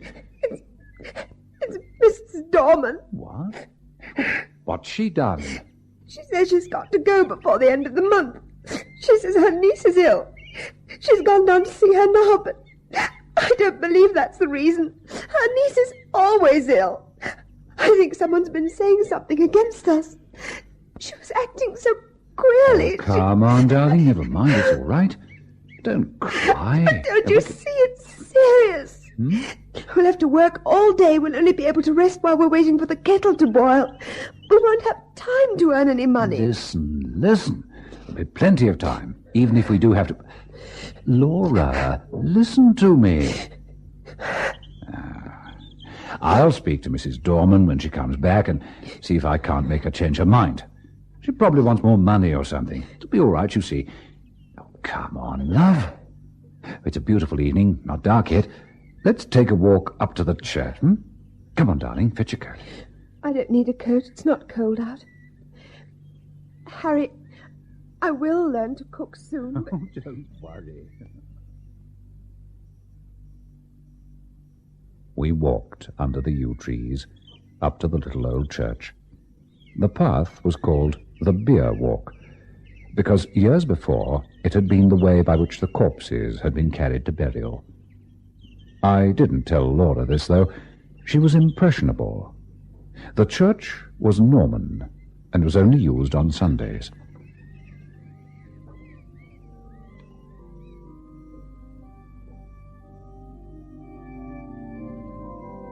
On either side of the altar lay a grey marble figure of a knight in full plate armour, lying upon a low slab, with hands held up in everlasting prayer. Their names were lost, but the villagers said they'd been murderers, marauders by land and sea. They'd been guilty of deeds so foul that the house they had lived in, the big house, by the way, that had stood on the site of our cottage, had been stricken by lightning and the vengeance of heaven. I didn't tell Laura this either. She wasn't so engrossed in folklore as I was. We walked to the chancel, looked for a while at the sleeping warriors, and then slowly made our way home.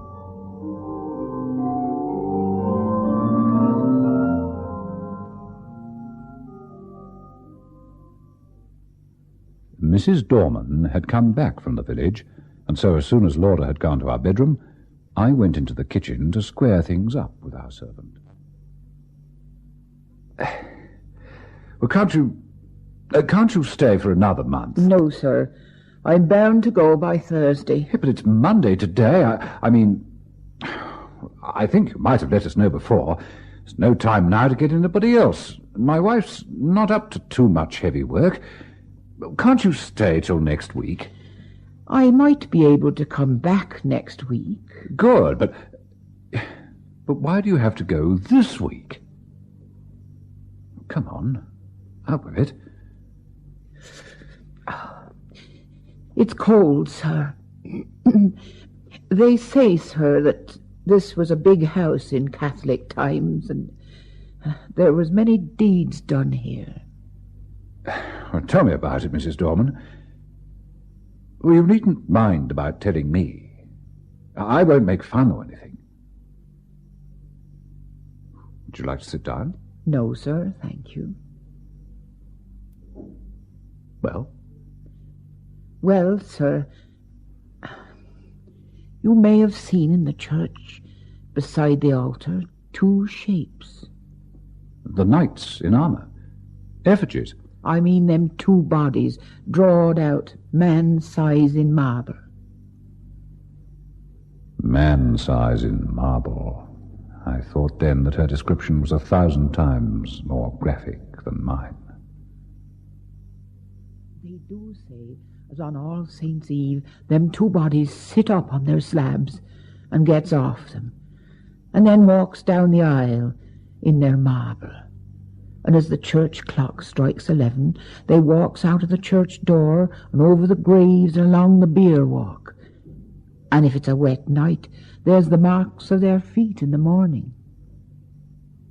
And where do they go? They come back here to their home, sir. And if anyone meets them... Well, what then? I'm sorry, I've got to go, sir. But my niece, she's sick. I've got to go. It's all right, Mrs. Dorman. If you promise to come back afterwards again, we don't want to lose you. What of the knights, the legend, after they've arrived here, what are they supposed to do then? Whatever you do, sir, lock the door early on All Saints' Eve. And make the cross sign over the doorstep and on the windows. But has anyone ever seen these things? That's not for me to say. I know what I know, sir. Well, who was here last year at the cottage? No one, sir. The lady as owned the house only stayed here in summer, and she always went to London a full month afore the night.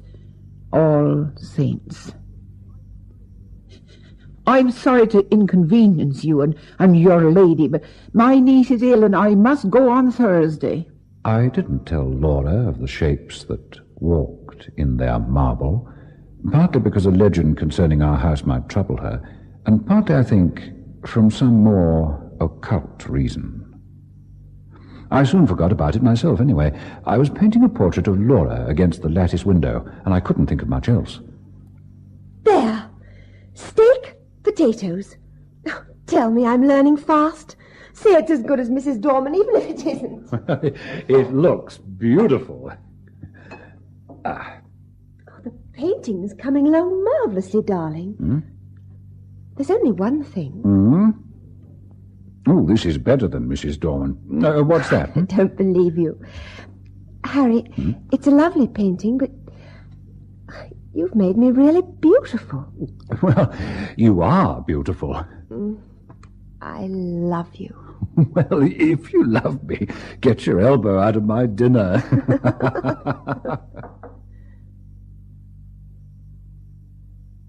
Thursday passed off pretty well. Actually, the steak was like boots, and the potatoes were hardly cooked at all. But I loved her. I loved my darling. Friday came, and it's about what happened that Friday that I'm telling you now. I'll tell my story of it as quickly as I can. Everything that happened that day is burnt into my brain. I shall not forget anything, not leave anything out. You look sad, my darling. Yes, I think I am. Or uneasy. I don't think I'm very well.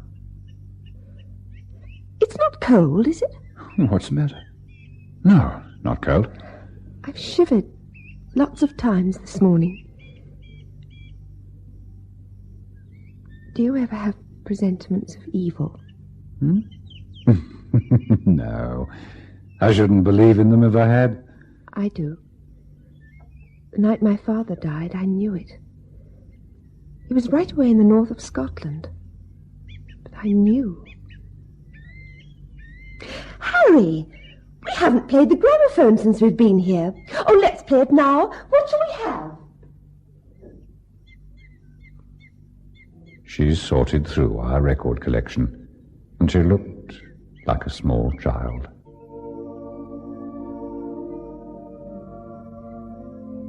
I loved her then, that morning, more dearly than I've ever loved anyone in the whole of my life. It was the happiest time I've ever known, or hoped to know. The birds sang in the garden of our own home. The autumn was proving to be a mild one, and my Laura seemed gayer than ever she had been, despite her admittance to me that she thought she was not well. The music was beautiful. Laura was chatting away, and as I looked out through the windows at the mass of autumn colouring, the deep scarlet clouds slowly paled into leaden grey against a pale green sky. It was Friday, and Mrs. Dorman had gone off to look after a niece she swore was sick the day before, Thursday. I listened to the music and watched the graceful curve of my Laura's cheek. And it saddens me now, in retrospect, to remember that that day was the last time our now dusty gramophone records ever saw the light of day.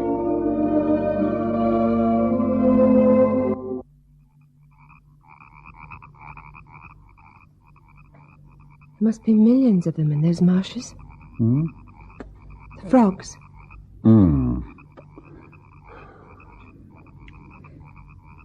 Harry, shall we get a little dog?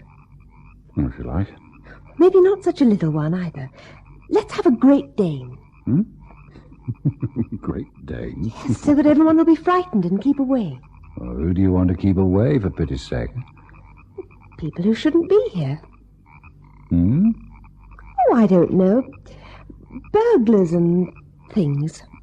Well, I think any self-respecting burglar looking around this place would go away in disgust. Well, we might have something worth stealing one day, but not at the moment, my lovely. Anyway, Great Danes are awful cowards. Oh, they're not. They're huge. Sure they are. All feet and great lolloping head. All bluff, though. Pekingese would be more likely to create a din and scare away unwanted visitors. Anyway, shall we get a dog? Not a Dane, then. A little mongrel or something. With one eye black and one eye brown. Call it Wag or Patch. A dog called Wag or Patch shall be delivered here by the end of the week. Oh, I promise. Wonderful. I'd love a canary, too. Well, then a canary you'll have, my darling. I'll give you anything in the world within my power. You know that. I used to have a tortoise when I was a girl. Are you trying to turn the place into a zoo?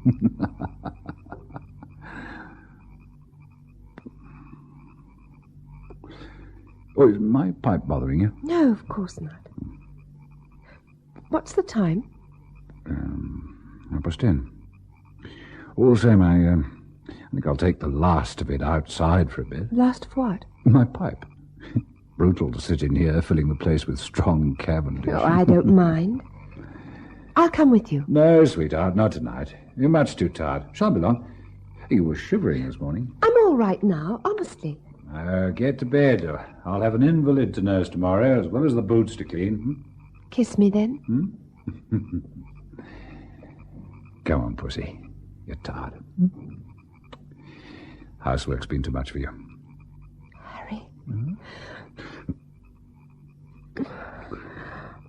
Oh, Harry. Oh, Laura, my sweet love. I'll not be long out there. Just... Taste of strong Cavendish. Oh, I'm a bit tired.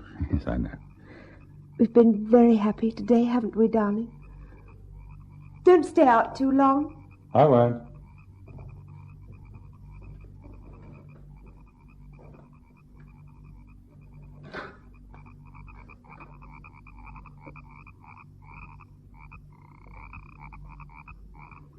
What a night it was. The jagged masses of heavy dark cloud were rolling at intervals from horizon to horizon, and thin white wreaths covered the stars. Through all the rush of the cloud river, the moon swam, breasting the waves and disappearing again in darkness. I could see the church tower standing out black and grey against the sky. 11 o'clock already. My pipe was out.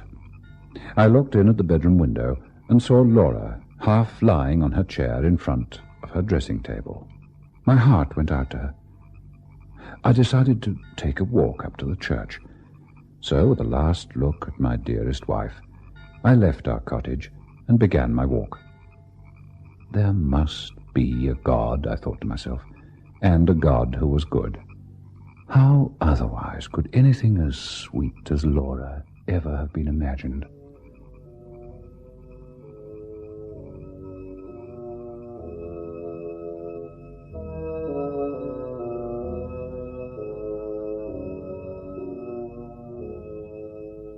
When I reached the church, I noticed the door was open. I blamed myself for leaving it unlatched the other night. We were the only people who ever cared to come to the church, except on Sundays. I went inside.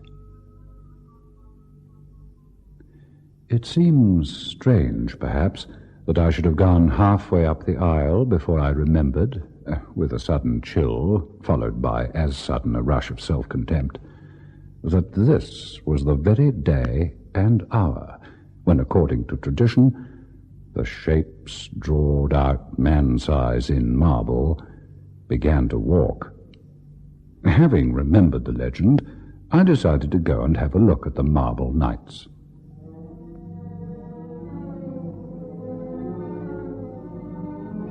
I thought how pleasant it would be to tell Mrs. Dorman how ridiculous her fancies were, and how peacefully the marble figures slept on through the ghastly hour. With my hands in my pockets, I passed up the aisle. In the grey, dim light, the eastern end of the church looked larger than usual, and the arches above the two tombs looked larger too. And then the moon came out and showed me the reason. I stopped short, and my heart gave a leap that nearly choked me. The bodies were gone!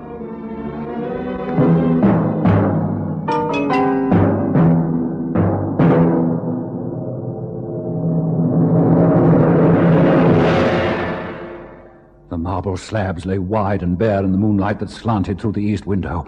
Was I mad? I passed my hand over the smooth slabs. Some joke. The figures were gone, and I was alone in the church. Or was I? And then a horror seized me, a horror indefinable and indescribable, an overwhelming certainty of supreme and accomplished calamity.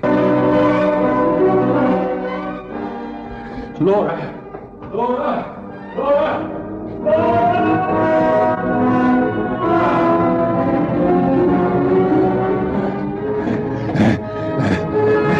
Hold it. Get out of my way. Hey, what are you... Hurry. Let go. Let go. The marble figures have gone from the church. They've gone. Let go. Oh, I'll have to give you a draft tomorrow, I see. You've been listening to old wives' tales. I've seen the bare slabs, man. Let go. Now, hurry, man. Listen to me, will you? Now, listen. You gave me a scare, Doctor. I'm going to old Palmer's place. His daughter's sick. I'll go by way of the church.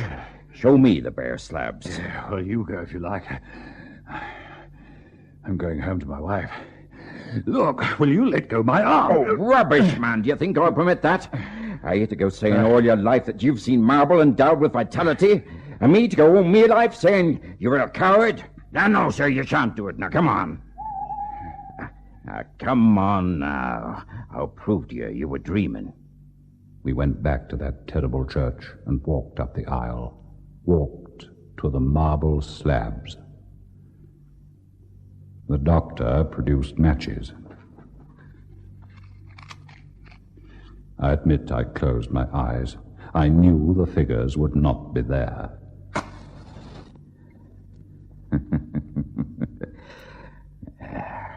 Here they are. You see, right enough. You've been dreaming or drinking. Asking your pardon for the imputation, eh? I opened my eyes and looked, and by the dying matchlight I saw the two shapes in marble, hands in prayer. Blast! I burnt my fingers. Oh, blasphemy in a church. Still, it wasn't meant. So, satisfied, Harry? Oh, it must have been some trick of the light or something. Do you know, I was quite convinced they were gone. I'm aware of that. You'll have to be careful of that brain of yours, my friend. Now, I'm warning you. Huh? Hello? Oh, something has been afoot here. His hand is broken. What? Well, no, it's hand. See, it's broken. Well, maybe somebody tried to remove them. They were both all right last time Laura and I came here. Well, someone might have tried to prise them up. That wouldn't account for my impression. Well, too much painting and tobacco, and maybe indulgence in some of the hard stuff too, perhaps. Never. Oh, look, come on, man. My wife will be getting anxious. Oh, you come in and have a drop of whiskey with me and drink Confusion the Ghosts and better sense to me, won't you? I ought to go to Palmer's, but...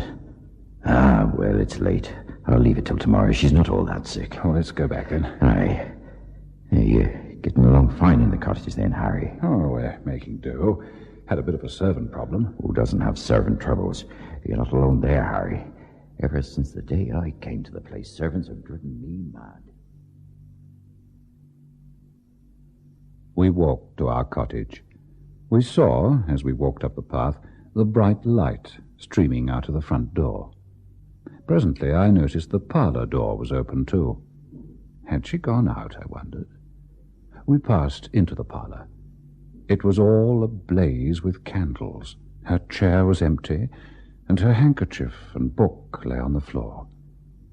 I turned to the window, and there, in the recess of the window, I saw her. Laura! Good grief, man. Laura, my baby, Laura. It's all right, my darling. I'm here. There, out of the way. Laura, it's all right, pussy. Please, baby, I'm here. Oh, forgive me. She fell into my arms in a heap. I kissed her and held her. But I think I knew all the time that she was dead. Please, what happened? Her hands were tightly clenched. I'm sorry. In one of them, she held something fast. When I was quite sure that she was dead and that nothing mattered at all anymore, I let the doctor open her hand to see what it was she held. It was a grey marble finger.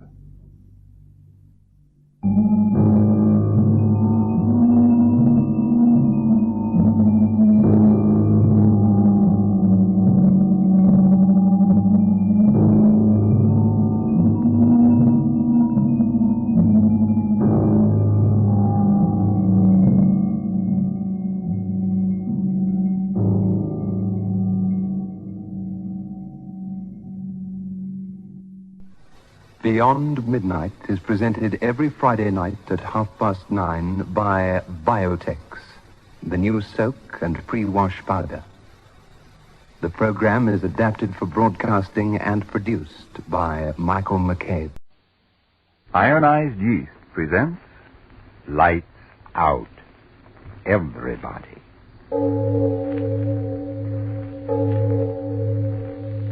It is later than you think.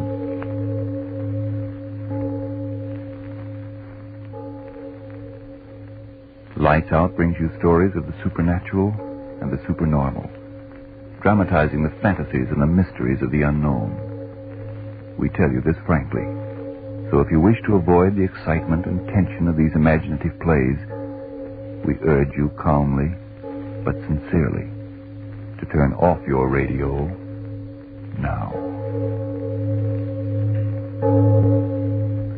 This is Art Jobler. Someone has said that the two main springs which drive the world are hunger and the will to power. I think we'll all agree about the hunger, but as to the will to power, well, sometimes I think it's not quite as strenuous as that. There are some people in this world who don't want to run anything. They just want to be liked. And that's the mainspring of our story tonight, oxychloride X. But before we begin, Frank Martin. Folks, it's a sad fact that today a number of Americans are too nervous and tired out, too thin and run down and cranky to make friends or keep them.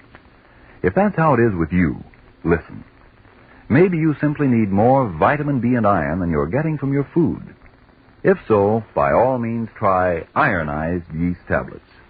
They're the amazing little easy-to-take tablets that give you both vitamin B and iron. Thousands of men and women who simply needed more of these substances tell us how quickly ironized yeast has helped them gain glorious new pep and strength, new pounds, new popularity. The name is ironized yeast tablets. Make a note of it now. And now, lights out. Everybody.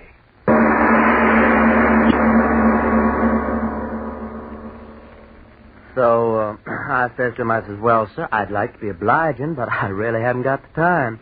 And he says to me, he says, well, Mr. Jackson, after all, we're making this proposition only to a few outstanding student representatives on the campus. And we do feel that you should be interested in our proposition. Well, so, what did you say? Well, I said, mister, I can't be bothered. Just can't be bothered. And I gets in my car and off I goes. But, Bob, free clothes just for wearing them around the campus. Listen, Stan, my boy, what I don't want to be a clothes horse for any old haberdashery. My old pappy's got more money than he knows what to do with. Now, what for, I ask? Well, I guess you got something there. Say, Who are you going to take to the dance Saturday night? Haven't made up my mind. How about that new number over at the Roto House? No, thank you, brother. What's the matter? Well, did you ever take a look at her feet? No, sir. Never got below her chin. Now, hold it. Yeah? Ray Stewart to see you, Stan. Yeah. Send him on up. Ray Stewart. Who's he? Well, we're still short one pledge, aren't we? Oh, yeah, I know, but Ray Stewart, who is he? Oh, I met him over in chemistry. Got a mind like a textbook.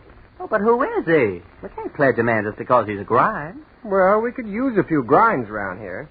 Exams come around, there's nothing like a few of those brainy boys to pull us through. But who is he? Where's he from? Who's his family? Who's his Hold it.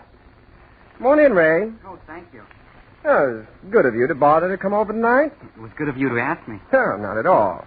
Ray, I want you to meet the president of our house, Bob Jackson. Mr. Jackson, Mr. Stewart. I'm certainly glad to make your acquaintance. I might as well admit this is the first time I've ever been in a fraternity house. Really? Sit down, Ray. Make yourself at home. Oh, thank you. Now, tell me, Ray, do you ever go in for any sports back in your prep days? Oh, no. I never had much time for that sort of thing. No? No, I think that sports should be put into their proper place. After all, I'm sure you agree they aren't particularly important. No? And what, might I ask, is important in your estimation, Mr. Stewart? Doing things. Being someone. What? Doing things man's never done before. Taking the elements and transmuting them into things which never existed until you thought of them. That's important. That's being almost godlike, isn't it? That's how you talk. Oh, sorry, I get sort of carried away. Yeah. Well, that's all right. Bob, this boy sure knows his chemistry. Huh? Oh, I really don't know so much. Say, I ought to know better. You pulled me over some tough spots in this course. I'm very glad to help you whenever I can. If I lived here, I could help you all the time. I could help you too, Mr. Jackson. If I need help, I know where to get it. Oh, I didn't mean to offend you. It's all right, Stewart. Now, tell me, you're from around Chicago way, aren't you? Oh, no, Milwaukee. Lived there for years. Nah, don't tell me I'm one of those brewing families. Oh, no. We're not wealthy people at all. My father runs a small business. It isn't much, but we get along. Oh. I don't think money's important anyway if a person's ambitious. Do you, Mr. Jackson? Oh, no. What's money? You fellas may think this funny, but I always thought it's more important what a fella does than what he has. I've always had the feeling that someday, somehow, I'm going to do something really important. Maybe even miraculous. Well, now, what do you expect to do? Discover the missing link? Yes, Stewart. What is this miracle you expect to perform? Well, I don't know exactly. Ever since I've been just a kid, I've been interested in chemistry, and I've had a feeling that someday I'd perform an experiment, mix certain chemicals together, and something would happen that never happened before. Now you hear that, Stan? A miracle man. Amazing, my dear Bob. Simply amazing. I know it sounds silly, but things I dream about always seem to work out. Well, would you mind telling us the last miracle that worked out? Well, this. This? Oh, what do you mean? Well, as long as I can remember, I've always wanted to belong to a fraternity, and here I am. You invited me. Just a minute there, fellows. Mr. Stewart, it's been awfully nice of you to come over and visit with us, and someday we'll have you back again. But now we've got some studying to do, so if you don't mind... Oh, no, not at all. It was nice of you to invite me over. Well, good night, fellas. Good night. Good night. Hold the screwy crackpot. Did you see the look in his eye when he was talking about miracles? Yeah. Well, it'll be a miracle if he ever gets back into this house again, I'll tell you that. What in the world ever made you ask him over here? Well, I didn't know. How was I to know he's a crackpot? Pledge him to our fraternity. Pledge him to the booby hatch.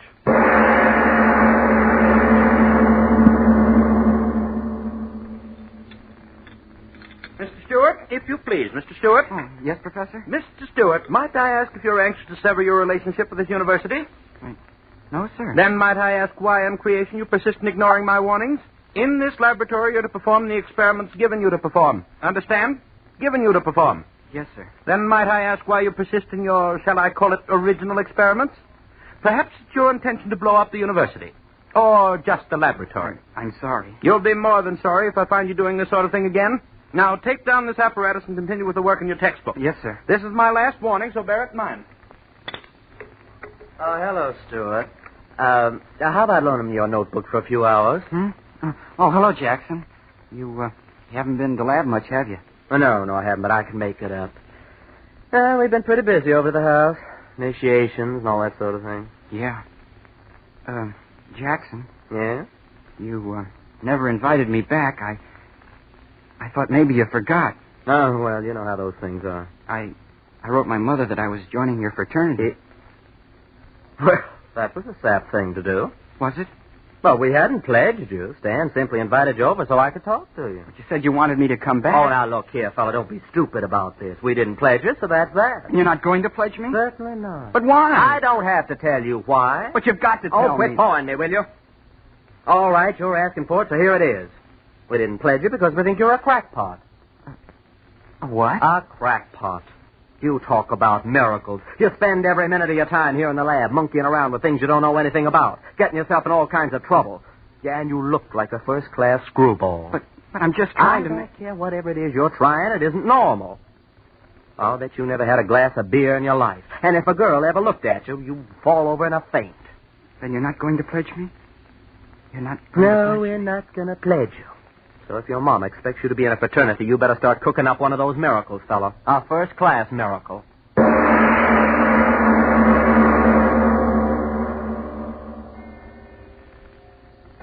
Sleep. It's so late. Sleep. I've got to sleep. Not gonna pledge you. That's what he said. Not gonna pledge me. Why do I keep thinking about it? If I could only sleep. Sleep. We think you're a crackpot. Oh, I gotta stop thinking about these things. It's not healthy to think what I'm thinking. Crackpot. Not gonna pledge you. Crackpot. What's the matter with my head? I heard him talking in it over and over and over again. I'm not crazy. I'm not. I'm as good as you are. I'm as good as both of you put together. Stop saying that. Stop saying it. I'll show you. I'll show you both. I'm better than you are. I'm better than anybody. I'll show you.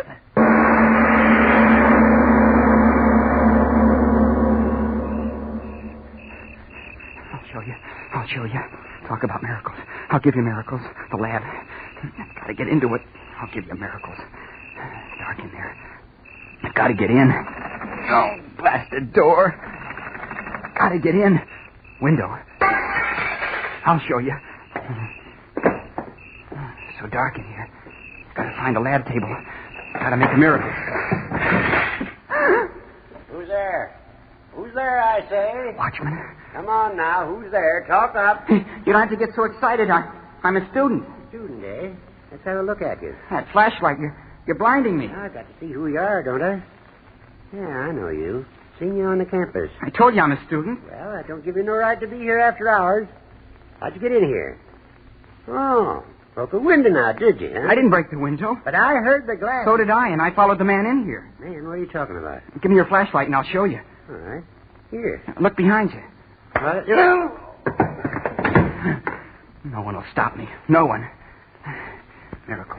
I've got to make one. Got to.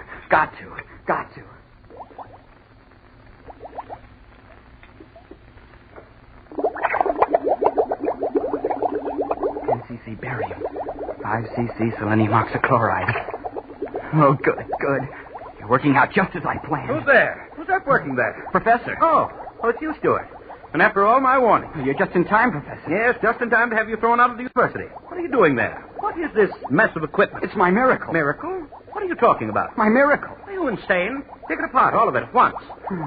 Listen to it bubbling. A beautiful sound, isn't it, Professor? Take it apart, I tell you. Empty out the retort. No, I've got to wait. Are you mad? Turn out the burners. No, all right, I'll turn them off for you. No, stay where you are. Stuart, put down that acid. I'll smash the bottle on your head if you touch anything on that table. No, don't throw it. Put the bottle of acid down, Stuart. Please. My experiment. My miracle. Bubbling and boiling and stewing. It will work, Professor. It's got to work. But what is it? I told them I'd create something that no other man has.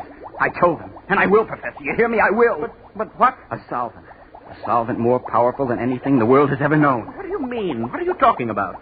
Listen to it bubble. You said solvent. Explain yourself. Yes, a solvent. A solvent that will dissolve steel like a hot flame. What do you say? You heard me say it. A solvent that will dissolve steel faster than a razor cutting through paper. Do you know what that means? Run a line of this liquid across a steel girder. The girder will crumple like a falling tree. Pour some of my solvent into a glass shell and bomb the cities. I tell you, it'll make war too horrible for men to endure. You crazy boy, you You know what you're talking about? I'm talking about that. That liquid there. Listen to it. Listen to it sing. Why, no such solvent exists. Selenium oxychloride, perhaps, but to do the impossible things you talked about would require a quantity so... Oh, the beaker. It cracked. Well, do something. That liquid's flying all over my bench, my laboratory. The stone of the bench. It's eating through the stone. Well, stop it. The liquid. It's eating through the stone bench. No. No, it can't be. It's eating through the slate of the floor. The hole's getting bigger and bigger. Run! Run! Oh, I've done it. I've created something no other man has done. A solvent that dissolves anything. Anything. Anything.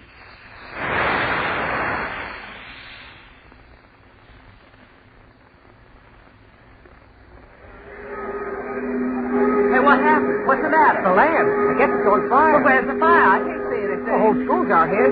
Hey, fellas, what's up? Nobody seems to know. Something's going wrong in the lab. Firemen won't let us in. Something burning? I don't know. Can't get near enough to find out. I can't see any fire. There's plenty of smoke going. Plenty of excitement. Read about it in tomorrow's paper, I'll bet you. Hey, listen to that sound. Yeah, it sounds like water. Gosh, what is it? Hey, everybody back! Back! The building! It's going to crash! Run! Hey, run! Run!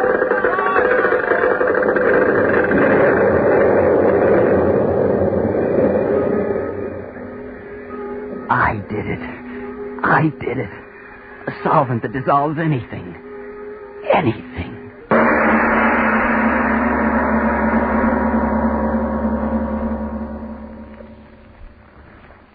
Ladies and gentlemen, a deep breath is certainly indicated at this moment in our story of young Ray Stewart and his amazing discovery.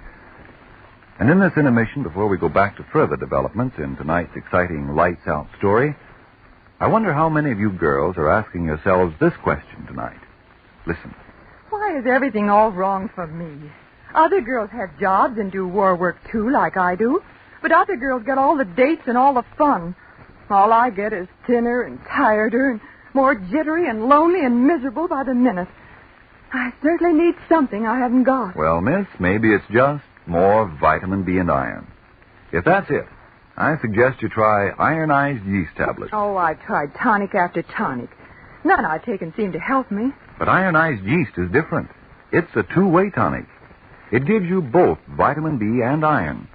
That's why it's been of such amazing benefit to thousands who simply needed more of these substances. Well, I still don't understand. Well, here's how the experts explain it. When you don't get enough vitamin B out of your food, you may lose your appetite.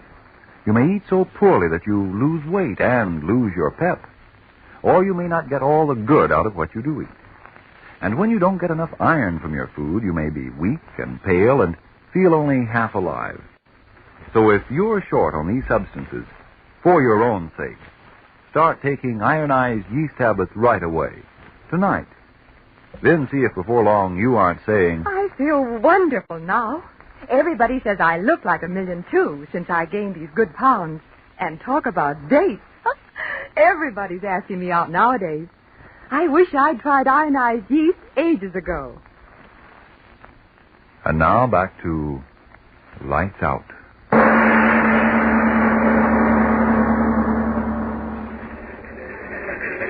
Hey, Chief, look at this. Huh? What's the matter, Murph? Somebody have sex doublets? Get a load of this, Chief. Came in over the news wires. Read it. Additional on Whitmore University. Mysterious cavity on campus growing larger hourly. More follows. Mysterious cavity. Hey, what is this, a dentist advertisement? Don't you remember, Chief? A couple hours ago, that flash about something eating a hole so big a building fell in it. This is the follow-up. The thing's getting bigger. What do you want to do about it? Forget it. What? Don't you see through a gag when it hits you in the face? Somebody's just having fun on the wires. Ha! Mysterious cavity growing bigger. Well, when it's as big as a hole in your head, that'll be news, Murph. That'll be news. Instinct. It dissolves anything. And I did it. I discovered it.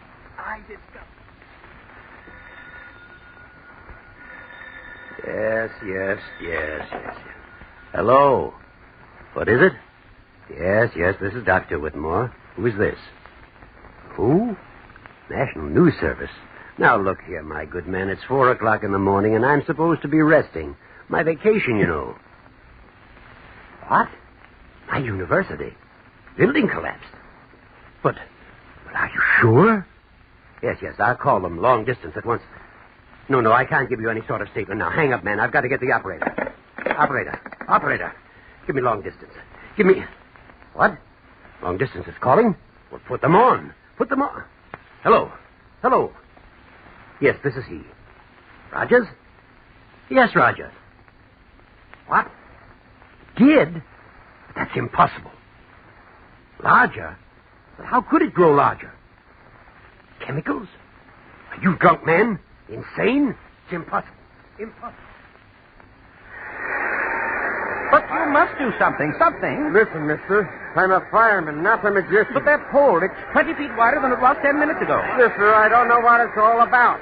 No fire and the ground's burning right away. We have $5 million worth of property on this ground. If that whole For spread... Pete's sake, leave me alone, will you? We've been throwing water on the edges of the thing ever since the building fell in, but it don't do no good. Gentlemen, listen to this out of tonight's paper. The latest news on the Whitmore University mystery. What at first was treated lightly by all newspapers as either a hoax or a shifting of earth stratum has now developed into an authentic yet unbelievable situation. The hole, which began at the side of the chemical laboratory building, is now 300 feet in diameter and spreading with unbelievable rapidity. Fire departments and fire experts from all neighboring communities within a radius of 100 miles have been called in, but have been helpless to combat the rapidly spreading pit.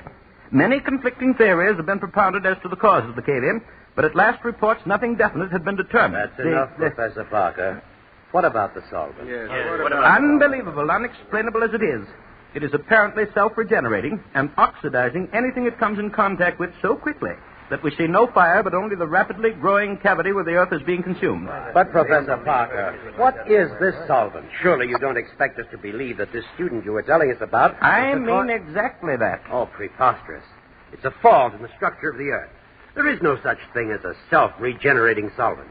Simple cave-in, that's all it is. Gentlemen, if you please. What I know, I know. Oh, it's preposterous. Gentlemen, if you please. If my professional reputation is not enough to substantiate what I've said, then at least you'll listen to the boy himself.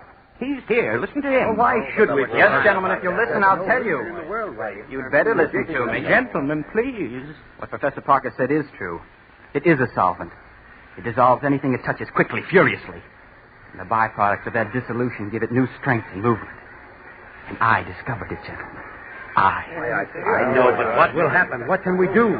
We can wait. Wait? How can we wait? Look out there. The hole's within 2 feet of another building already. You've got to stop it. At once. If you don't... The building! The foundation's undermined! Crashing!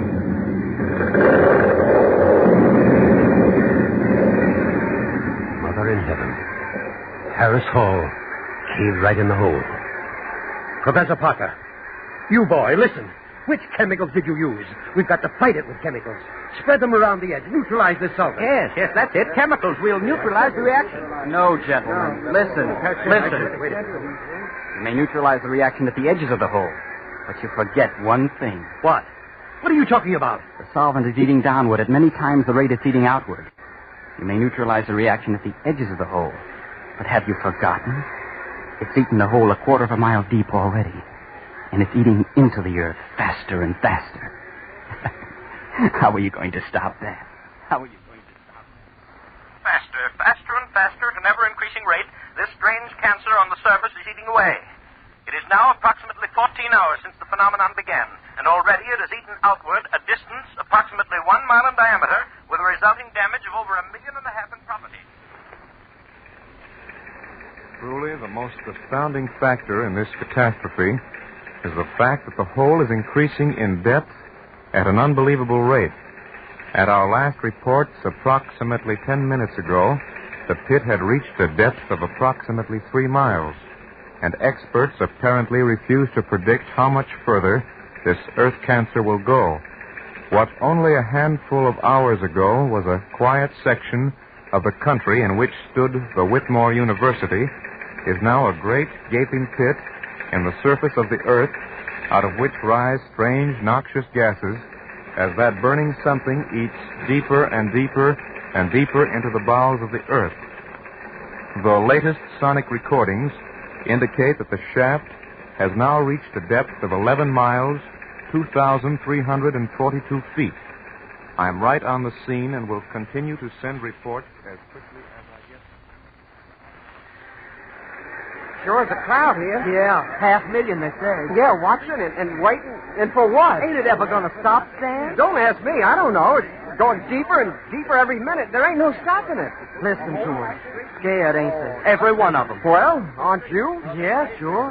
That hole going deeper and deeper into the ground, and nobody can stop it. And what happens when it gets all the way through, nobody knows. Sure, I'm scared. Scared plenty. Earthquake. Help. Send help. Volcano erupting. City on fire. Martial law declared. Tidal waves sweeping inland. Nothing can stop it. Nothing. Nothing. Earthquake. Fire. Tidal waves. We're coming to an end. Judgment of God. Judgment of God. From Siberia to Cape Town to San Francisco and around the world again. I tell you, the Earth's ripping apart. And I tell you, it's that hole in the ground that's done it. It's affected the rotation of the Earth. Unbalanced things. Yes, and it's biting deeper every minute. What'll happen when it eats through to the other side? The ocean pouring through. We'll die. We'll all die. Who's to blame? Who's to blame? Who's to blame? It's that kid who's to blame. Yeah, we read it in the papers. That crazy college kid. There he is. That's him. That's him. He's to blame. No, let me go, you fools, you. I've done a great thing, a wonderful thing. Created something no one ever thought of. No, let me down. Let me down. Let me down, you fools. I started the song, but I didn't know this would happen. You can't blame me for a miracle. Throw him in the hole. No. Yeah, throw him in the hole. He made it. No, don't throw me down in here. There's no bottom to it. No, no.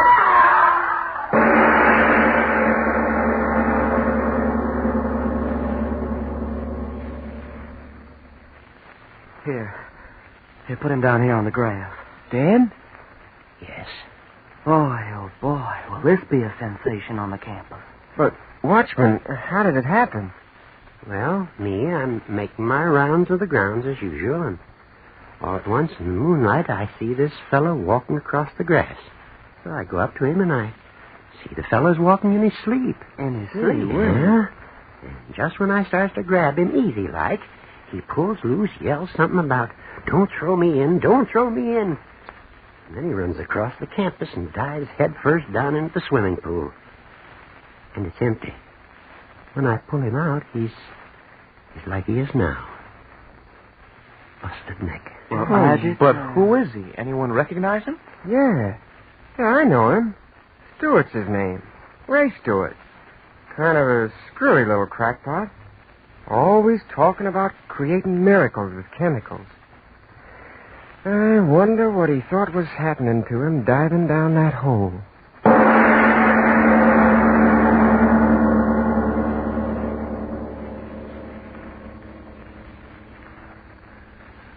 Well, Mr. Obler, I suppose all I can say is holy. We've had quite enough holes tonight. Supposing we talk about haunted houses. Yeah? Whose haunted houses and where? Well, it's the most famous haunted house in the world. In fact, in the good psychic circles, it's supposed to be the haunted house where all the ghosts go. I'll tell you about that, Frank, as soon as you've talked to our audience. Well, I just want to remind you folks that if you're nervous and tired, underweight and under par, and if, like so many Americans these days, you only need more vitamin B and iron, then don't wait. Do try ironized yeast tablets right away. They give you both vitamin B and iron. They cost but a few pennies a day, and you don't risk even those few pennies. For ironized yeast tablets are sold on this money-back basis. If you don't quickly begin to eat and sleep better, to gain new pounds, to feel much stronger and peppier, and if you're not convinced that ironized yeast has been of real help, the cost of the first bottle will be refunded to you in full by Ironized Yeast, Box IY, Rahway, New Jersey. But remember, there's only one ironized yeast. You'll know it by the big letters IY on the package and on each tablet. And now then, what about the haunted house, Mr. Obler? Well, it's a rectory about 60 miles from London, just within the Essex border. Ghostly figures of headless coachmen appear on the lawn, and the ghostly figure of a nun walks through the rooms. An old-fashioned coach driven by two headless men gallops across the lawn. No, I'm not more than normally crazy. Fact is, for 10 years, these phenomena have been investigated by various thoroughly reliable and well-intentioned gentlemen, but they say the headless horsemen still ride and the woman still walks through the woods at the back of the house. Well, For next week, I've written a play about that particular house. It's a nice, fresh ghost story. Its title is They Met at Dorset, and it concerns the attempt on the part of one hideous Himmler, head of the German Gestapo, to rescue England's unwilling house guest, Herr Rudolf Hess. Yes, I really think you're going to enjoy They Met at Dorset. But, as usual, that's next week. Lights Out will come to you again next Tuesday at this same time. Be sure to listen to Arch Oboler's amazing story, They Met at Dorset.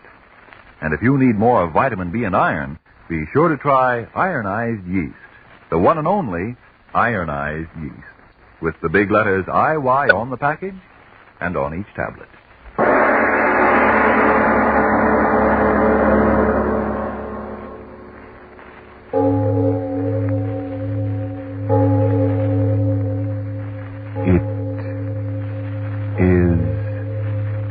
Later than you think.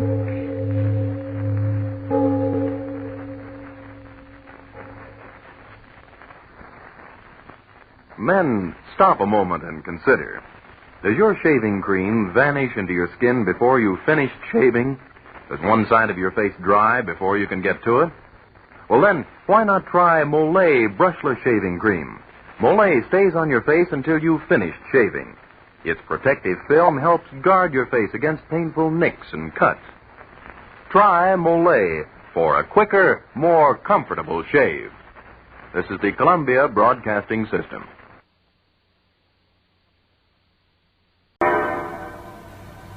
I came into possession of the Lancerford House through the accident of my uncle's death. My inheritance from him enabled me to buy it, for it was the isolated kind of dwelling I'd been looking for in order to finish a novel I was working on. I've always found it impossible to create anything worthwhile in the noise of the city. The house was fully furnished, but since it had been empty for many years, it was extremely dusty, and I spent my first day cleaning away the dust in the few rooms I intended to use. Lancerford House. I remember the place as if it were only yesterday I discovered the green vase, learnt its terrible secret, and passed so nearly through the veil that separates sanity and the madness that lies beyond midnight.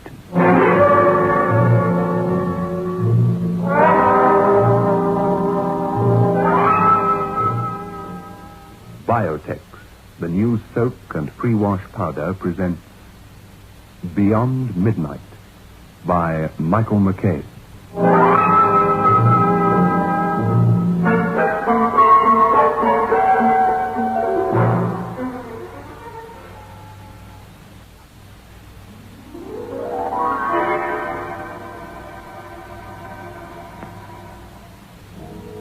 Lancerford House. The agent hadn't been enthusiastic. I got the impression that he didn't much care whether he sold me the place or not. There's nothing extraordinary about Lancerford House, Mr. Royd. It's very big, of course. It was only built and big in those days. If it wasn't so strongly built, it would have fallen to pieces years ago. A house needs to be cared for. Leave it empty. Well, it's what I'm looking for. Nicely back from the road, surrounded by trees. A lot of trees, yes. Fields, pastures. It's hard to find somewhere without any close neighbors these days. Oh, I can show you others. There's a place in... Mr. Feltham, I want to buy Lancerford. You do? I do. Well, then. Nothing else I can... No. Right, sir. You, write books, you say?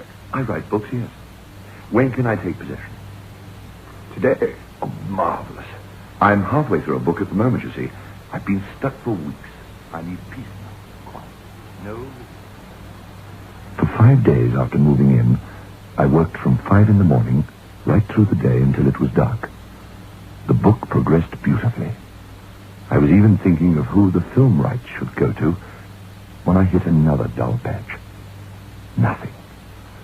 I destroyed a few thousand words and left the typewriter until a possible return of inspiration. I was fairly satisfied, though, and it was with a lot of pleasure that I began to examine more carefully the house I'd so quickly and perhaps rashly bought. In most ways, it was typical of the houses erected in the country 100 years ago. It needed a lot of money spent on it before it would assume the splendor it deserved. But I needed only 1 or 2 rooms. One thing puzzled me. The little attic.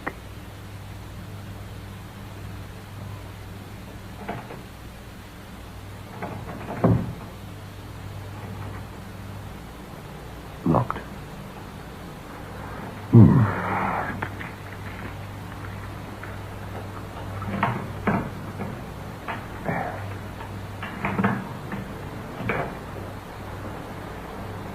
No key. Why is that then?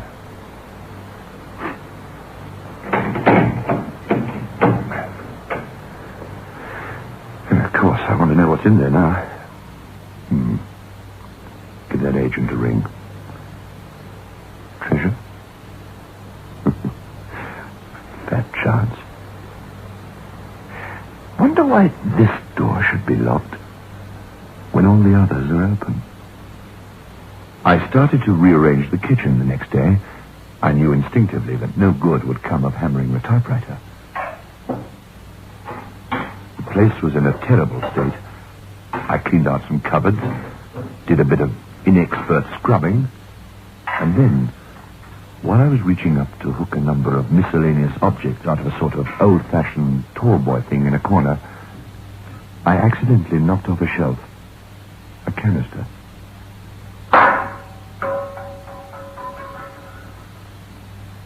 It opened, and a piece of folded paper fell out.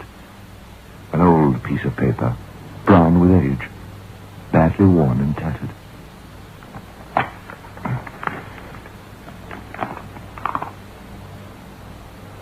There was writing on the paper. It was barely legible.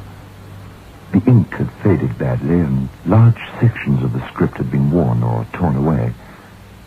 It was dated over 30 years before, and all that remained of the entire first paragraph beneath the date was Stephen Lansford, a young man of 25. And that was all the first paragraph said. Thereafter occurred a puzzling sequence of half lines, sentences, paragraphs, in this order. To have him tutored in the arts, particularly gifted in pottery making. Stephen developed a great fondness for his tutor, and under his guidance did the only constructive work of his life. A crude, ugly vase, bilious green in color. Stephen was proud of it. Kept it on the center of a small table in the living room. Dismissed. Stephen raged for days, and there began a subtle deterioration of a character which had always heretofore been shy and retiring. Ugly metamorphosis, kind of madness in the course of which he would never allow his vase to be moved. Made his mother promise that it would never be moved under pain of dire punishment, but left to stand where he had put it. Some strange elemental bond seemed to have developed between the young man and his creation. After Stephen's death, Mrs. Lansford was unable to bear the thought of it. Instead, she had the casket sealed, obtained permission from the authorities, and in the attic. Thereafter, rigid adherence to her promise. Stipulation in her will adjuring all future occupants not to move the vase. When a relative came to live in the house after her death, body torn, rent apart, found beside the table. I will, I know, eventually lift the vase. And that's all. I couldn't make a lot of sense out of it, I must admit. I tried to read, to make out the bits that had faded, but it wasn't possible. On the end of the whole thing was a signature. Matthew Hargrove. Suddenly I remembered seeing, in the living room, which I hadn't had time to clean, a small table pushed over against the wall with a cloth covering an object of some bulk. That would be it, all right. See what they meant in their letter thing. It is crude. Ugly as sin. Matthew Hargrove. Wonder who he was. Or is. There was nothing in Uncle's papers about anyone of that name. Matthew Hargrove. Matthew Hargrove. Matthew Hargrove. You the young chap that bought the Lancerford place? Yes, I expect to be a regular customer here. People don't talk much about what happened to that Hargrove man. Used to be Mrs. Lansford's lawyer. Wrote up the old woman's will. Oh, queer that was. All about some vase thing her son made. Funny things went on after she died, you see. You want anything more than the razor blades, do you? What funny things? Well, there was Reuben Yates. That was her cousin. Came down when she got sick and stayed. You're from the town, aren't you? You don't get to hear about things like we do down here in the country, you see. What happened to Reuben Yates? Reuben Yates. Ah, well, they found him next to that table with the vase on it. Said he was torn apart. I see. And where does Matthew Hargrove come in? Oh, right after. He was the next one to move into the house. And he was the next one found by the table, too. Same as Reuben Yates. People say that they that saw him got sick in their stomachs for weeks afterwards. And then? No more. Nobody else moved into that house. From then till the day you moved in, nobody. Nobody at all.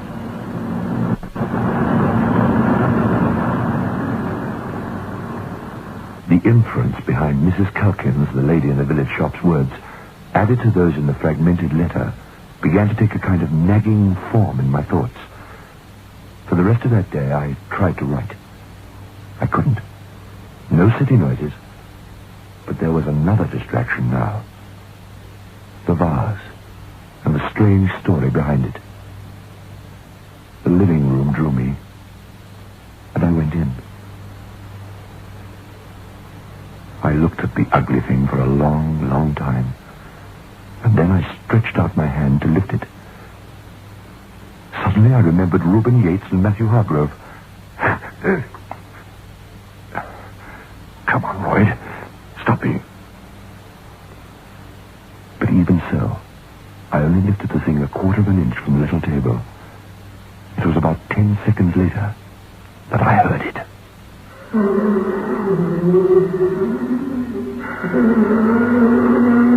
I replaced the vase. How can I describe it? I don't know where it came from. Somewhere in the house. Somewhere, to be sure. It reminded me of nothing I'd ever heard in the whole of my life before. Silence followed. Deep, deep silence. Then I tilted the vase again. This time the reaction was instantaneous.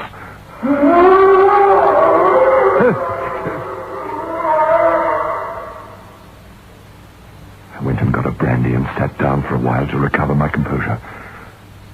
It was then that I remembered the attic. It took me a long time to summon up the courage, but I had to know. I went back and quickly slipped a penny under the vase on the table. Then I ran upstairs.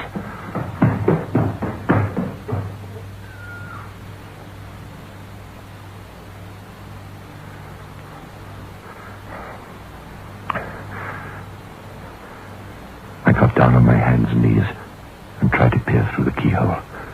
I couldn't see anything. As I was struggling to my feet, I felt a thin current of air cross my face. A short, warm draught of air. But there was no attic window through which the wind could enter, and the air that struck my face was warm. I bent down again, and this time I put my ear to the keyhole.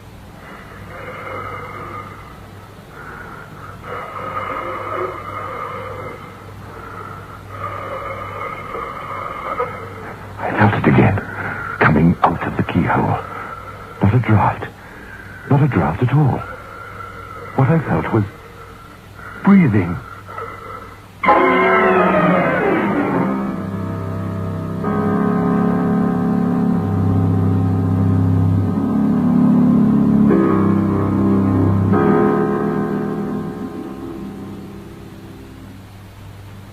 Keep Airwick handy in your home.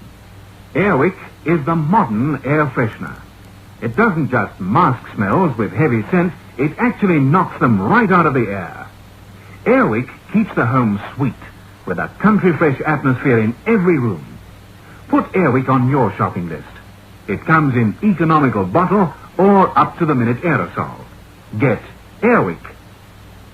Soak, soak, that's all you have to do. Soak, soak, just for an hour or two you'll find this soap as good as new when you use new Biotech. Amazing new Biotech soap stubborn stains away. Clean, clean, everything soon will be clean, clean, for all the world to see. Soak, soak, stains away easily when you use new Biotech. Get amazing new Biotech today and let soaking do the washing.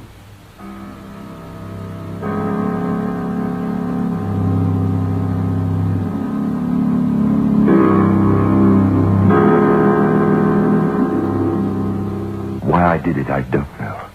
Even then, something told me I was meddling in things I could never hope to understand. There was something in the house I knew then that could bathe me in the fires of purgatory forever and a day. But I came down the stairs and placed 2 more coins under the vase, tilting it further. I immediately returned to the attic door.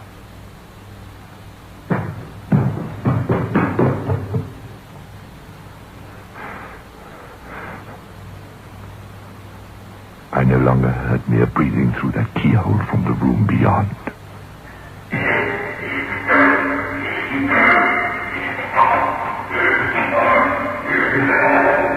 I did not wait long. Something was trying to get out.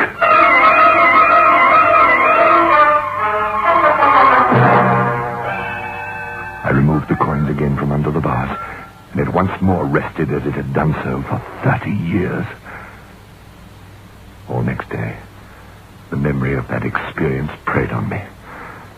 I couldn't work. I could hardly bear to be alone.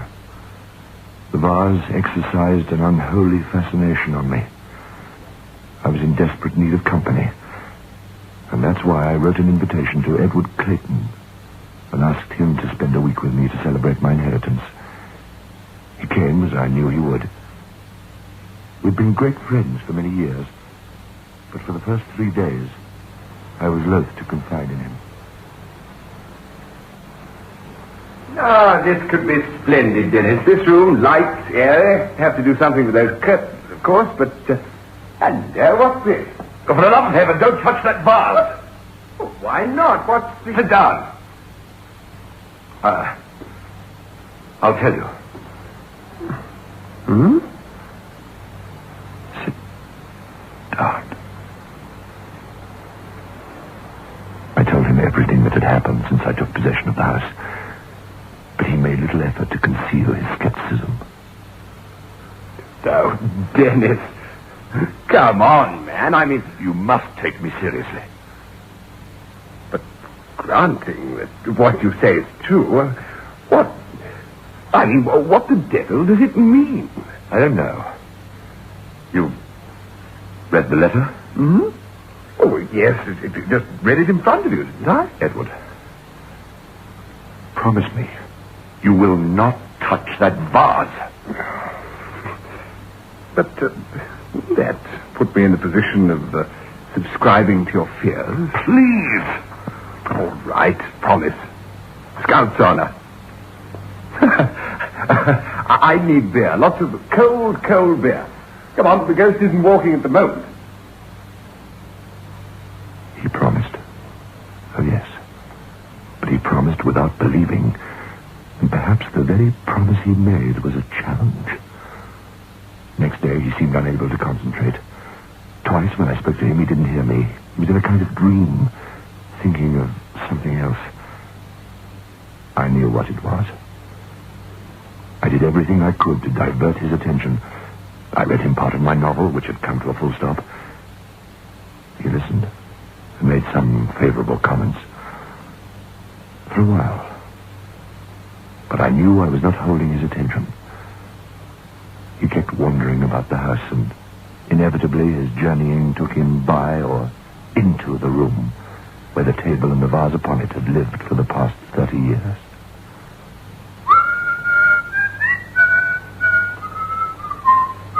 The thing seems to fascinate you.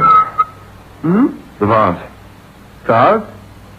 Oh, the vase. You can't take your eyes off it. I've been watching you. Oh, at first, when I thought it was a fairy story. And now? Well, now I'm not so sure. I wonder. Don't.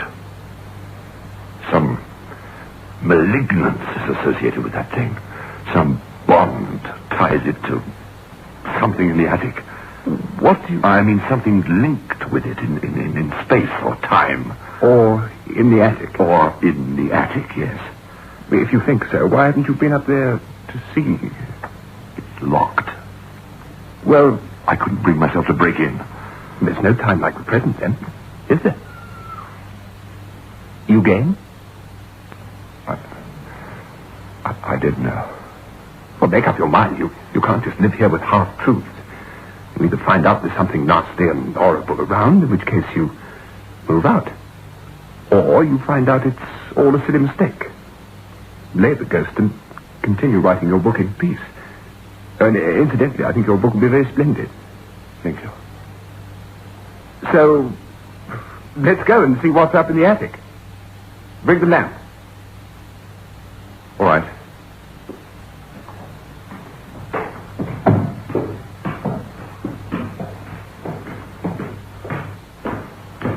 Got the lamp? Yes.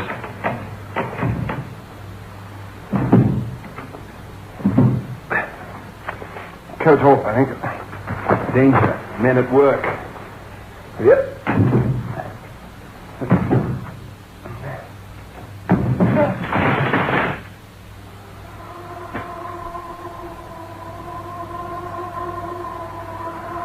Our lamplight flooded the room. In the middle of the attic floor stood a coffin. Just a coffin. Nothing else. Not even a rug was to be seen in that gabled room. The coffin was festooned with spiders' webs, as if it had not been disturbed for decades.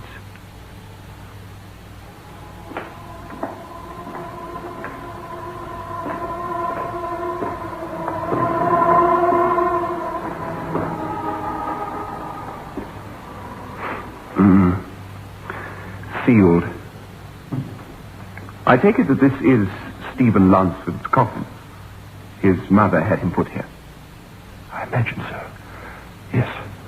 The vase is the one he made in the letter. Remember? Yes, exactly. Well, yes, I know what you're thinking. It doesn't hold water, Dennis, and you ought to be the first to see it. Nothing about this thing holds water, as you put it. Suppose it isn't a bad place to rest. If you were dead, I mean, dry at least. Better than 6 feet under, eh? Don't stare at it like that. Nothing's going to rise up out of it, Dennis. Isn't it? No. Ghoulish lot, the Lanceford there. Let's get out of here. Okay. What are you going to do about this room, attic? I'm going to seal it. Nail it up.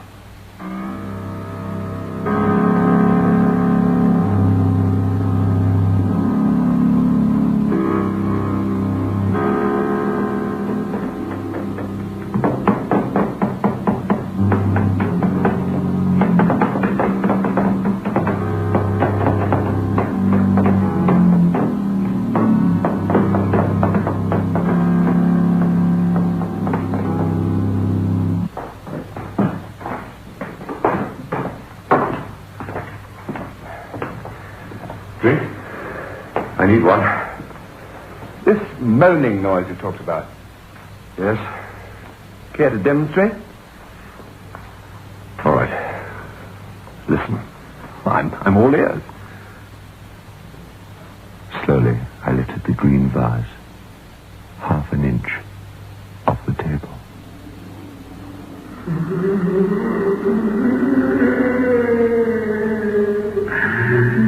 I replaced the vase. Interesting. All right. Now you've heard. Let's have that drink, and then I think I'm ready for bed.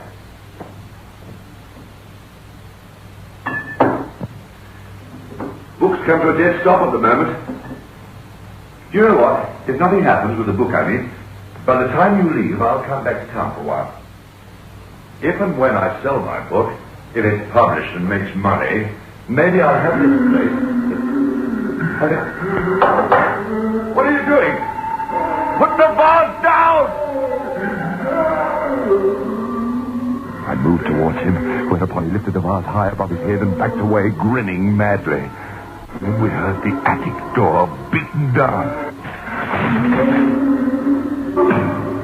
The color drained from Edward Clayton's face. Take the vase, Dennis! I can't move! I can't move! He dropped the vase, it smashed into 100 pieces, and then the thing was at the door, and the door opened, and it was in the room. Dennis!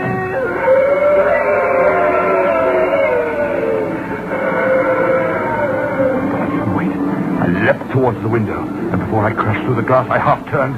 Something had entered that room beyond my range of sight, for Edward was hanging limply aloft in mid-air.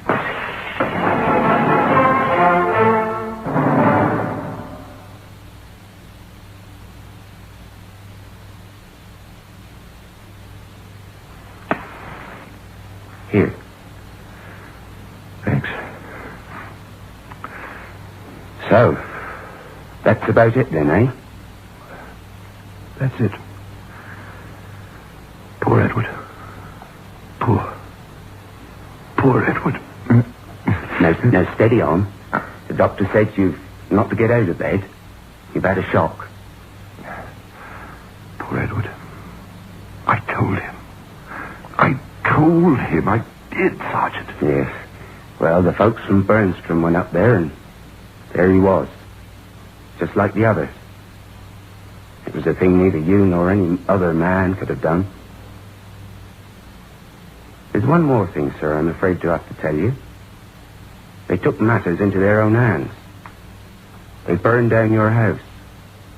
Took your stuff out first and set fire to the house.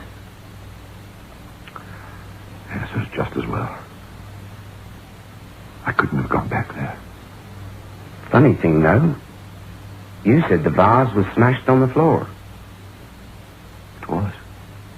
When we found it, all the broken pieces were piled together, as neat as you please. Smack in the middle of the table.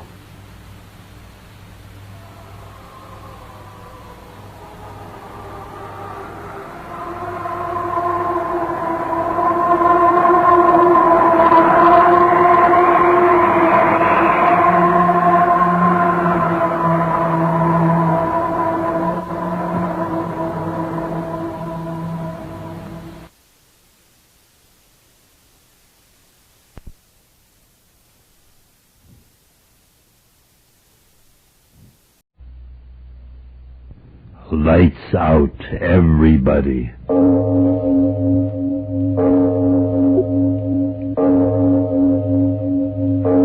It is later than you think.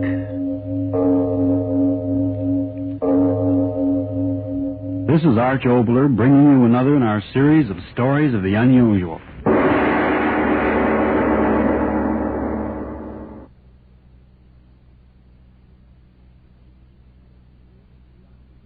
Our scene, a doctor's office.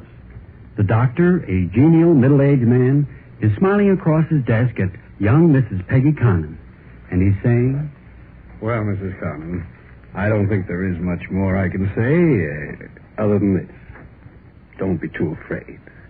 This sort of thing has been going on since the beginning of time. Millions of women. So don't be frightened. Go home. Tell your husband. Be happy. Thank you, Doctor. Goodbye. Goodbye.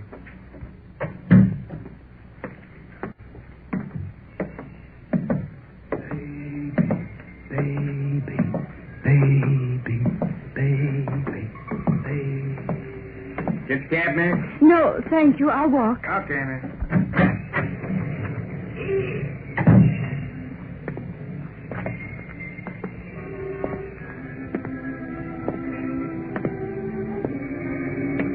Walk.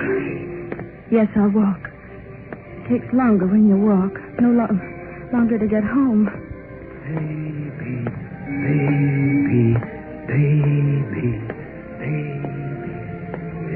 Home. What will he say? What will he say?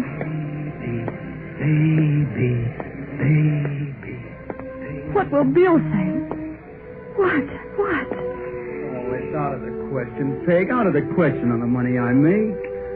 Now, look, this isn't confetti. It's bills for groceries, bills for laundry, bills for gas. I tell you, Peg, it's out of the question. Out of the question. Out of the question. He'll say out of the question. Baby. What will he say? Oh, Bill, what will you say? Hey, watch the light, lady. Oh. Yeah. Watch where you're going, little lady. Them lights are for you as well as for the car. What will Bill say? What? What did you say? Say, you don't feel well or something. Your face, I mean. Oh, I'm all right, officer. Sure you don't want a cab? No, I'm walking home. Okay. But watch the traffic at the crossings.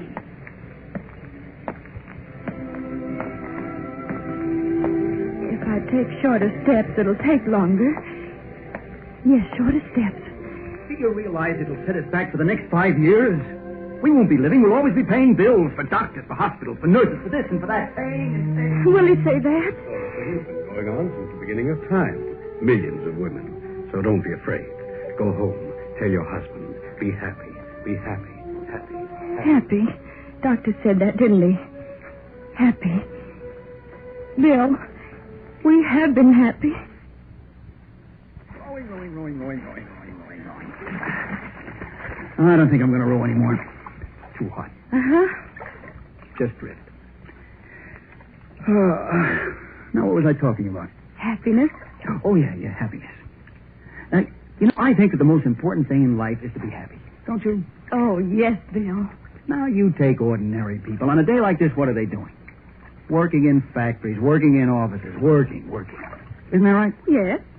But the park is here, the lagoon is here, the boats are here.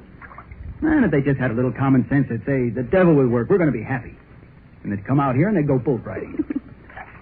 4 million people. The lagoon would be awfully crowded, wouldn't it, Bill? No, I'm serious. All right, so I'm not working today, so I'll have $5 less. But I'm doing what I want, and I'm happy. I'm happy, too, Bill. Are you? Honest, Peg? Uh-huh. Oh, gee. When I think that only 2 days... And I wasn't even going to the dance. I took one look at you. But that's a song, Bill. Oh, it's the truth. Oh, gosh, I'm happy about you, Peg. I'm happier than I've ever been in my whole life.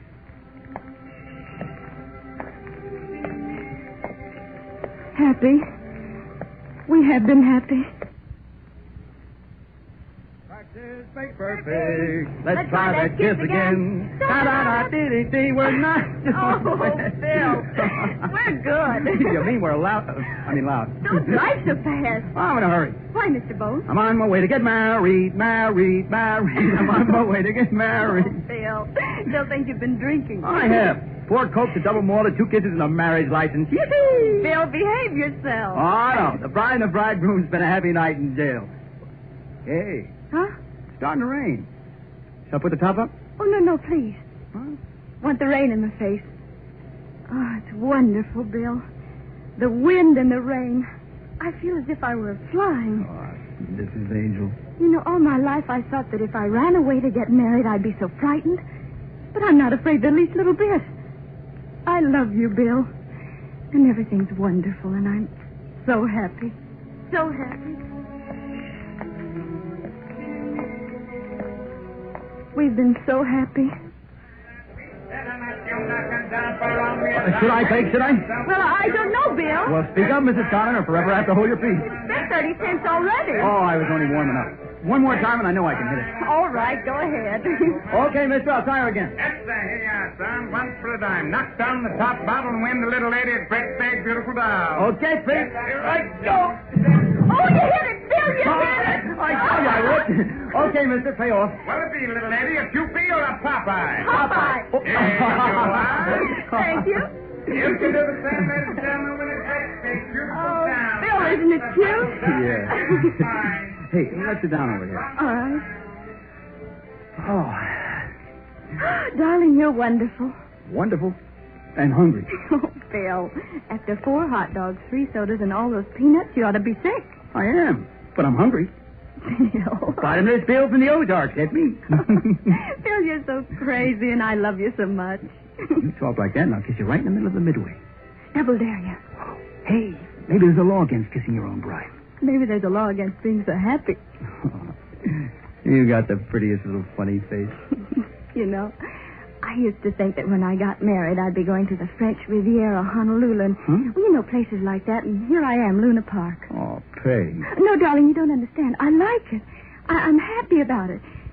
Why, I'll bet there are thousands of women who've been to all those famous places who'd give every minute of it to be in my place with someone she loves and who loves her. Women are really awfully simple people, darling. They want love. And I've you, and I'm happy. Terribly happy.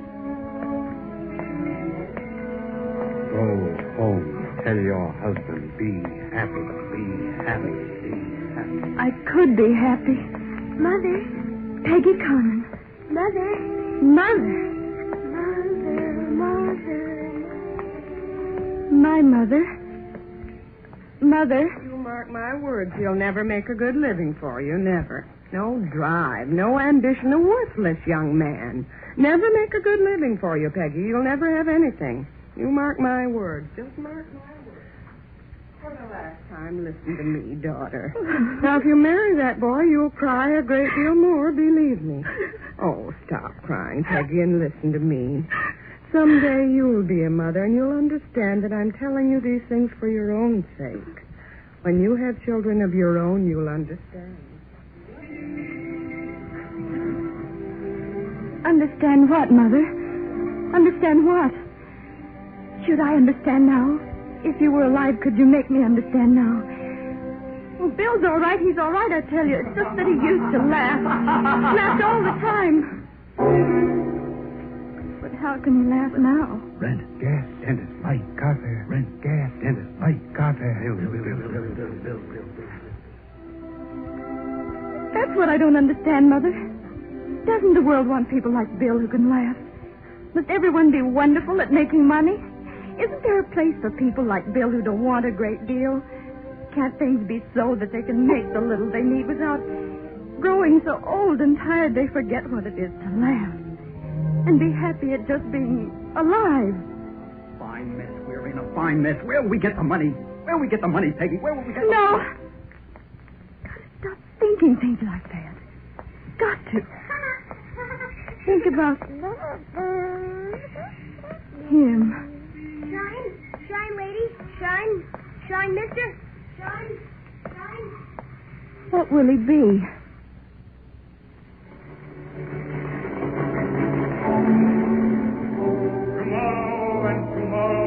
Tomorrow creeps in this petty pace from day to day to the last syllable of recorded time. And all our yesterdays have lighted pools the way to dusty death. Our brief candle lights but a walking shadow, a poor... Oh, no! No.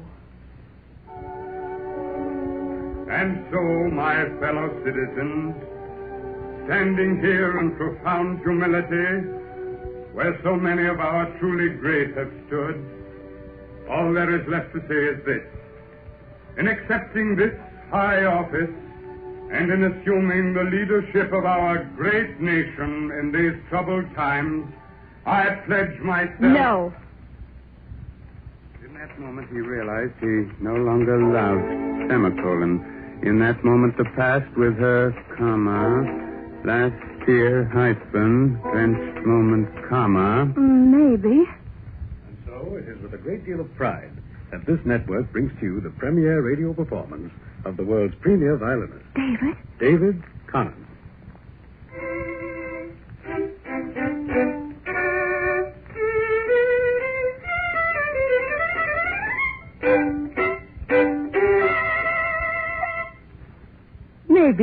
Maybe. And my diagnosis of the patient only confirms my profound belief that such diseases can be cured. Maybe. So, an investment of these issues, with my concern, will net you a profit of not less than the sum of twice your investment. Oh, no. Oh, Silly Peggy. You used to say that, didn't you, Mother? Silly Peggy. Because I laughed at the wrong time. Maybe I laughed then. Maybe I'm laughing now because I'm afraid. It's happened to women for millions of years. No, not that. Pain goes quickly, I know it, but... Bill. What'll Bill say? No, stop thinking. Stop thinking.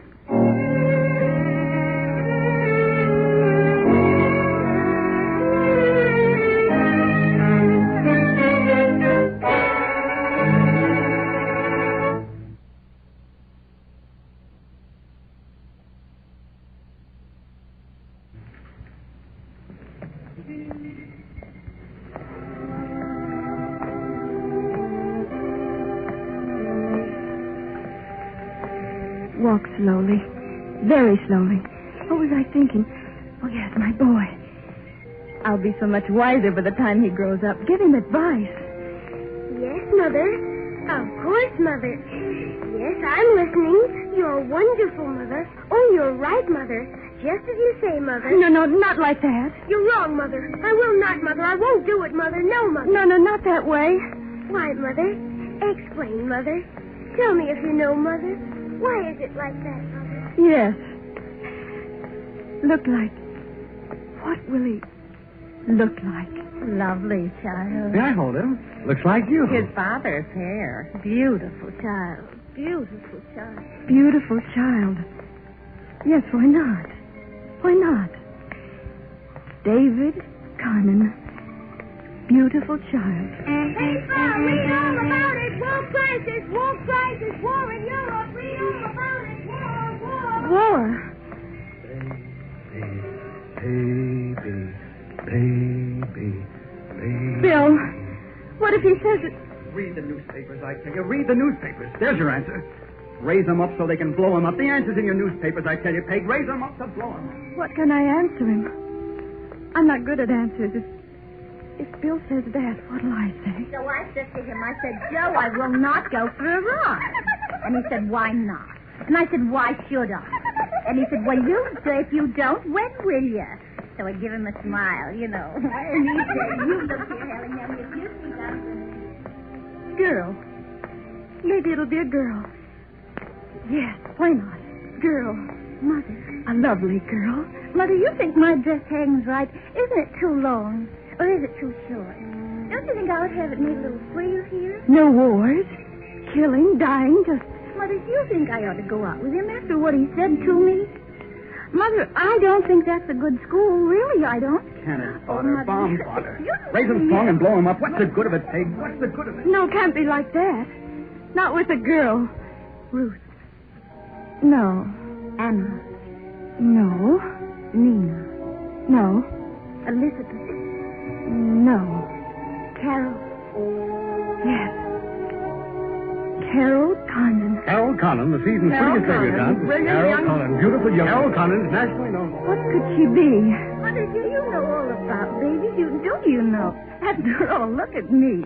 Well, I was wondering about Junior. He won't eat his cereal. He won't touch his bottle. I don't know what to do. I simply don't know what to do. Maybe. Carol Conant, opera, tonight, curtain, 8:30. Yes.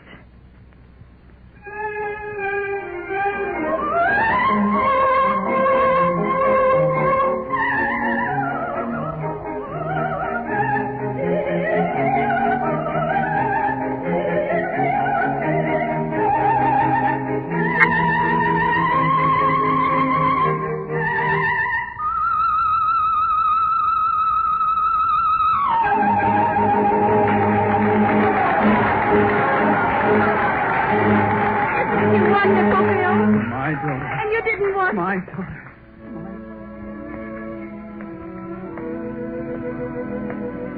Oh, you'd be so proud of her, Bill. You would. Almost there. Walk slower. Oh, Bill, don't get angry when I tell you. God, don't let it be angry. I couldn't stand it if he yelled at me. I couldn't. I'm afraid.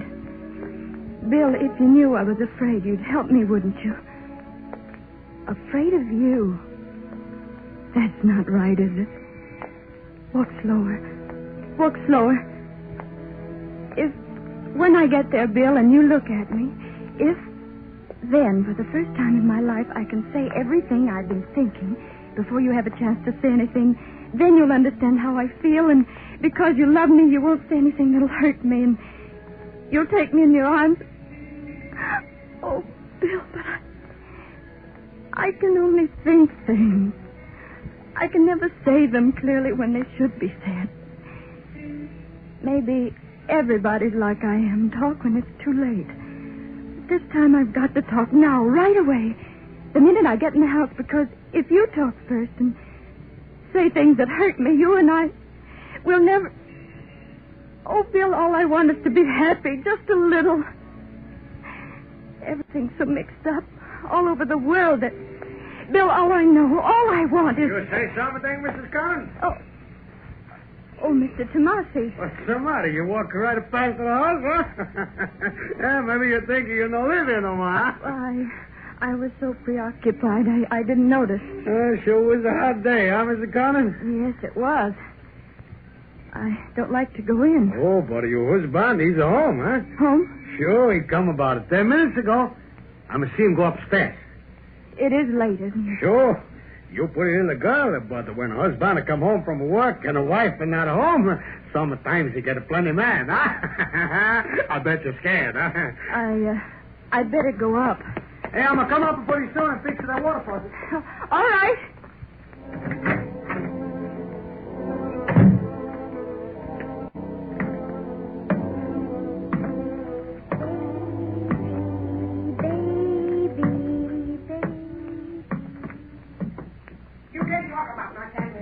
Yeah, who's going to stop? You think I'm afraid of you?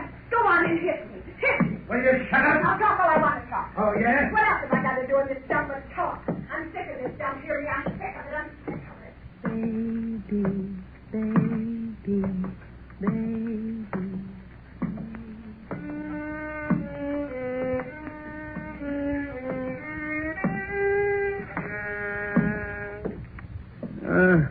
Good evening, Mrs. Collins. Good evening, Mr. Gold. You're playing very well tonight. Yeah. In 60 years, even a fool learns to do something. Oh.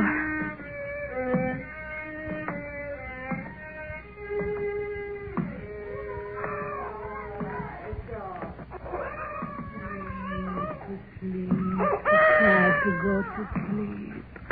Just a little bit. Oh, good evening, Miss Conlon. Hot tonight, yeah? Yes.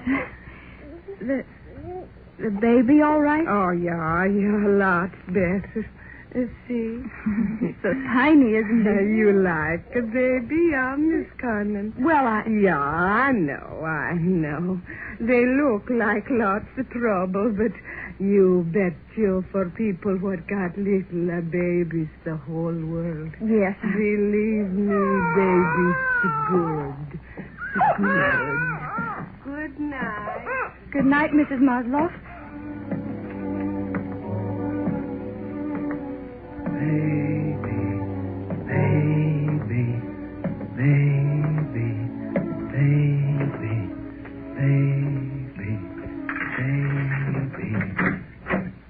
Peggy, that's Peg. Bill. Gosh, Peg, where you been? I've been worried stiff. Was it just walking? I got home. There was nobody here. I was ready to do a calling all cars, so help me. What, are you going to stand here by the door all night? What's the matter, Peg? Oh, honest, I don't care if there isn't any dinner. Yeah, I'm so full of love for you tonight, one potato in me, and I'd pop like a kid's balloon. Bill, I want to No, tell you... wait, I'm going to tell you. Me? Yeah, come on over by the window. Phew, it's hot. Yeah, that's better. Nice breeze to keep you cool while I burn you up with the news right off the press. News. Bill, Flash. Ambition comes to Billy Connor. Bill, if you'd let me tell How you... can you tell me when I'm trying to tell you? Now listen, sweet funny face. Today, the great lords of industry unlocked the octopus long enough to hand Billy Connor, now hold your breath, $5 more a week. Bill, I've got... Yes, so help me, $5. Oh, is that terrific, Peg? We move right into the upper brackets, got everything we want. Bill, please listen to me. I've got to... Sure, as soon as I finish my say. Now, I got to say it, Peg, because I've been kind of getting up steam to say it all the way home from the office. Now, all this may sound a little screwy to you, but here goes. Bill, I want to tell you today... Oh, please, funny face, don't interrupt to tell me about the bargain you saw today, because, well, if I stop talking, I'll lose my nerve, and then maybe I won't ever say it again. Peg, this $5 a week. Now, that's over $250 a year. And I began thinking right away how we could spend it. Spend? Yeah, you know me. So I got thinking about maybe we get another car. But the old jalape's pretty good yet. And then I thought maybe we could take a cottage someplace. But then I don't get a vacation until next year. So then I got thinking... Why, heck, what's the matter with me? Why should I be afraid to talk to you? There's no reason to be afraid. Is there, Bill? Oh, of course not. See, what I'm trying to say is that... Well, look at the newspaper headline. The war, yes, I thought thought we're all about... going to smash, maybe. So I got thinking the heck with it. There isn't time enough to go anywhere or plan anything, and who wants money anyway? So, how can we spend it to make both of us really happy? You know, to make our lives... I mean, if one of us should die before the other, make our lives mean something. Mean something. Oh, Peg, I got to say it faster. I won't be able to say it at all. Peg, let's spend the money for a kid. Oh, Peg, what do you look at me like that for? Oh, I know we never talked about it, but... Well, I was kind of scared of the idea, and I didn't know if you'd want one. Well, Peg, for Pete's sake, say something. Looking at me. Well, what did you want to tell me before? Say that at least. Oh, Bill. Bill. Wait till you hear.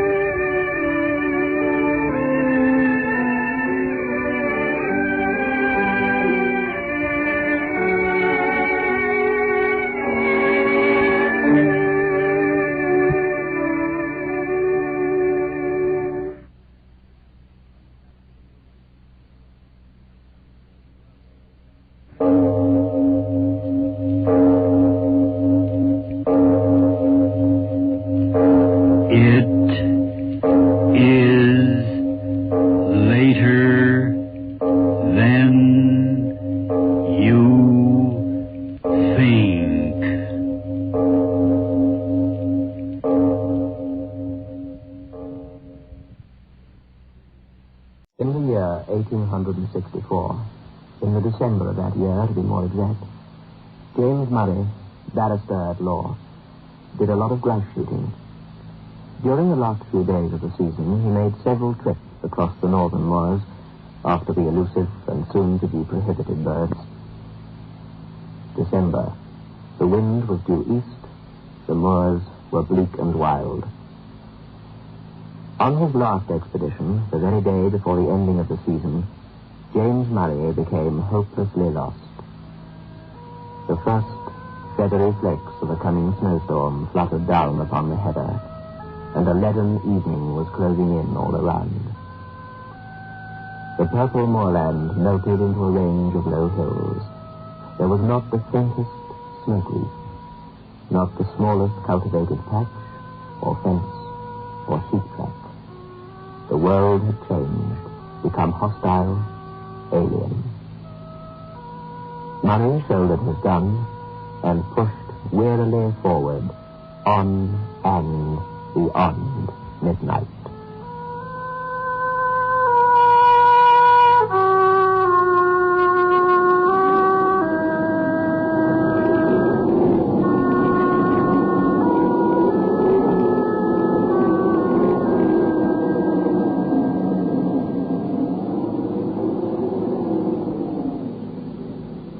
Biotex, the new soak and pre-wash powder, presents Beyond Midnight by Michael McCabe.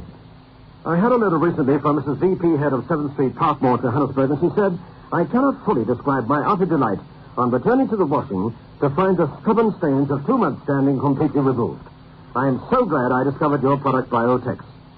And now Mrs. J. Longman of Cambridge, West East London, wrote to say, just a word of thanks for your new soak and wash powder, Biotex. I find it almost too good to be true. I've just finished my first packet, and I washed all my baby's woolens with it, and they really do stay white. And what is more, they keep their shape so well, too. Once again, thanks for a wonderful product. I'm just hoping you won't wait too long before putting a large economy-size packet on the market. Well, thank you, Mrs. Head of Parkmore, and Mrs. Longman, for your endorsements. I, too, can endorse Biotex by making certain claims to you, ladies, the most important of which is that with Biotex, the stubbornest, the very stubbornest stains just vanish merely by soaking.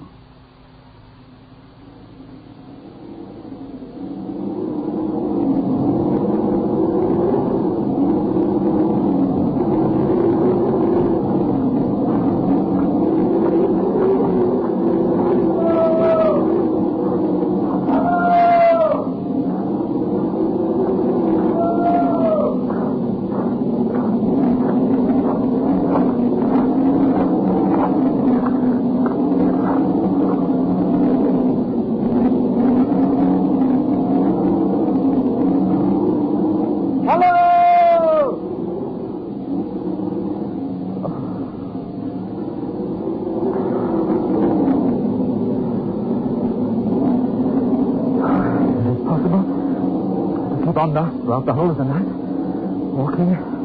Will there not come a time when my limbs simply fail me? Walking in circles. Circles. Hello! Oh, can you hear me? Here, this way, here. Can you find me? Here. Oh, I'd almost given up. I'd begun to think of falling down and sleeping. I must have been walking in circles. Thank God. What for? Praise be. What for? Well, for you, of course. I began to fear I should be hopelessly lost in the snow. Well, then, folks do get cast away hereabouts from time to time. And what to hinder you from being cast away likewise? If the good Lord is so minded that you and I shall be lost together, friend, we must submit. But I don't mean to be lost without you. How far am I now from Droling? A good 20 miles. More or less. And the nearest village? The nearest village is Wyke, and that's 12 miles to the side. Where do you live, then? Out yonder. I pray you, keep that lantern steady. You're going home, I presume? Maybe I am. Then I'm going with you. Oh, it ain't no use. He won't let you in. Not he. We'll see about that. Who is he? The master. And who is the master? That's not to you. Well, lead the way, please. And I'll engage that the master shall give me supper and lodging tonight. You can try. Wait, man, wait. I've been lost for long enough. I can't afford to sleep to let anyone rest.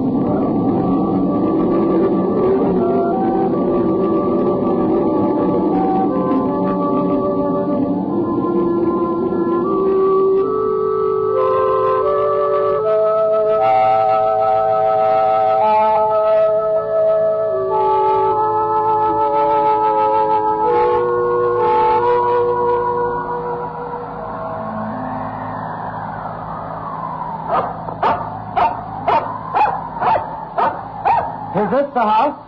Aye, it's the house. Down there.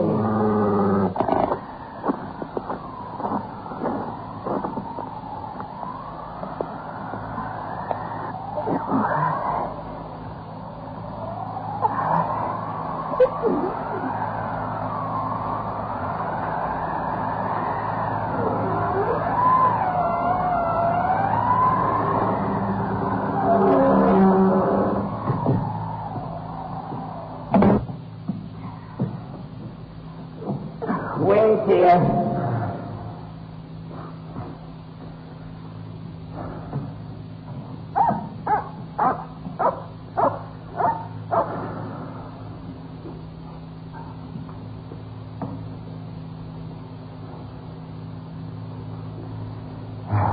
Shelter, at least.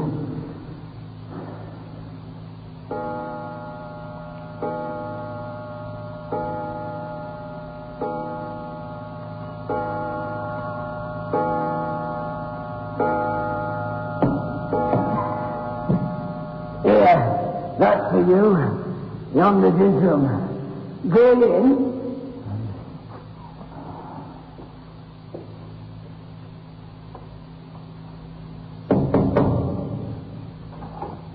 Who are you? How came you here? What do you want? James Murray, barrister at law. On foot across the moor. Meat, drink, and sleep. Mine is not a house of entertainment. Jacob, how dared you admit this stranger? I didn't admit him. He followed me over the moor and shouldered his way in before me. I'm no match for 6'2". And pray, sir, by what right have you forced an entrance into my house? The same by which I should have come to your boat if I were drowning. The right of self-preservation. Self-preservation? There's a foot of snow on the ground already. It'll be deep enough to cover my body by daybreak.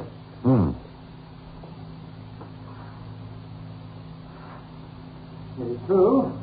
You can stay here if you choose till morning. Jacob, serve the supper.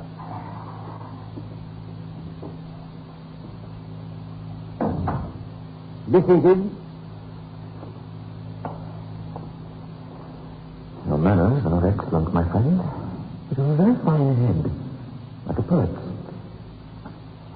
Kind of scientist you must be if this room's a telescope. Pictures, saints and devils, geological specimens, microscope. And is that an organ there in the corner? Books, and more books. Enough to keep a keen man busy for a year. Why do you not speak to me about it? You don't even know your name. But there you look like Big Vic from Beethoven. I wonder if you would consider it bad taste if I drew nearer the fire.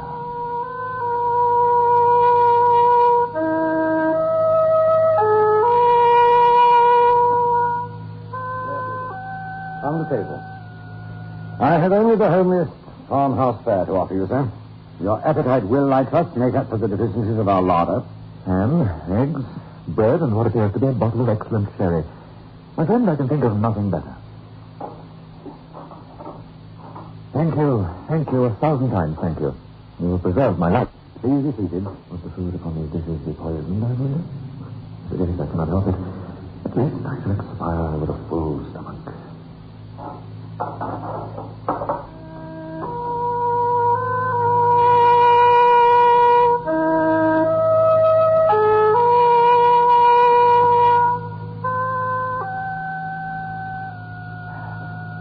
Was probably the finest meal I've ever tasted. Thank you. To have cast away on a desert island in a storm, a glass of uncontaminated water and a crust would seem manna from heaven. I have lived here in semi-retirement for 23 years. During that time, I have not seen as many strange faces. I have not read a single newspaper. You are the first stranger who has crossed my threshold for more than 4 years. Will you favor me with a few words of information about the outer world from which I have been parted for so long? Interrogate me, sir. I am heartily at your service. My inquiries will relate primarily to scientific matters. If you are not a student of science, no matter. Answer to the best of your ability.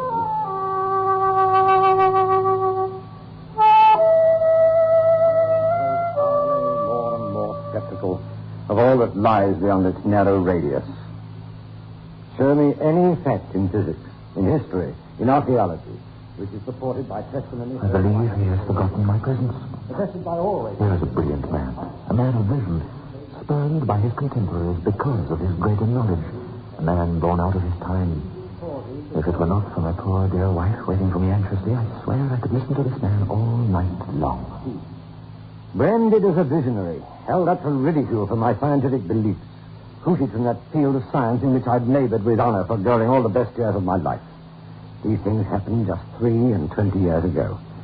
Since then, I have lived as you see me living now, and the world has forgotten me.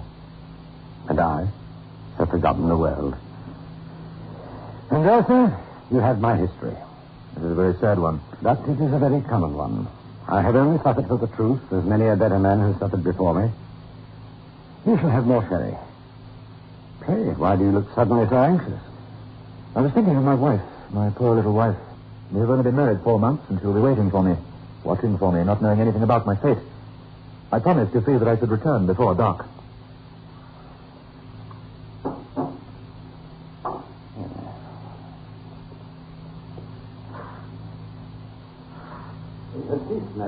Ceased? Oh, if only it were possible. But no, it is impossible. Walk 20 miles across the moor, even if I could find my way. Walk 20 miles? What are you thinking of? My poor wife. She'll be breaking her heart with suspense and terror. Where is she at this moment? At Dwolding. At Dwolding. Yes, it is true.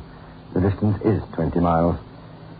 Are you very anxious to save the next 8 or 10 hours? So anxious, I would give 10 guineas at this moment for a guide and a horse. Your wish can be gratified at a less costly rate. The night mail from the north, which changes horses at Dwolding, passes within 5 miles of this spot. It will be due at a certain crossroad in about an hour and a quarter. If Jacob were to go with you across the moor and put you onto the old coach road, you could find your way, I suppose, to where it joins the new one. Easily, gladly. The snow lies deep. A glass of Escobar before you start. There are pleasanter journeys than the one you are contemplating this night.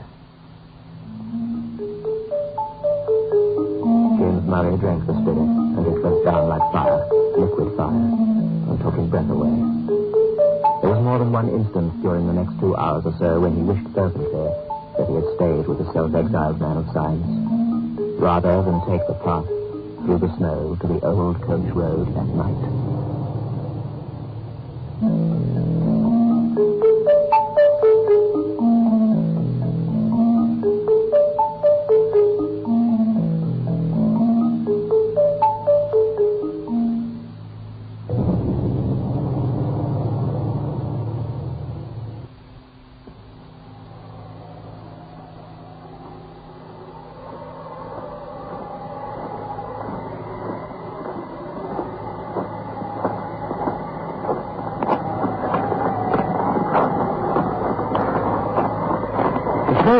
And yet I cannot remember such bitter cold. Not a single star. Your master is a very eloquent man, Jacob. A brilliant man. Deep. Walking is difficult, to be sure. How much further to the coach road? After those hours of talk from the master, walking with a servant is like attempting conversation with a tailor's dummy.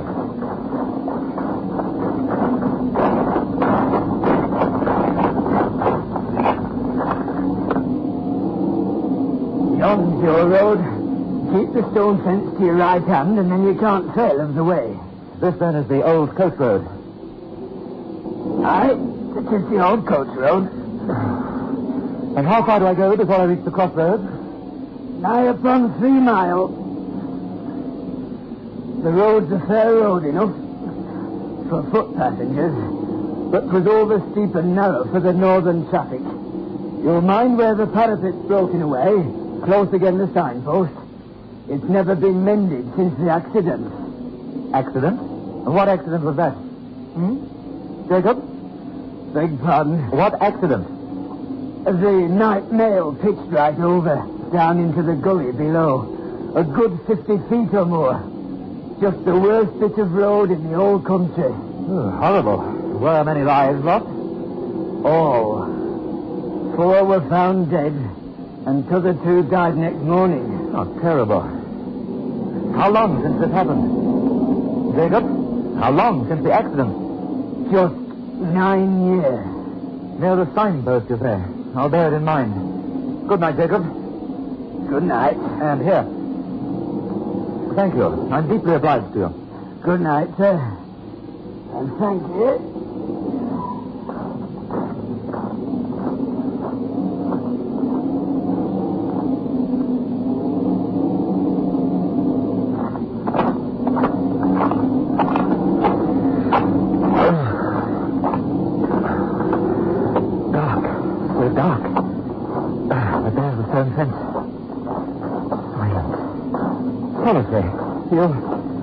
Terribly lonely. Lonely somehow. As if I've been deserted by the last man in the world.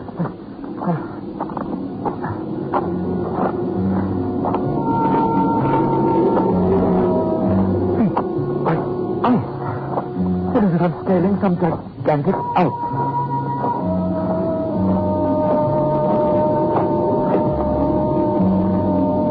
A light.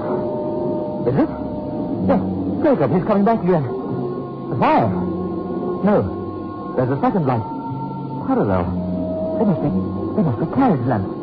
Must be private vehicle. But what would be out in a night like this? Yes, it is some coach or the other, but this is impossible. It's coming on fast. Cannot hear a sound. The snow looks strangely lofty. It is possible that I crossed the crossroads in the dark. Jacob said 3 miles, and I have to walk. Can I lift the coach underneath? No, I would never have missed the signpost. And then the coach, for coach it certainly was, bore down upon Murray, came around a bend in the road and came towards him fast. Guard, driver, one outside passenger, 4 steaming greys. The lamps blazed like a pair of fiery meteors. Hello, wait there, coach, hello, coach! And the coachman pulled up. The guard, muffled to the eyes in capes and comforters, and apparently sound asleep, neither answered Murray's hail nor made the slightest effort to dismount. The outside passenger did not even turn his head. Murray clambered inside the coach, and the coach started again, as noiseless as ever.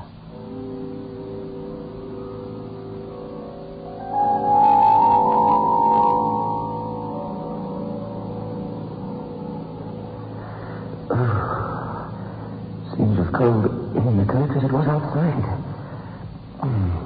3 passengers only. And welcome. We were. This is scarcely the friendliest part of the world I've visited. How intensely cold it is tonight. The winter seems to have begun in earnest. Most friendly. He heard me. I know he did, for he turned his eyes upon me. Damp. Most disagreeable. The smell in here, it's quite... it's like ice. It's warmer than I dare, by far. I can't bear the smell in here. The window down could hardly let in more cold than is already present. Have you any objection to an open window? I said, have you any objection to an open window? Very well, then. I take it you have none? It's rotten. Quite rotten. This window. I'm sorry, excuse me. This window is covered with mildew. Have you noticed? Anybody? Have you? The whole coach is in the very last stages of dilapidation. Decaying. Look. It's hardly safe, is it? How can it possibly be safe? Why, the whole machine is quite foul, and it must have been dragged from some outhouse somewhere. It must have been mouldering away for years. Quite deplorable.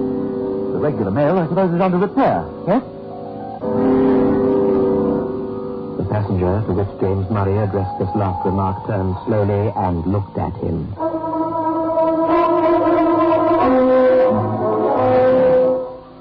Murray knew that he would never forget the sight of that face as long as he lived. He turned cold at heart under its scrutiny.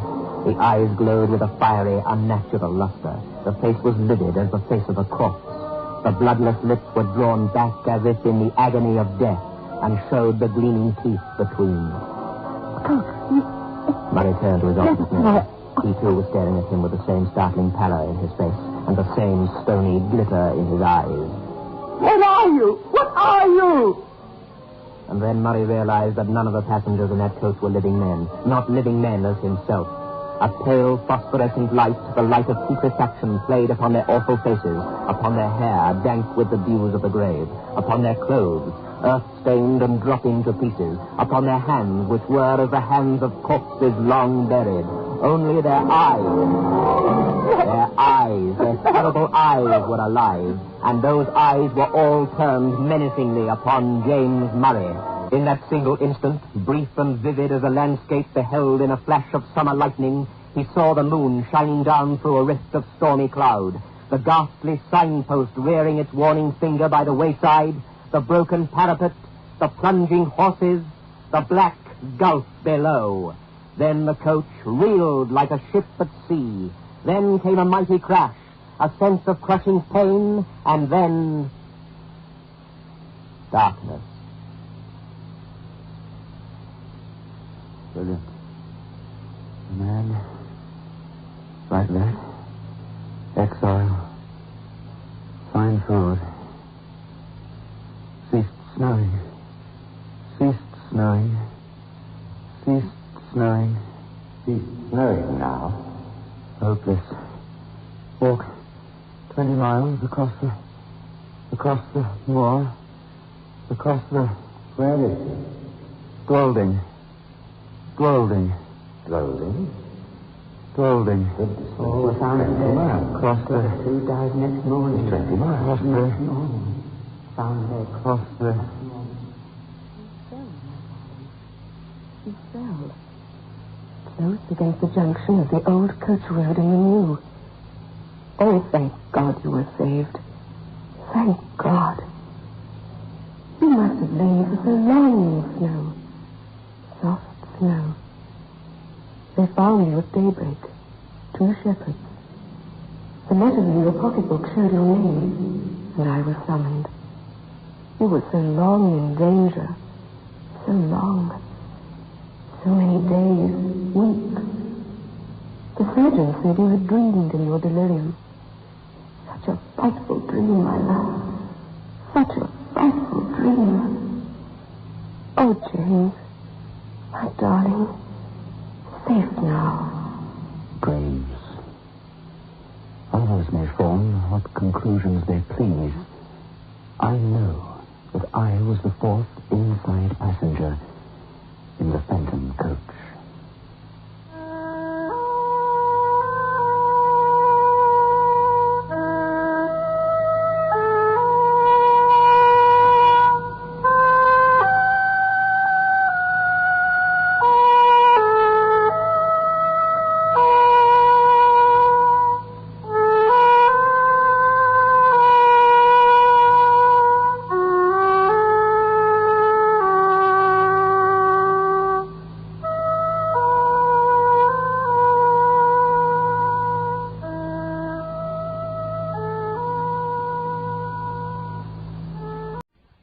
Oboler's lights out, everybody.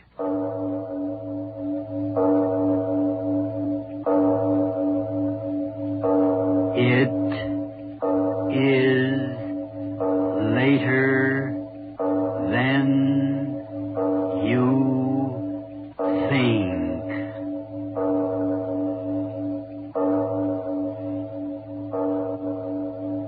Turn out your lights now. Some of you may not know this, but beneath many of our cities there's a subworld, not only of subways, but sub-basements and man-made caverns where little trains run and deliver the goods to the department stores and the factories of our industrial complex. Today we're going to some of those sub-basements in a play I've written for you titled Sub-Basement.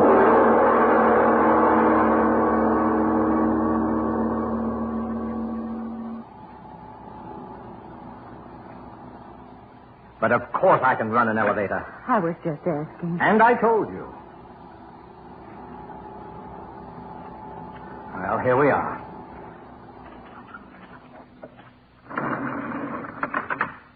All right. All right, are you getting out?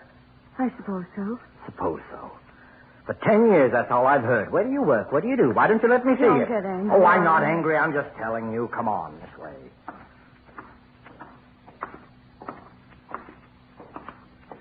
That's a big basement. You don't know the half of it. It's like a whole city down here. A person goes to a department store and doesn't know all this is underneath. Say that again. And you're in charge of everything down here? That's another fact. Here. Look at these. What are they? Furnaces? Oil burning. Heats and air conditions the whole building up above. 20 stories. But where is everybody? Nothing but a watchman at this hour of the night. Everything's shut down. Help! What's the matter with you? Nothing. What did you do that for? Oh, I just wanted to hear my voice. It's like a big cave down here, isn't Yelling it? out like that. Won't you ever grow up? Don't be angry on me. All right, come on. Yes, honey. Come on, in here. Another elevator? Well, you want to see everything, don't you? Oh, yes, I do.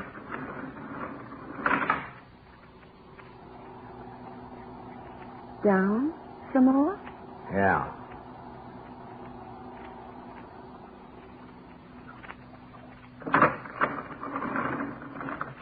All right. Another basement. Yeah. Go ahead. Plenty of light to see behind. What's down here? Come on over here. I'll show you. There, in the wall. Is it a tunnel? That's what it is. But a tunnel down here? See those tracks? Yes. Where do they go? How do you think all the merchandise is brought to all the stores here in the business section? Tunnel system, that's how. Right under the city streets. I had no idea. Mighty few people have. Trains run on those tracks, bring the stuff right in. Trains? Oh, Arnie. You think all I got to do is make jokes? You think the only kind of a train's a big one? Well, I just don't know. These are little ones. They run on electric batteries, just like they have down in the mines. Come on, I'll show you. Where? In the tunnel. But it's so dark. There are lights every little ways. Come on. I don't think so. What's the matter with you? I'm afraid. Oh, for John's sake. For years you've pestered me to see... You come along, Emma. You understand? All right.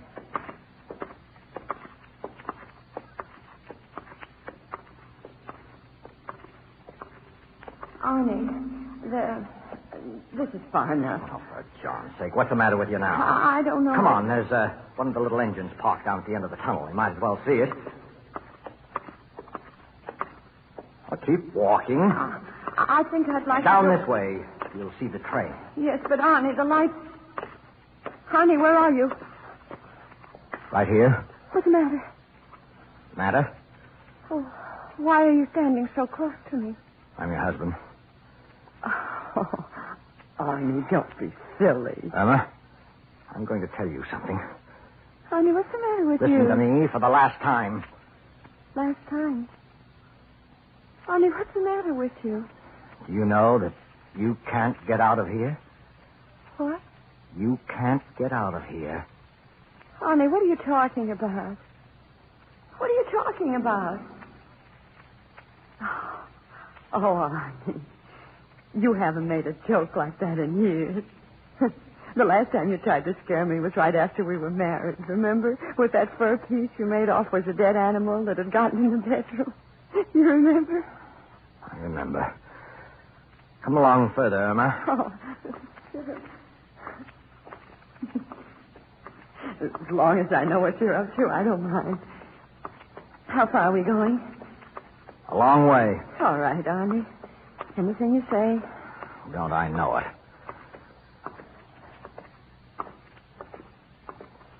All right. All right. What? This is as far as we're going. Oh. I feel funny. I've never been under the ground so far in so long. It was very nice of you, Arnie, to take me down here. So interesting. Very nice of you. Arnie, why don't you say something? Arnie, is something the matter? Arnie, really, you can't frighten me. Not now, you know. Arnie, are we waiting for someone? If we are, I think I hear him. Hear him? Well, yes, don't you? No. But I heard someone. Tell you there's no one down here. All right. All right, if you say so, Arnie. If I say so, if I say so, if I say so. Can't you say something else but that even now? Now? Yes. Irma, I'm going... There, I heard it again. What? Are there trains running this late at night? Train? If it's a train, we ought to get out of here. Tunnel's so narrow, Arnie, please. Shut up. Let me listen. Hear it? Will you shut up? Who's there? Who's there? Isn't there supposed to be anyone? Oh, of course not. I saw to it. Is that you? Is that you, Tom? Who's Tom? Tom, are you down here? One of the watchmen? I told him I'd pull these boxes tonight. I told him. Tom! Hey, Tom! What's wrong? Tom, what's the matter with you? Come on out here. Do you hear me? Come out right away or I'm firing you. Tom! Is he playing jokes, too? Fool, I'll break his neck. Get my hands on that. No, Arnie, don't leave me. Arnie, where did you go? Arnie, it's so dark, the tunnel. Honey, where are you? Arnold, was that you? Arnold, it is you. Did you cry out? What? Stay back. You... That man. Who? From what's left of his face, I think it's Tom. What? What happened? The train ran over him? Arnold, answer me, was it? Train? No. Something's torn out his throat. Come on. Gotta get out of here. Oh, yes. Something down here. Honey, wait, I can't go so fast. Police, I'll get the police. Please, honey, wait for me. Honey, what's the matter? Honey, why are you just standing there? Why don't you open the door? Door wasn't closed before. Well, open it.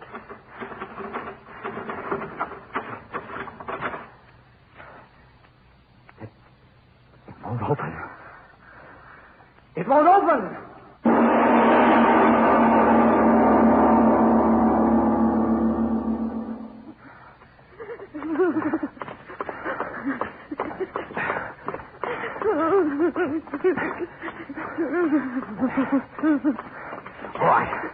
All right. We'll be there in a minute. But are you sure? I tell you, it's an emergency exit. It's always kept open. Why was that door locked? Stop asking me that. I don't know. And that watchman? Stop talking, will you? I don't know anything. Honey, why did you stop talking? And why stop? You said the emergency exit. That's it. What? Behind those timbers. It's blocked off. You understand? It's blocked off. Well, what do we do? We can't just stand here. Arnold, that man was killed. There's someone down here. I'm afraid. Oh, Arnold, get me out of here. Oh, wait a minute. I gotta think. Think? Now, whoever killed Tom, not down here necessarily. You don't think so, Arnold? Well, why should he be?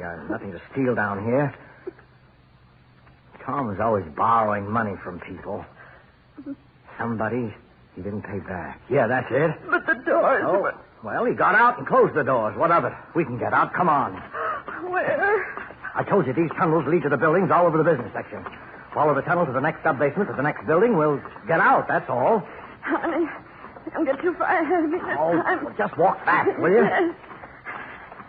Oh, honey, I look forward so very much to tonight. It had been so long since you'd even thought about me. I knew that.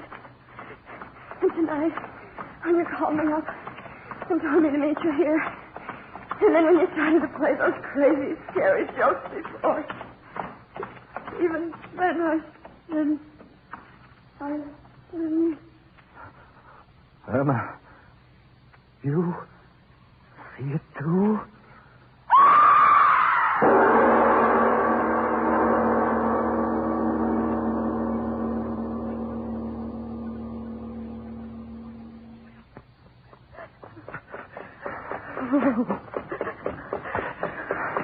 Is it after us? Don't talk, run. Oh, my side, it's hurting. Well, that's too bad. Honey, don't leave me behind. Honey, I can't run any fast. Honey, wait. Honey. Honey, what? Honey. I'm going. Honey. What? Your leg. Broken. Oh, honey, come on. Hold on to me, will you? No. But you can't lie here, that thing. It's coming. I don't know. I can't see it. I was running. A rock under my foot. Arnold, over here, a pile of boxes. What? Hide behind them. If I help you, could you go over there? Hide. Give me your arm. Yes, I will. Oh, come on. careful. Hold on to me. If you hold my hand tight. Come. Get over there. Come on. I'll help you. Take it easy, will you? That's it. We're getting there. Hurt. Back here. There. Oh. Now help me down. Yes. Here you are. Oh, honey. There. Oh. We'll be all right.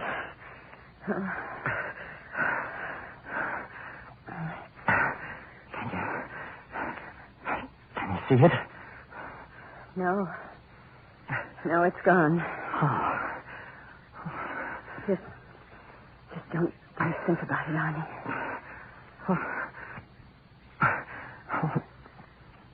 What was it? Emma, you hear me? What was it?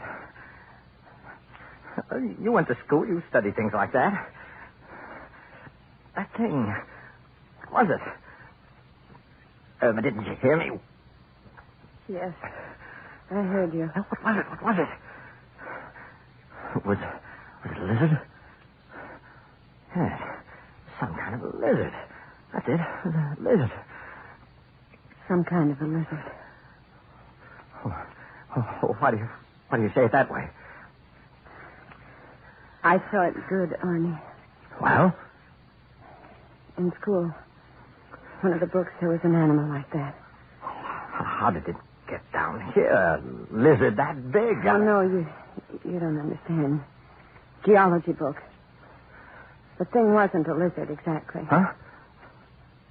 It was a dinosaur.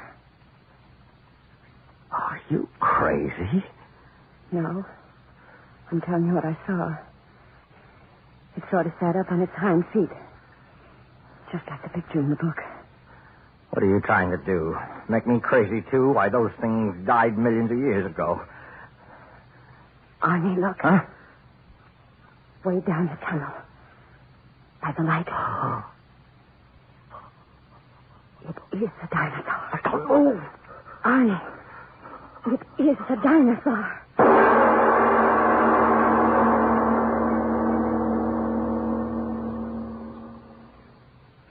Has it gone away? I don't know. It's been so long. Just don't move. It just looked at us. Yeah. Why doesn't it come after us? Why? Maybe it didn't see us. What? Oh, it was like something that had been in the dark for a long, long time. Yes. Oh. Don't move around. Oh, there's a little room back here. Oh, would you rather go out there? Oh, don't be angry with me, Ernie. Angry? Why should I be angry? Irma, you went to school. You studied those things. You called it a dinosaur. Yeah. All these hours I've been thinking, how could a thing like that, which was supposed to have passed out of the world so many years ago, how could it be alive now? I don't know. Irma, listen, I know. This tunnel under the business district, they were putting on an extension, blasting in the rock. Maybe that thing came out from inside the earth. Maybe. You're not frightened, are you? No. Why not? Because I'm with you. If it came back, what could I do for you? It's just being with you. Yeah.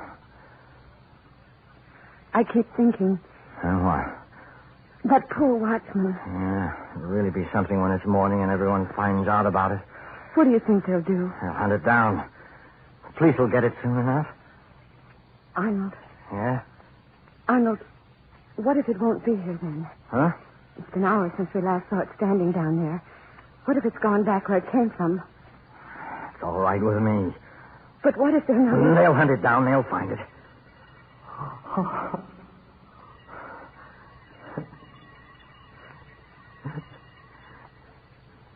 Arnold, what's that? It's all right. Everything's all right. But what was... 6 o'clock. That was the bell back in the basement. The day engineer turned off one of the sprinkler alarms. Oh. Oh, Arnie. Come on. Come on, I'll help you. Wait. But you said you was... Look. Over there. Back. It's back. Help! Help! Don't. He's looking right at us. Well, they didn't hear us, but it did.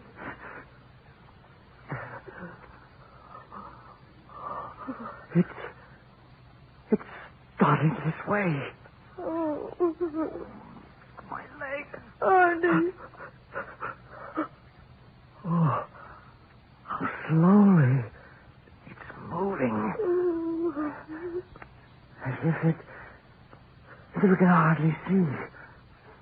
That's it, Anna, that's it. What? It's blind. That thing's blind. It's lived under the earth so long it can't see. But it's still coming this way. Oh, honey, come on. I can't. Hold on to me, Let me alone. Go ahead. No, try. I'll carry you. You can't carry me. I will. Go ahead, Emma. Go ahead. I tell you. won't Go go. on. Don't stay here. I tell you. Go on. Honey, please listen to Why me. did you stay here with me? I wanted to kill you tonight. You hear me? I brought you down here to kill you. Oh, Arnie, no, you're only saying You, I'm that. telling you the truth. I brought you down here to kill you. No, Arnie, I'll stay with you. Listen to me. I brought you down here to kill you. Now, that's the truth. Look at me and believe it because it's the truth.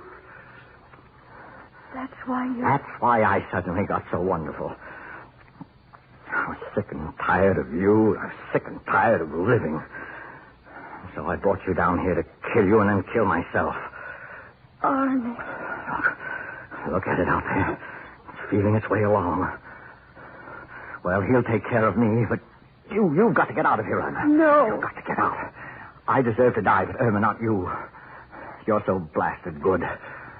I guess that's why I got tired of you, but that's no reason for you to die. Irma, stop looking at me like that. You've got to get out. Run straight down the tunnel. Keep running and you'll get away. Irma, just don't look at me. Get going. No, Arnold. Oh, why don't you say what you've always said to me all these years? Just as you say, Arnie. Just as you say. Oh, Irma, will you get out of here? How slowly it moves. Irma. It is blind. Blast you. Look, will you listen to me? Will you go? You've got to go. They'll think I've killed you. No, they won't. They yes, won't. Yes, they will. I left a note back home for the police. I told them I had killed you. If that thing kills you and me, they'll still think I was the one who did it. Now, do you want me to be a murderer? Do you want that? You left a note? Yes. Don't you remember I turned back after you went out the door on the dining room table? Get out of here and get that note. Don't make them think I killed you, and I didn't. And I don't want to. You're such a good... You're too good for me. And I was tired and I was crazy. Don't make me a murderer, Irma. Arnie. Goodbye. Goodbye? Yes, Irma. Yes, hurry. Run fast. Straight ahead. He won't get you, I promise. Arnie. Go.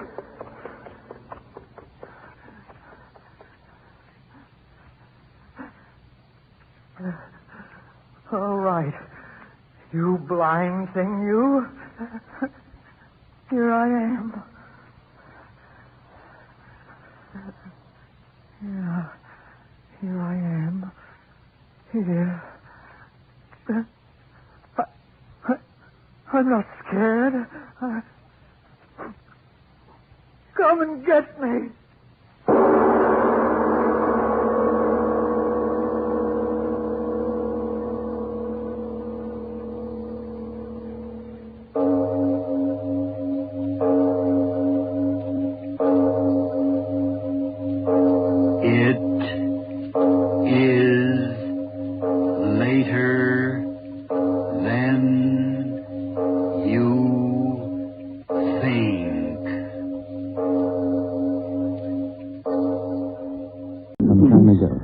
Really quite difficult to understand about this thing, really. Well, take that horrible murder, for instance.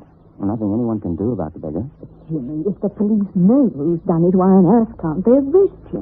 Because, darling, the evidence is inconclusive. You see, Mrs. Clinton, a man can only be tried once for any murder. And the police are reasonably certain that sooner or later he'll give himself away. Or the missing link in the chain will be filled in. More soda, Sir Henry? No, that's perfect, thank you. Anyway, I'm sure that chauffeur did it, and I think it's scandalous he should get off scot-free. I wish I had the power of deciding the sentence.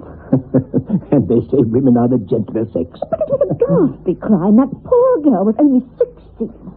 You know, men like that Yarrow creature, they should be killed in some terrible way.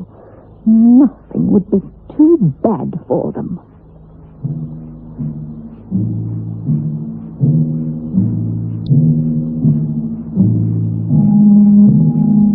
Biotech, the new soap and pre-wash powder, presents Beyond Midnight, by Michael McCabe.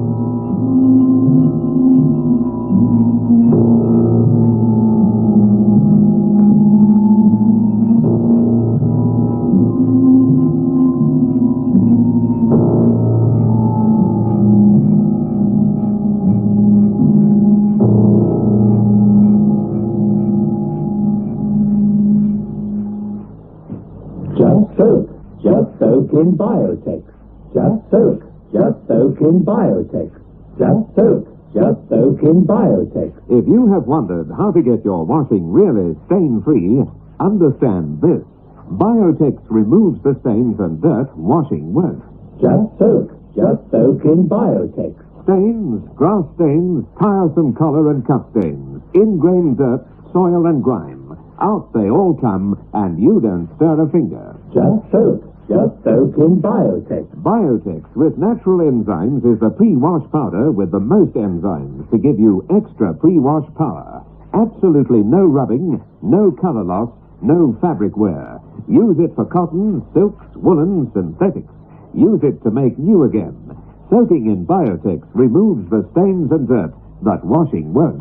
Just soak in Biotex.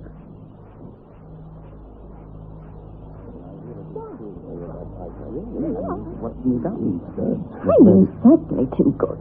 As it happens, I've known Dr. Peters for many years. Did you know him well? And the girl? Naomi Clinton's face was flushed with excitement. It's a strange thing. Women will often profess disgust or horror with a certain topic, and yet they cannot bring themselves to allow that topic to drop. Amazing.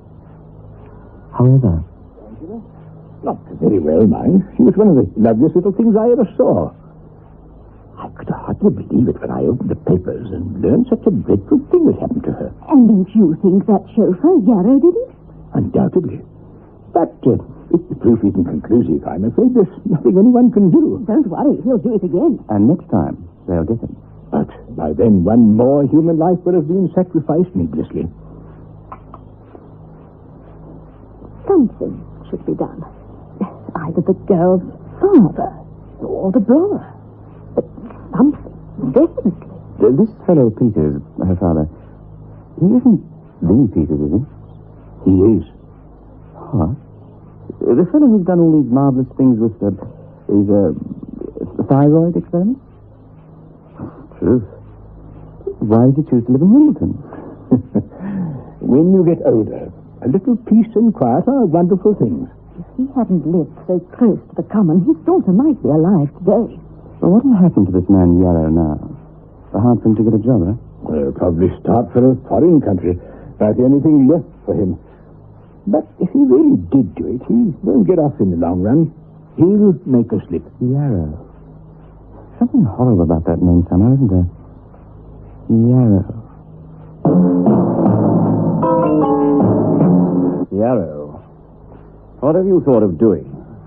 Well, it's going to be a bit nasty, and I won't be able to get work, Dr. Peters. I thought of Canada or Australia. You can still have your job with me, Yarrow. You mean that, sir? Well, stay on. Oh, it's marvelous. Well, I never... Oh, thank you, sir. It's very, Christian after what's happened. And to think of what they accused me of. Oh, thank you, sir. It's a weight off my mind, I can tell you. The trial and the crowd afterwards.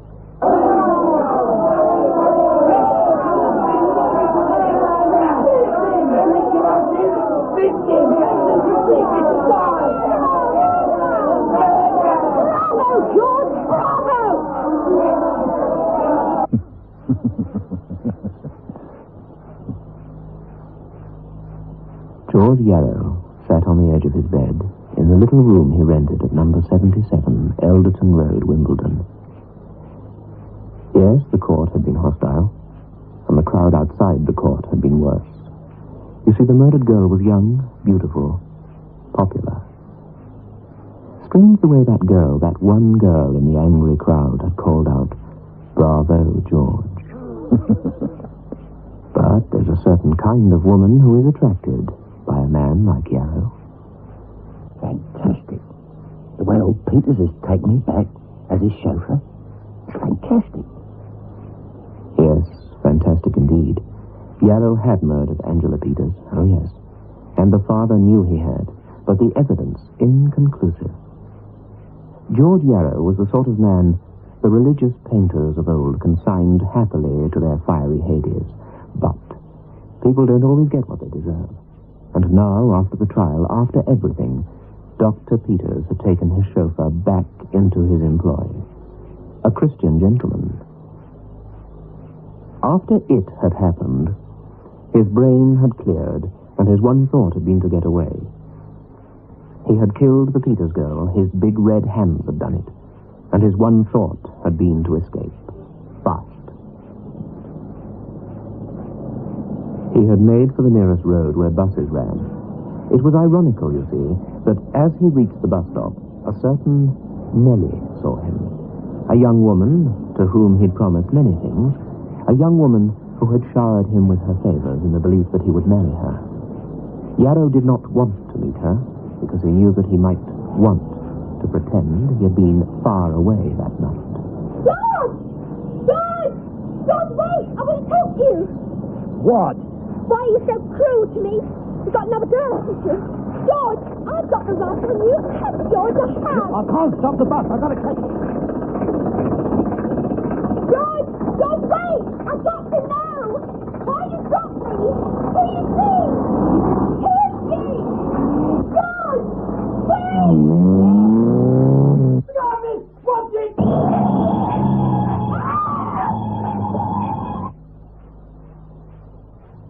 One moment, George on the bus, not looking back. Nellie, the deserted one, middle of road, gesticulating, the shout, screech of brakes, and Nellie knew no more.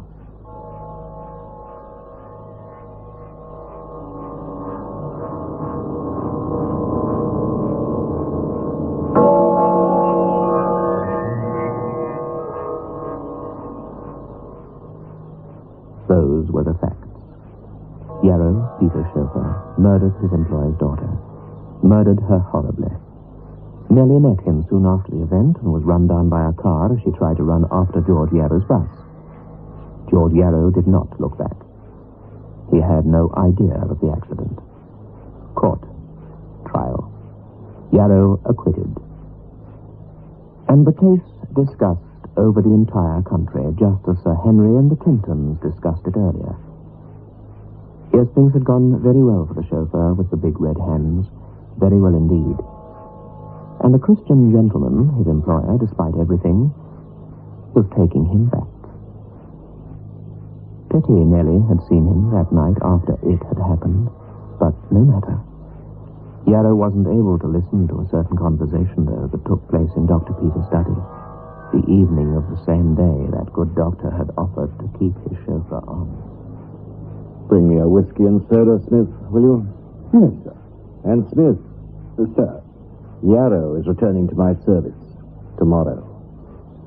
Yes, sir. But the verdict of the trial was not guilty. That being the case, Yarrow is innocent. That is all. Yes, sir. I need Yarrow in my service, Smith. You hear me? I need him. Yes, sir.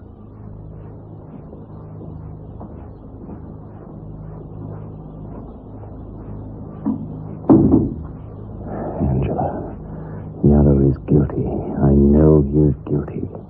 Only someone could be found who saw him near the scene of... But reliable witnesses are wary of swearing away the life of a man. I can only wait. Sometime the missing link, the missing piece of evidence will turn up. Meanwhile, I will have him close by.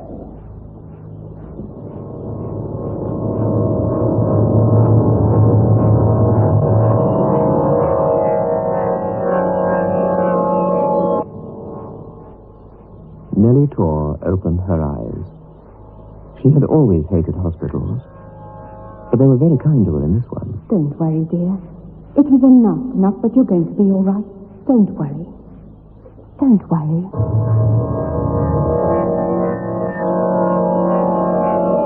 Oh, you're mending nicely. Here, I brought you a paper. Oh?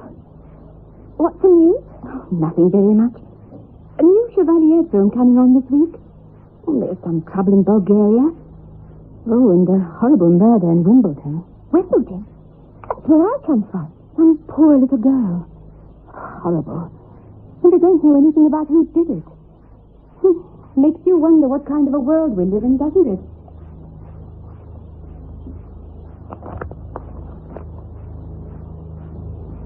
Time passed. Nellie Tor grew stronger. It was in another paper, another set of headlines, another week. But Nellie read, "The man the police questioned, George Yarrow."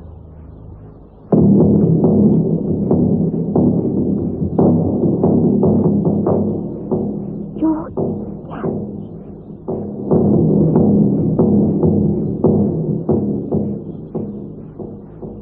And laboriously she read of the man's explanation, how he had been in Hyde Park at the time of the crime, his flat denial that he had been anywhere near the common. Nellie's mouth tightened into a thin line. Yarrow, the man who had jilted her. Yarrow. That was the day she had met him, the day the car had very nearly taken her life. The day. Oh, Yarrow, beware of an injured woman. What must I do? The police? No, not getting mixed up with the law. Dr. Peters.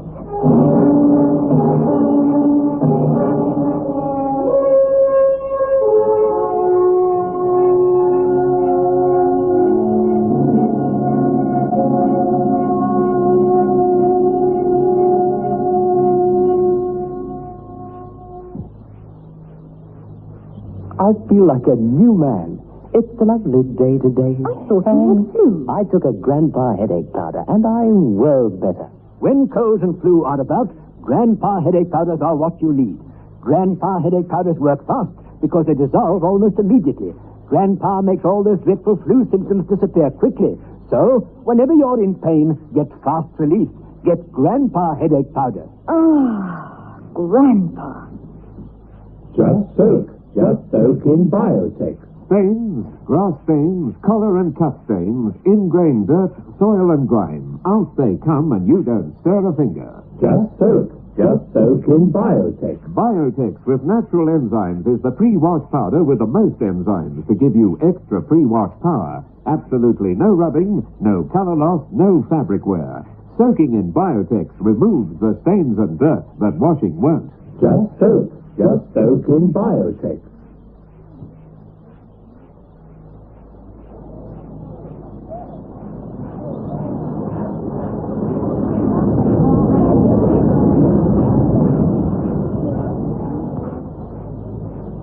A week after leaving hospital, Nellie Tor, who had not yet contacted her former lover, George Yarrow, was passing the town cinema.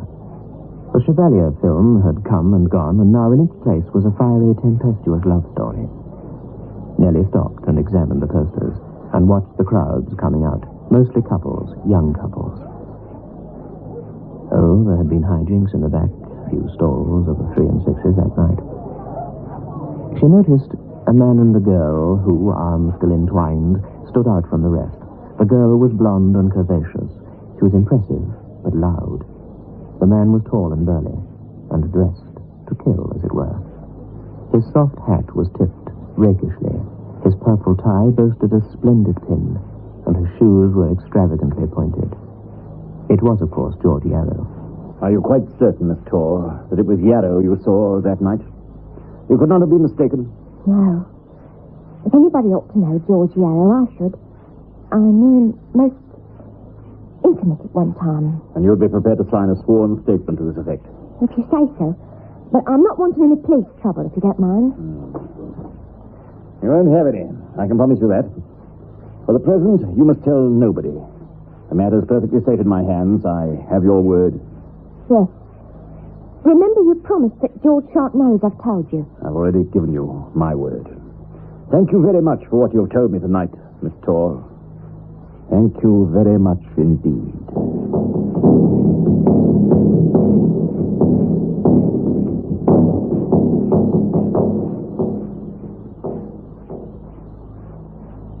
You ran.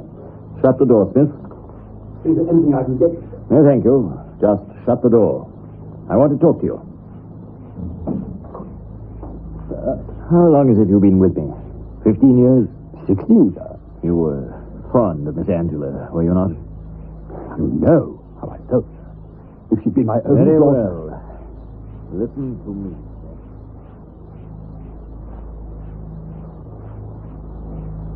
All right, my friend. My hand. My hand, sir. Ring Mr. Carter and say that I would be pleased if he would dine with me tomorrow. Say that it is very important. That is all, Smith. Good night. Good night, Dr. Peters.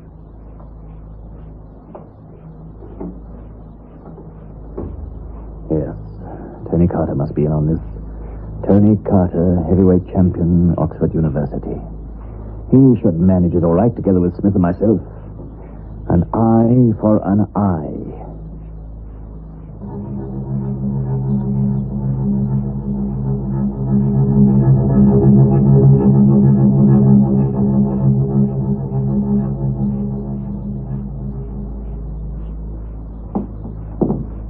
I don't know what's the matter with the lights, Yarrow. The doctor merely said he wanted you to look at them. That's all I know. Have you everything you need? Well, it's a bit much, isn't it? 11 o'clock at night fixing flaming lights. I had a date. Never mind, Yarrow. Hey, what is it? The Yarrow is here, so receive the light. Good evening, Yarrow. Good evening, sir. You've got light trouble, Smith said. Put up your hands. Huh? And the chauffeur turned and faced a gentleman by the name of Carter, Oxford Blue, gentleman of leisure and of letters, a gentleman who held a leveled, lethal-looking revolver. It was pointed at Yarrow's stomach. What's the game? We know you for a murderer. Some days ago, the missing piece of evidence came into my hands. If I felt so inclined, I could hand you over to the police to hang by the neck until you were dead. But hanging is too good for a swine like you. Take it easy, Peters, old man. Take it easy. The handcuffs, Smith. Hey, what you doing to me? What's this? And Peters came towards him, a pad in his hands.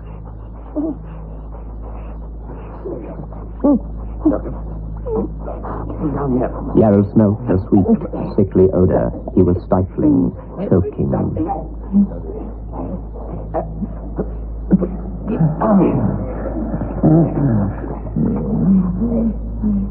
He could hear low grunts, curses from the other men, but the sounds seemed very faint, far away.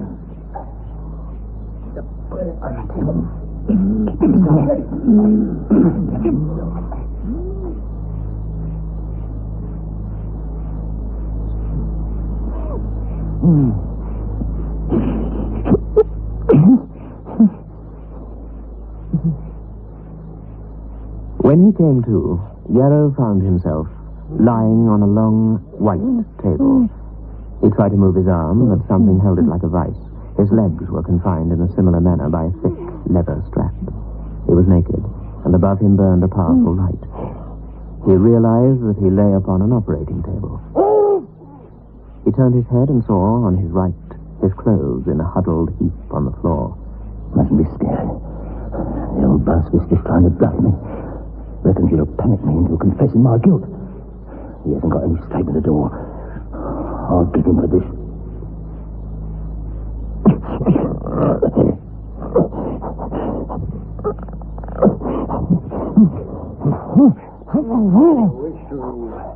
Say something, Yarrow. You can't do this to me.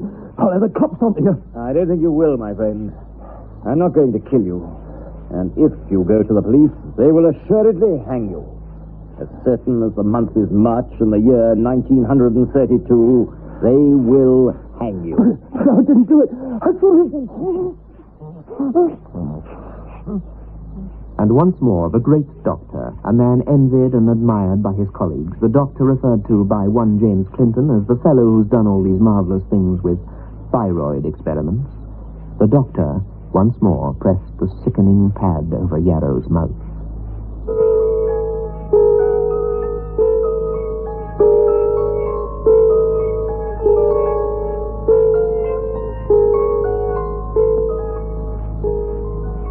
During the hours that followed, Yarrow suffered the agonies of a burning afterlife. At intervals, he fainted, only to recover and endure once more agony. He never really knew what was happening to him. He lost all sense of time. The world had become for him a place of unbelievable torture. Peters worked as one possessed. All his vast knowledge of the human body was called upon to play a part. No one was permitted to come near the laboratory, save Smith. The servants were told that Dr. Peters was engaged in important experiments and must not be disturbed. Months passed, and even the butler, who was forbidden access to the room, only came occasionally to bring his employer meals upon a tray. He also brought a tray for one other.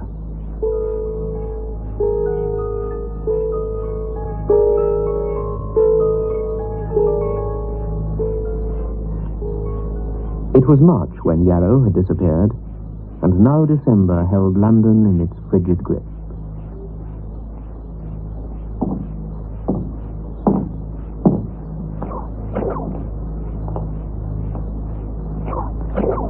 Doctor, I've brought... The door into the room was open just a few inches, and through the aperture Smith saw an almost unbelievable sight.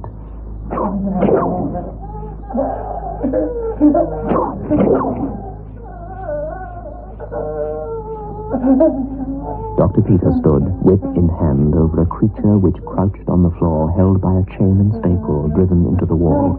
The legs of the thing were bent and calloused. The arms hung ape-like with simian looseness from the wasted body. The face was the face of an old man, wrinkled with age and fear, but with a sly cunning lurking behind the rheumy eyes. A thing of horror. A thing of pity.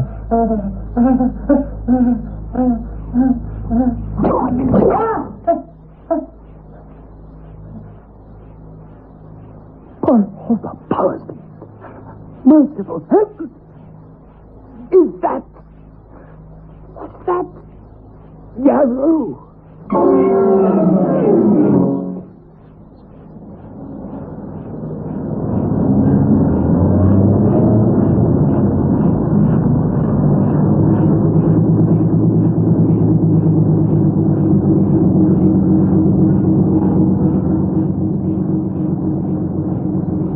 Jimmy and Naomi Clinton sat impatiently in their motor car, a long low Invicta. They were late for lunch. The block of traffic in the Tottenham Court Road was exasperating. Their splendid motor car was overheating. 1932. Motor cars did tend to do things like overheat, even in December, in 1932. It was Naomi who saw the creature first. Jim. What? Look. What, for heaven's sake? What a disgusting sight. What do you think it is? Oh, from the show at Olympia, perhaps. He looked at the grotesque figure ambling along the pavement, the jostling lunch-hour crowds giving it as wide a berth as the pavement permitted. Isn't it pathetic? Why are things like that allowed to live? I don't know. Oh, we're going to be terribly late, darling. And then the traffic block broke, and the Invicta slid forward. Naomi turned to look at the bizarre ape-like figure, alone in the crowd, an outcast forever from its fellow creatures. She thought how terrible it was that it would never know human relationships. At best, only pity and commiseration, or laughter and curiosity. Inconsequentially, she thought of the murder still unsolved at Wimbledon.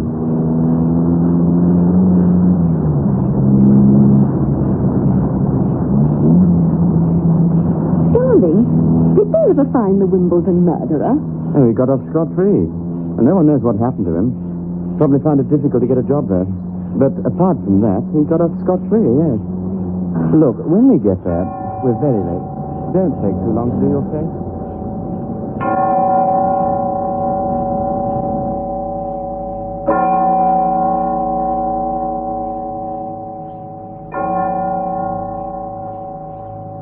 Their life went on. And Yarrow, stumbling down the Tottenham Court Road, did not really understand the looks of the passers-by. Yarrow, stumbling down the Tottenham Court Road, did not really understand anything anymore.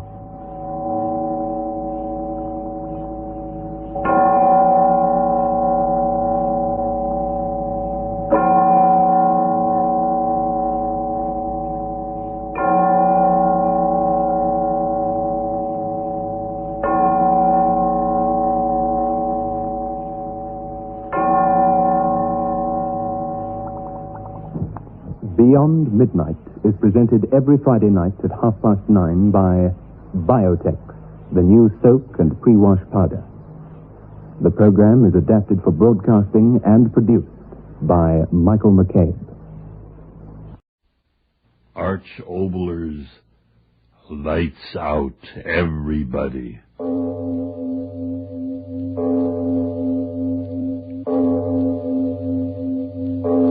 It is later than you think.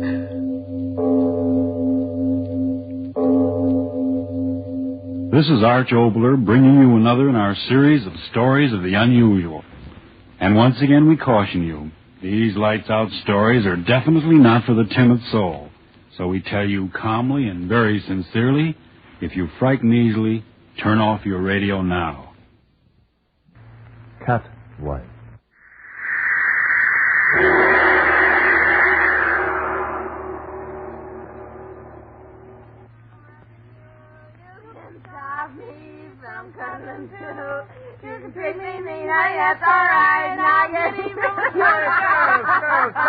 Cut it out.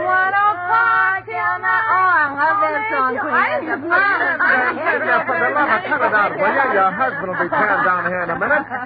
Come on, Queenie, we better blow out of here. I guess we better go. No, don't go. Don't go. I don't want to be alone. What do you mean alone? Your husband's in the next room, ain't he? Oh, that guy. What does he know about having fun? Work, work, work. It makes me sick where I've never been sick before. Oh, come on. Stick around. Let's have some more fun. You can't stop me. Oh, see, that's the most marvelous song I've ever Linda, for heaven's sake, Linda. Well, speak of the devil. Hiya, Johnny boy. Come on in. The water's fine. Only it ain't water, huh? It ain't water. Linda, for heaven's sake, I'm trying to work. Oh, go away. Go away. You're spoiling my party. Throw him out of here, Kenny. He's only my husband. Get out of here, you. Take that other woman with you. Go on, come on. Clear up. Come on, Queenie. No, wait. Don't listen to him. It's my house. It's my house. You kick them out. My friends. You kick them out. Linda, haven't you any consideration at all? I begged you, pleaded with you to try to keep these people out of the house when I'm getting some work done. And you persist in doing just the opposite. You kick them out. My friends. Yes, I kicked them out, and I'll do it again every time I find them here. They're no good. You've given me your word time and time again to give them up. I'll call them back. I'll call them all back. You can't tell me what to do. Not me. They're my friends, mine. I'll give a dozen of you for one of them. All right, Linda. If that's the way you feel, I guess you and I have finally come to the end of the road. You haven't got a grain of loyalty in you. All I ask is a little peace and quiet in my own home, and I can't even have that. Ah, go away. Go away. Night after night, you and those people, yowling and screaming like a pack of alley cats. And you the worst of all. I'm through, Linda. I'm through with you for good. Oh, no, you're not. Oh, no, you're not. Keep away from me. Keep away. Oh, Linda. See? You're not through with me at all. You'll never be through with me. Never. Oh, Linda. Linda. No, let me go. Let me go. I don't want you, you fool. You're not through with me. I'm through with you. No, Linda. I'm tired of you. Do you hear me? I'm tired of you. I'm going to get so far away from that smug face of yours that I couldn't see it with a telescope. Linda, my wife. Your wife. Why do you think I married you? I thought you loved me. I married you because I was sick of working in a two-bit barber shop, because I was sick of living in a hall bedroom wearing bargain sale dresses. I wanted dough, plenty of it, all I could get. And you were the best chance to get it that came my way. No, Linda, you did love me. You must have loved me. I loved you about as much as that canary up there loves its cage. I told myself I'd stay with you a year, divorce you, stick you for plenty of alimony, and then get out. But we've been married 5 years. Yeah, 5 years. Because you fooled me, that's why. I fooled you? Yeah. Huh. You started to make a lot of money. More money than I ever thought you could make. So you're giving me the air, huh? No, Linda, I love you. I'll always love you. I didn't mean what I said. Well, I did. No, Linda, don't leave me. You're no good. I know you're no good, but heaven help me, I love you. I'll never love anybody else. Get out of my way. No, I won't let you go. You've got to stay. Keep your hands off me. You're no good. You've cost me my self-respect. But you'll stay with me, or I'll cut you off without a cent. You won't get a dime from me, not a dime. Stop that. Stop laughing. Oh, you Sam. You fat-headed Sam. Stop that. So you're going to cut me off without a cent, are you? Oh, you fool. I've got everything that belongs to you now. You hear me? Everything. What are you talking about? What are you saying? This house. It's in my name, isn't it? The car. It's in my name, isn't it? I know, but... Oh, no, you wouldn't. Oh, wouldn't I? Well, listen to this, my darling husband. I cleaned out the bank account yesterday. No. Every cent of it. I won't be in the street. You will. Now, this is my house. Get your things and get out of here. I'll kill you. No, stop. I'll kill you. You come near me. Let me go. Let me go. Ah! Oh. You touch me again, I'll tear your eyes out. You cat. Get out of my way. That's what you are, a cat. A big, white, heartless cat. You think like one, you screech like one, you claw like one. You even look like one. A cat, that's what you are, a great white cat. I didn't marry a woman. I married a cat. Keep it up. Keep it up. You're doing swell. Laugh at me. Go on, laugh at me. But you're a cat. A sneaking, yowling cat. Now, that's enough of that. You stop saying it. A cat. A cat. You hear me? A cat. Stop staring at me like that. Stop staring at me. John, what's happening to me? John, my head, I can hardly see. John, help me. John. Linda. What are you staring at? What are you staring at? What are you... Linda. Linda.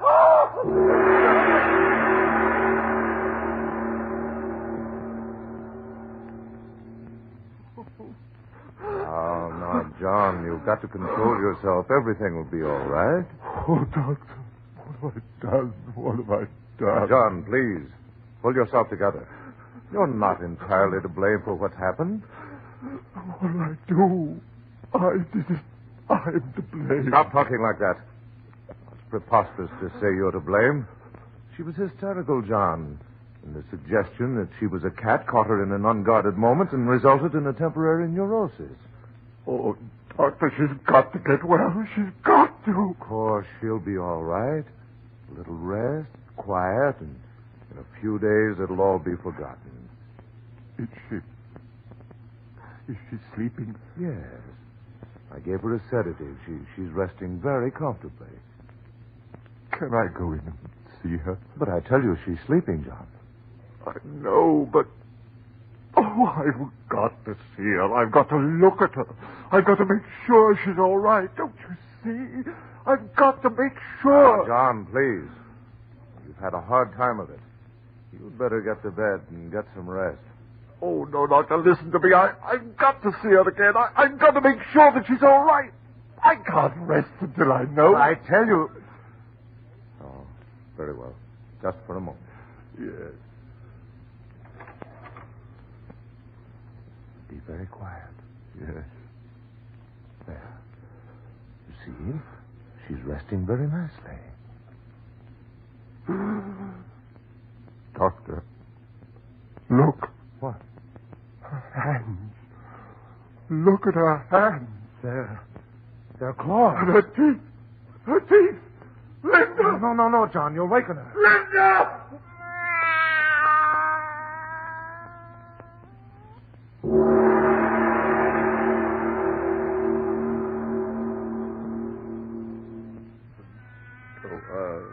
Listen to her. Steady, John. I can't stand it. I tell you, I can't stand it. She's Linda. She's my wife, my beautiful wife. Linda! Linda! Sorry, John. It's all right. I guess I'm going a little crazy myself. What's happening to her? What is it? I don't know, John. I don't know. Listen to her.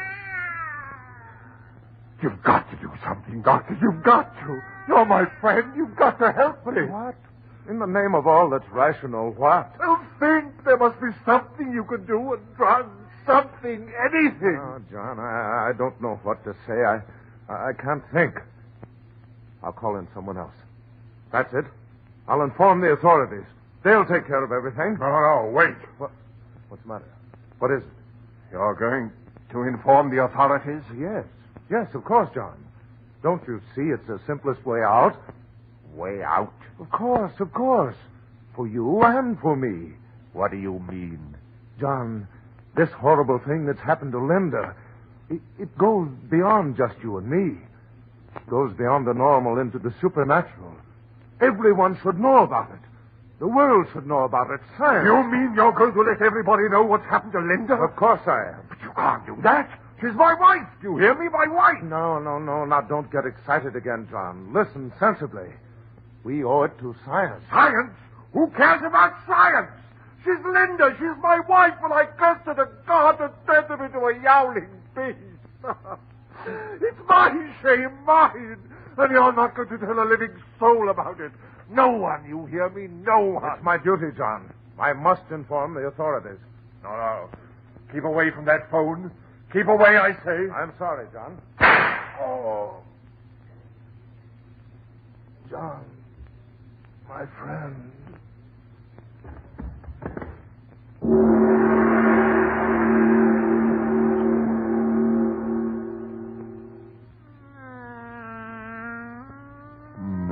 No. Try to sleep, darling. Try to sleep. Yes, I know, darling. But it's almost morning. You must rest.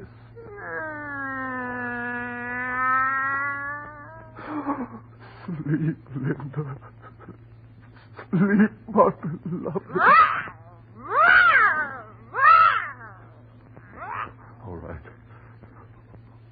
All right, darling. I've got to be strong. I've got to help you.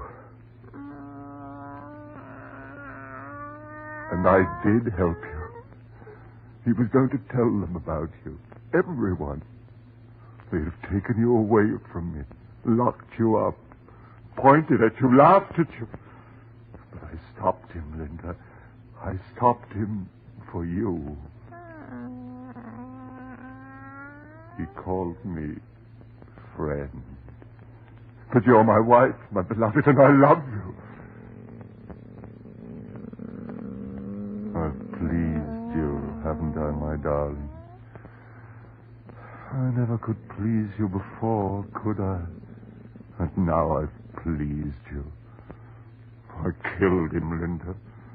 I killed my friend to save you. And if anybody comes, I'll say he never came here. And no one will know, darling. No one but you and I.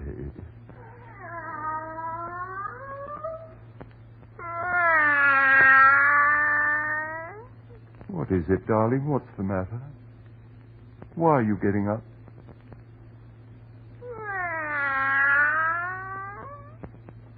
What is it? Why go to the window? What do you want? Oh, if I could only understand you. If I could only know what you're trying to say to me. Oh no!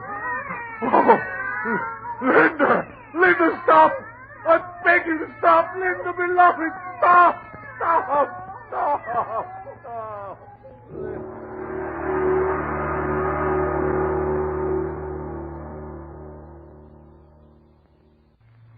Yes, I'm coming. Good morning, Mr. Taylor. Oh, it's you. I found this note saying you wanted to talk to me. Gee, I hope you're not going to quit taking milk from me, Mr. Taylor. I know I've been kind of late with deliveries the last couple of days, but you see, it's my heart. No, I'm not going to stop taking milk. That's what I want to see you about. I want milk, more milk, cream, everything. Oh, sure. How much do you want? Oh, 4 bottles of milk. No, 6. 6? Yes, and cream. 6 bottles of cream. Is something wrong, Mr. Taylor? Wrong? Why do you think something's wrong? Well, I only meant... You meant what? Speak up. You meant what? Oh, now, don't get sore, Mr. Taylor. I just meant, well, you don't look too good, and... well, you know how it is.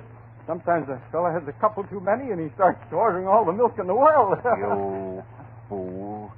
I'm not drunk. You want to sell me that milk, or do I have to get another milkman? No, I'll get it for you. Hurry. 6 quarts, 6 cream. Only him and his old lady. The guy's nuts.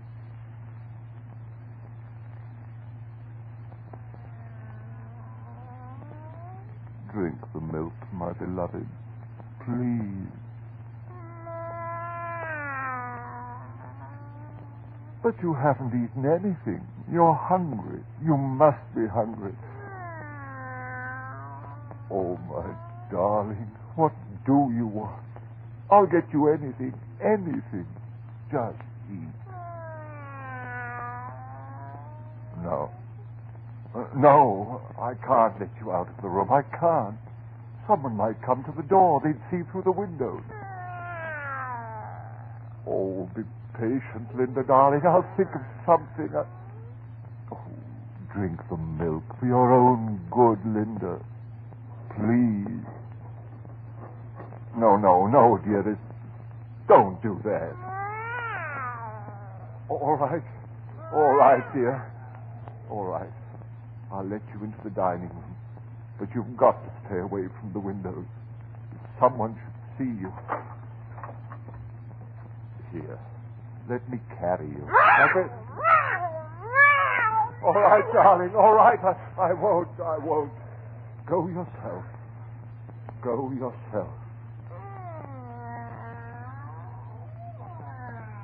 You see, my darling, your pretty living room. Everything in it just the way you fixed it. Everything. Oh, Linda, this horrible thing that's happened to us. I tell myself it isn't real. I'll wake up soon and everything will be the way it used to be. You and I. Linda, where are you? Oh, Linda, don't, no, Linda, don't touch my phone, Linda, how could you do it? How could you do it?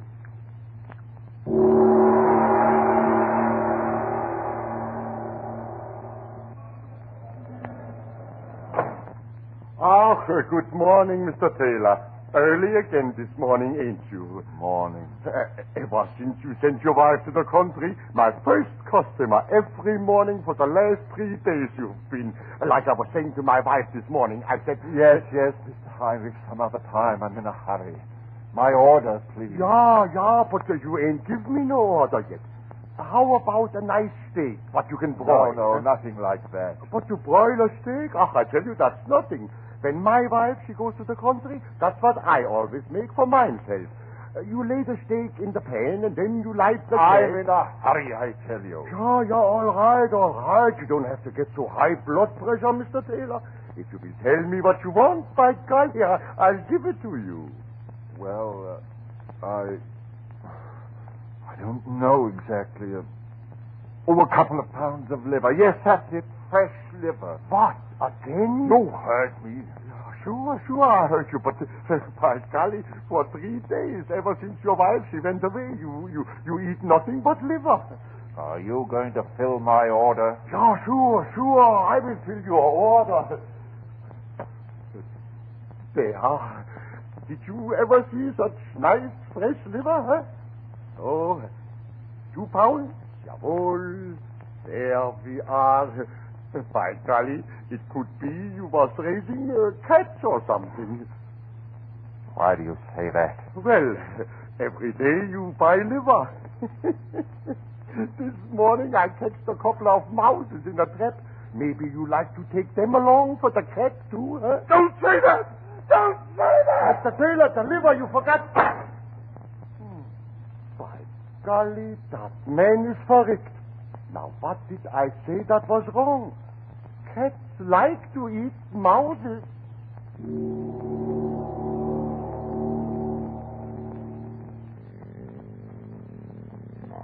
Oh, my Linda. My dearest Linda. Close to me. Oh, my darling. It's better this way. You can't leave me now. I'll have you with me always. I'll keep you here. Just you and I.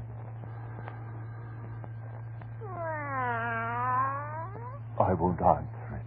They'll go away.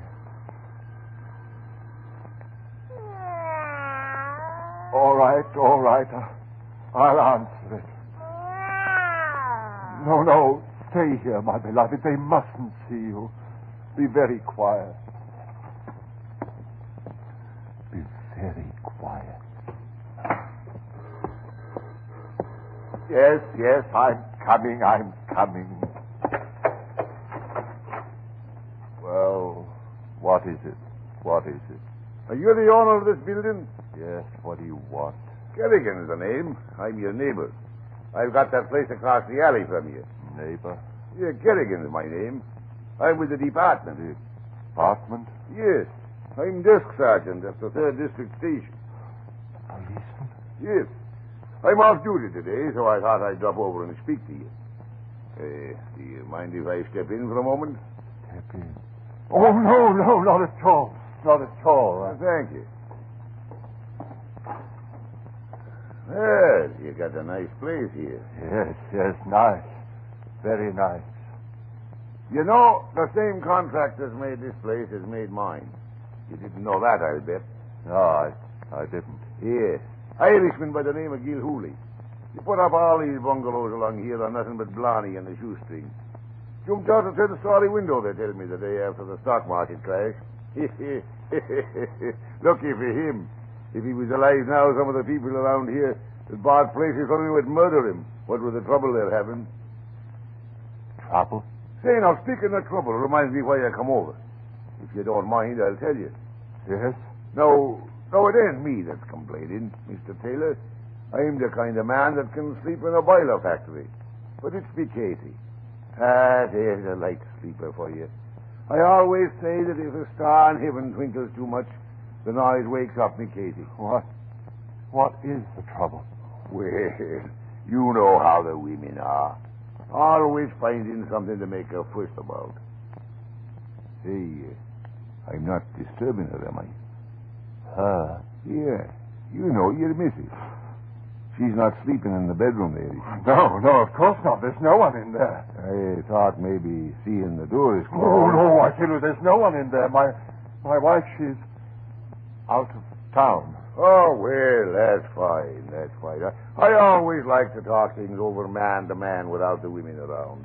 The women are all right, I says, but they don't know how to straighten our little troubles with neighbors without calling names and pulling hair.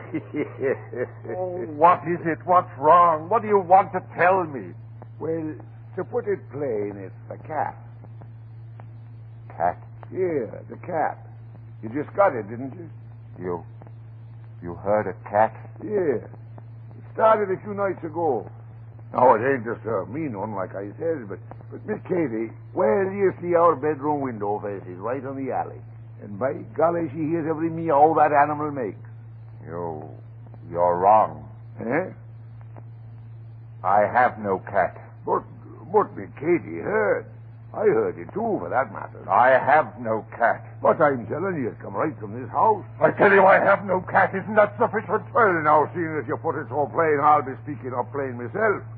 I'm telling you, I heard a cat yowling last night, and the night before, and the night before that. And as sure as my name's Thomas Kerrigan, it come right from this house. Now, what do you say to that? Get out. Now, wait a second, my bucko. Wait a second. Don't get on your high horse. Get out. Well, now, see here. I'm not saying you're lying. I'm just thinking maybe the animal's caught in your cellar without you knowing it. Now, if you let me go down... I tell you there's no cat here. Get out. Get out of here. Oh, it's like that, is it? You heard me. Get out of my house. Well, you sure are making a lot of noise about nothing, young fella. But it's your house. And if that's the kind of neighbor you want to be, I get... What? What are you standing there for? Get out. Get out. Now, just a minute. Take it easy. No cat, eh? Well, what was that I just heard? Nothing at all. You got no right Mister, you may not be a liar, but you sure are something close to it. If that ain't a cat in that bedroom there, then I ain't never heard one. Get out! Get out of here! Oh, no, I won't. Listen to that cat. If that ain't creating a public nuisance, I'd like to know what it is. It's none of your business. This is my house. Get out of here. Now, stop fooling at me, bucko. I may be off duty, but I'm still an officer of the law. And I'm telling you, that cat you got in there is violating the city ordinance. Now, if you don't make it shut up, disturbing me, Katie, I will. Stay away from that door. Stay away from that door. Listen to it. That ain't no cat you got in there. What? Oh, I'm sorry. Yes, I lied. It is a cat. Just a cat. But I'll make you be quiet, but go away. Go away. Wait a minute. Take it easy. If it's just a cat, what are you getting so excited? No, I'm not. Look at you. Your eyes are blazing. What's going on here? I think I'll have a look. No, stay away. Oh, no. Get away. Take it away. I told you to go. Big one. If I only had big one. You'll never use it. Never. Keep away from it. Help! Help!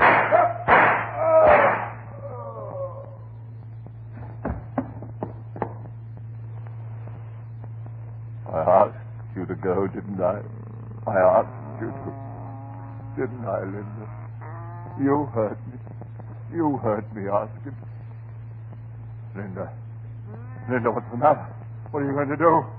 Linda, keep away from him. What are you going to do? No, Linda! Get away from him! Linda! Stop!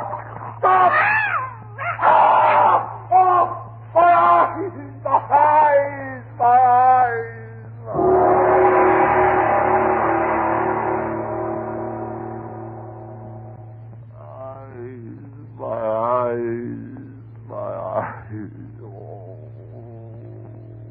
can't see.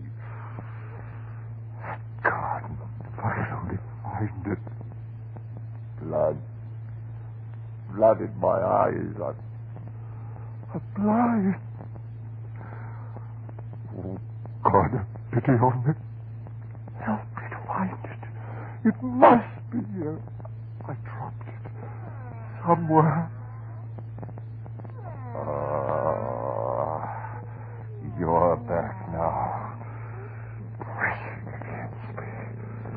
Oh, God, let me find that gun. I dropped it here somewhere. Let me find it. Got it.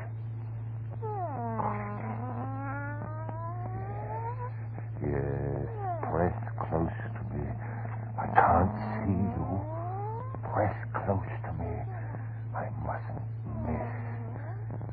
There. Curse, claw, what does it matter? You cursed animal. You've taken everything from me.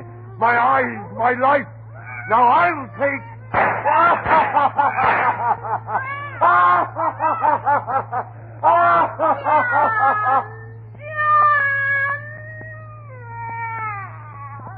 Linda!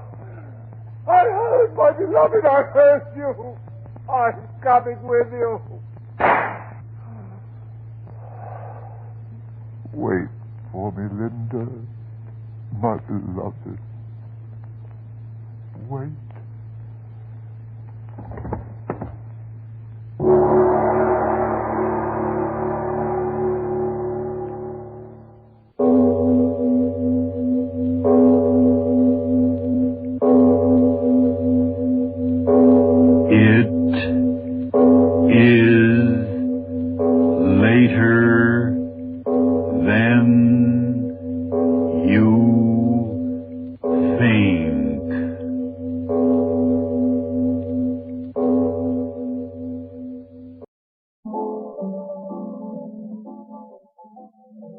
Dear Ghost. Dear Ghost. Dear Ghost. This is a true story. There's not much point in inventing ghost stories. Anyone can do it. It's rather like playing a game whose rules one has made up without telling one else what they are. The events I'm going to report took place in a glorious blaze in the most marvelous summer in living memory. England. The summer of 1921. Good it was that summer to be alive. But to be young was very heavy. I was as old as the century. 21. Biotech, the new soak and pre-wash powder, presents Beyond Midnight by Michael McKay. Just soak in Biotech. Just soak in Biotech. Just soak in Biotech. If you have wondered how to get your washing really stain-free, understand this. Biotex removes the stains and dirt washing won't. Just soak in Biotech. Stains, grass stains, tiresome collar and cup stains, ingrained dirt, soil and grime. Out they all come, and you don't stir a finger. Just soak in Biotech. Biotex with natural enzymes is the pre-wash powder with the most enzymes to give you extra pre-wash power. Absolutely no rubbing, no color loss, no fabric wear. Use it for cotton, silks, woolens, synthetics. Use it to make new again. Soaking in Biotex removes the stains and dirt, but washing won't. Just soak in Biotech.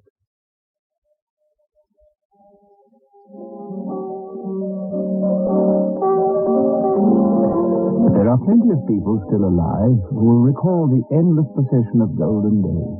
1921. Its unclouded dawn. Its magnificent moons of blue and gold. Its days sinking into warm, noble evenings, full of the promise of another day of the kind of summer one dreams about, but seldom gets.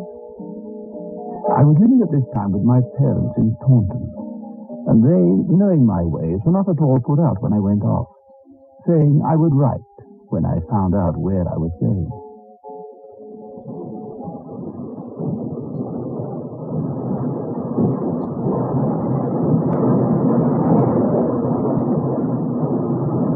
I had never been to Crome Stratford.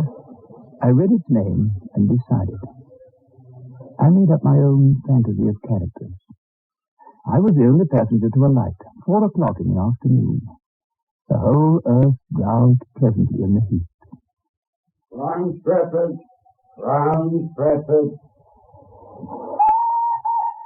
The station master wore a cap of golden braid, but it appeared he was doing duty as porter as well. It was good to be 21 at Crome Stratford in the sun that summer. Crome Stratford. Afternoon, sir. Ticket, please. Good afternoon. Oh, this is beautiful. Oh, yes. Thank you, sir. I want to stay here for a while. Have you any suggestions where I might put up? Put up? Well, there's the Bell Inn. That's if you don't mind a bit of jollification on market days and Saturday nights. Oh. Well, you see, my stay is going to be quite a long one. I think I would prefer private accommodation. You go out of the station, there. You go over the bridge. You'll see 4 houses in a row. They're called Sevastopol Terrace. Now, you call at number 2 and ask for Mrs. Wayne. Tell her I sent you, Mr. Jolbury. I think you'll find she'll fix you up.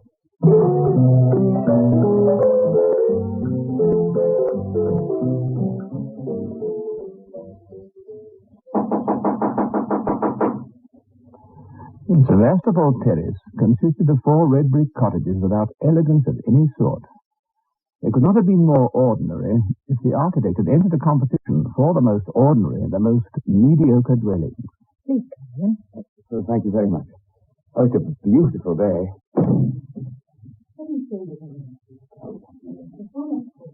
A dead front room, seldom used. Uneasy chairs.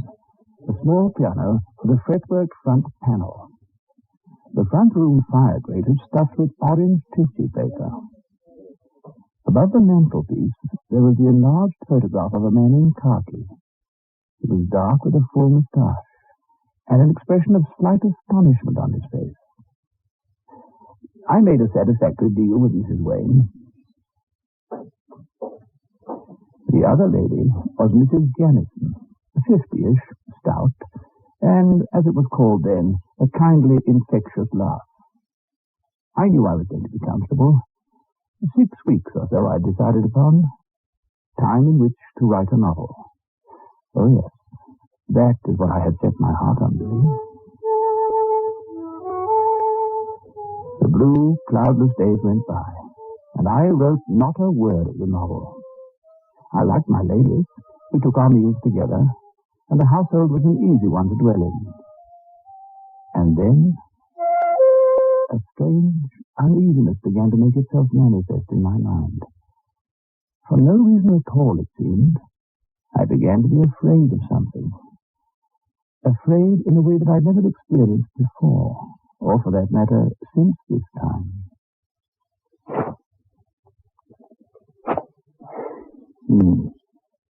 As Dr. Johnson said, if you think well of what you wrote at night, tear it up in the morning.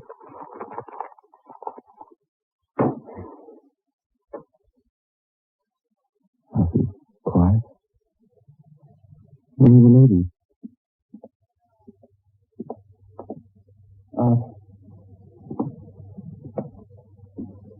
Darling.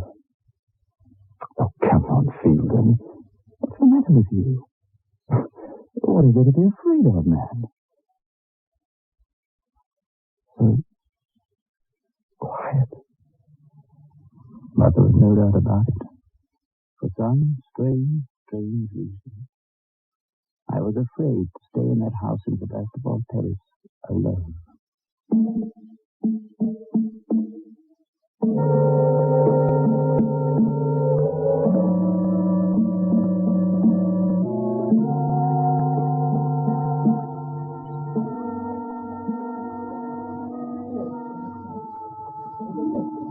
Mrs. Wayne, are you going out? Yes, we're just going for a walk, Mr. Fielden. We won't be long. Yes, we won't be long, Mr. Fielden. Just a little walk. We shall be back to tea. Bye-bye.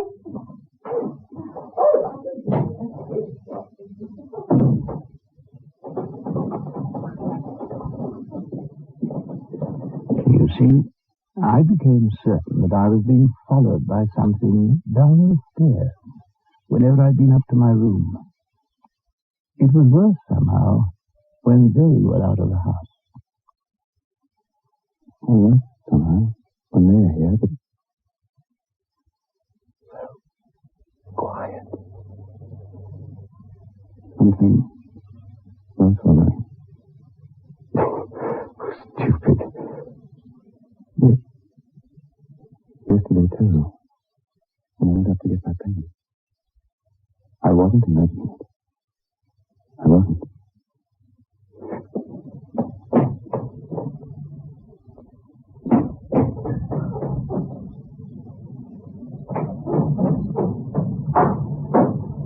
I knew, of course, that Mrs. Wayne was a widow, and I knew that exceptionally plain soldier in the picture was her deceased husband. One Sunday, after the ceremonial tea, Mrs. Wayne had used him as a time bag, as people do. She was putting the tea things together to take them out into the kitchen, and was at that moment holding what I privately thought to be a very ugly teapot. Mrs. Dennison regarded the teapot. She nodded at it.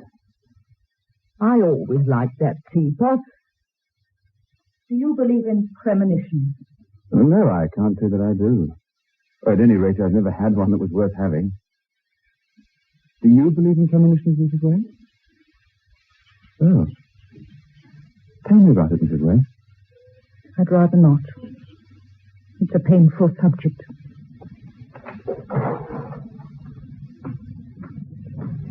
She often thinks about that on Sundays. 2 years ago on a Sunday, she had a premonition of something awful all day. Her husband, who went into business when he came out of the army, used to get up first and go off to work. That Monday morning, when Mrs. Wayne came down, she found him in the kitchen. He'd hanged himself there.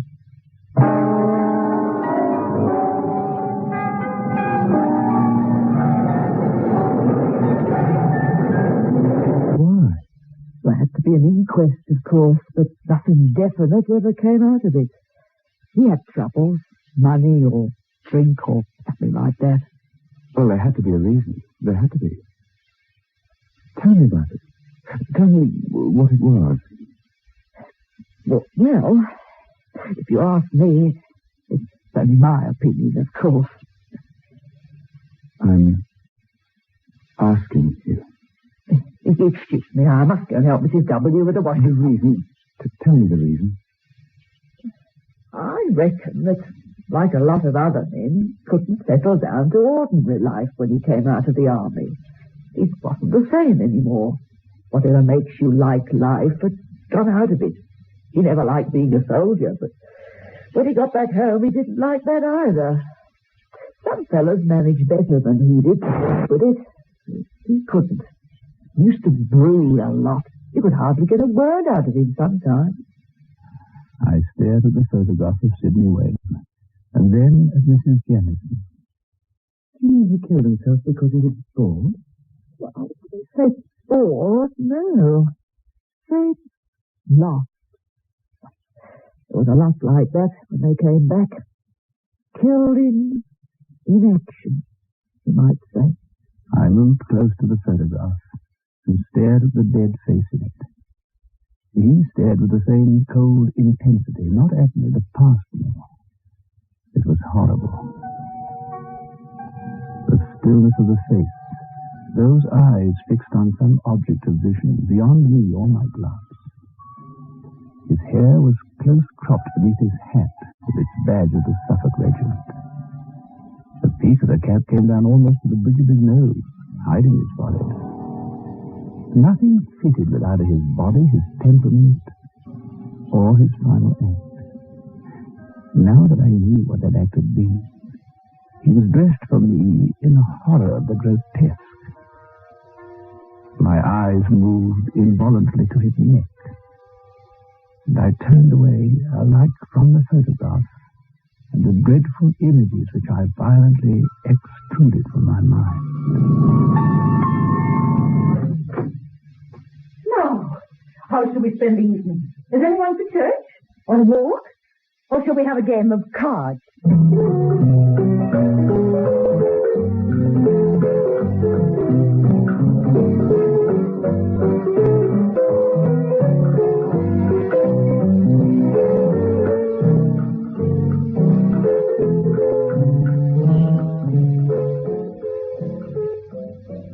Darling, let's go out and paint the town red. But what about your headache? Oh, that's gone.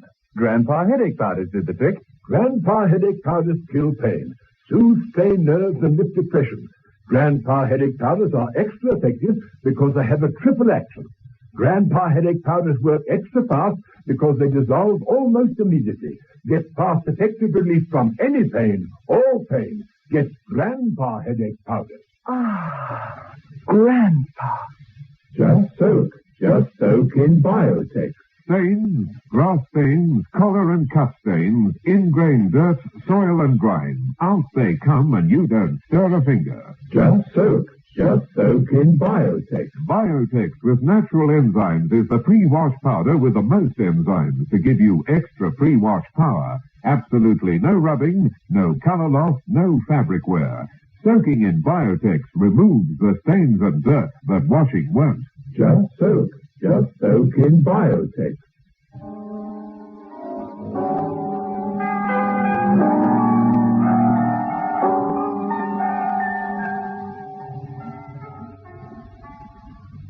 Well, what do you think? A walk, do you fancy? Would that be nice? Mr. Fielder?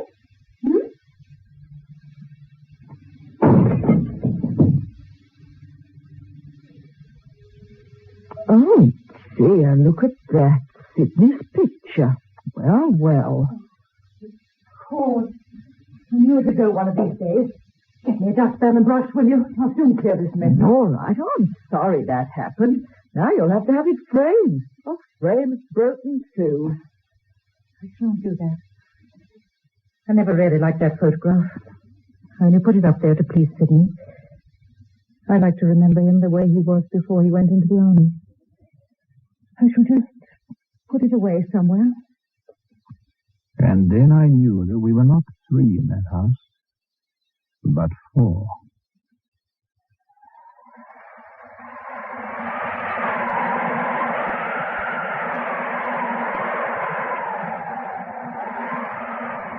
The situation had taken a new turn. I did not know what to expect. I decided that that day, after the falling of the picture, was a day to be spent by the sea. So accordingly, I went to Lowestoft.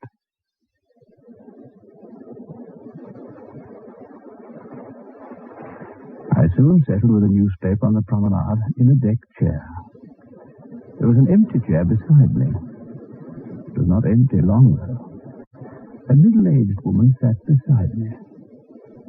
After only a few minutes, she made occasion to talk to me.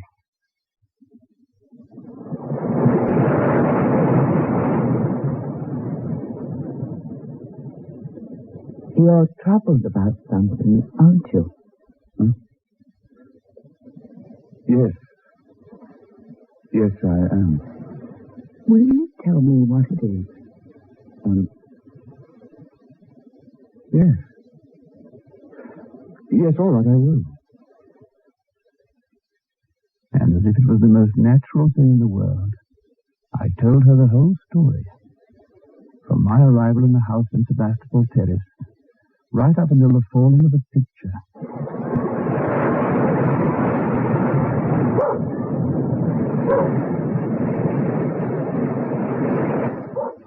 May I tell you what I think? Certainly, I'd like to hear. It's quite clear to me. I believe in spirits or ghosts or whatever name you like to give to that part of us that you now know exists when the body's fallen away.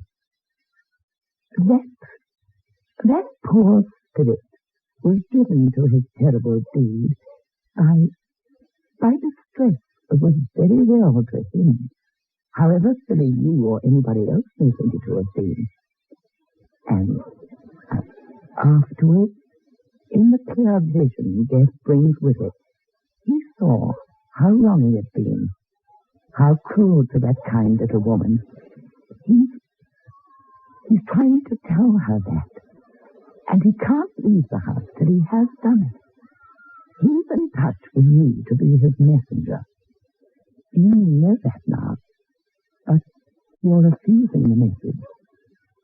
Oh, you mustn't, my dear. You must take it and set the poor ghost free.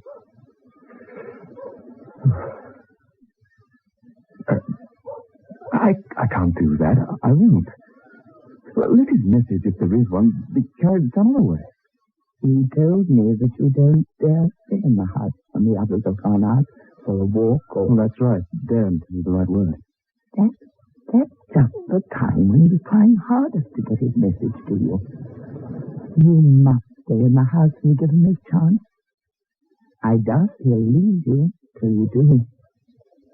Maybe you're his only chance. How do you know this? Oh, your way. Experience. And now I must go home to lunch. How strange I should come to you this morning. And then he was gone, walking against the sun, so that I could hardly see her departure.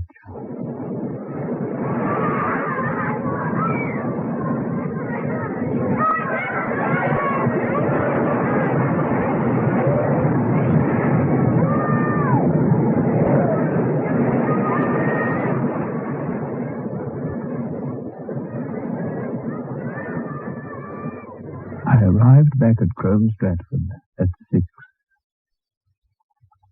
And now, letters.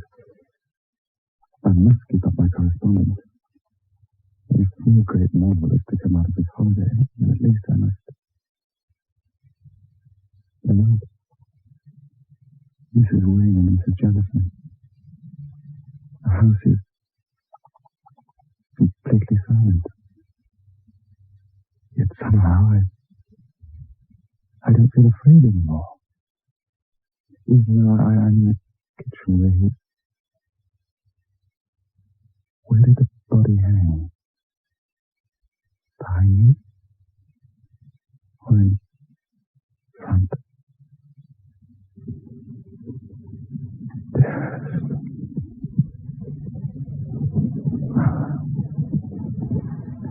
The little kitchen had the peace of a Dutch interior. The place shone quietly with care. There was not even a sound from the outside world. The shadows in the room moved solemnly with the sun, and the light imperceptibly faded.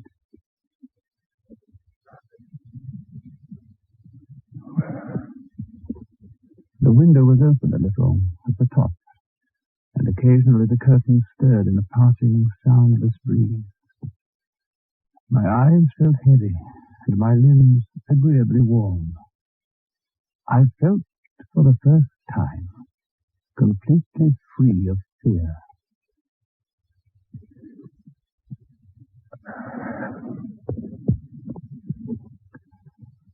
Slowly, I moved into that half-slumber that one gets in church at sermon time. One hears the sound of the voice and sometimes the words, but the impressions are jumbled. And then something happened. Something happened that turned me into a thing of terror. I uttered a sound like a man in a nightmare. I struggled to shout at the dark terrors that flapped in my mind. I thought I saw something, a limp form, unnaturally hanging in the room in front of me.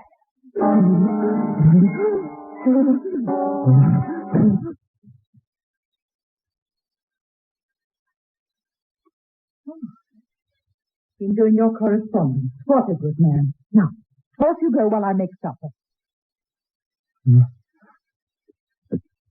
I'll just get everything sorted out, and then I can see whether to get the stamp tomorrow.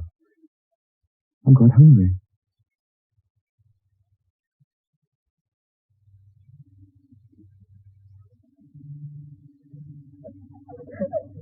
There's Mr. Phil. There's... Yes.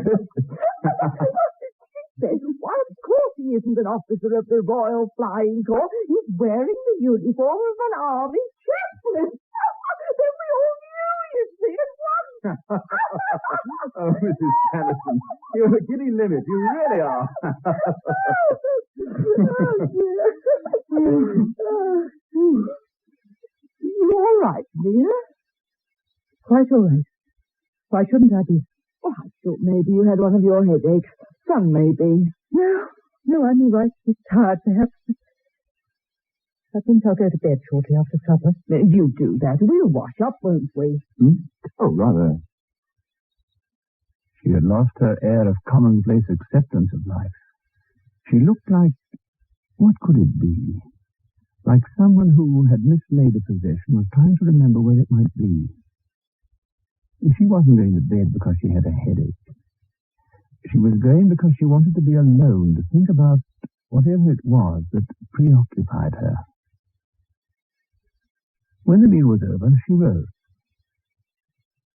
Well, if you don't mind excusing. Not at all. Where you go, have a good rest. And so Mrs. Wayne went up to bed.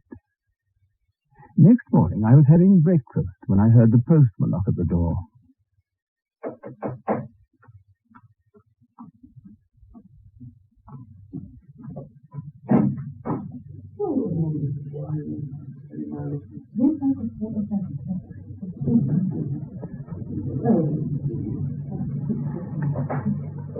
I expected her to return to the kitchen where I sat at breakfast. I was reading the paper which I'd propped up against the teapot. Mrs. Wayne didn't come back. I thought she was being a long time out in the lobby. There was no sound at all. Then, just when I was going out to see if anything was the matter, she came in. Slowly. Her face, with its snub nose and sandy hair, was as pale as death. It had a terrible dignity of sadness, a piercing accusation, like an angel with a sword, and a dreadful quietness. She held out to me a letter. The envelope and notepaper were mine. It was addressed to someone called Meg.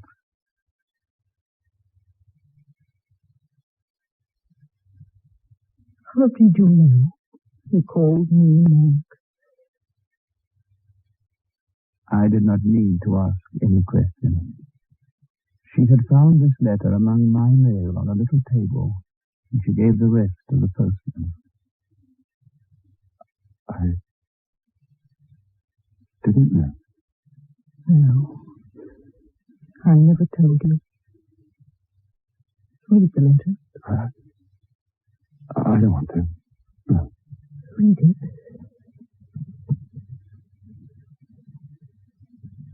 Max, dear, forgive me. Forgive me.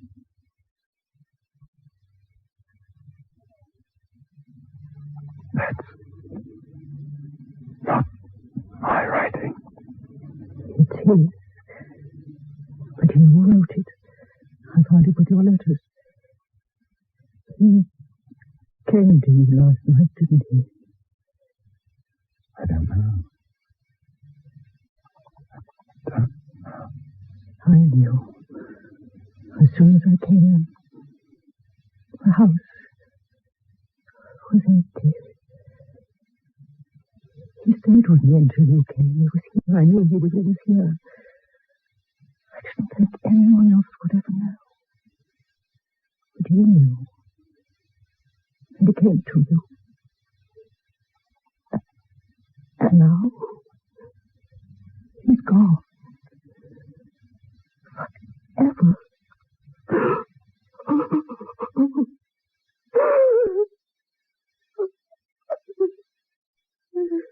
You must stay in my house and give him his chance. I doubt if he'll leave you until you do. Maybe you're his only chance. Max, dear, forgive me. Forgive me.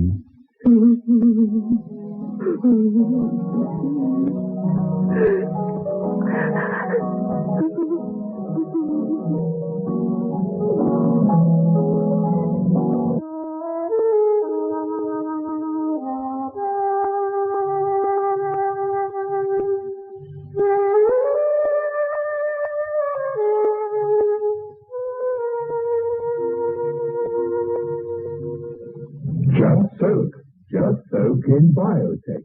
Just soak in Biotex. Just soak in Biotex. If you have wondered how to get your washing really stain-free, understand this. Biotex removes the stains and dirt washing won't. Just soak in Biotex. Stains, grass stains, tiresome collar and cup stains. ingrained dirt, soil, and grime. Out they all come, and you don't stir a finger. Just soak in Biotex. Biotex with natural enzymes is the pre-wash powder with the most enzymes to give you extra pre-wash power. Absolutely no rubbing, no color loss, no fabric wear. Use it for cotton, silks, woolens, synthetics. Use it to make new again. Soaking in Biotex removes the stains and dirt, but washing won't. Just soak in Biotex. Beyond Midnight is presented every Friday night at 9:30 by Biotex, the new soap and pre-wash powder.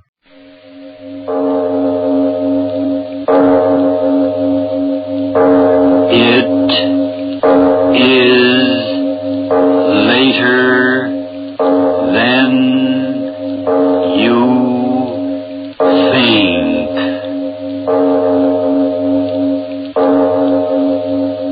This is Arch Obler bringing you another in our series of stories of the unusual. And once again we caution you, these lights-out stories are definitely not for the timid soul. So we tell you calmly and very sincerely, if you frighten easily, turn off your radio now.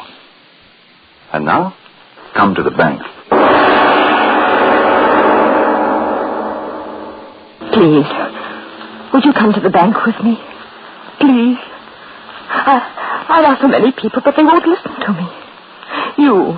Will you come to the bank with me? No, don't turn your head. Please don't go away. Listen, if I tell you very carefully why I want you to come to the bank with me, you will come, won't you? He's locked up in there. He can't get any air. Oh, no, don't get excited. I didn't say he was locked up in the vault. All they've got in their vault is money. I don't care about money. All I care about is him. I didn't mean to tell you. All right, I did. You've got to come to the bank with me and help me. It's Fred Roth. He's in the bank and he can't get out. What are you laughing about? That's not so funny. I tell you, he's in the bank and he can't get out. He's been in there for, I think it's 3 weeks. Blast you, stop laughing. Please listen to me. I'll tell you all about it from the start. I'm a school teacher. At the Maxon High School, I teach physics. It's a rational science, cause and effect, cause and effect. Mr. Roth teaches in the same school, psychology, the way of the human mind. But that's not an exact science, is it? The human mind is not exact at all. And that started it. That's what started it. Mr. Roth said to me. Well, speaking quite frankly and candidly, Miss Moss, I don't think very much of your exact sciences. 2 and 2 always add up to 4, Mr. Roth. Not where the human mind is concerned. I don't understand. Well, it is my profound conviction that the potentialities of the human mind and body have never been realized by any human creature. But there have been great men. Plato, Lincoln, so many scientists. Yes, but only fractional greatness, using perhaps 1/10 of the power latent within themselves. It's all a matter of concentration. Thomas Edison used perhaps 1 iota more concentration than the average man and became one of the great inventors of all times. I tell you, Miss Moss, if men would concentrate their minds to the limit, the universe would be theirs. That's a very innocent start, isn't it? Just a teacher talking about the human mind. I thought nothing of it. Mr. Roth was such an intense young man. I liked his intensity. Just think what could happen if a man could bring his mind to the proper point of concentration. He could move objects with his mind. Yes, why not? Think that a table should move, and it would move. Mr. Roth. No.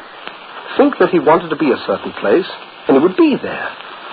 Men conceived this civilization just by a thought, and here it is. All is power of thought over matter. A man thinks a book before the book exists. He thinks a house, and only then the house can be. All is power of mind over matter. I liked to watch his eyes while he talked. They were so bright and burning. And his mouth, as he talked, the way it twisted. I couldn't help liking Mr. Roth, could I? We had dinner together once. Would you have coffee with your dinner or later? No, what did you say? The waiter wanted to know if you wanted coffee with your dinner. Oh, no coffee. Oh, goodness.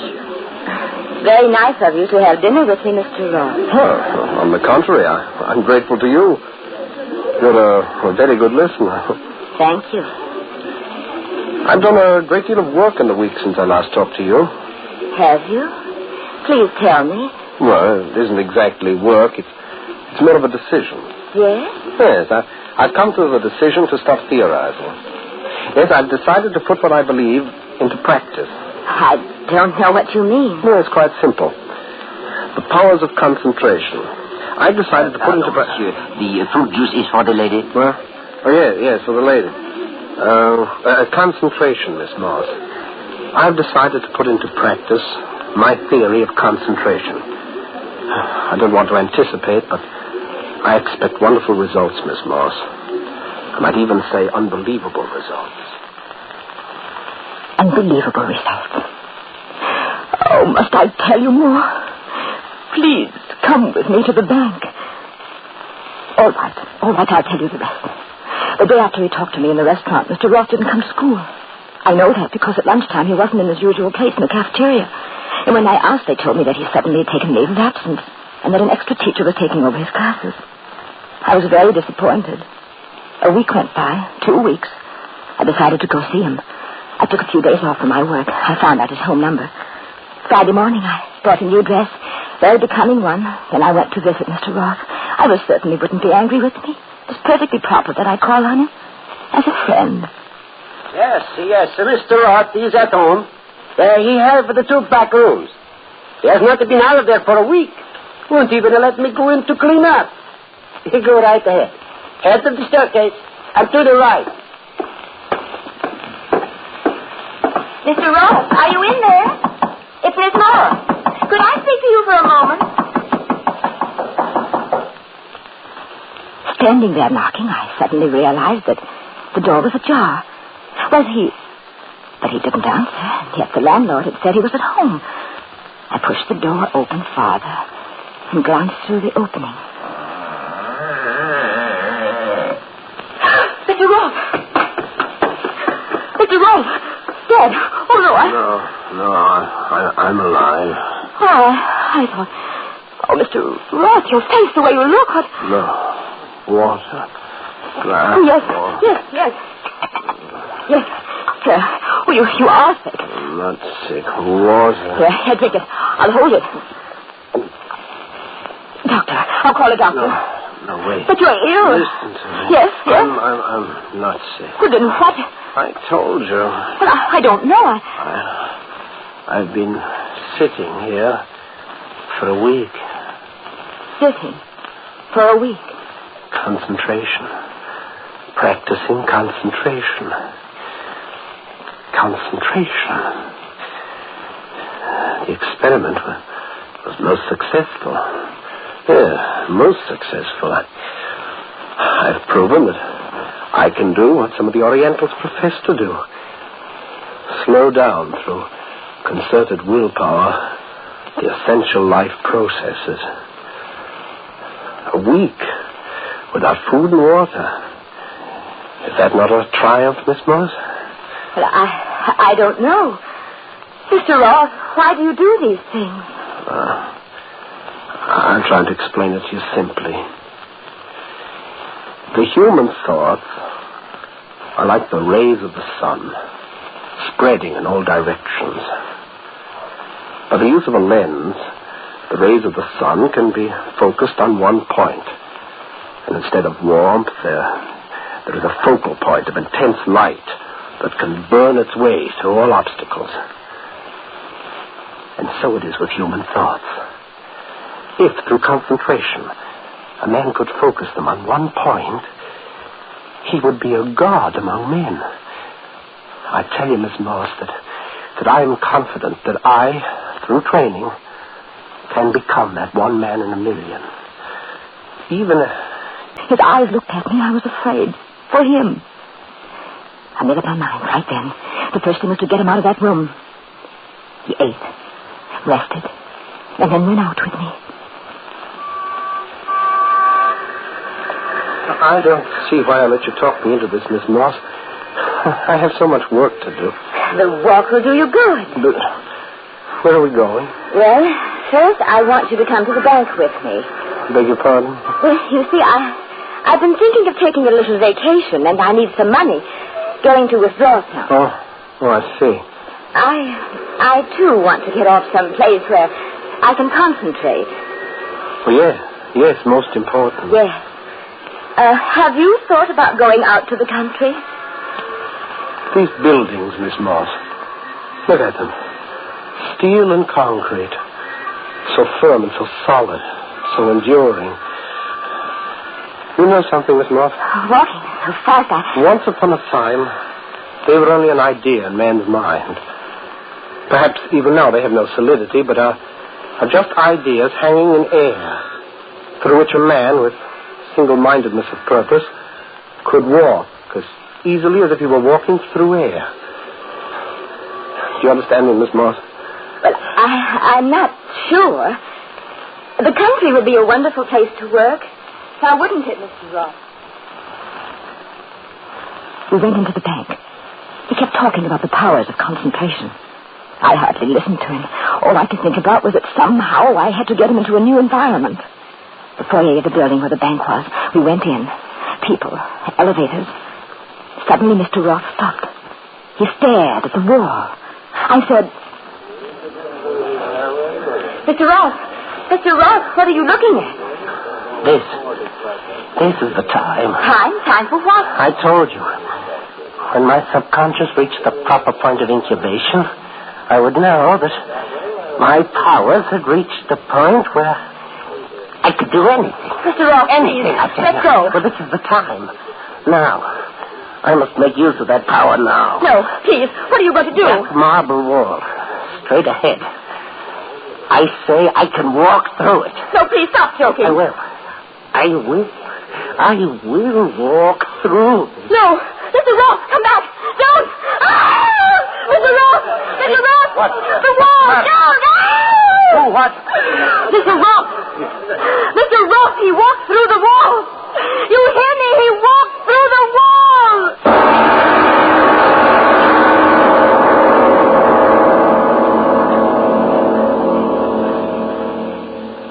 You're smug and self-certain, don't you? It couldn't have happened. But listen, you pinhead mind, I tell you it did. I saw it with my own eyes. Mr. Roth walked right toward that marble wall, and he went into it, and then he was gone. You hear me? Gone. But I mustn't call you names and make you angry, must I? Because you must come to the bank with me. Yes, I'll tell you more of just what happened on that day. I never heard of such a... Now, look, lady, take it easy. Get out of my way. The wall. He walked through that wall. I tell you, he walked through that wall. For sake, please. He said he did it. He did do it. He walked through that wall. I said he walked through that wall. Disturbance. Let go of me. Don't hold me. Don't. I gotta get to him. Mr. Ross. I gotta get to Mr. Ross. Well, this lady, all at once she screamed, and now she... Time to let go of me. Mr. Ross, he concentrated his mind. He said he'd walk through that wall, and he did. What? Yes, he did. Mr. Searle. Don't let go of me. That wall. Mr. Ross went through that wall. My dear woman, are you out of your mind? I've got to get to him. Mr. Ross, I've got to Stop making that noise. Stop it. That wall is solid. Solid concrete faced with marble. You'd better go home and stop disturbing the peace. Show her to the door, Megan. So they put me out. I stood in the street. I didn't know what to do. And then I knew. I would wait there until Mr. Ross came back. And he would come back. He'd gone through the wall, and he must have come out on the other side. And now he would walk around the building and come back and meet me there. So I waited. Good night, George. See you in the morning. I waited a long time. Are you waiting for something, lady? The bank's closed, you know. I've seen you standing here ever since I got on my beat, so I thought I'd talk to you. A long time. It began to rain. I stood there in the rain. Mr. Ross. And then a terrible thought. What if he... I went to the door of the bank building. It was locked. Let me in. Please, let me in. Listen to me. You can't let me in, Mr. Ross. I've got to get to Mr. Ross. Hey, lady, what? Don't you know the bank's been closed for hours? I've got to get in. I've got to get in. Now, take it easy, you. Hey, aren't you the one that's been standing out here? Let go of me. Mr. Ross is in there. Now, lady. I will get in. Hey, the door. Let go of me. Mr. Ross, I've got to get in, Mr. Ross. Acting like I will get in. I'll get this door. I will get in. Kicking the door in. Now, you come along with me. Let go of me. I took get in to see Mr. Ross that night. No. Order in the court. Order in the court. Prisoner will be held for further examination. Next case. I tried to tell them, Mr. Roth, but no one would listen to me. All night. And the next terrible day, no one would listen. Now tell me, do you have dreams, Miss Moss? Asking me questions over and over. Do you think that people dislike you? Over and over. Have you often seen Mr. Roth or other people disappear? Over and over. When did you first begin to have these hallucinations? But when I tried to tell them about Mr. Roth, they started to say terrible things to me. The fact of the matter is, Mr. Roth has disappeared. It is the opinion of the police that he decamped for this woman's money. Yes, took her money and ran off. Yes, took her money and ran off. I didn't care what they said. I had to get to the bank. You know why? Mr. Roth had started for the wall, and I had seen him go through it, and he hadn't come around to meet me. So there was only one answer. He was still in the wall. And while Mr. Roth was in the wall, they were keeping me in this hospital. I had to get out. How are you resting now, Miss Moss? Miss Moss, where? Window. Nurse, the woman in this room. She's gone. Out the window. Nurse, Miss Moss is gone. Got away. In the street. Still raining. I ran along the dark streets until I was at the bank. Closed. There was a dark doorway, another building. I hid in the dark and waited all through the night until morning, until they opened the doors of the bank.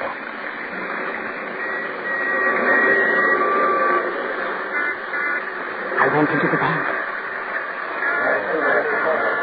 I walked toward the wall. That wall. I wanted to run to it, but I walked. And I was there. The very wall he'd gone into. Mr. Roth, are you in there? It's Miss Moss, Ada Moss. Mr. Roth, please, if you're in there, answer me. They'll see me standing here by the wall talking, and they won't let me stand here. Mr. Roth, please, I've got my ear close to the wall. If you're in there, answer me.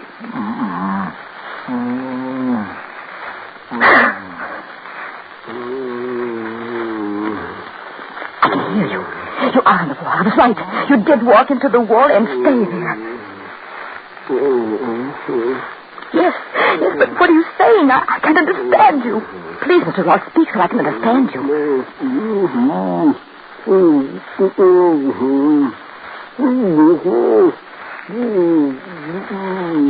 Yes, I understand. I will get you out of there. Help! Help! There's a man in the wall. Help me get him out. Mr. Ross, you here? I'll get you help. Hurry, people! Bring axes and picks. There's a man in the wall. Mr. Ross in the wall. They put me back in the hospital. They didn't believe me. They didn't help Mr. Ross. I was very sick. I don't know how many days I was in the hospital. Then I was all right. They let me out. And this is your last warning, Miss Moss. You are to stay away from the bank. You are to behave yourself as a good, intelligent citizen you normally are. Your last warning, Miss Moss. And all the time, Mr. Roth was in that wall, waiting for me to help him. And there was so little time left. A man such as Mr. Roth, powers of concentration. He could and did perform a miracle, walking through a wall. But even considering his strength and breath and the way he said, slowing down the vital life processes, how long do you think he could live entombed in that wall? I had to get to him. But when I walked by the bank, hiding in the crowd so they wouldn't see me, I saw that there was a policeman there. They put a policeman there just to keep me out. I had to figure out some way to get in there. Tell Mr. Roth to keep alive that I was working to help him. I had to figure out a way. There's a store across the street. A store selling paint. That was the answer. Something for cleaning? Of course, madam. How much do you think you'll need? Oh, I suggest a pint. We have it here in bulk. Open it? Sure. See, it's standard cleaning fluid. Lady, no, that match. Look out, don't, it's inflammable. Don't. Help, fire. Grab that woman. She said fire to the store, fire. In a few moments, everyone was so busy that I was quite free to go into the bank. In a few seconds, my ear was against the wall. Mr. Roth, I'm back. They tried to keep me away from me, but I'm back. Mr. Roth, can you hear me? Alive. Yes, still alive. Oh, Mr. Roth, what should I do? What? Yes, I will. They won't stop me this time. Get something and tear down the wall. Fire axe, off the wall. Mr. Roth, look. If you could see, I got a fire axe. Could they help you? Will you get out? We'll get you out. Yes, I will get you out. The mob is crashing, Mr. Roth. I will get to you. Yes, to you. No one will stop me now. I don't want to help you, but I'm helping you. Give me that axe. Oh, no, you won't stop me. I'll get to help Mr. Roth. Give me that axe. I'll give it to you. Lady, I told you not to stop me. I told you not to stop me. You killed the policeman. No, I'll kill you. I'll kill you. I'll kill you all. Lady, give me that. I'll kill Mr. Roth. I'll kill him. Stand back. Don't stop me. I gotta kill Mr. Roth. Stand back.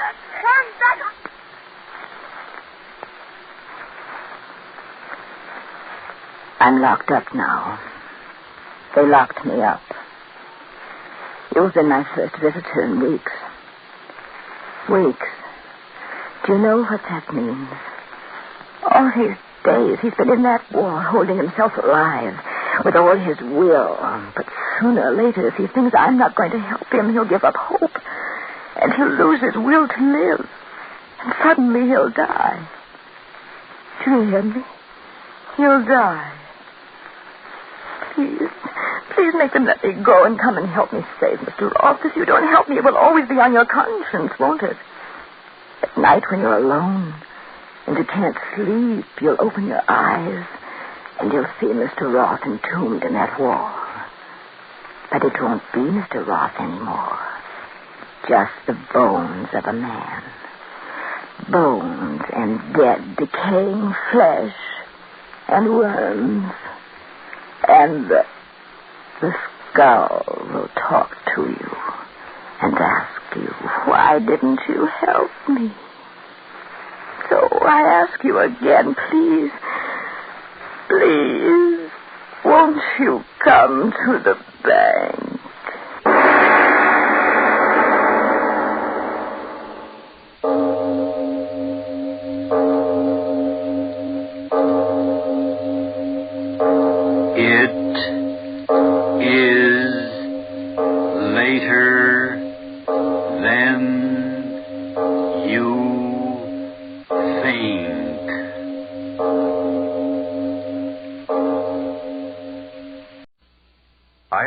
Yeast presents Lights Out.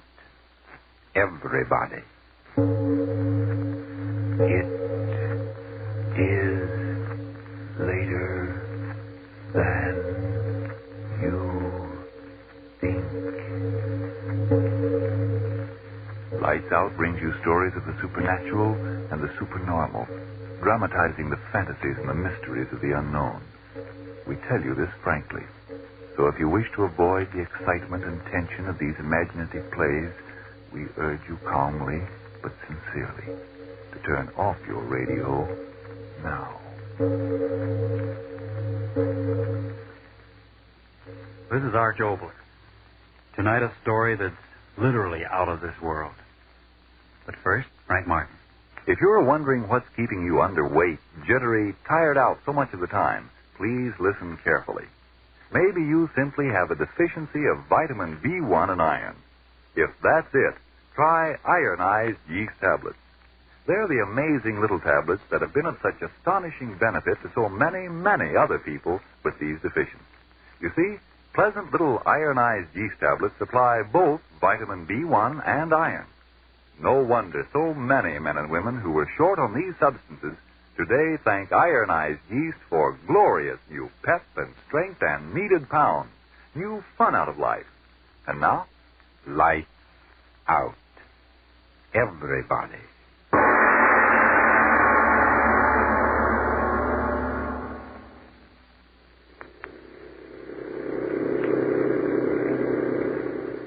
Praise the Lord and pass the ammunition.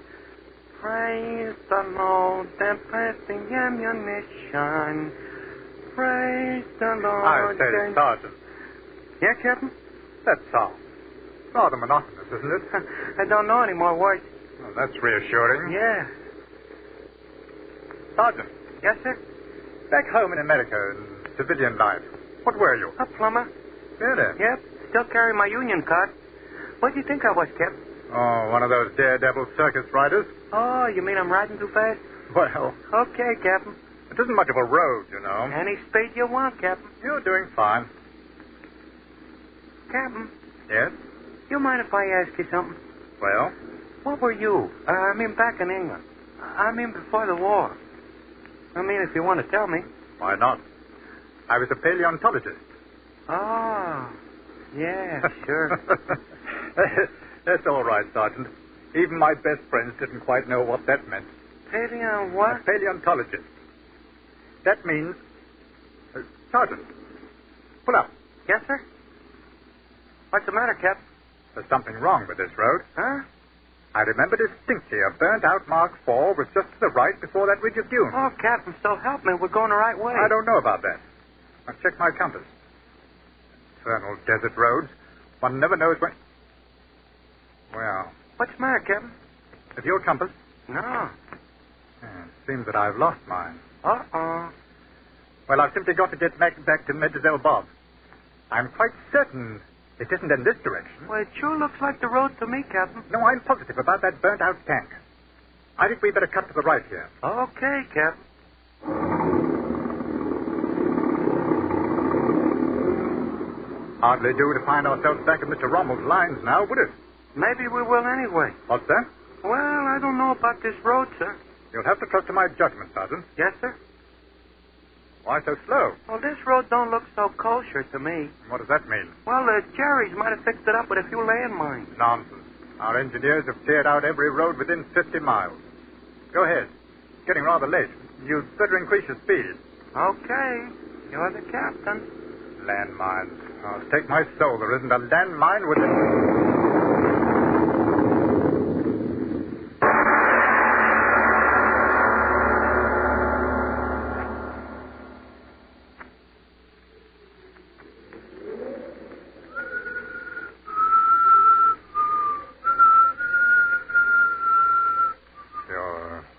Feeling all right? Eh? Yeah. All right. Shoulder? Okay. These hours I've been sitting here thinking what a miracle it was. Hit a landmine and outside of a bruised shoulder, no harm done. Yeah. Only now we haven't got a jeep. I understand how you feel, Sergeant. Man uses his judgment and sometimes he's wrong. It's okay, Captain, okay. Only how long are we going to sit here? No use trying to find our way back till daybreak. Gee, sure was a swell jeep. You were very lucky. Yeah. What do you mean? Well, come the dawn, like they say, somebody come along and pick us up. Meanwhile, laying here, it's okay.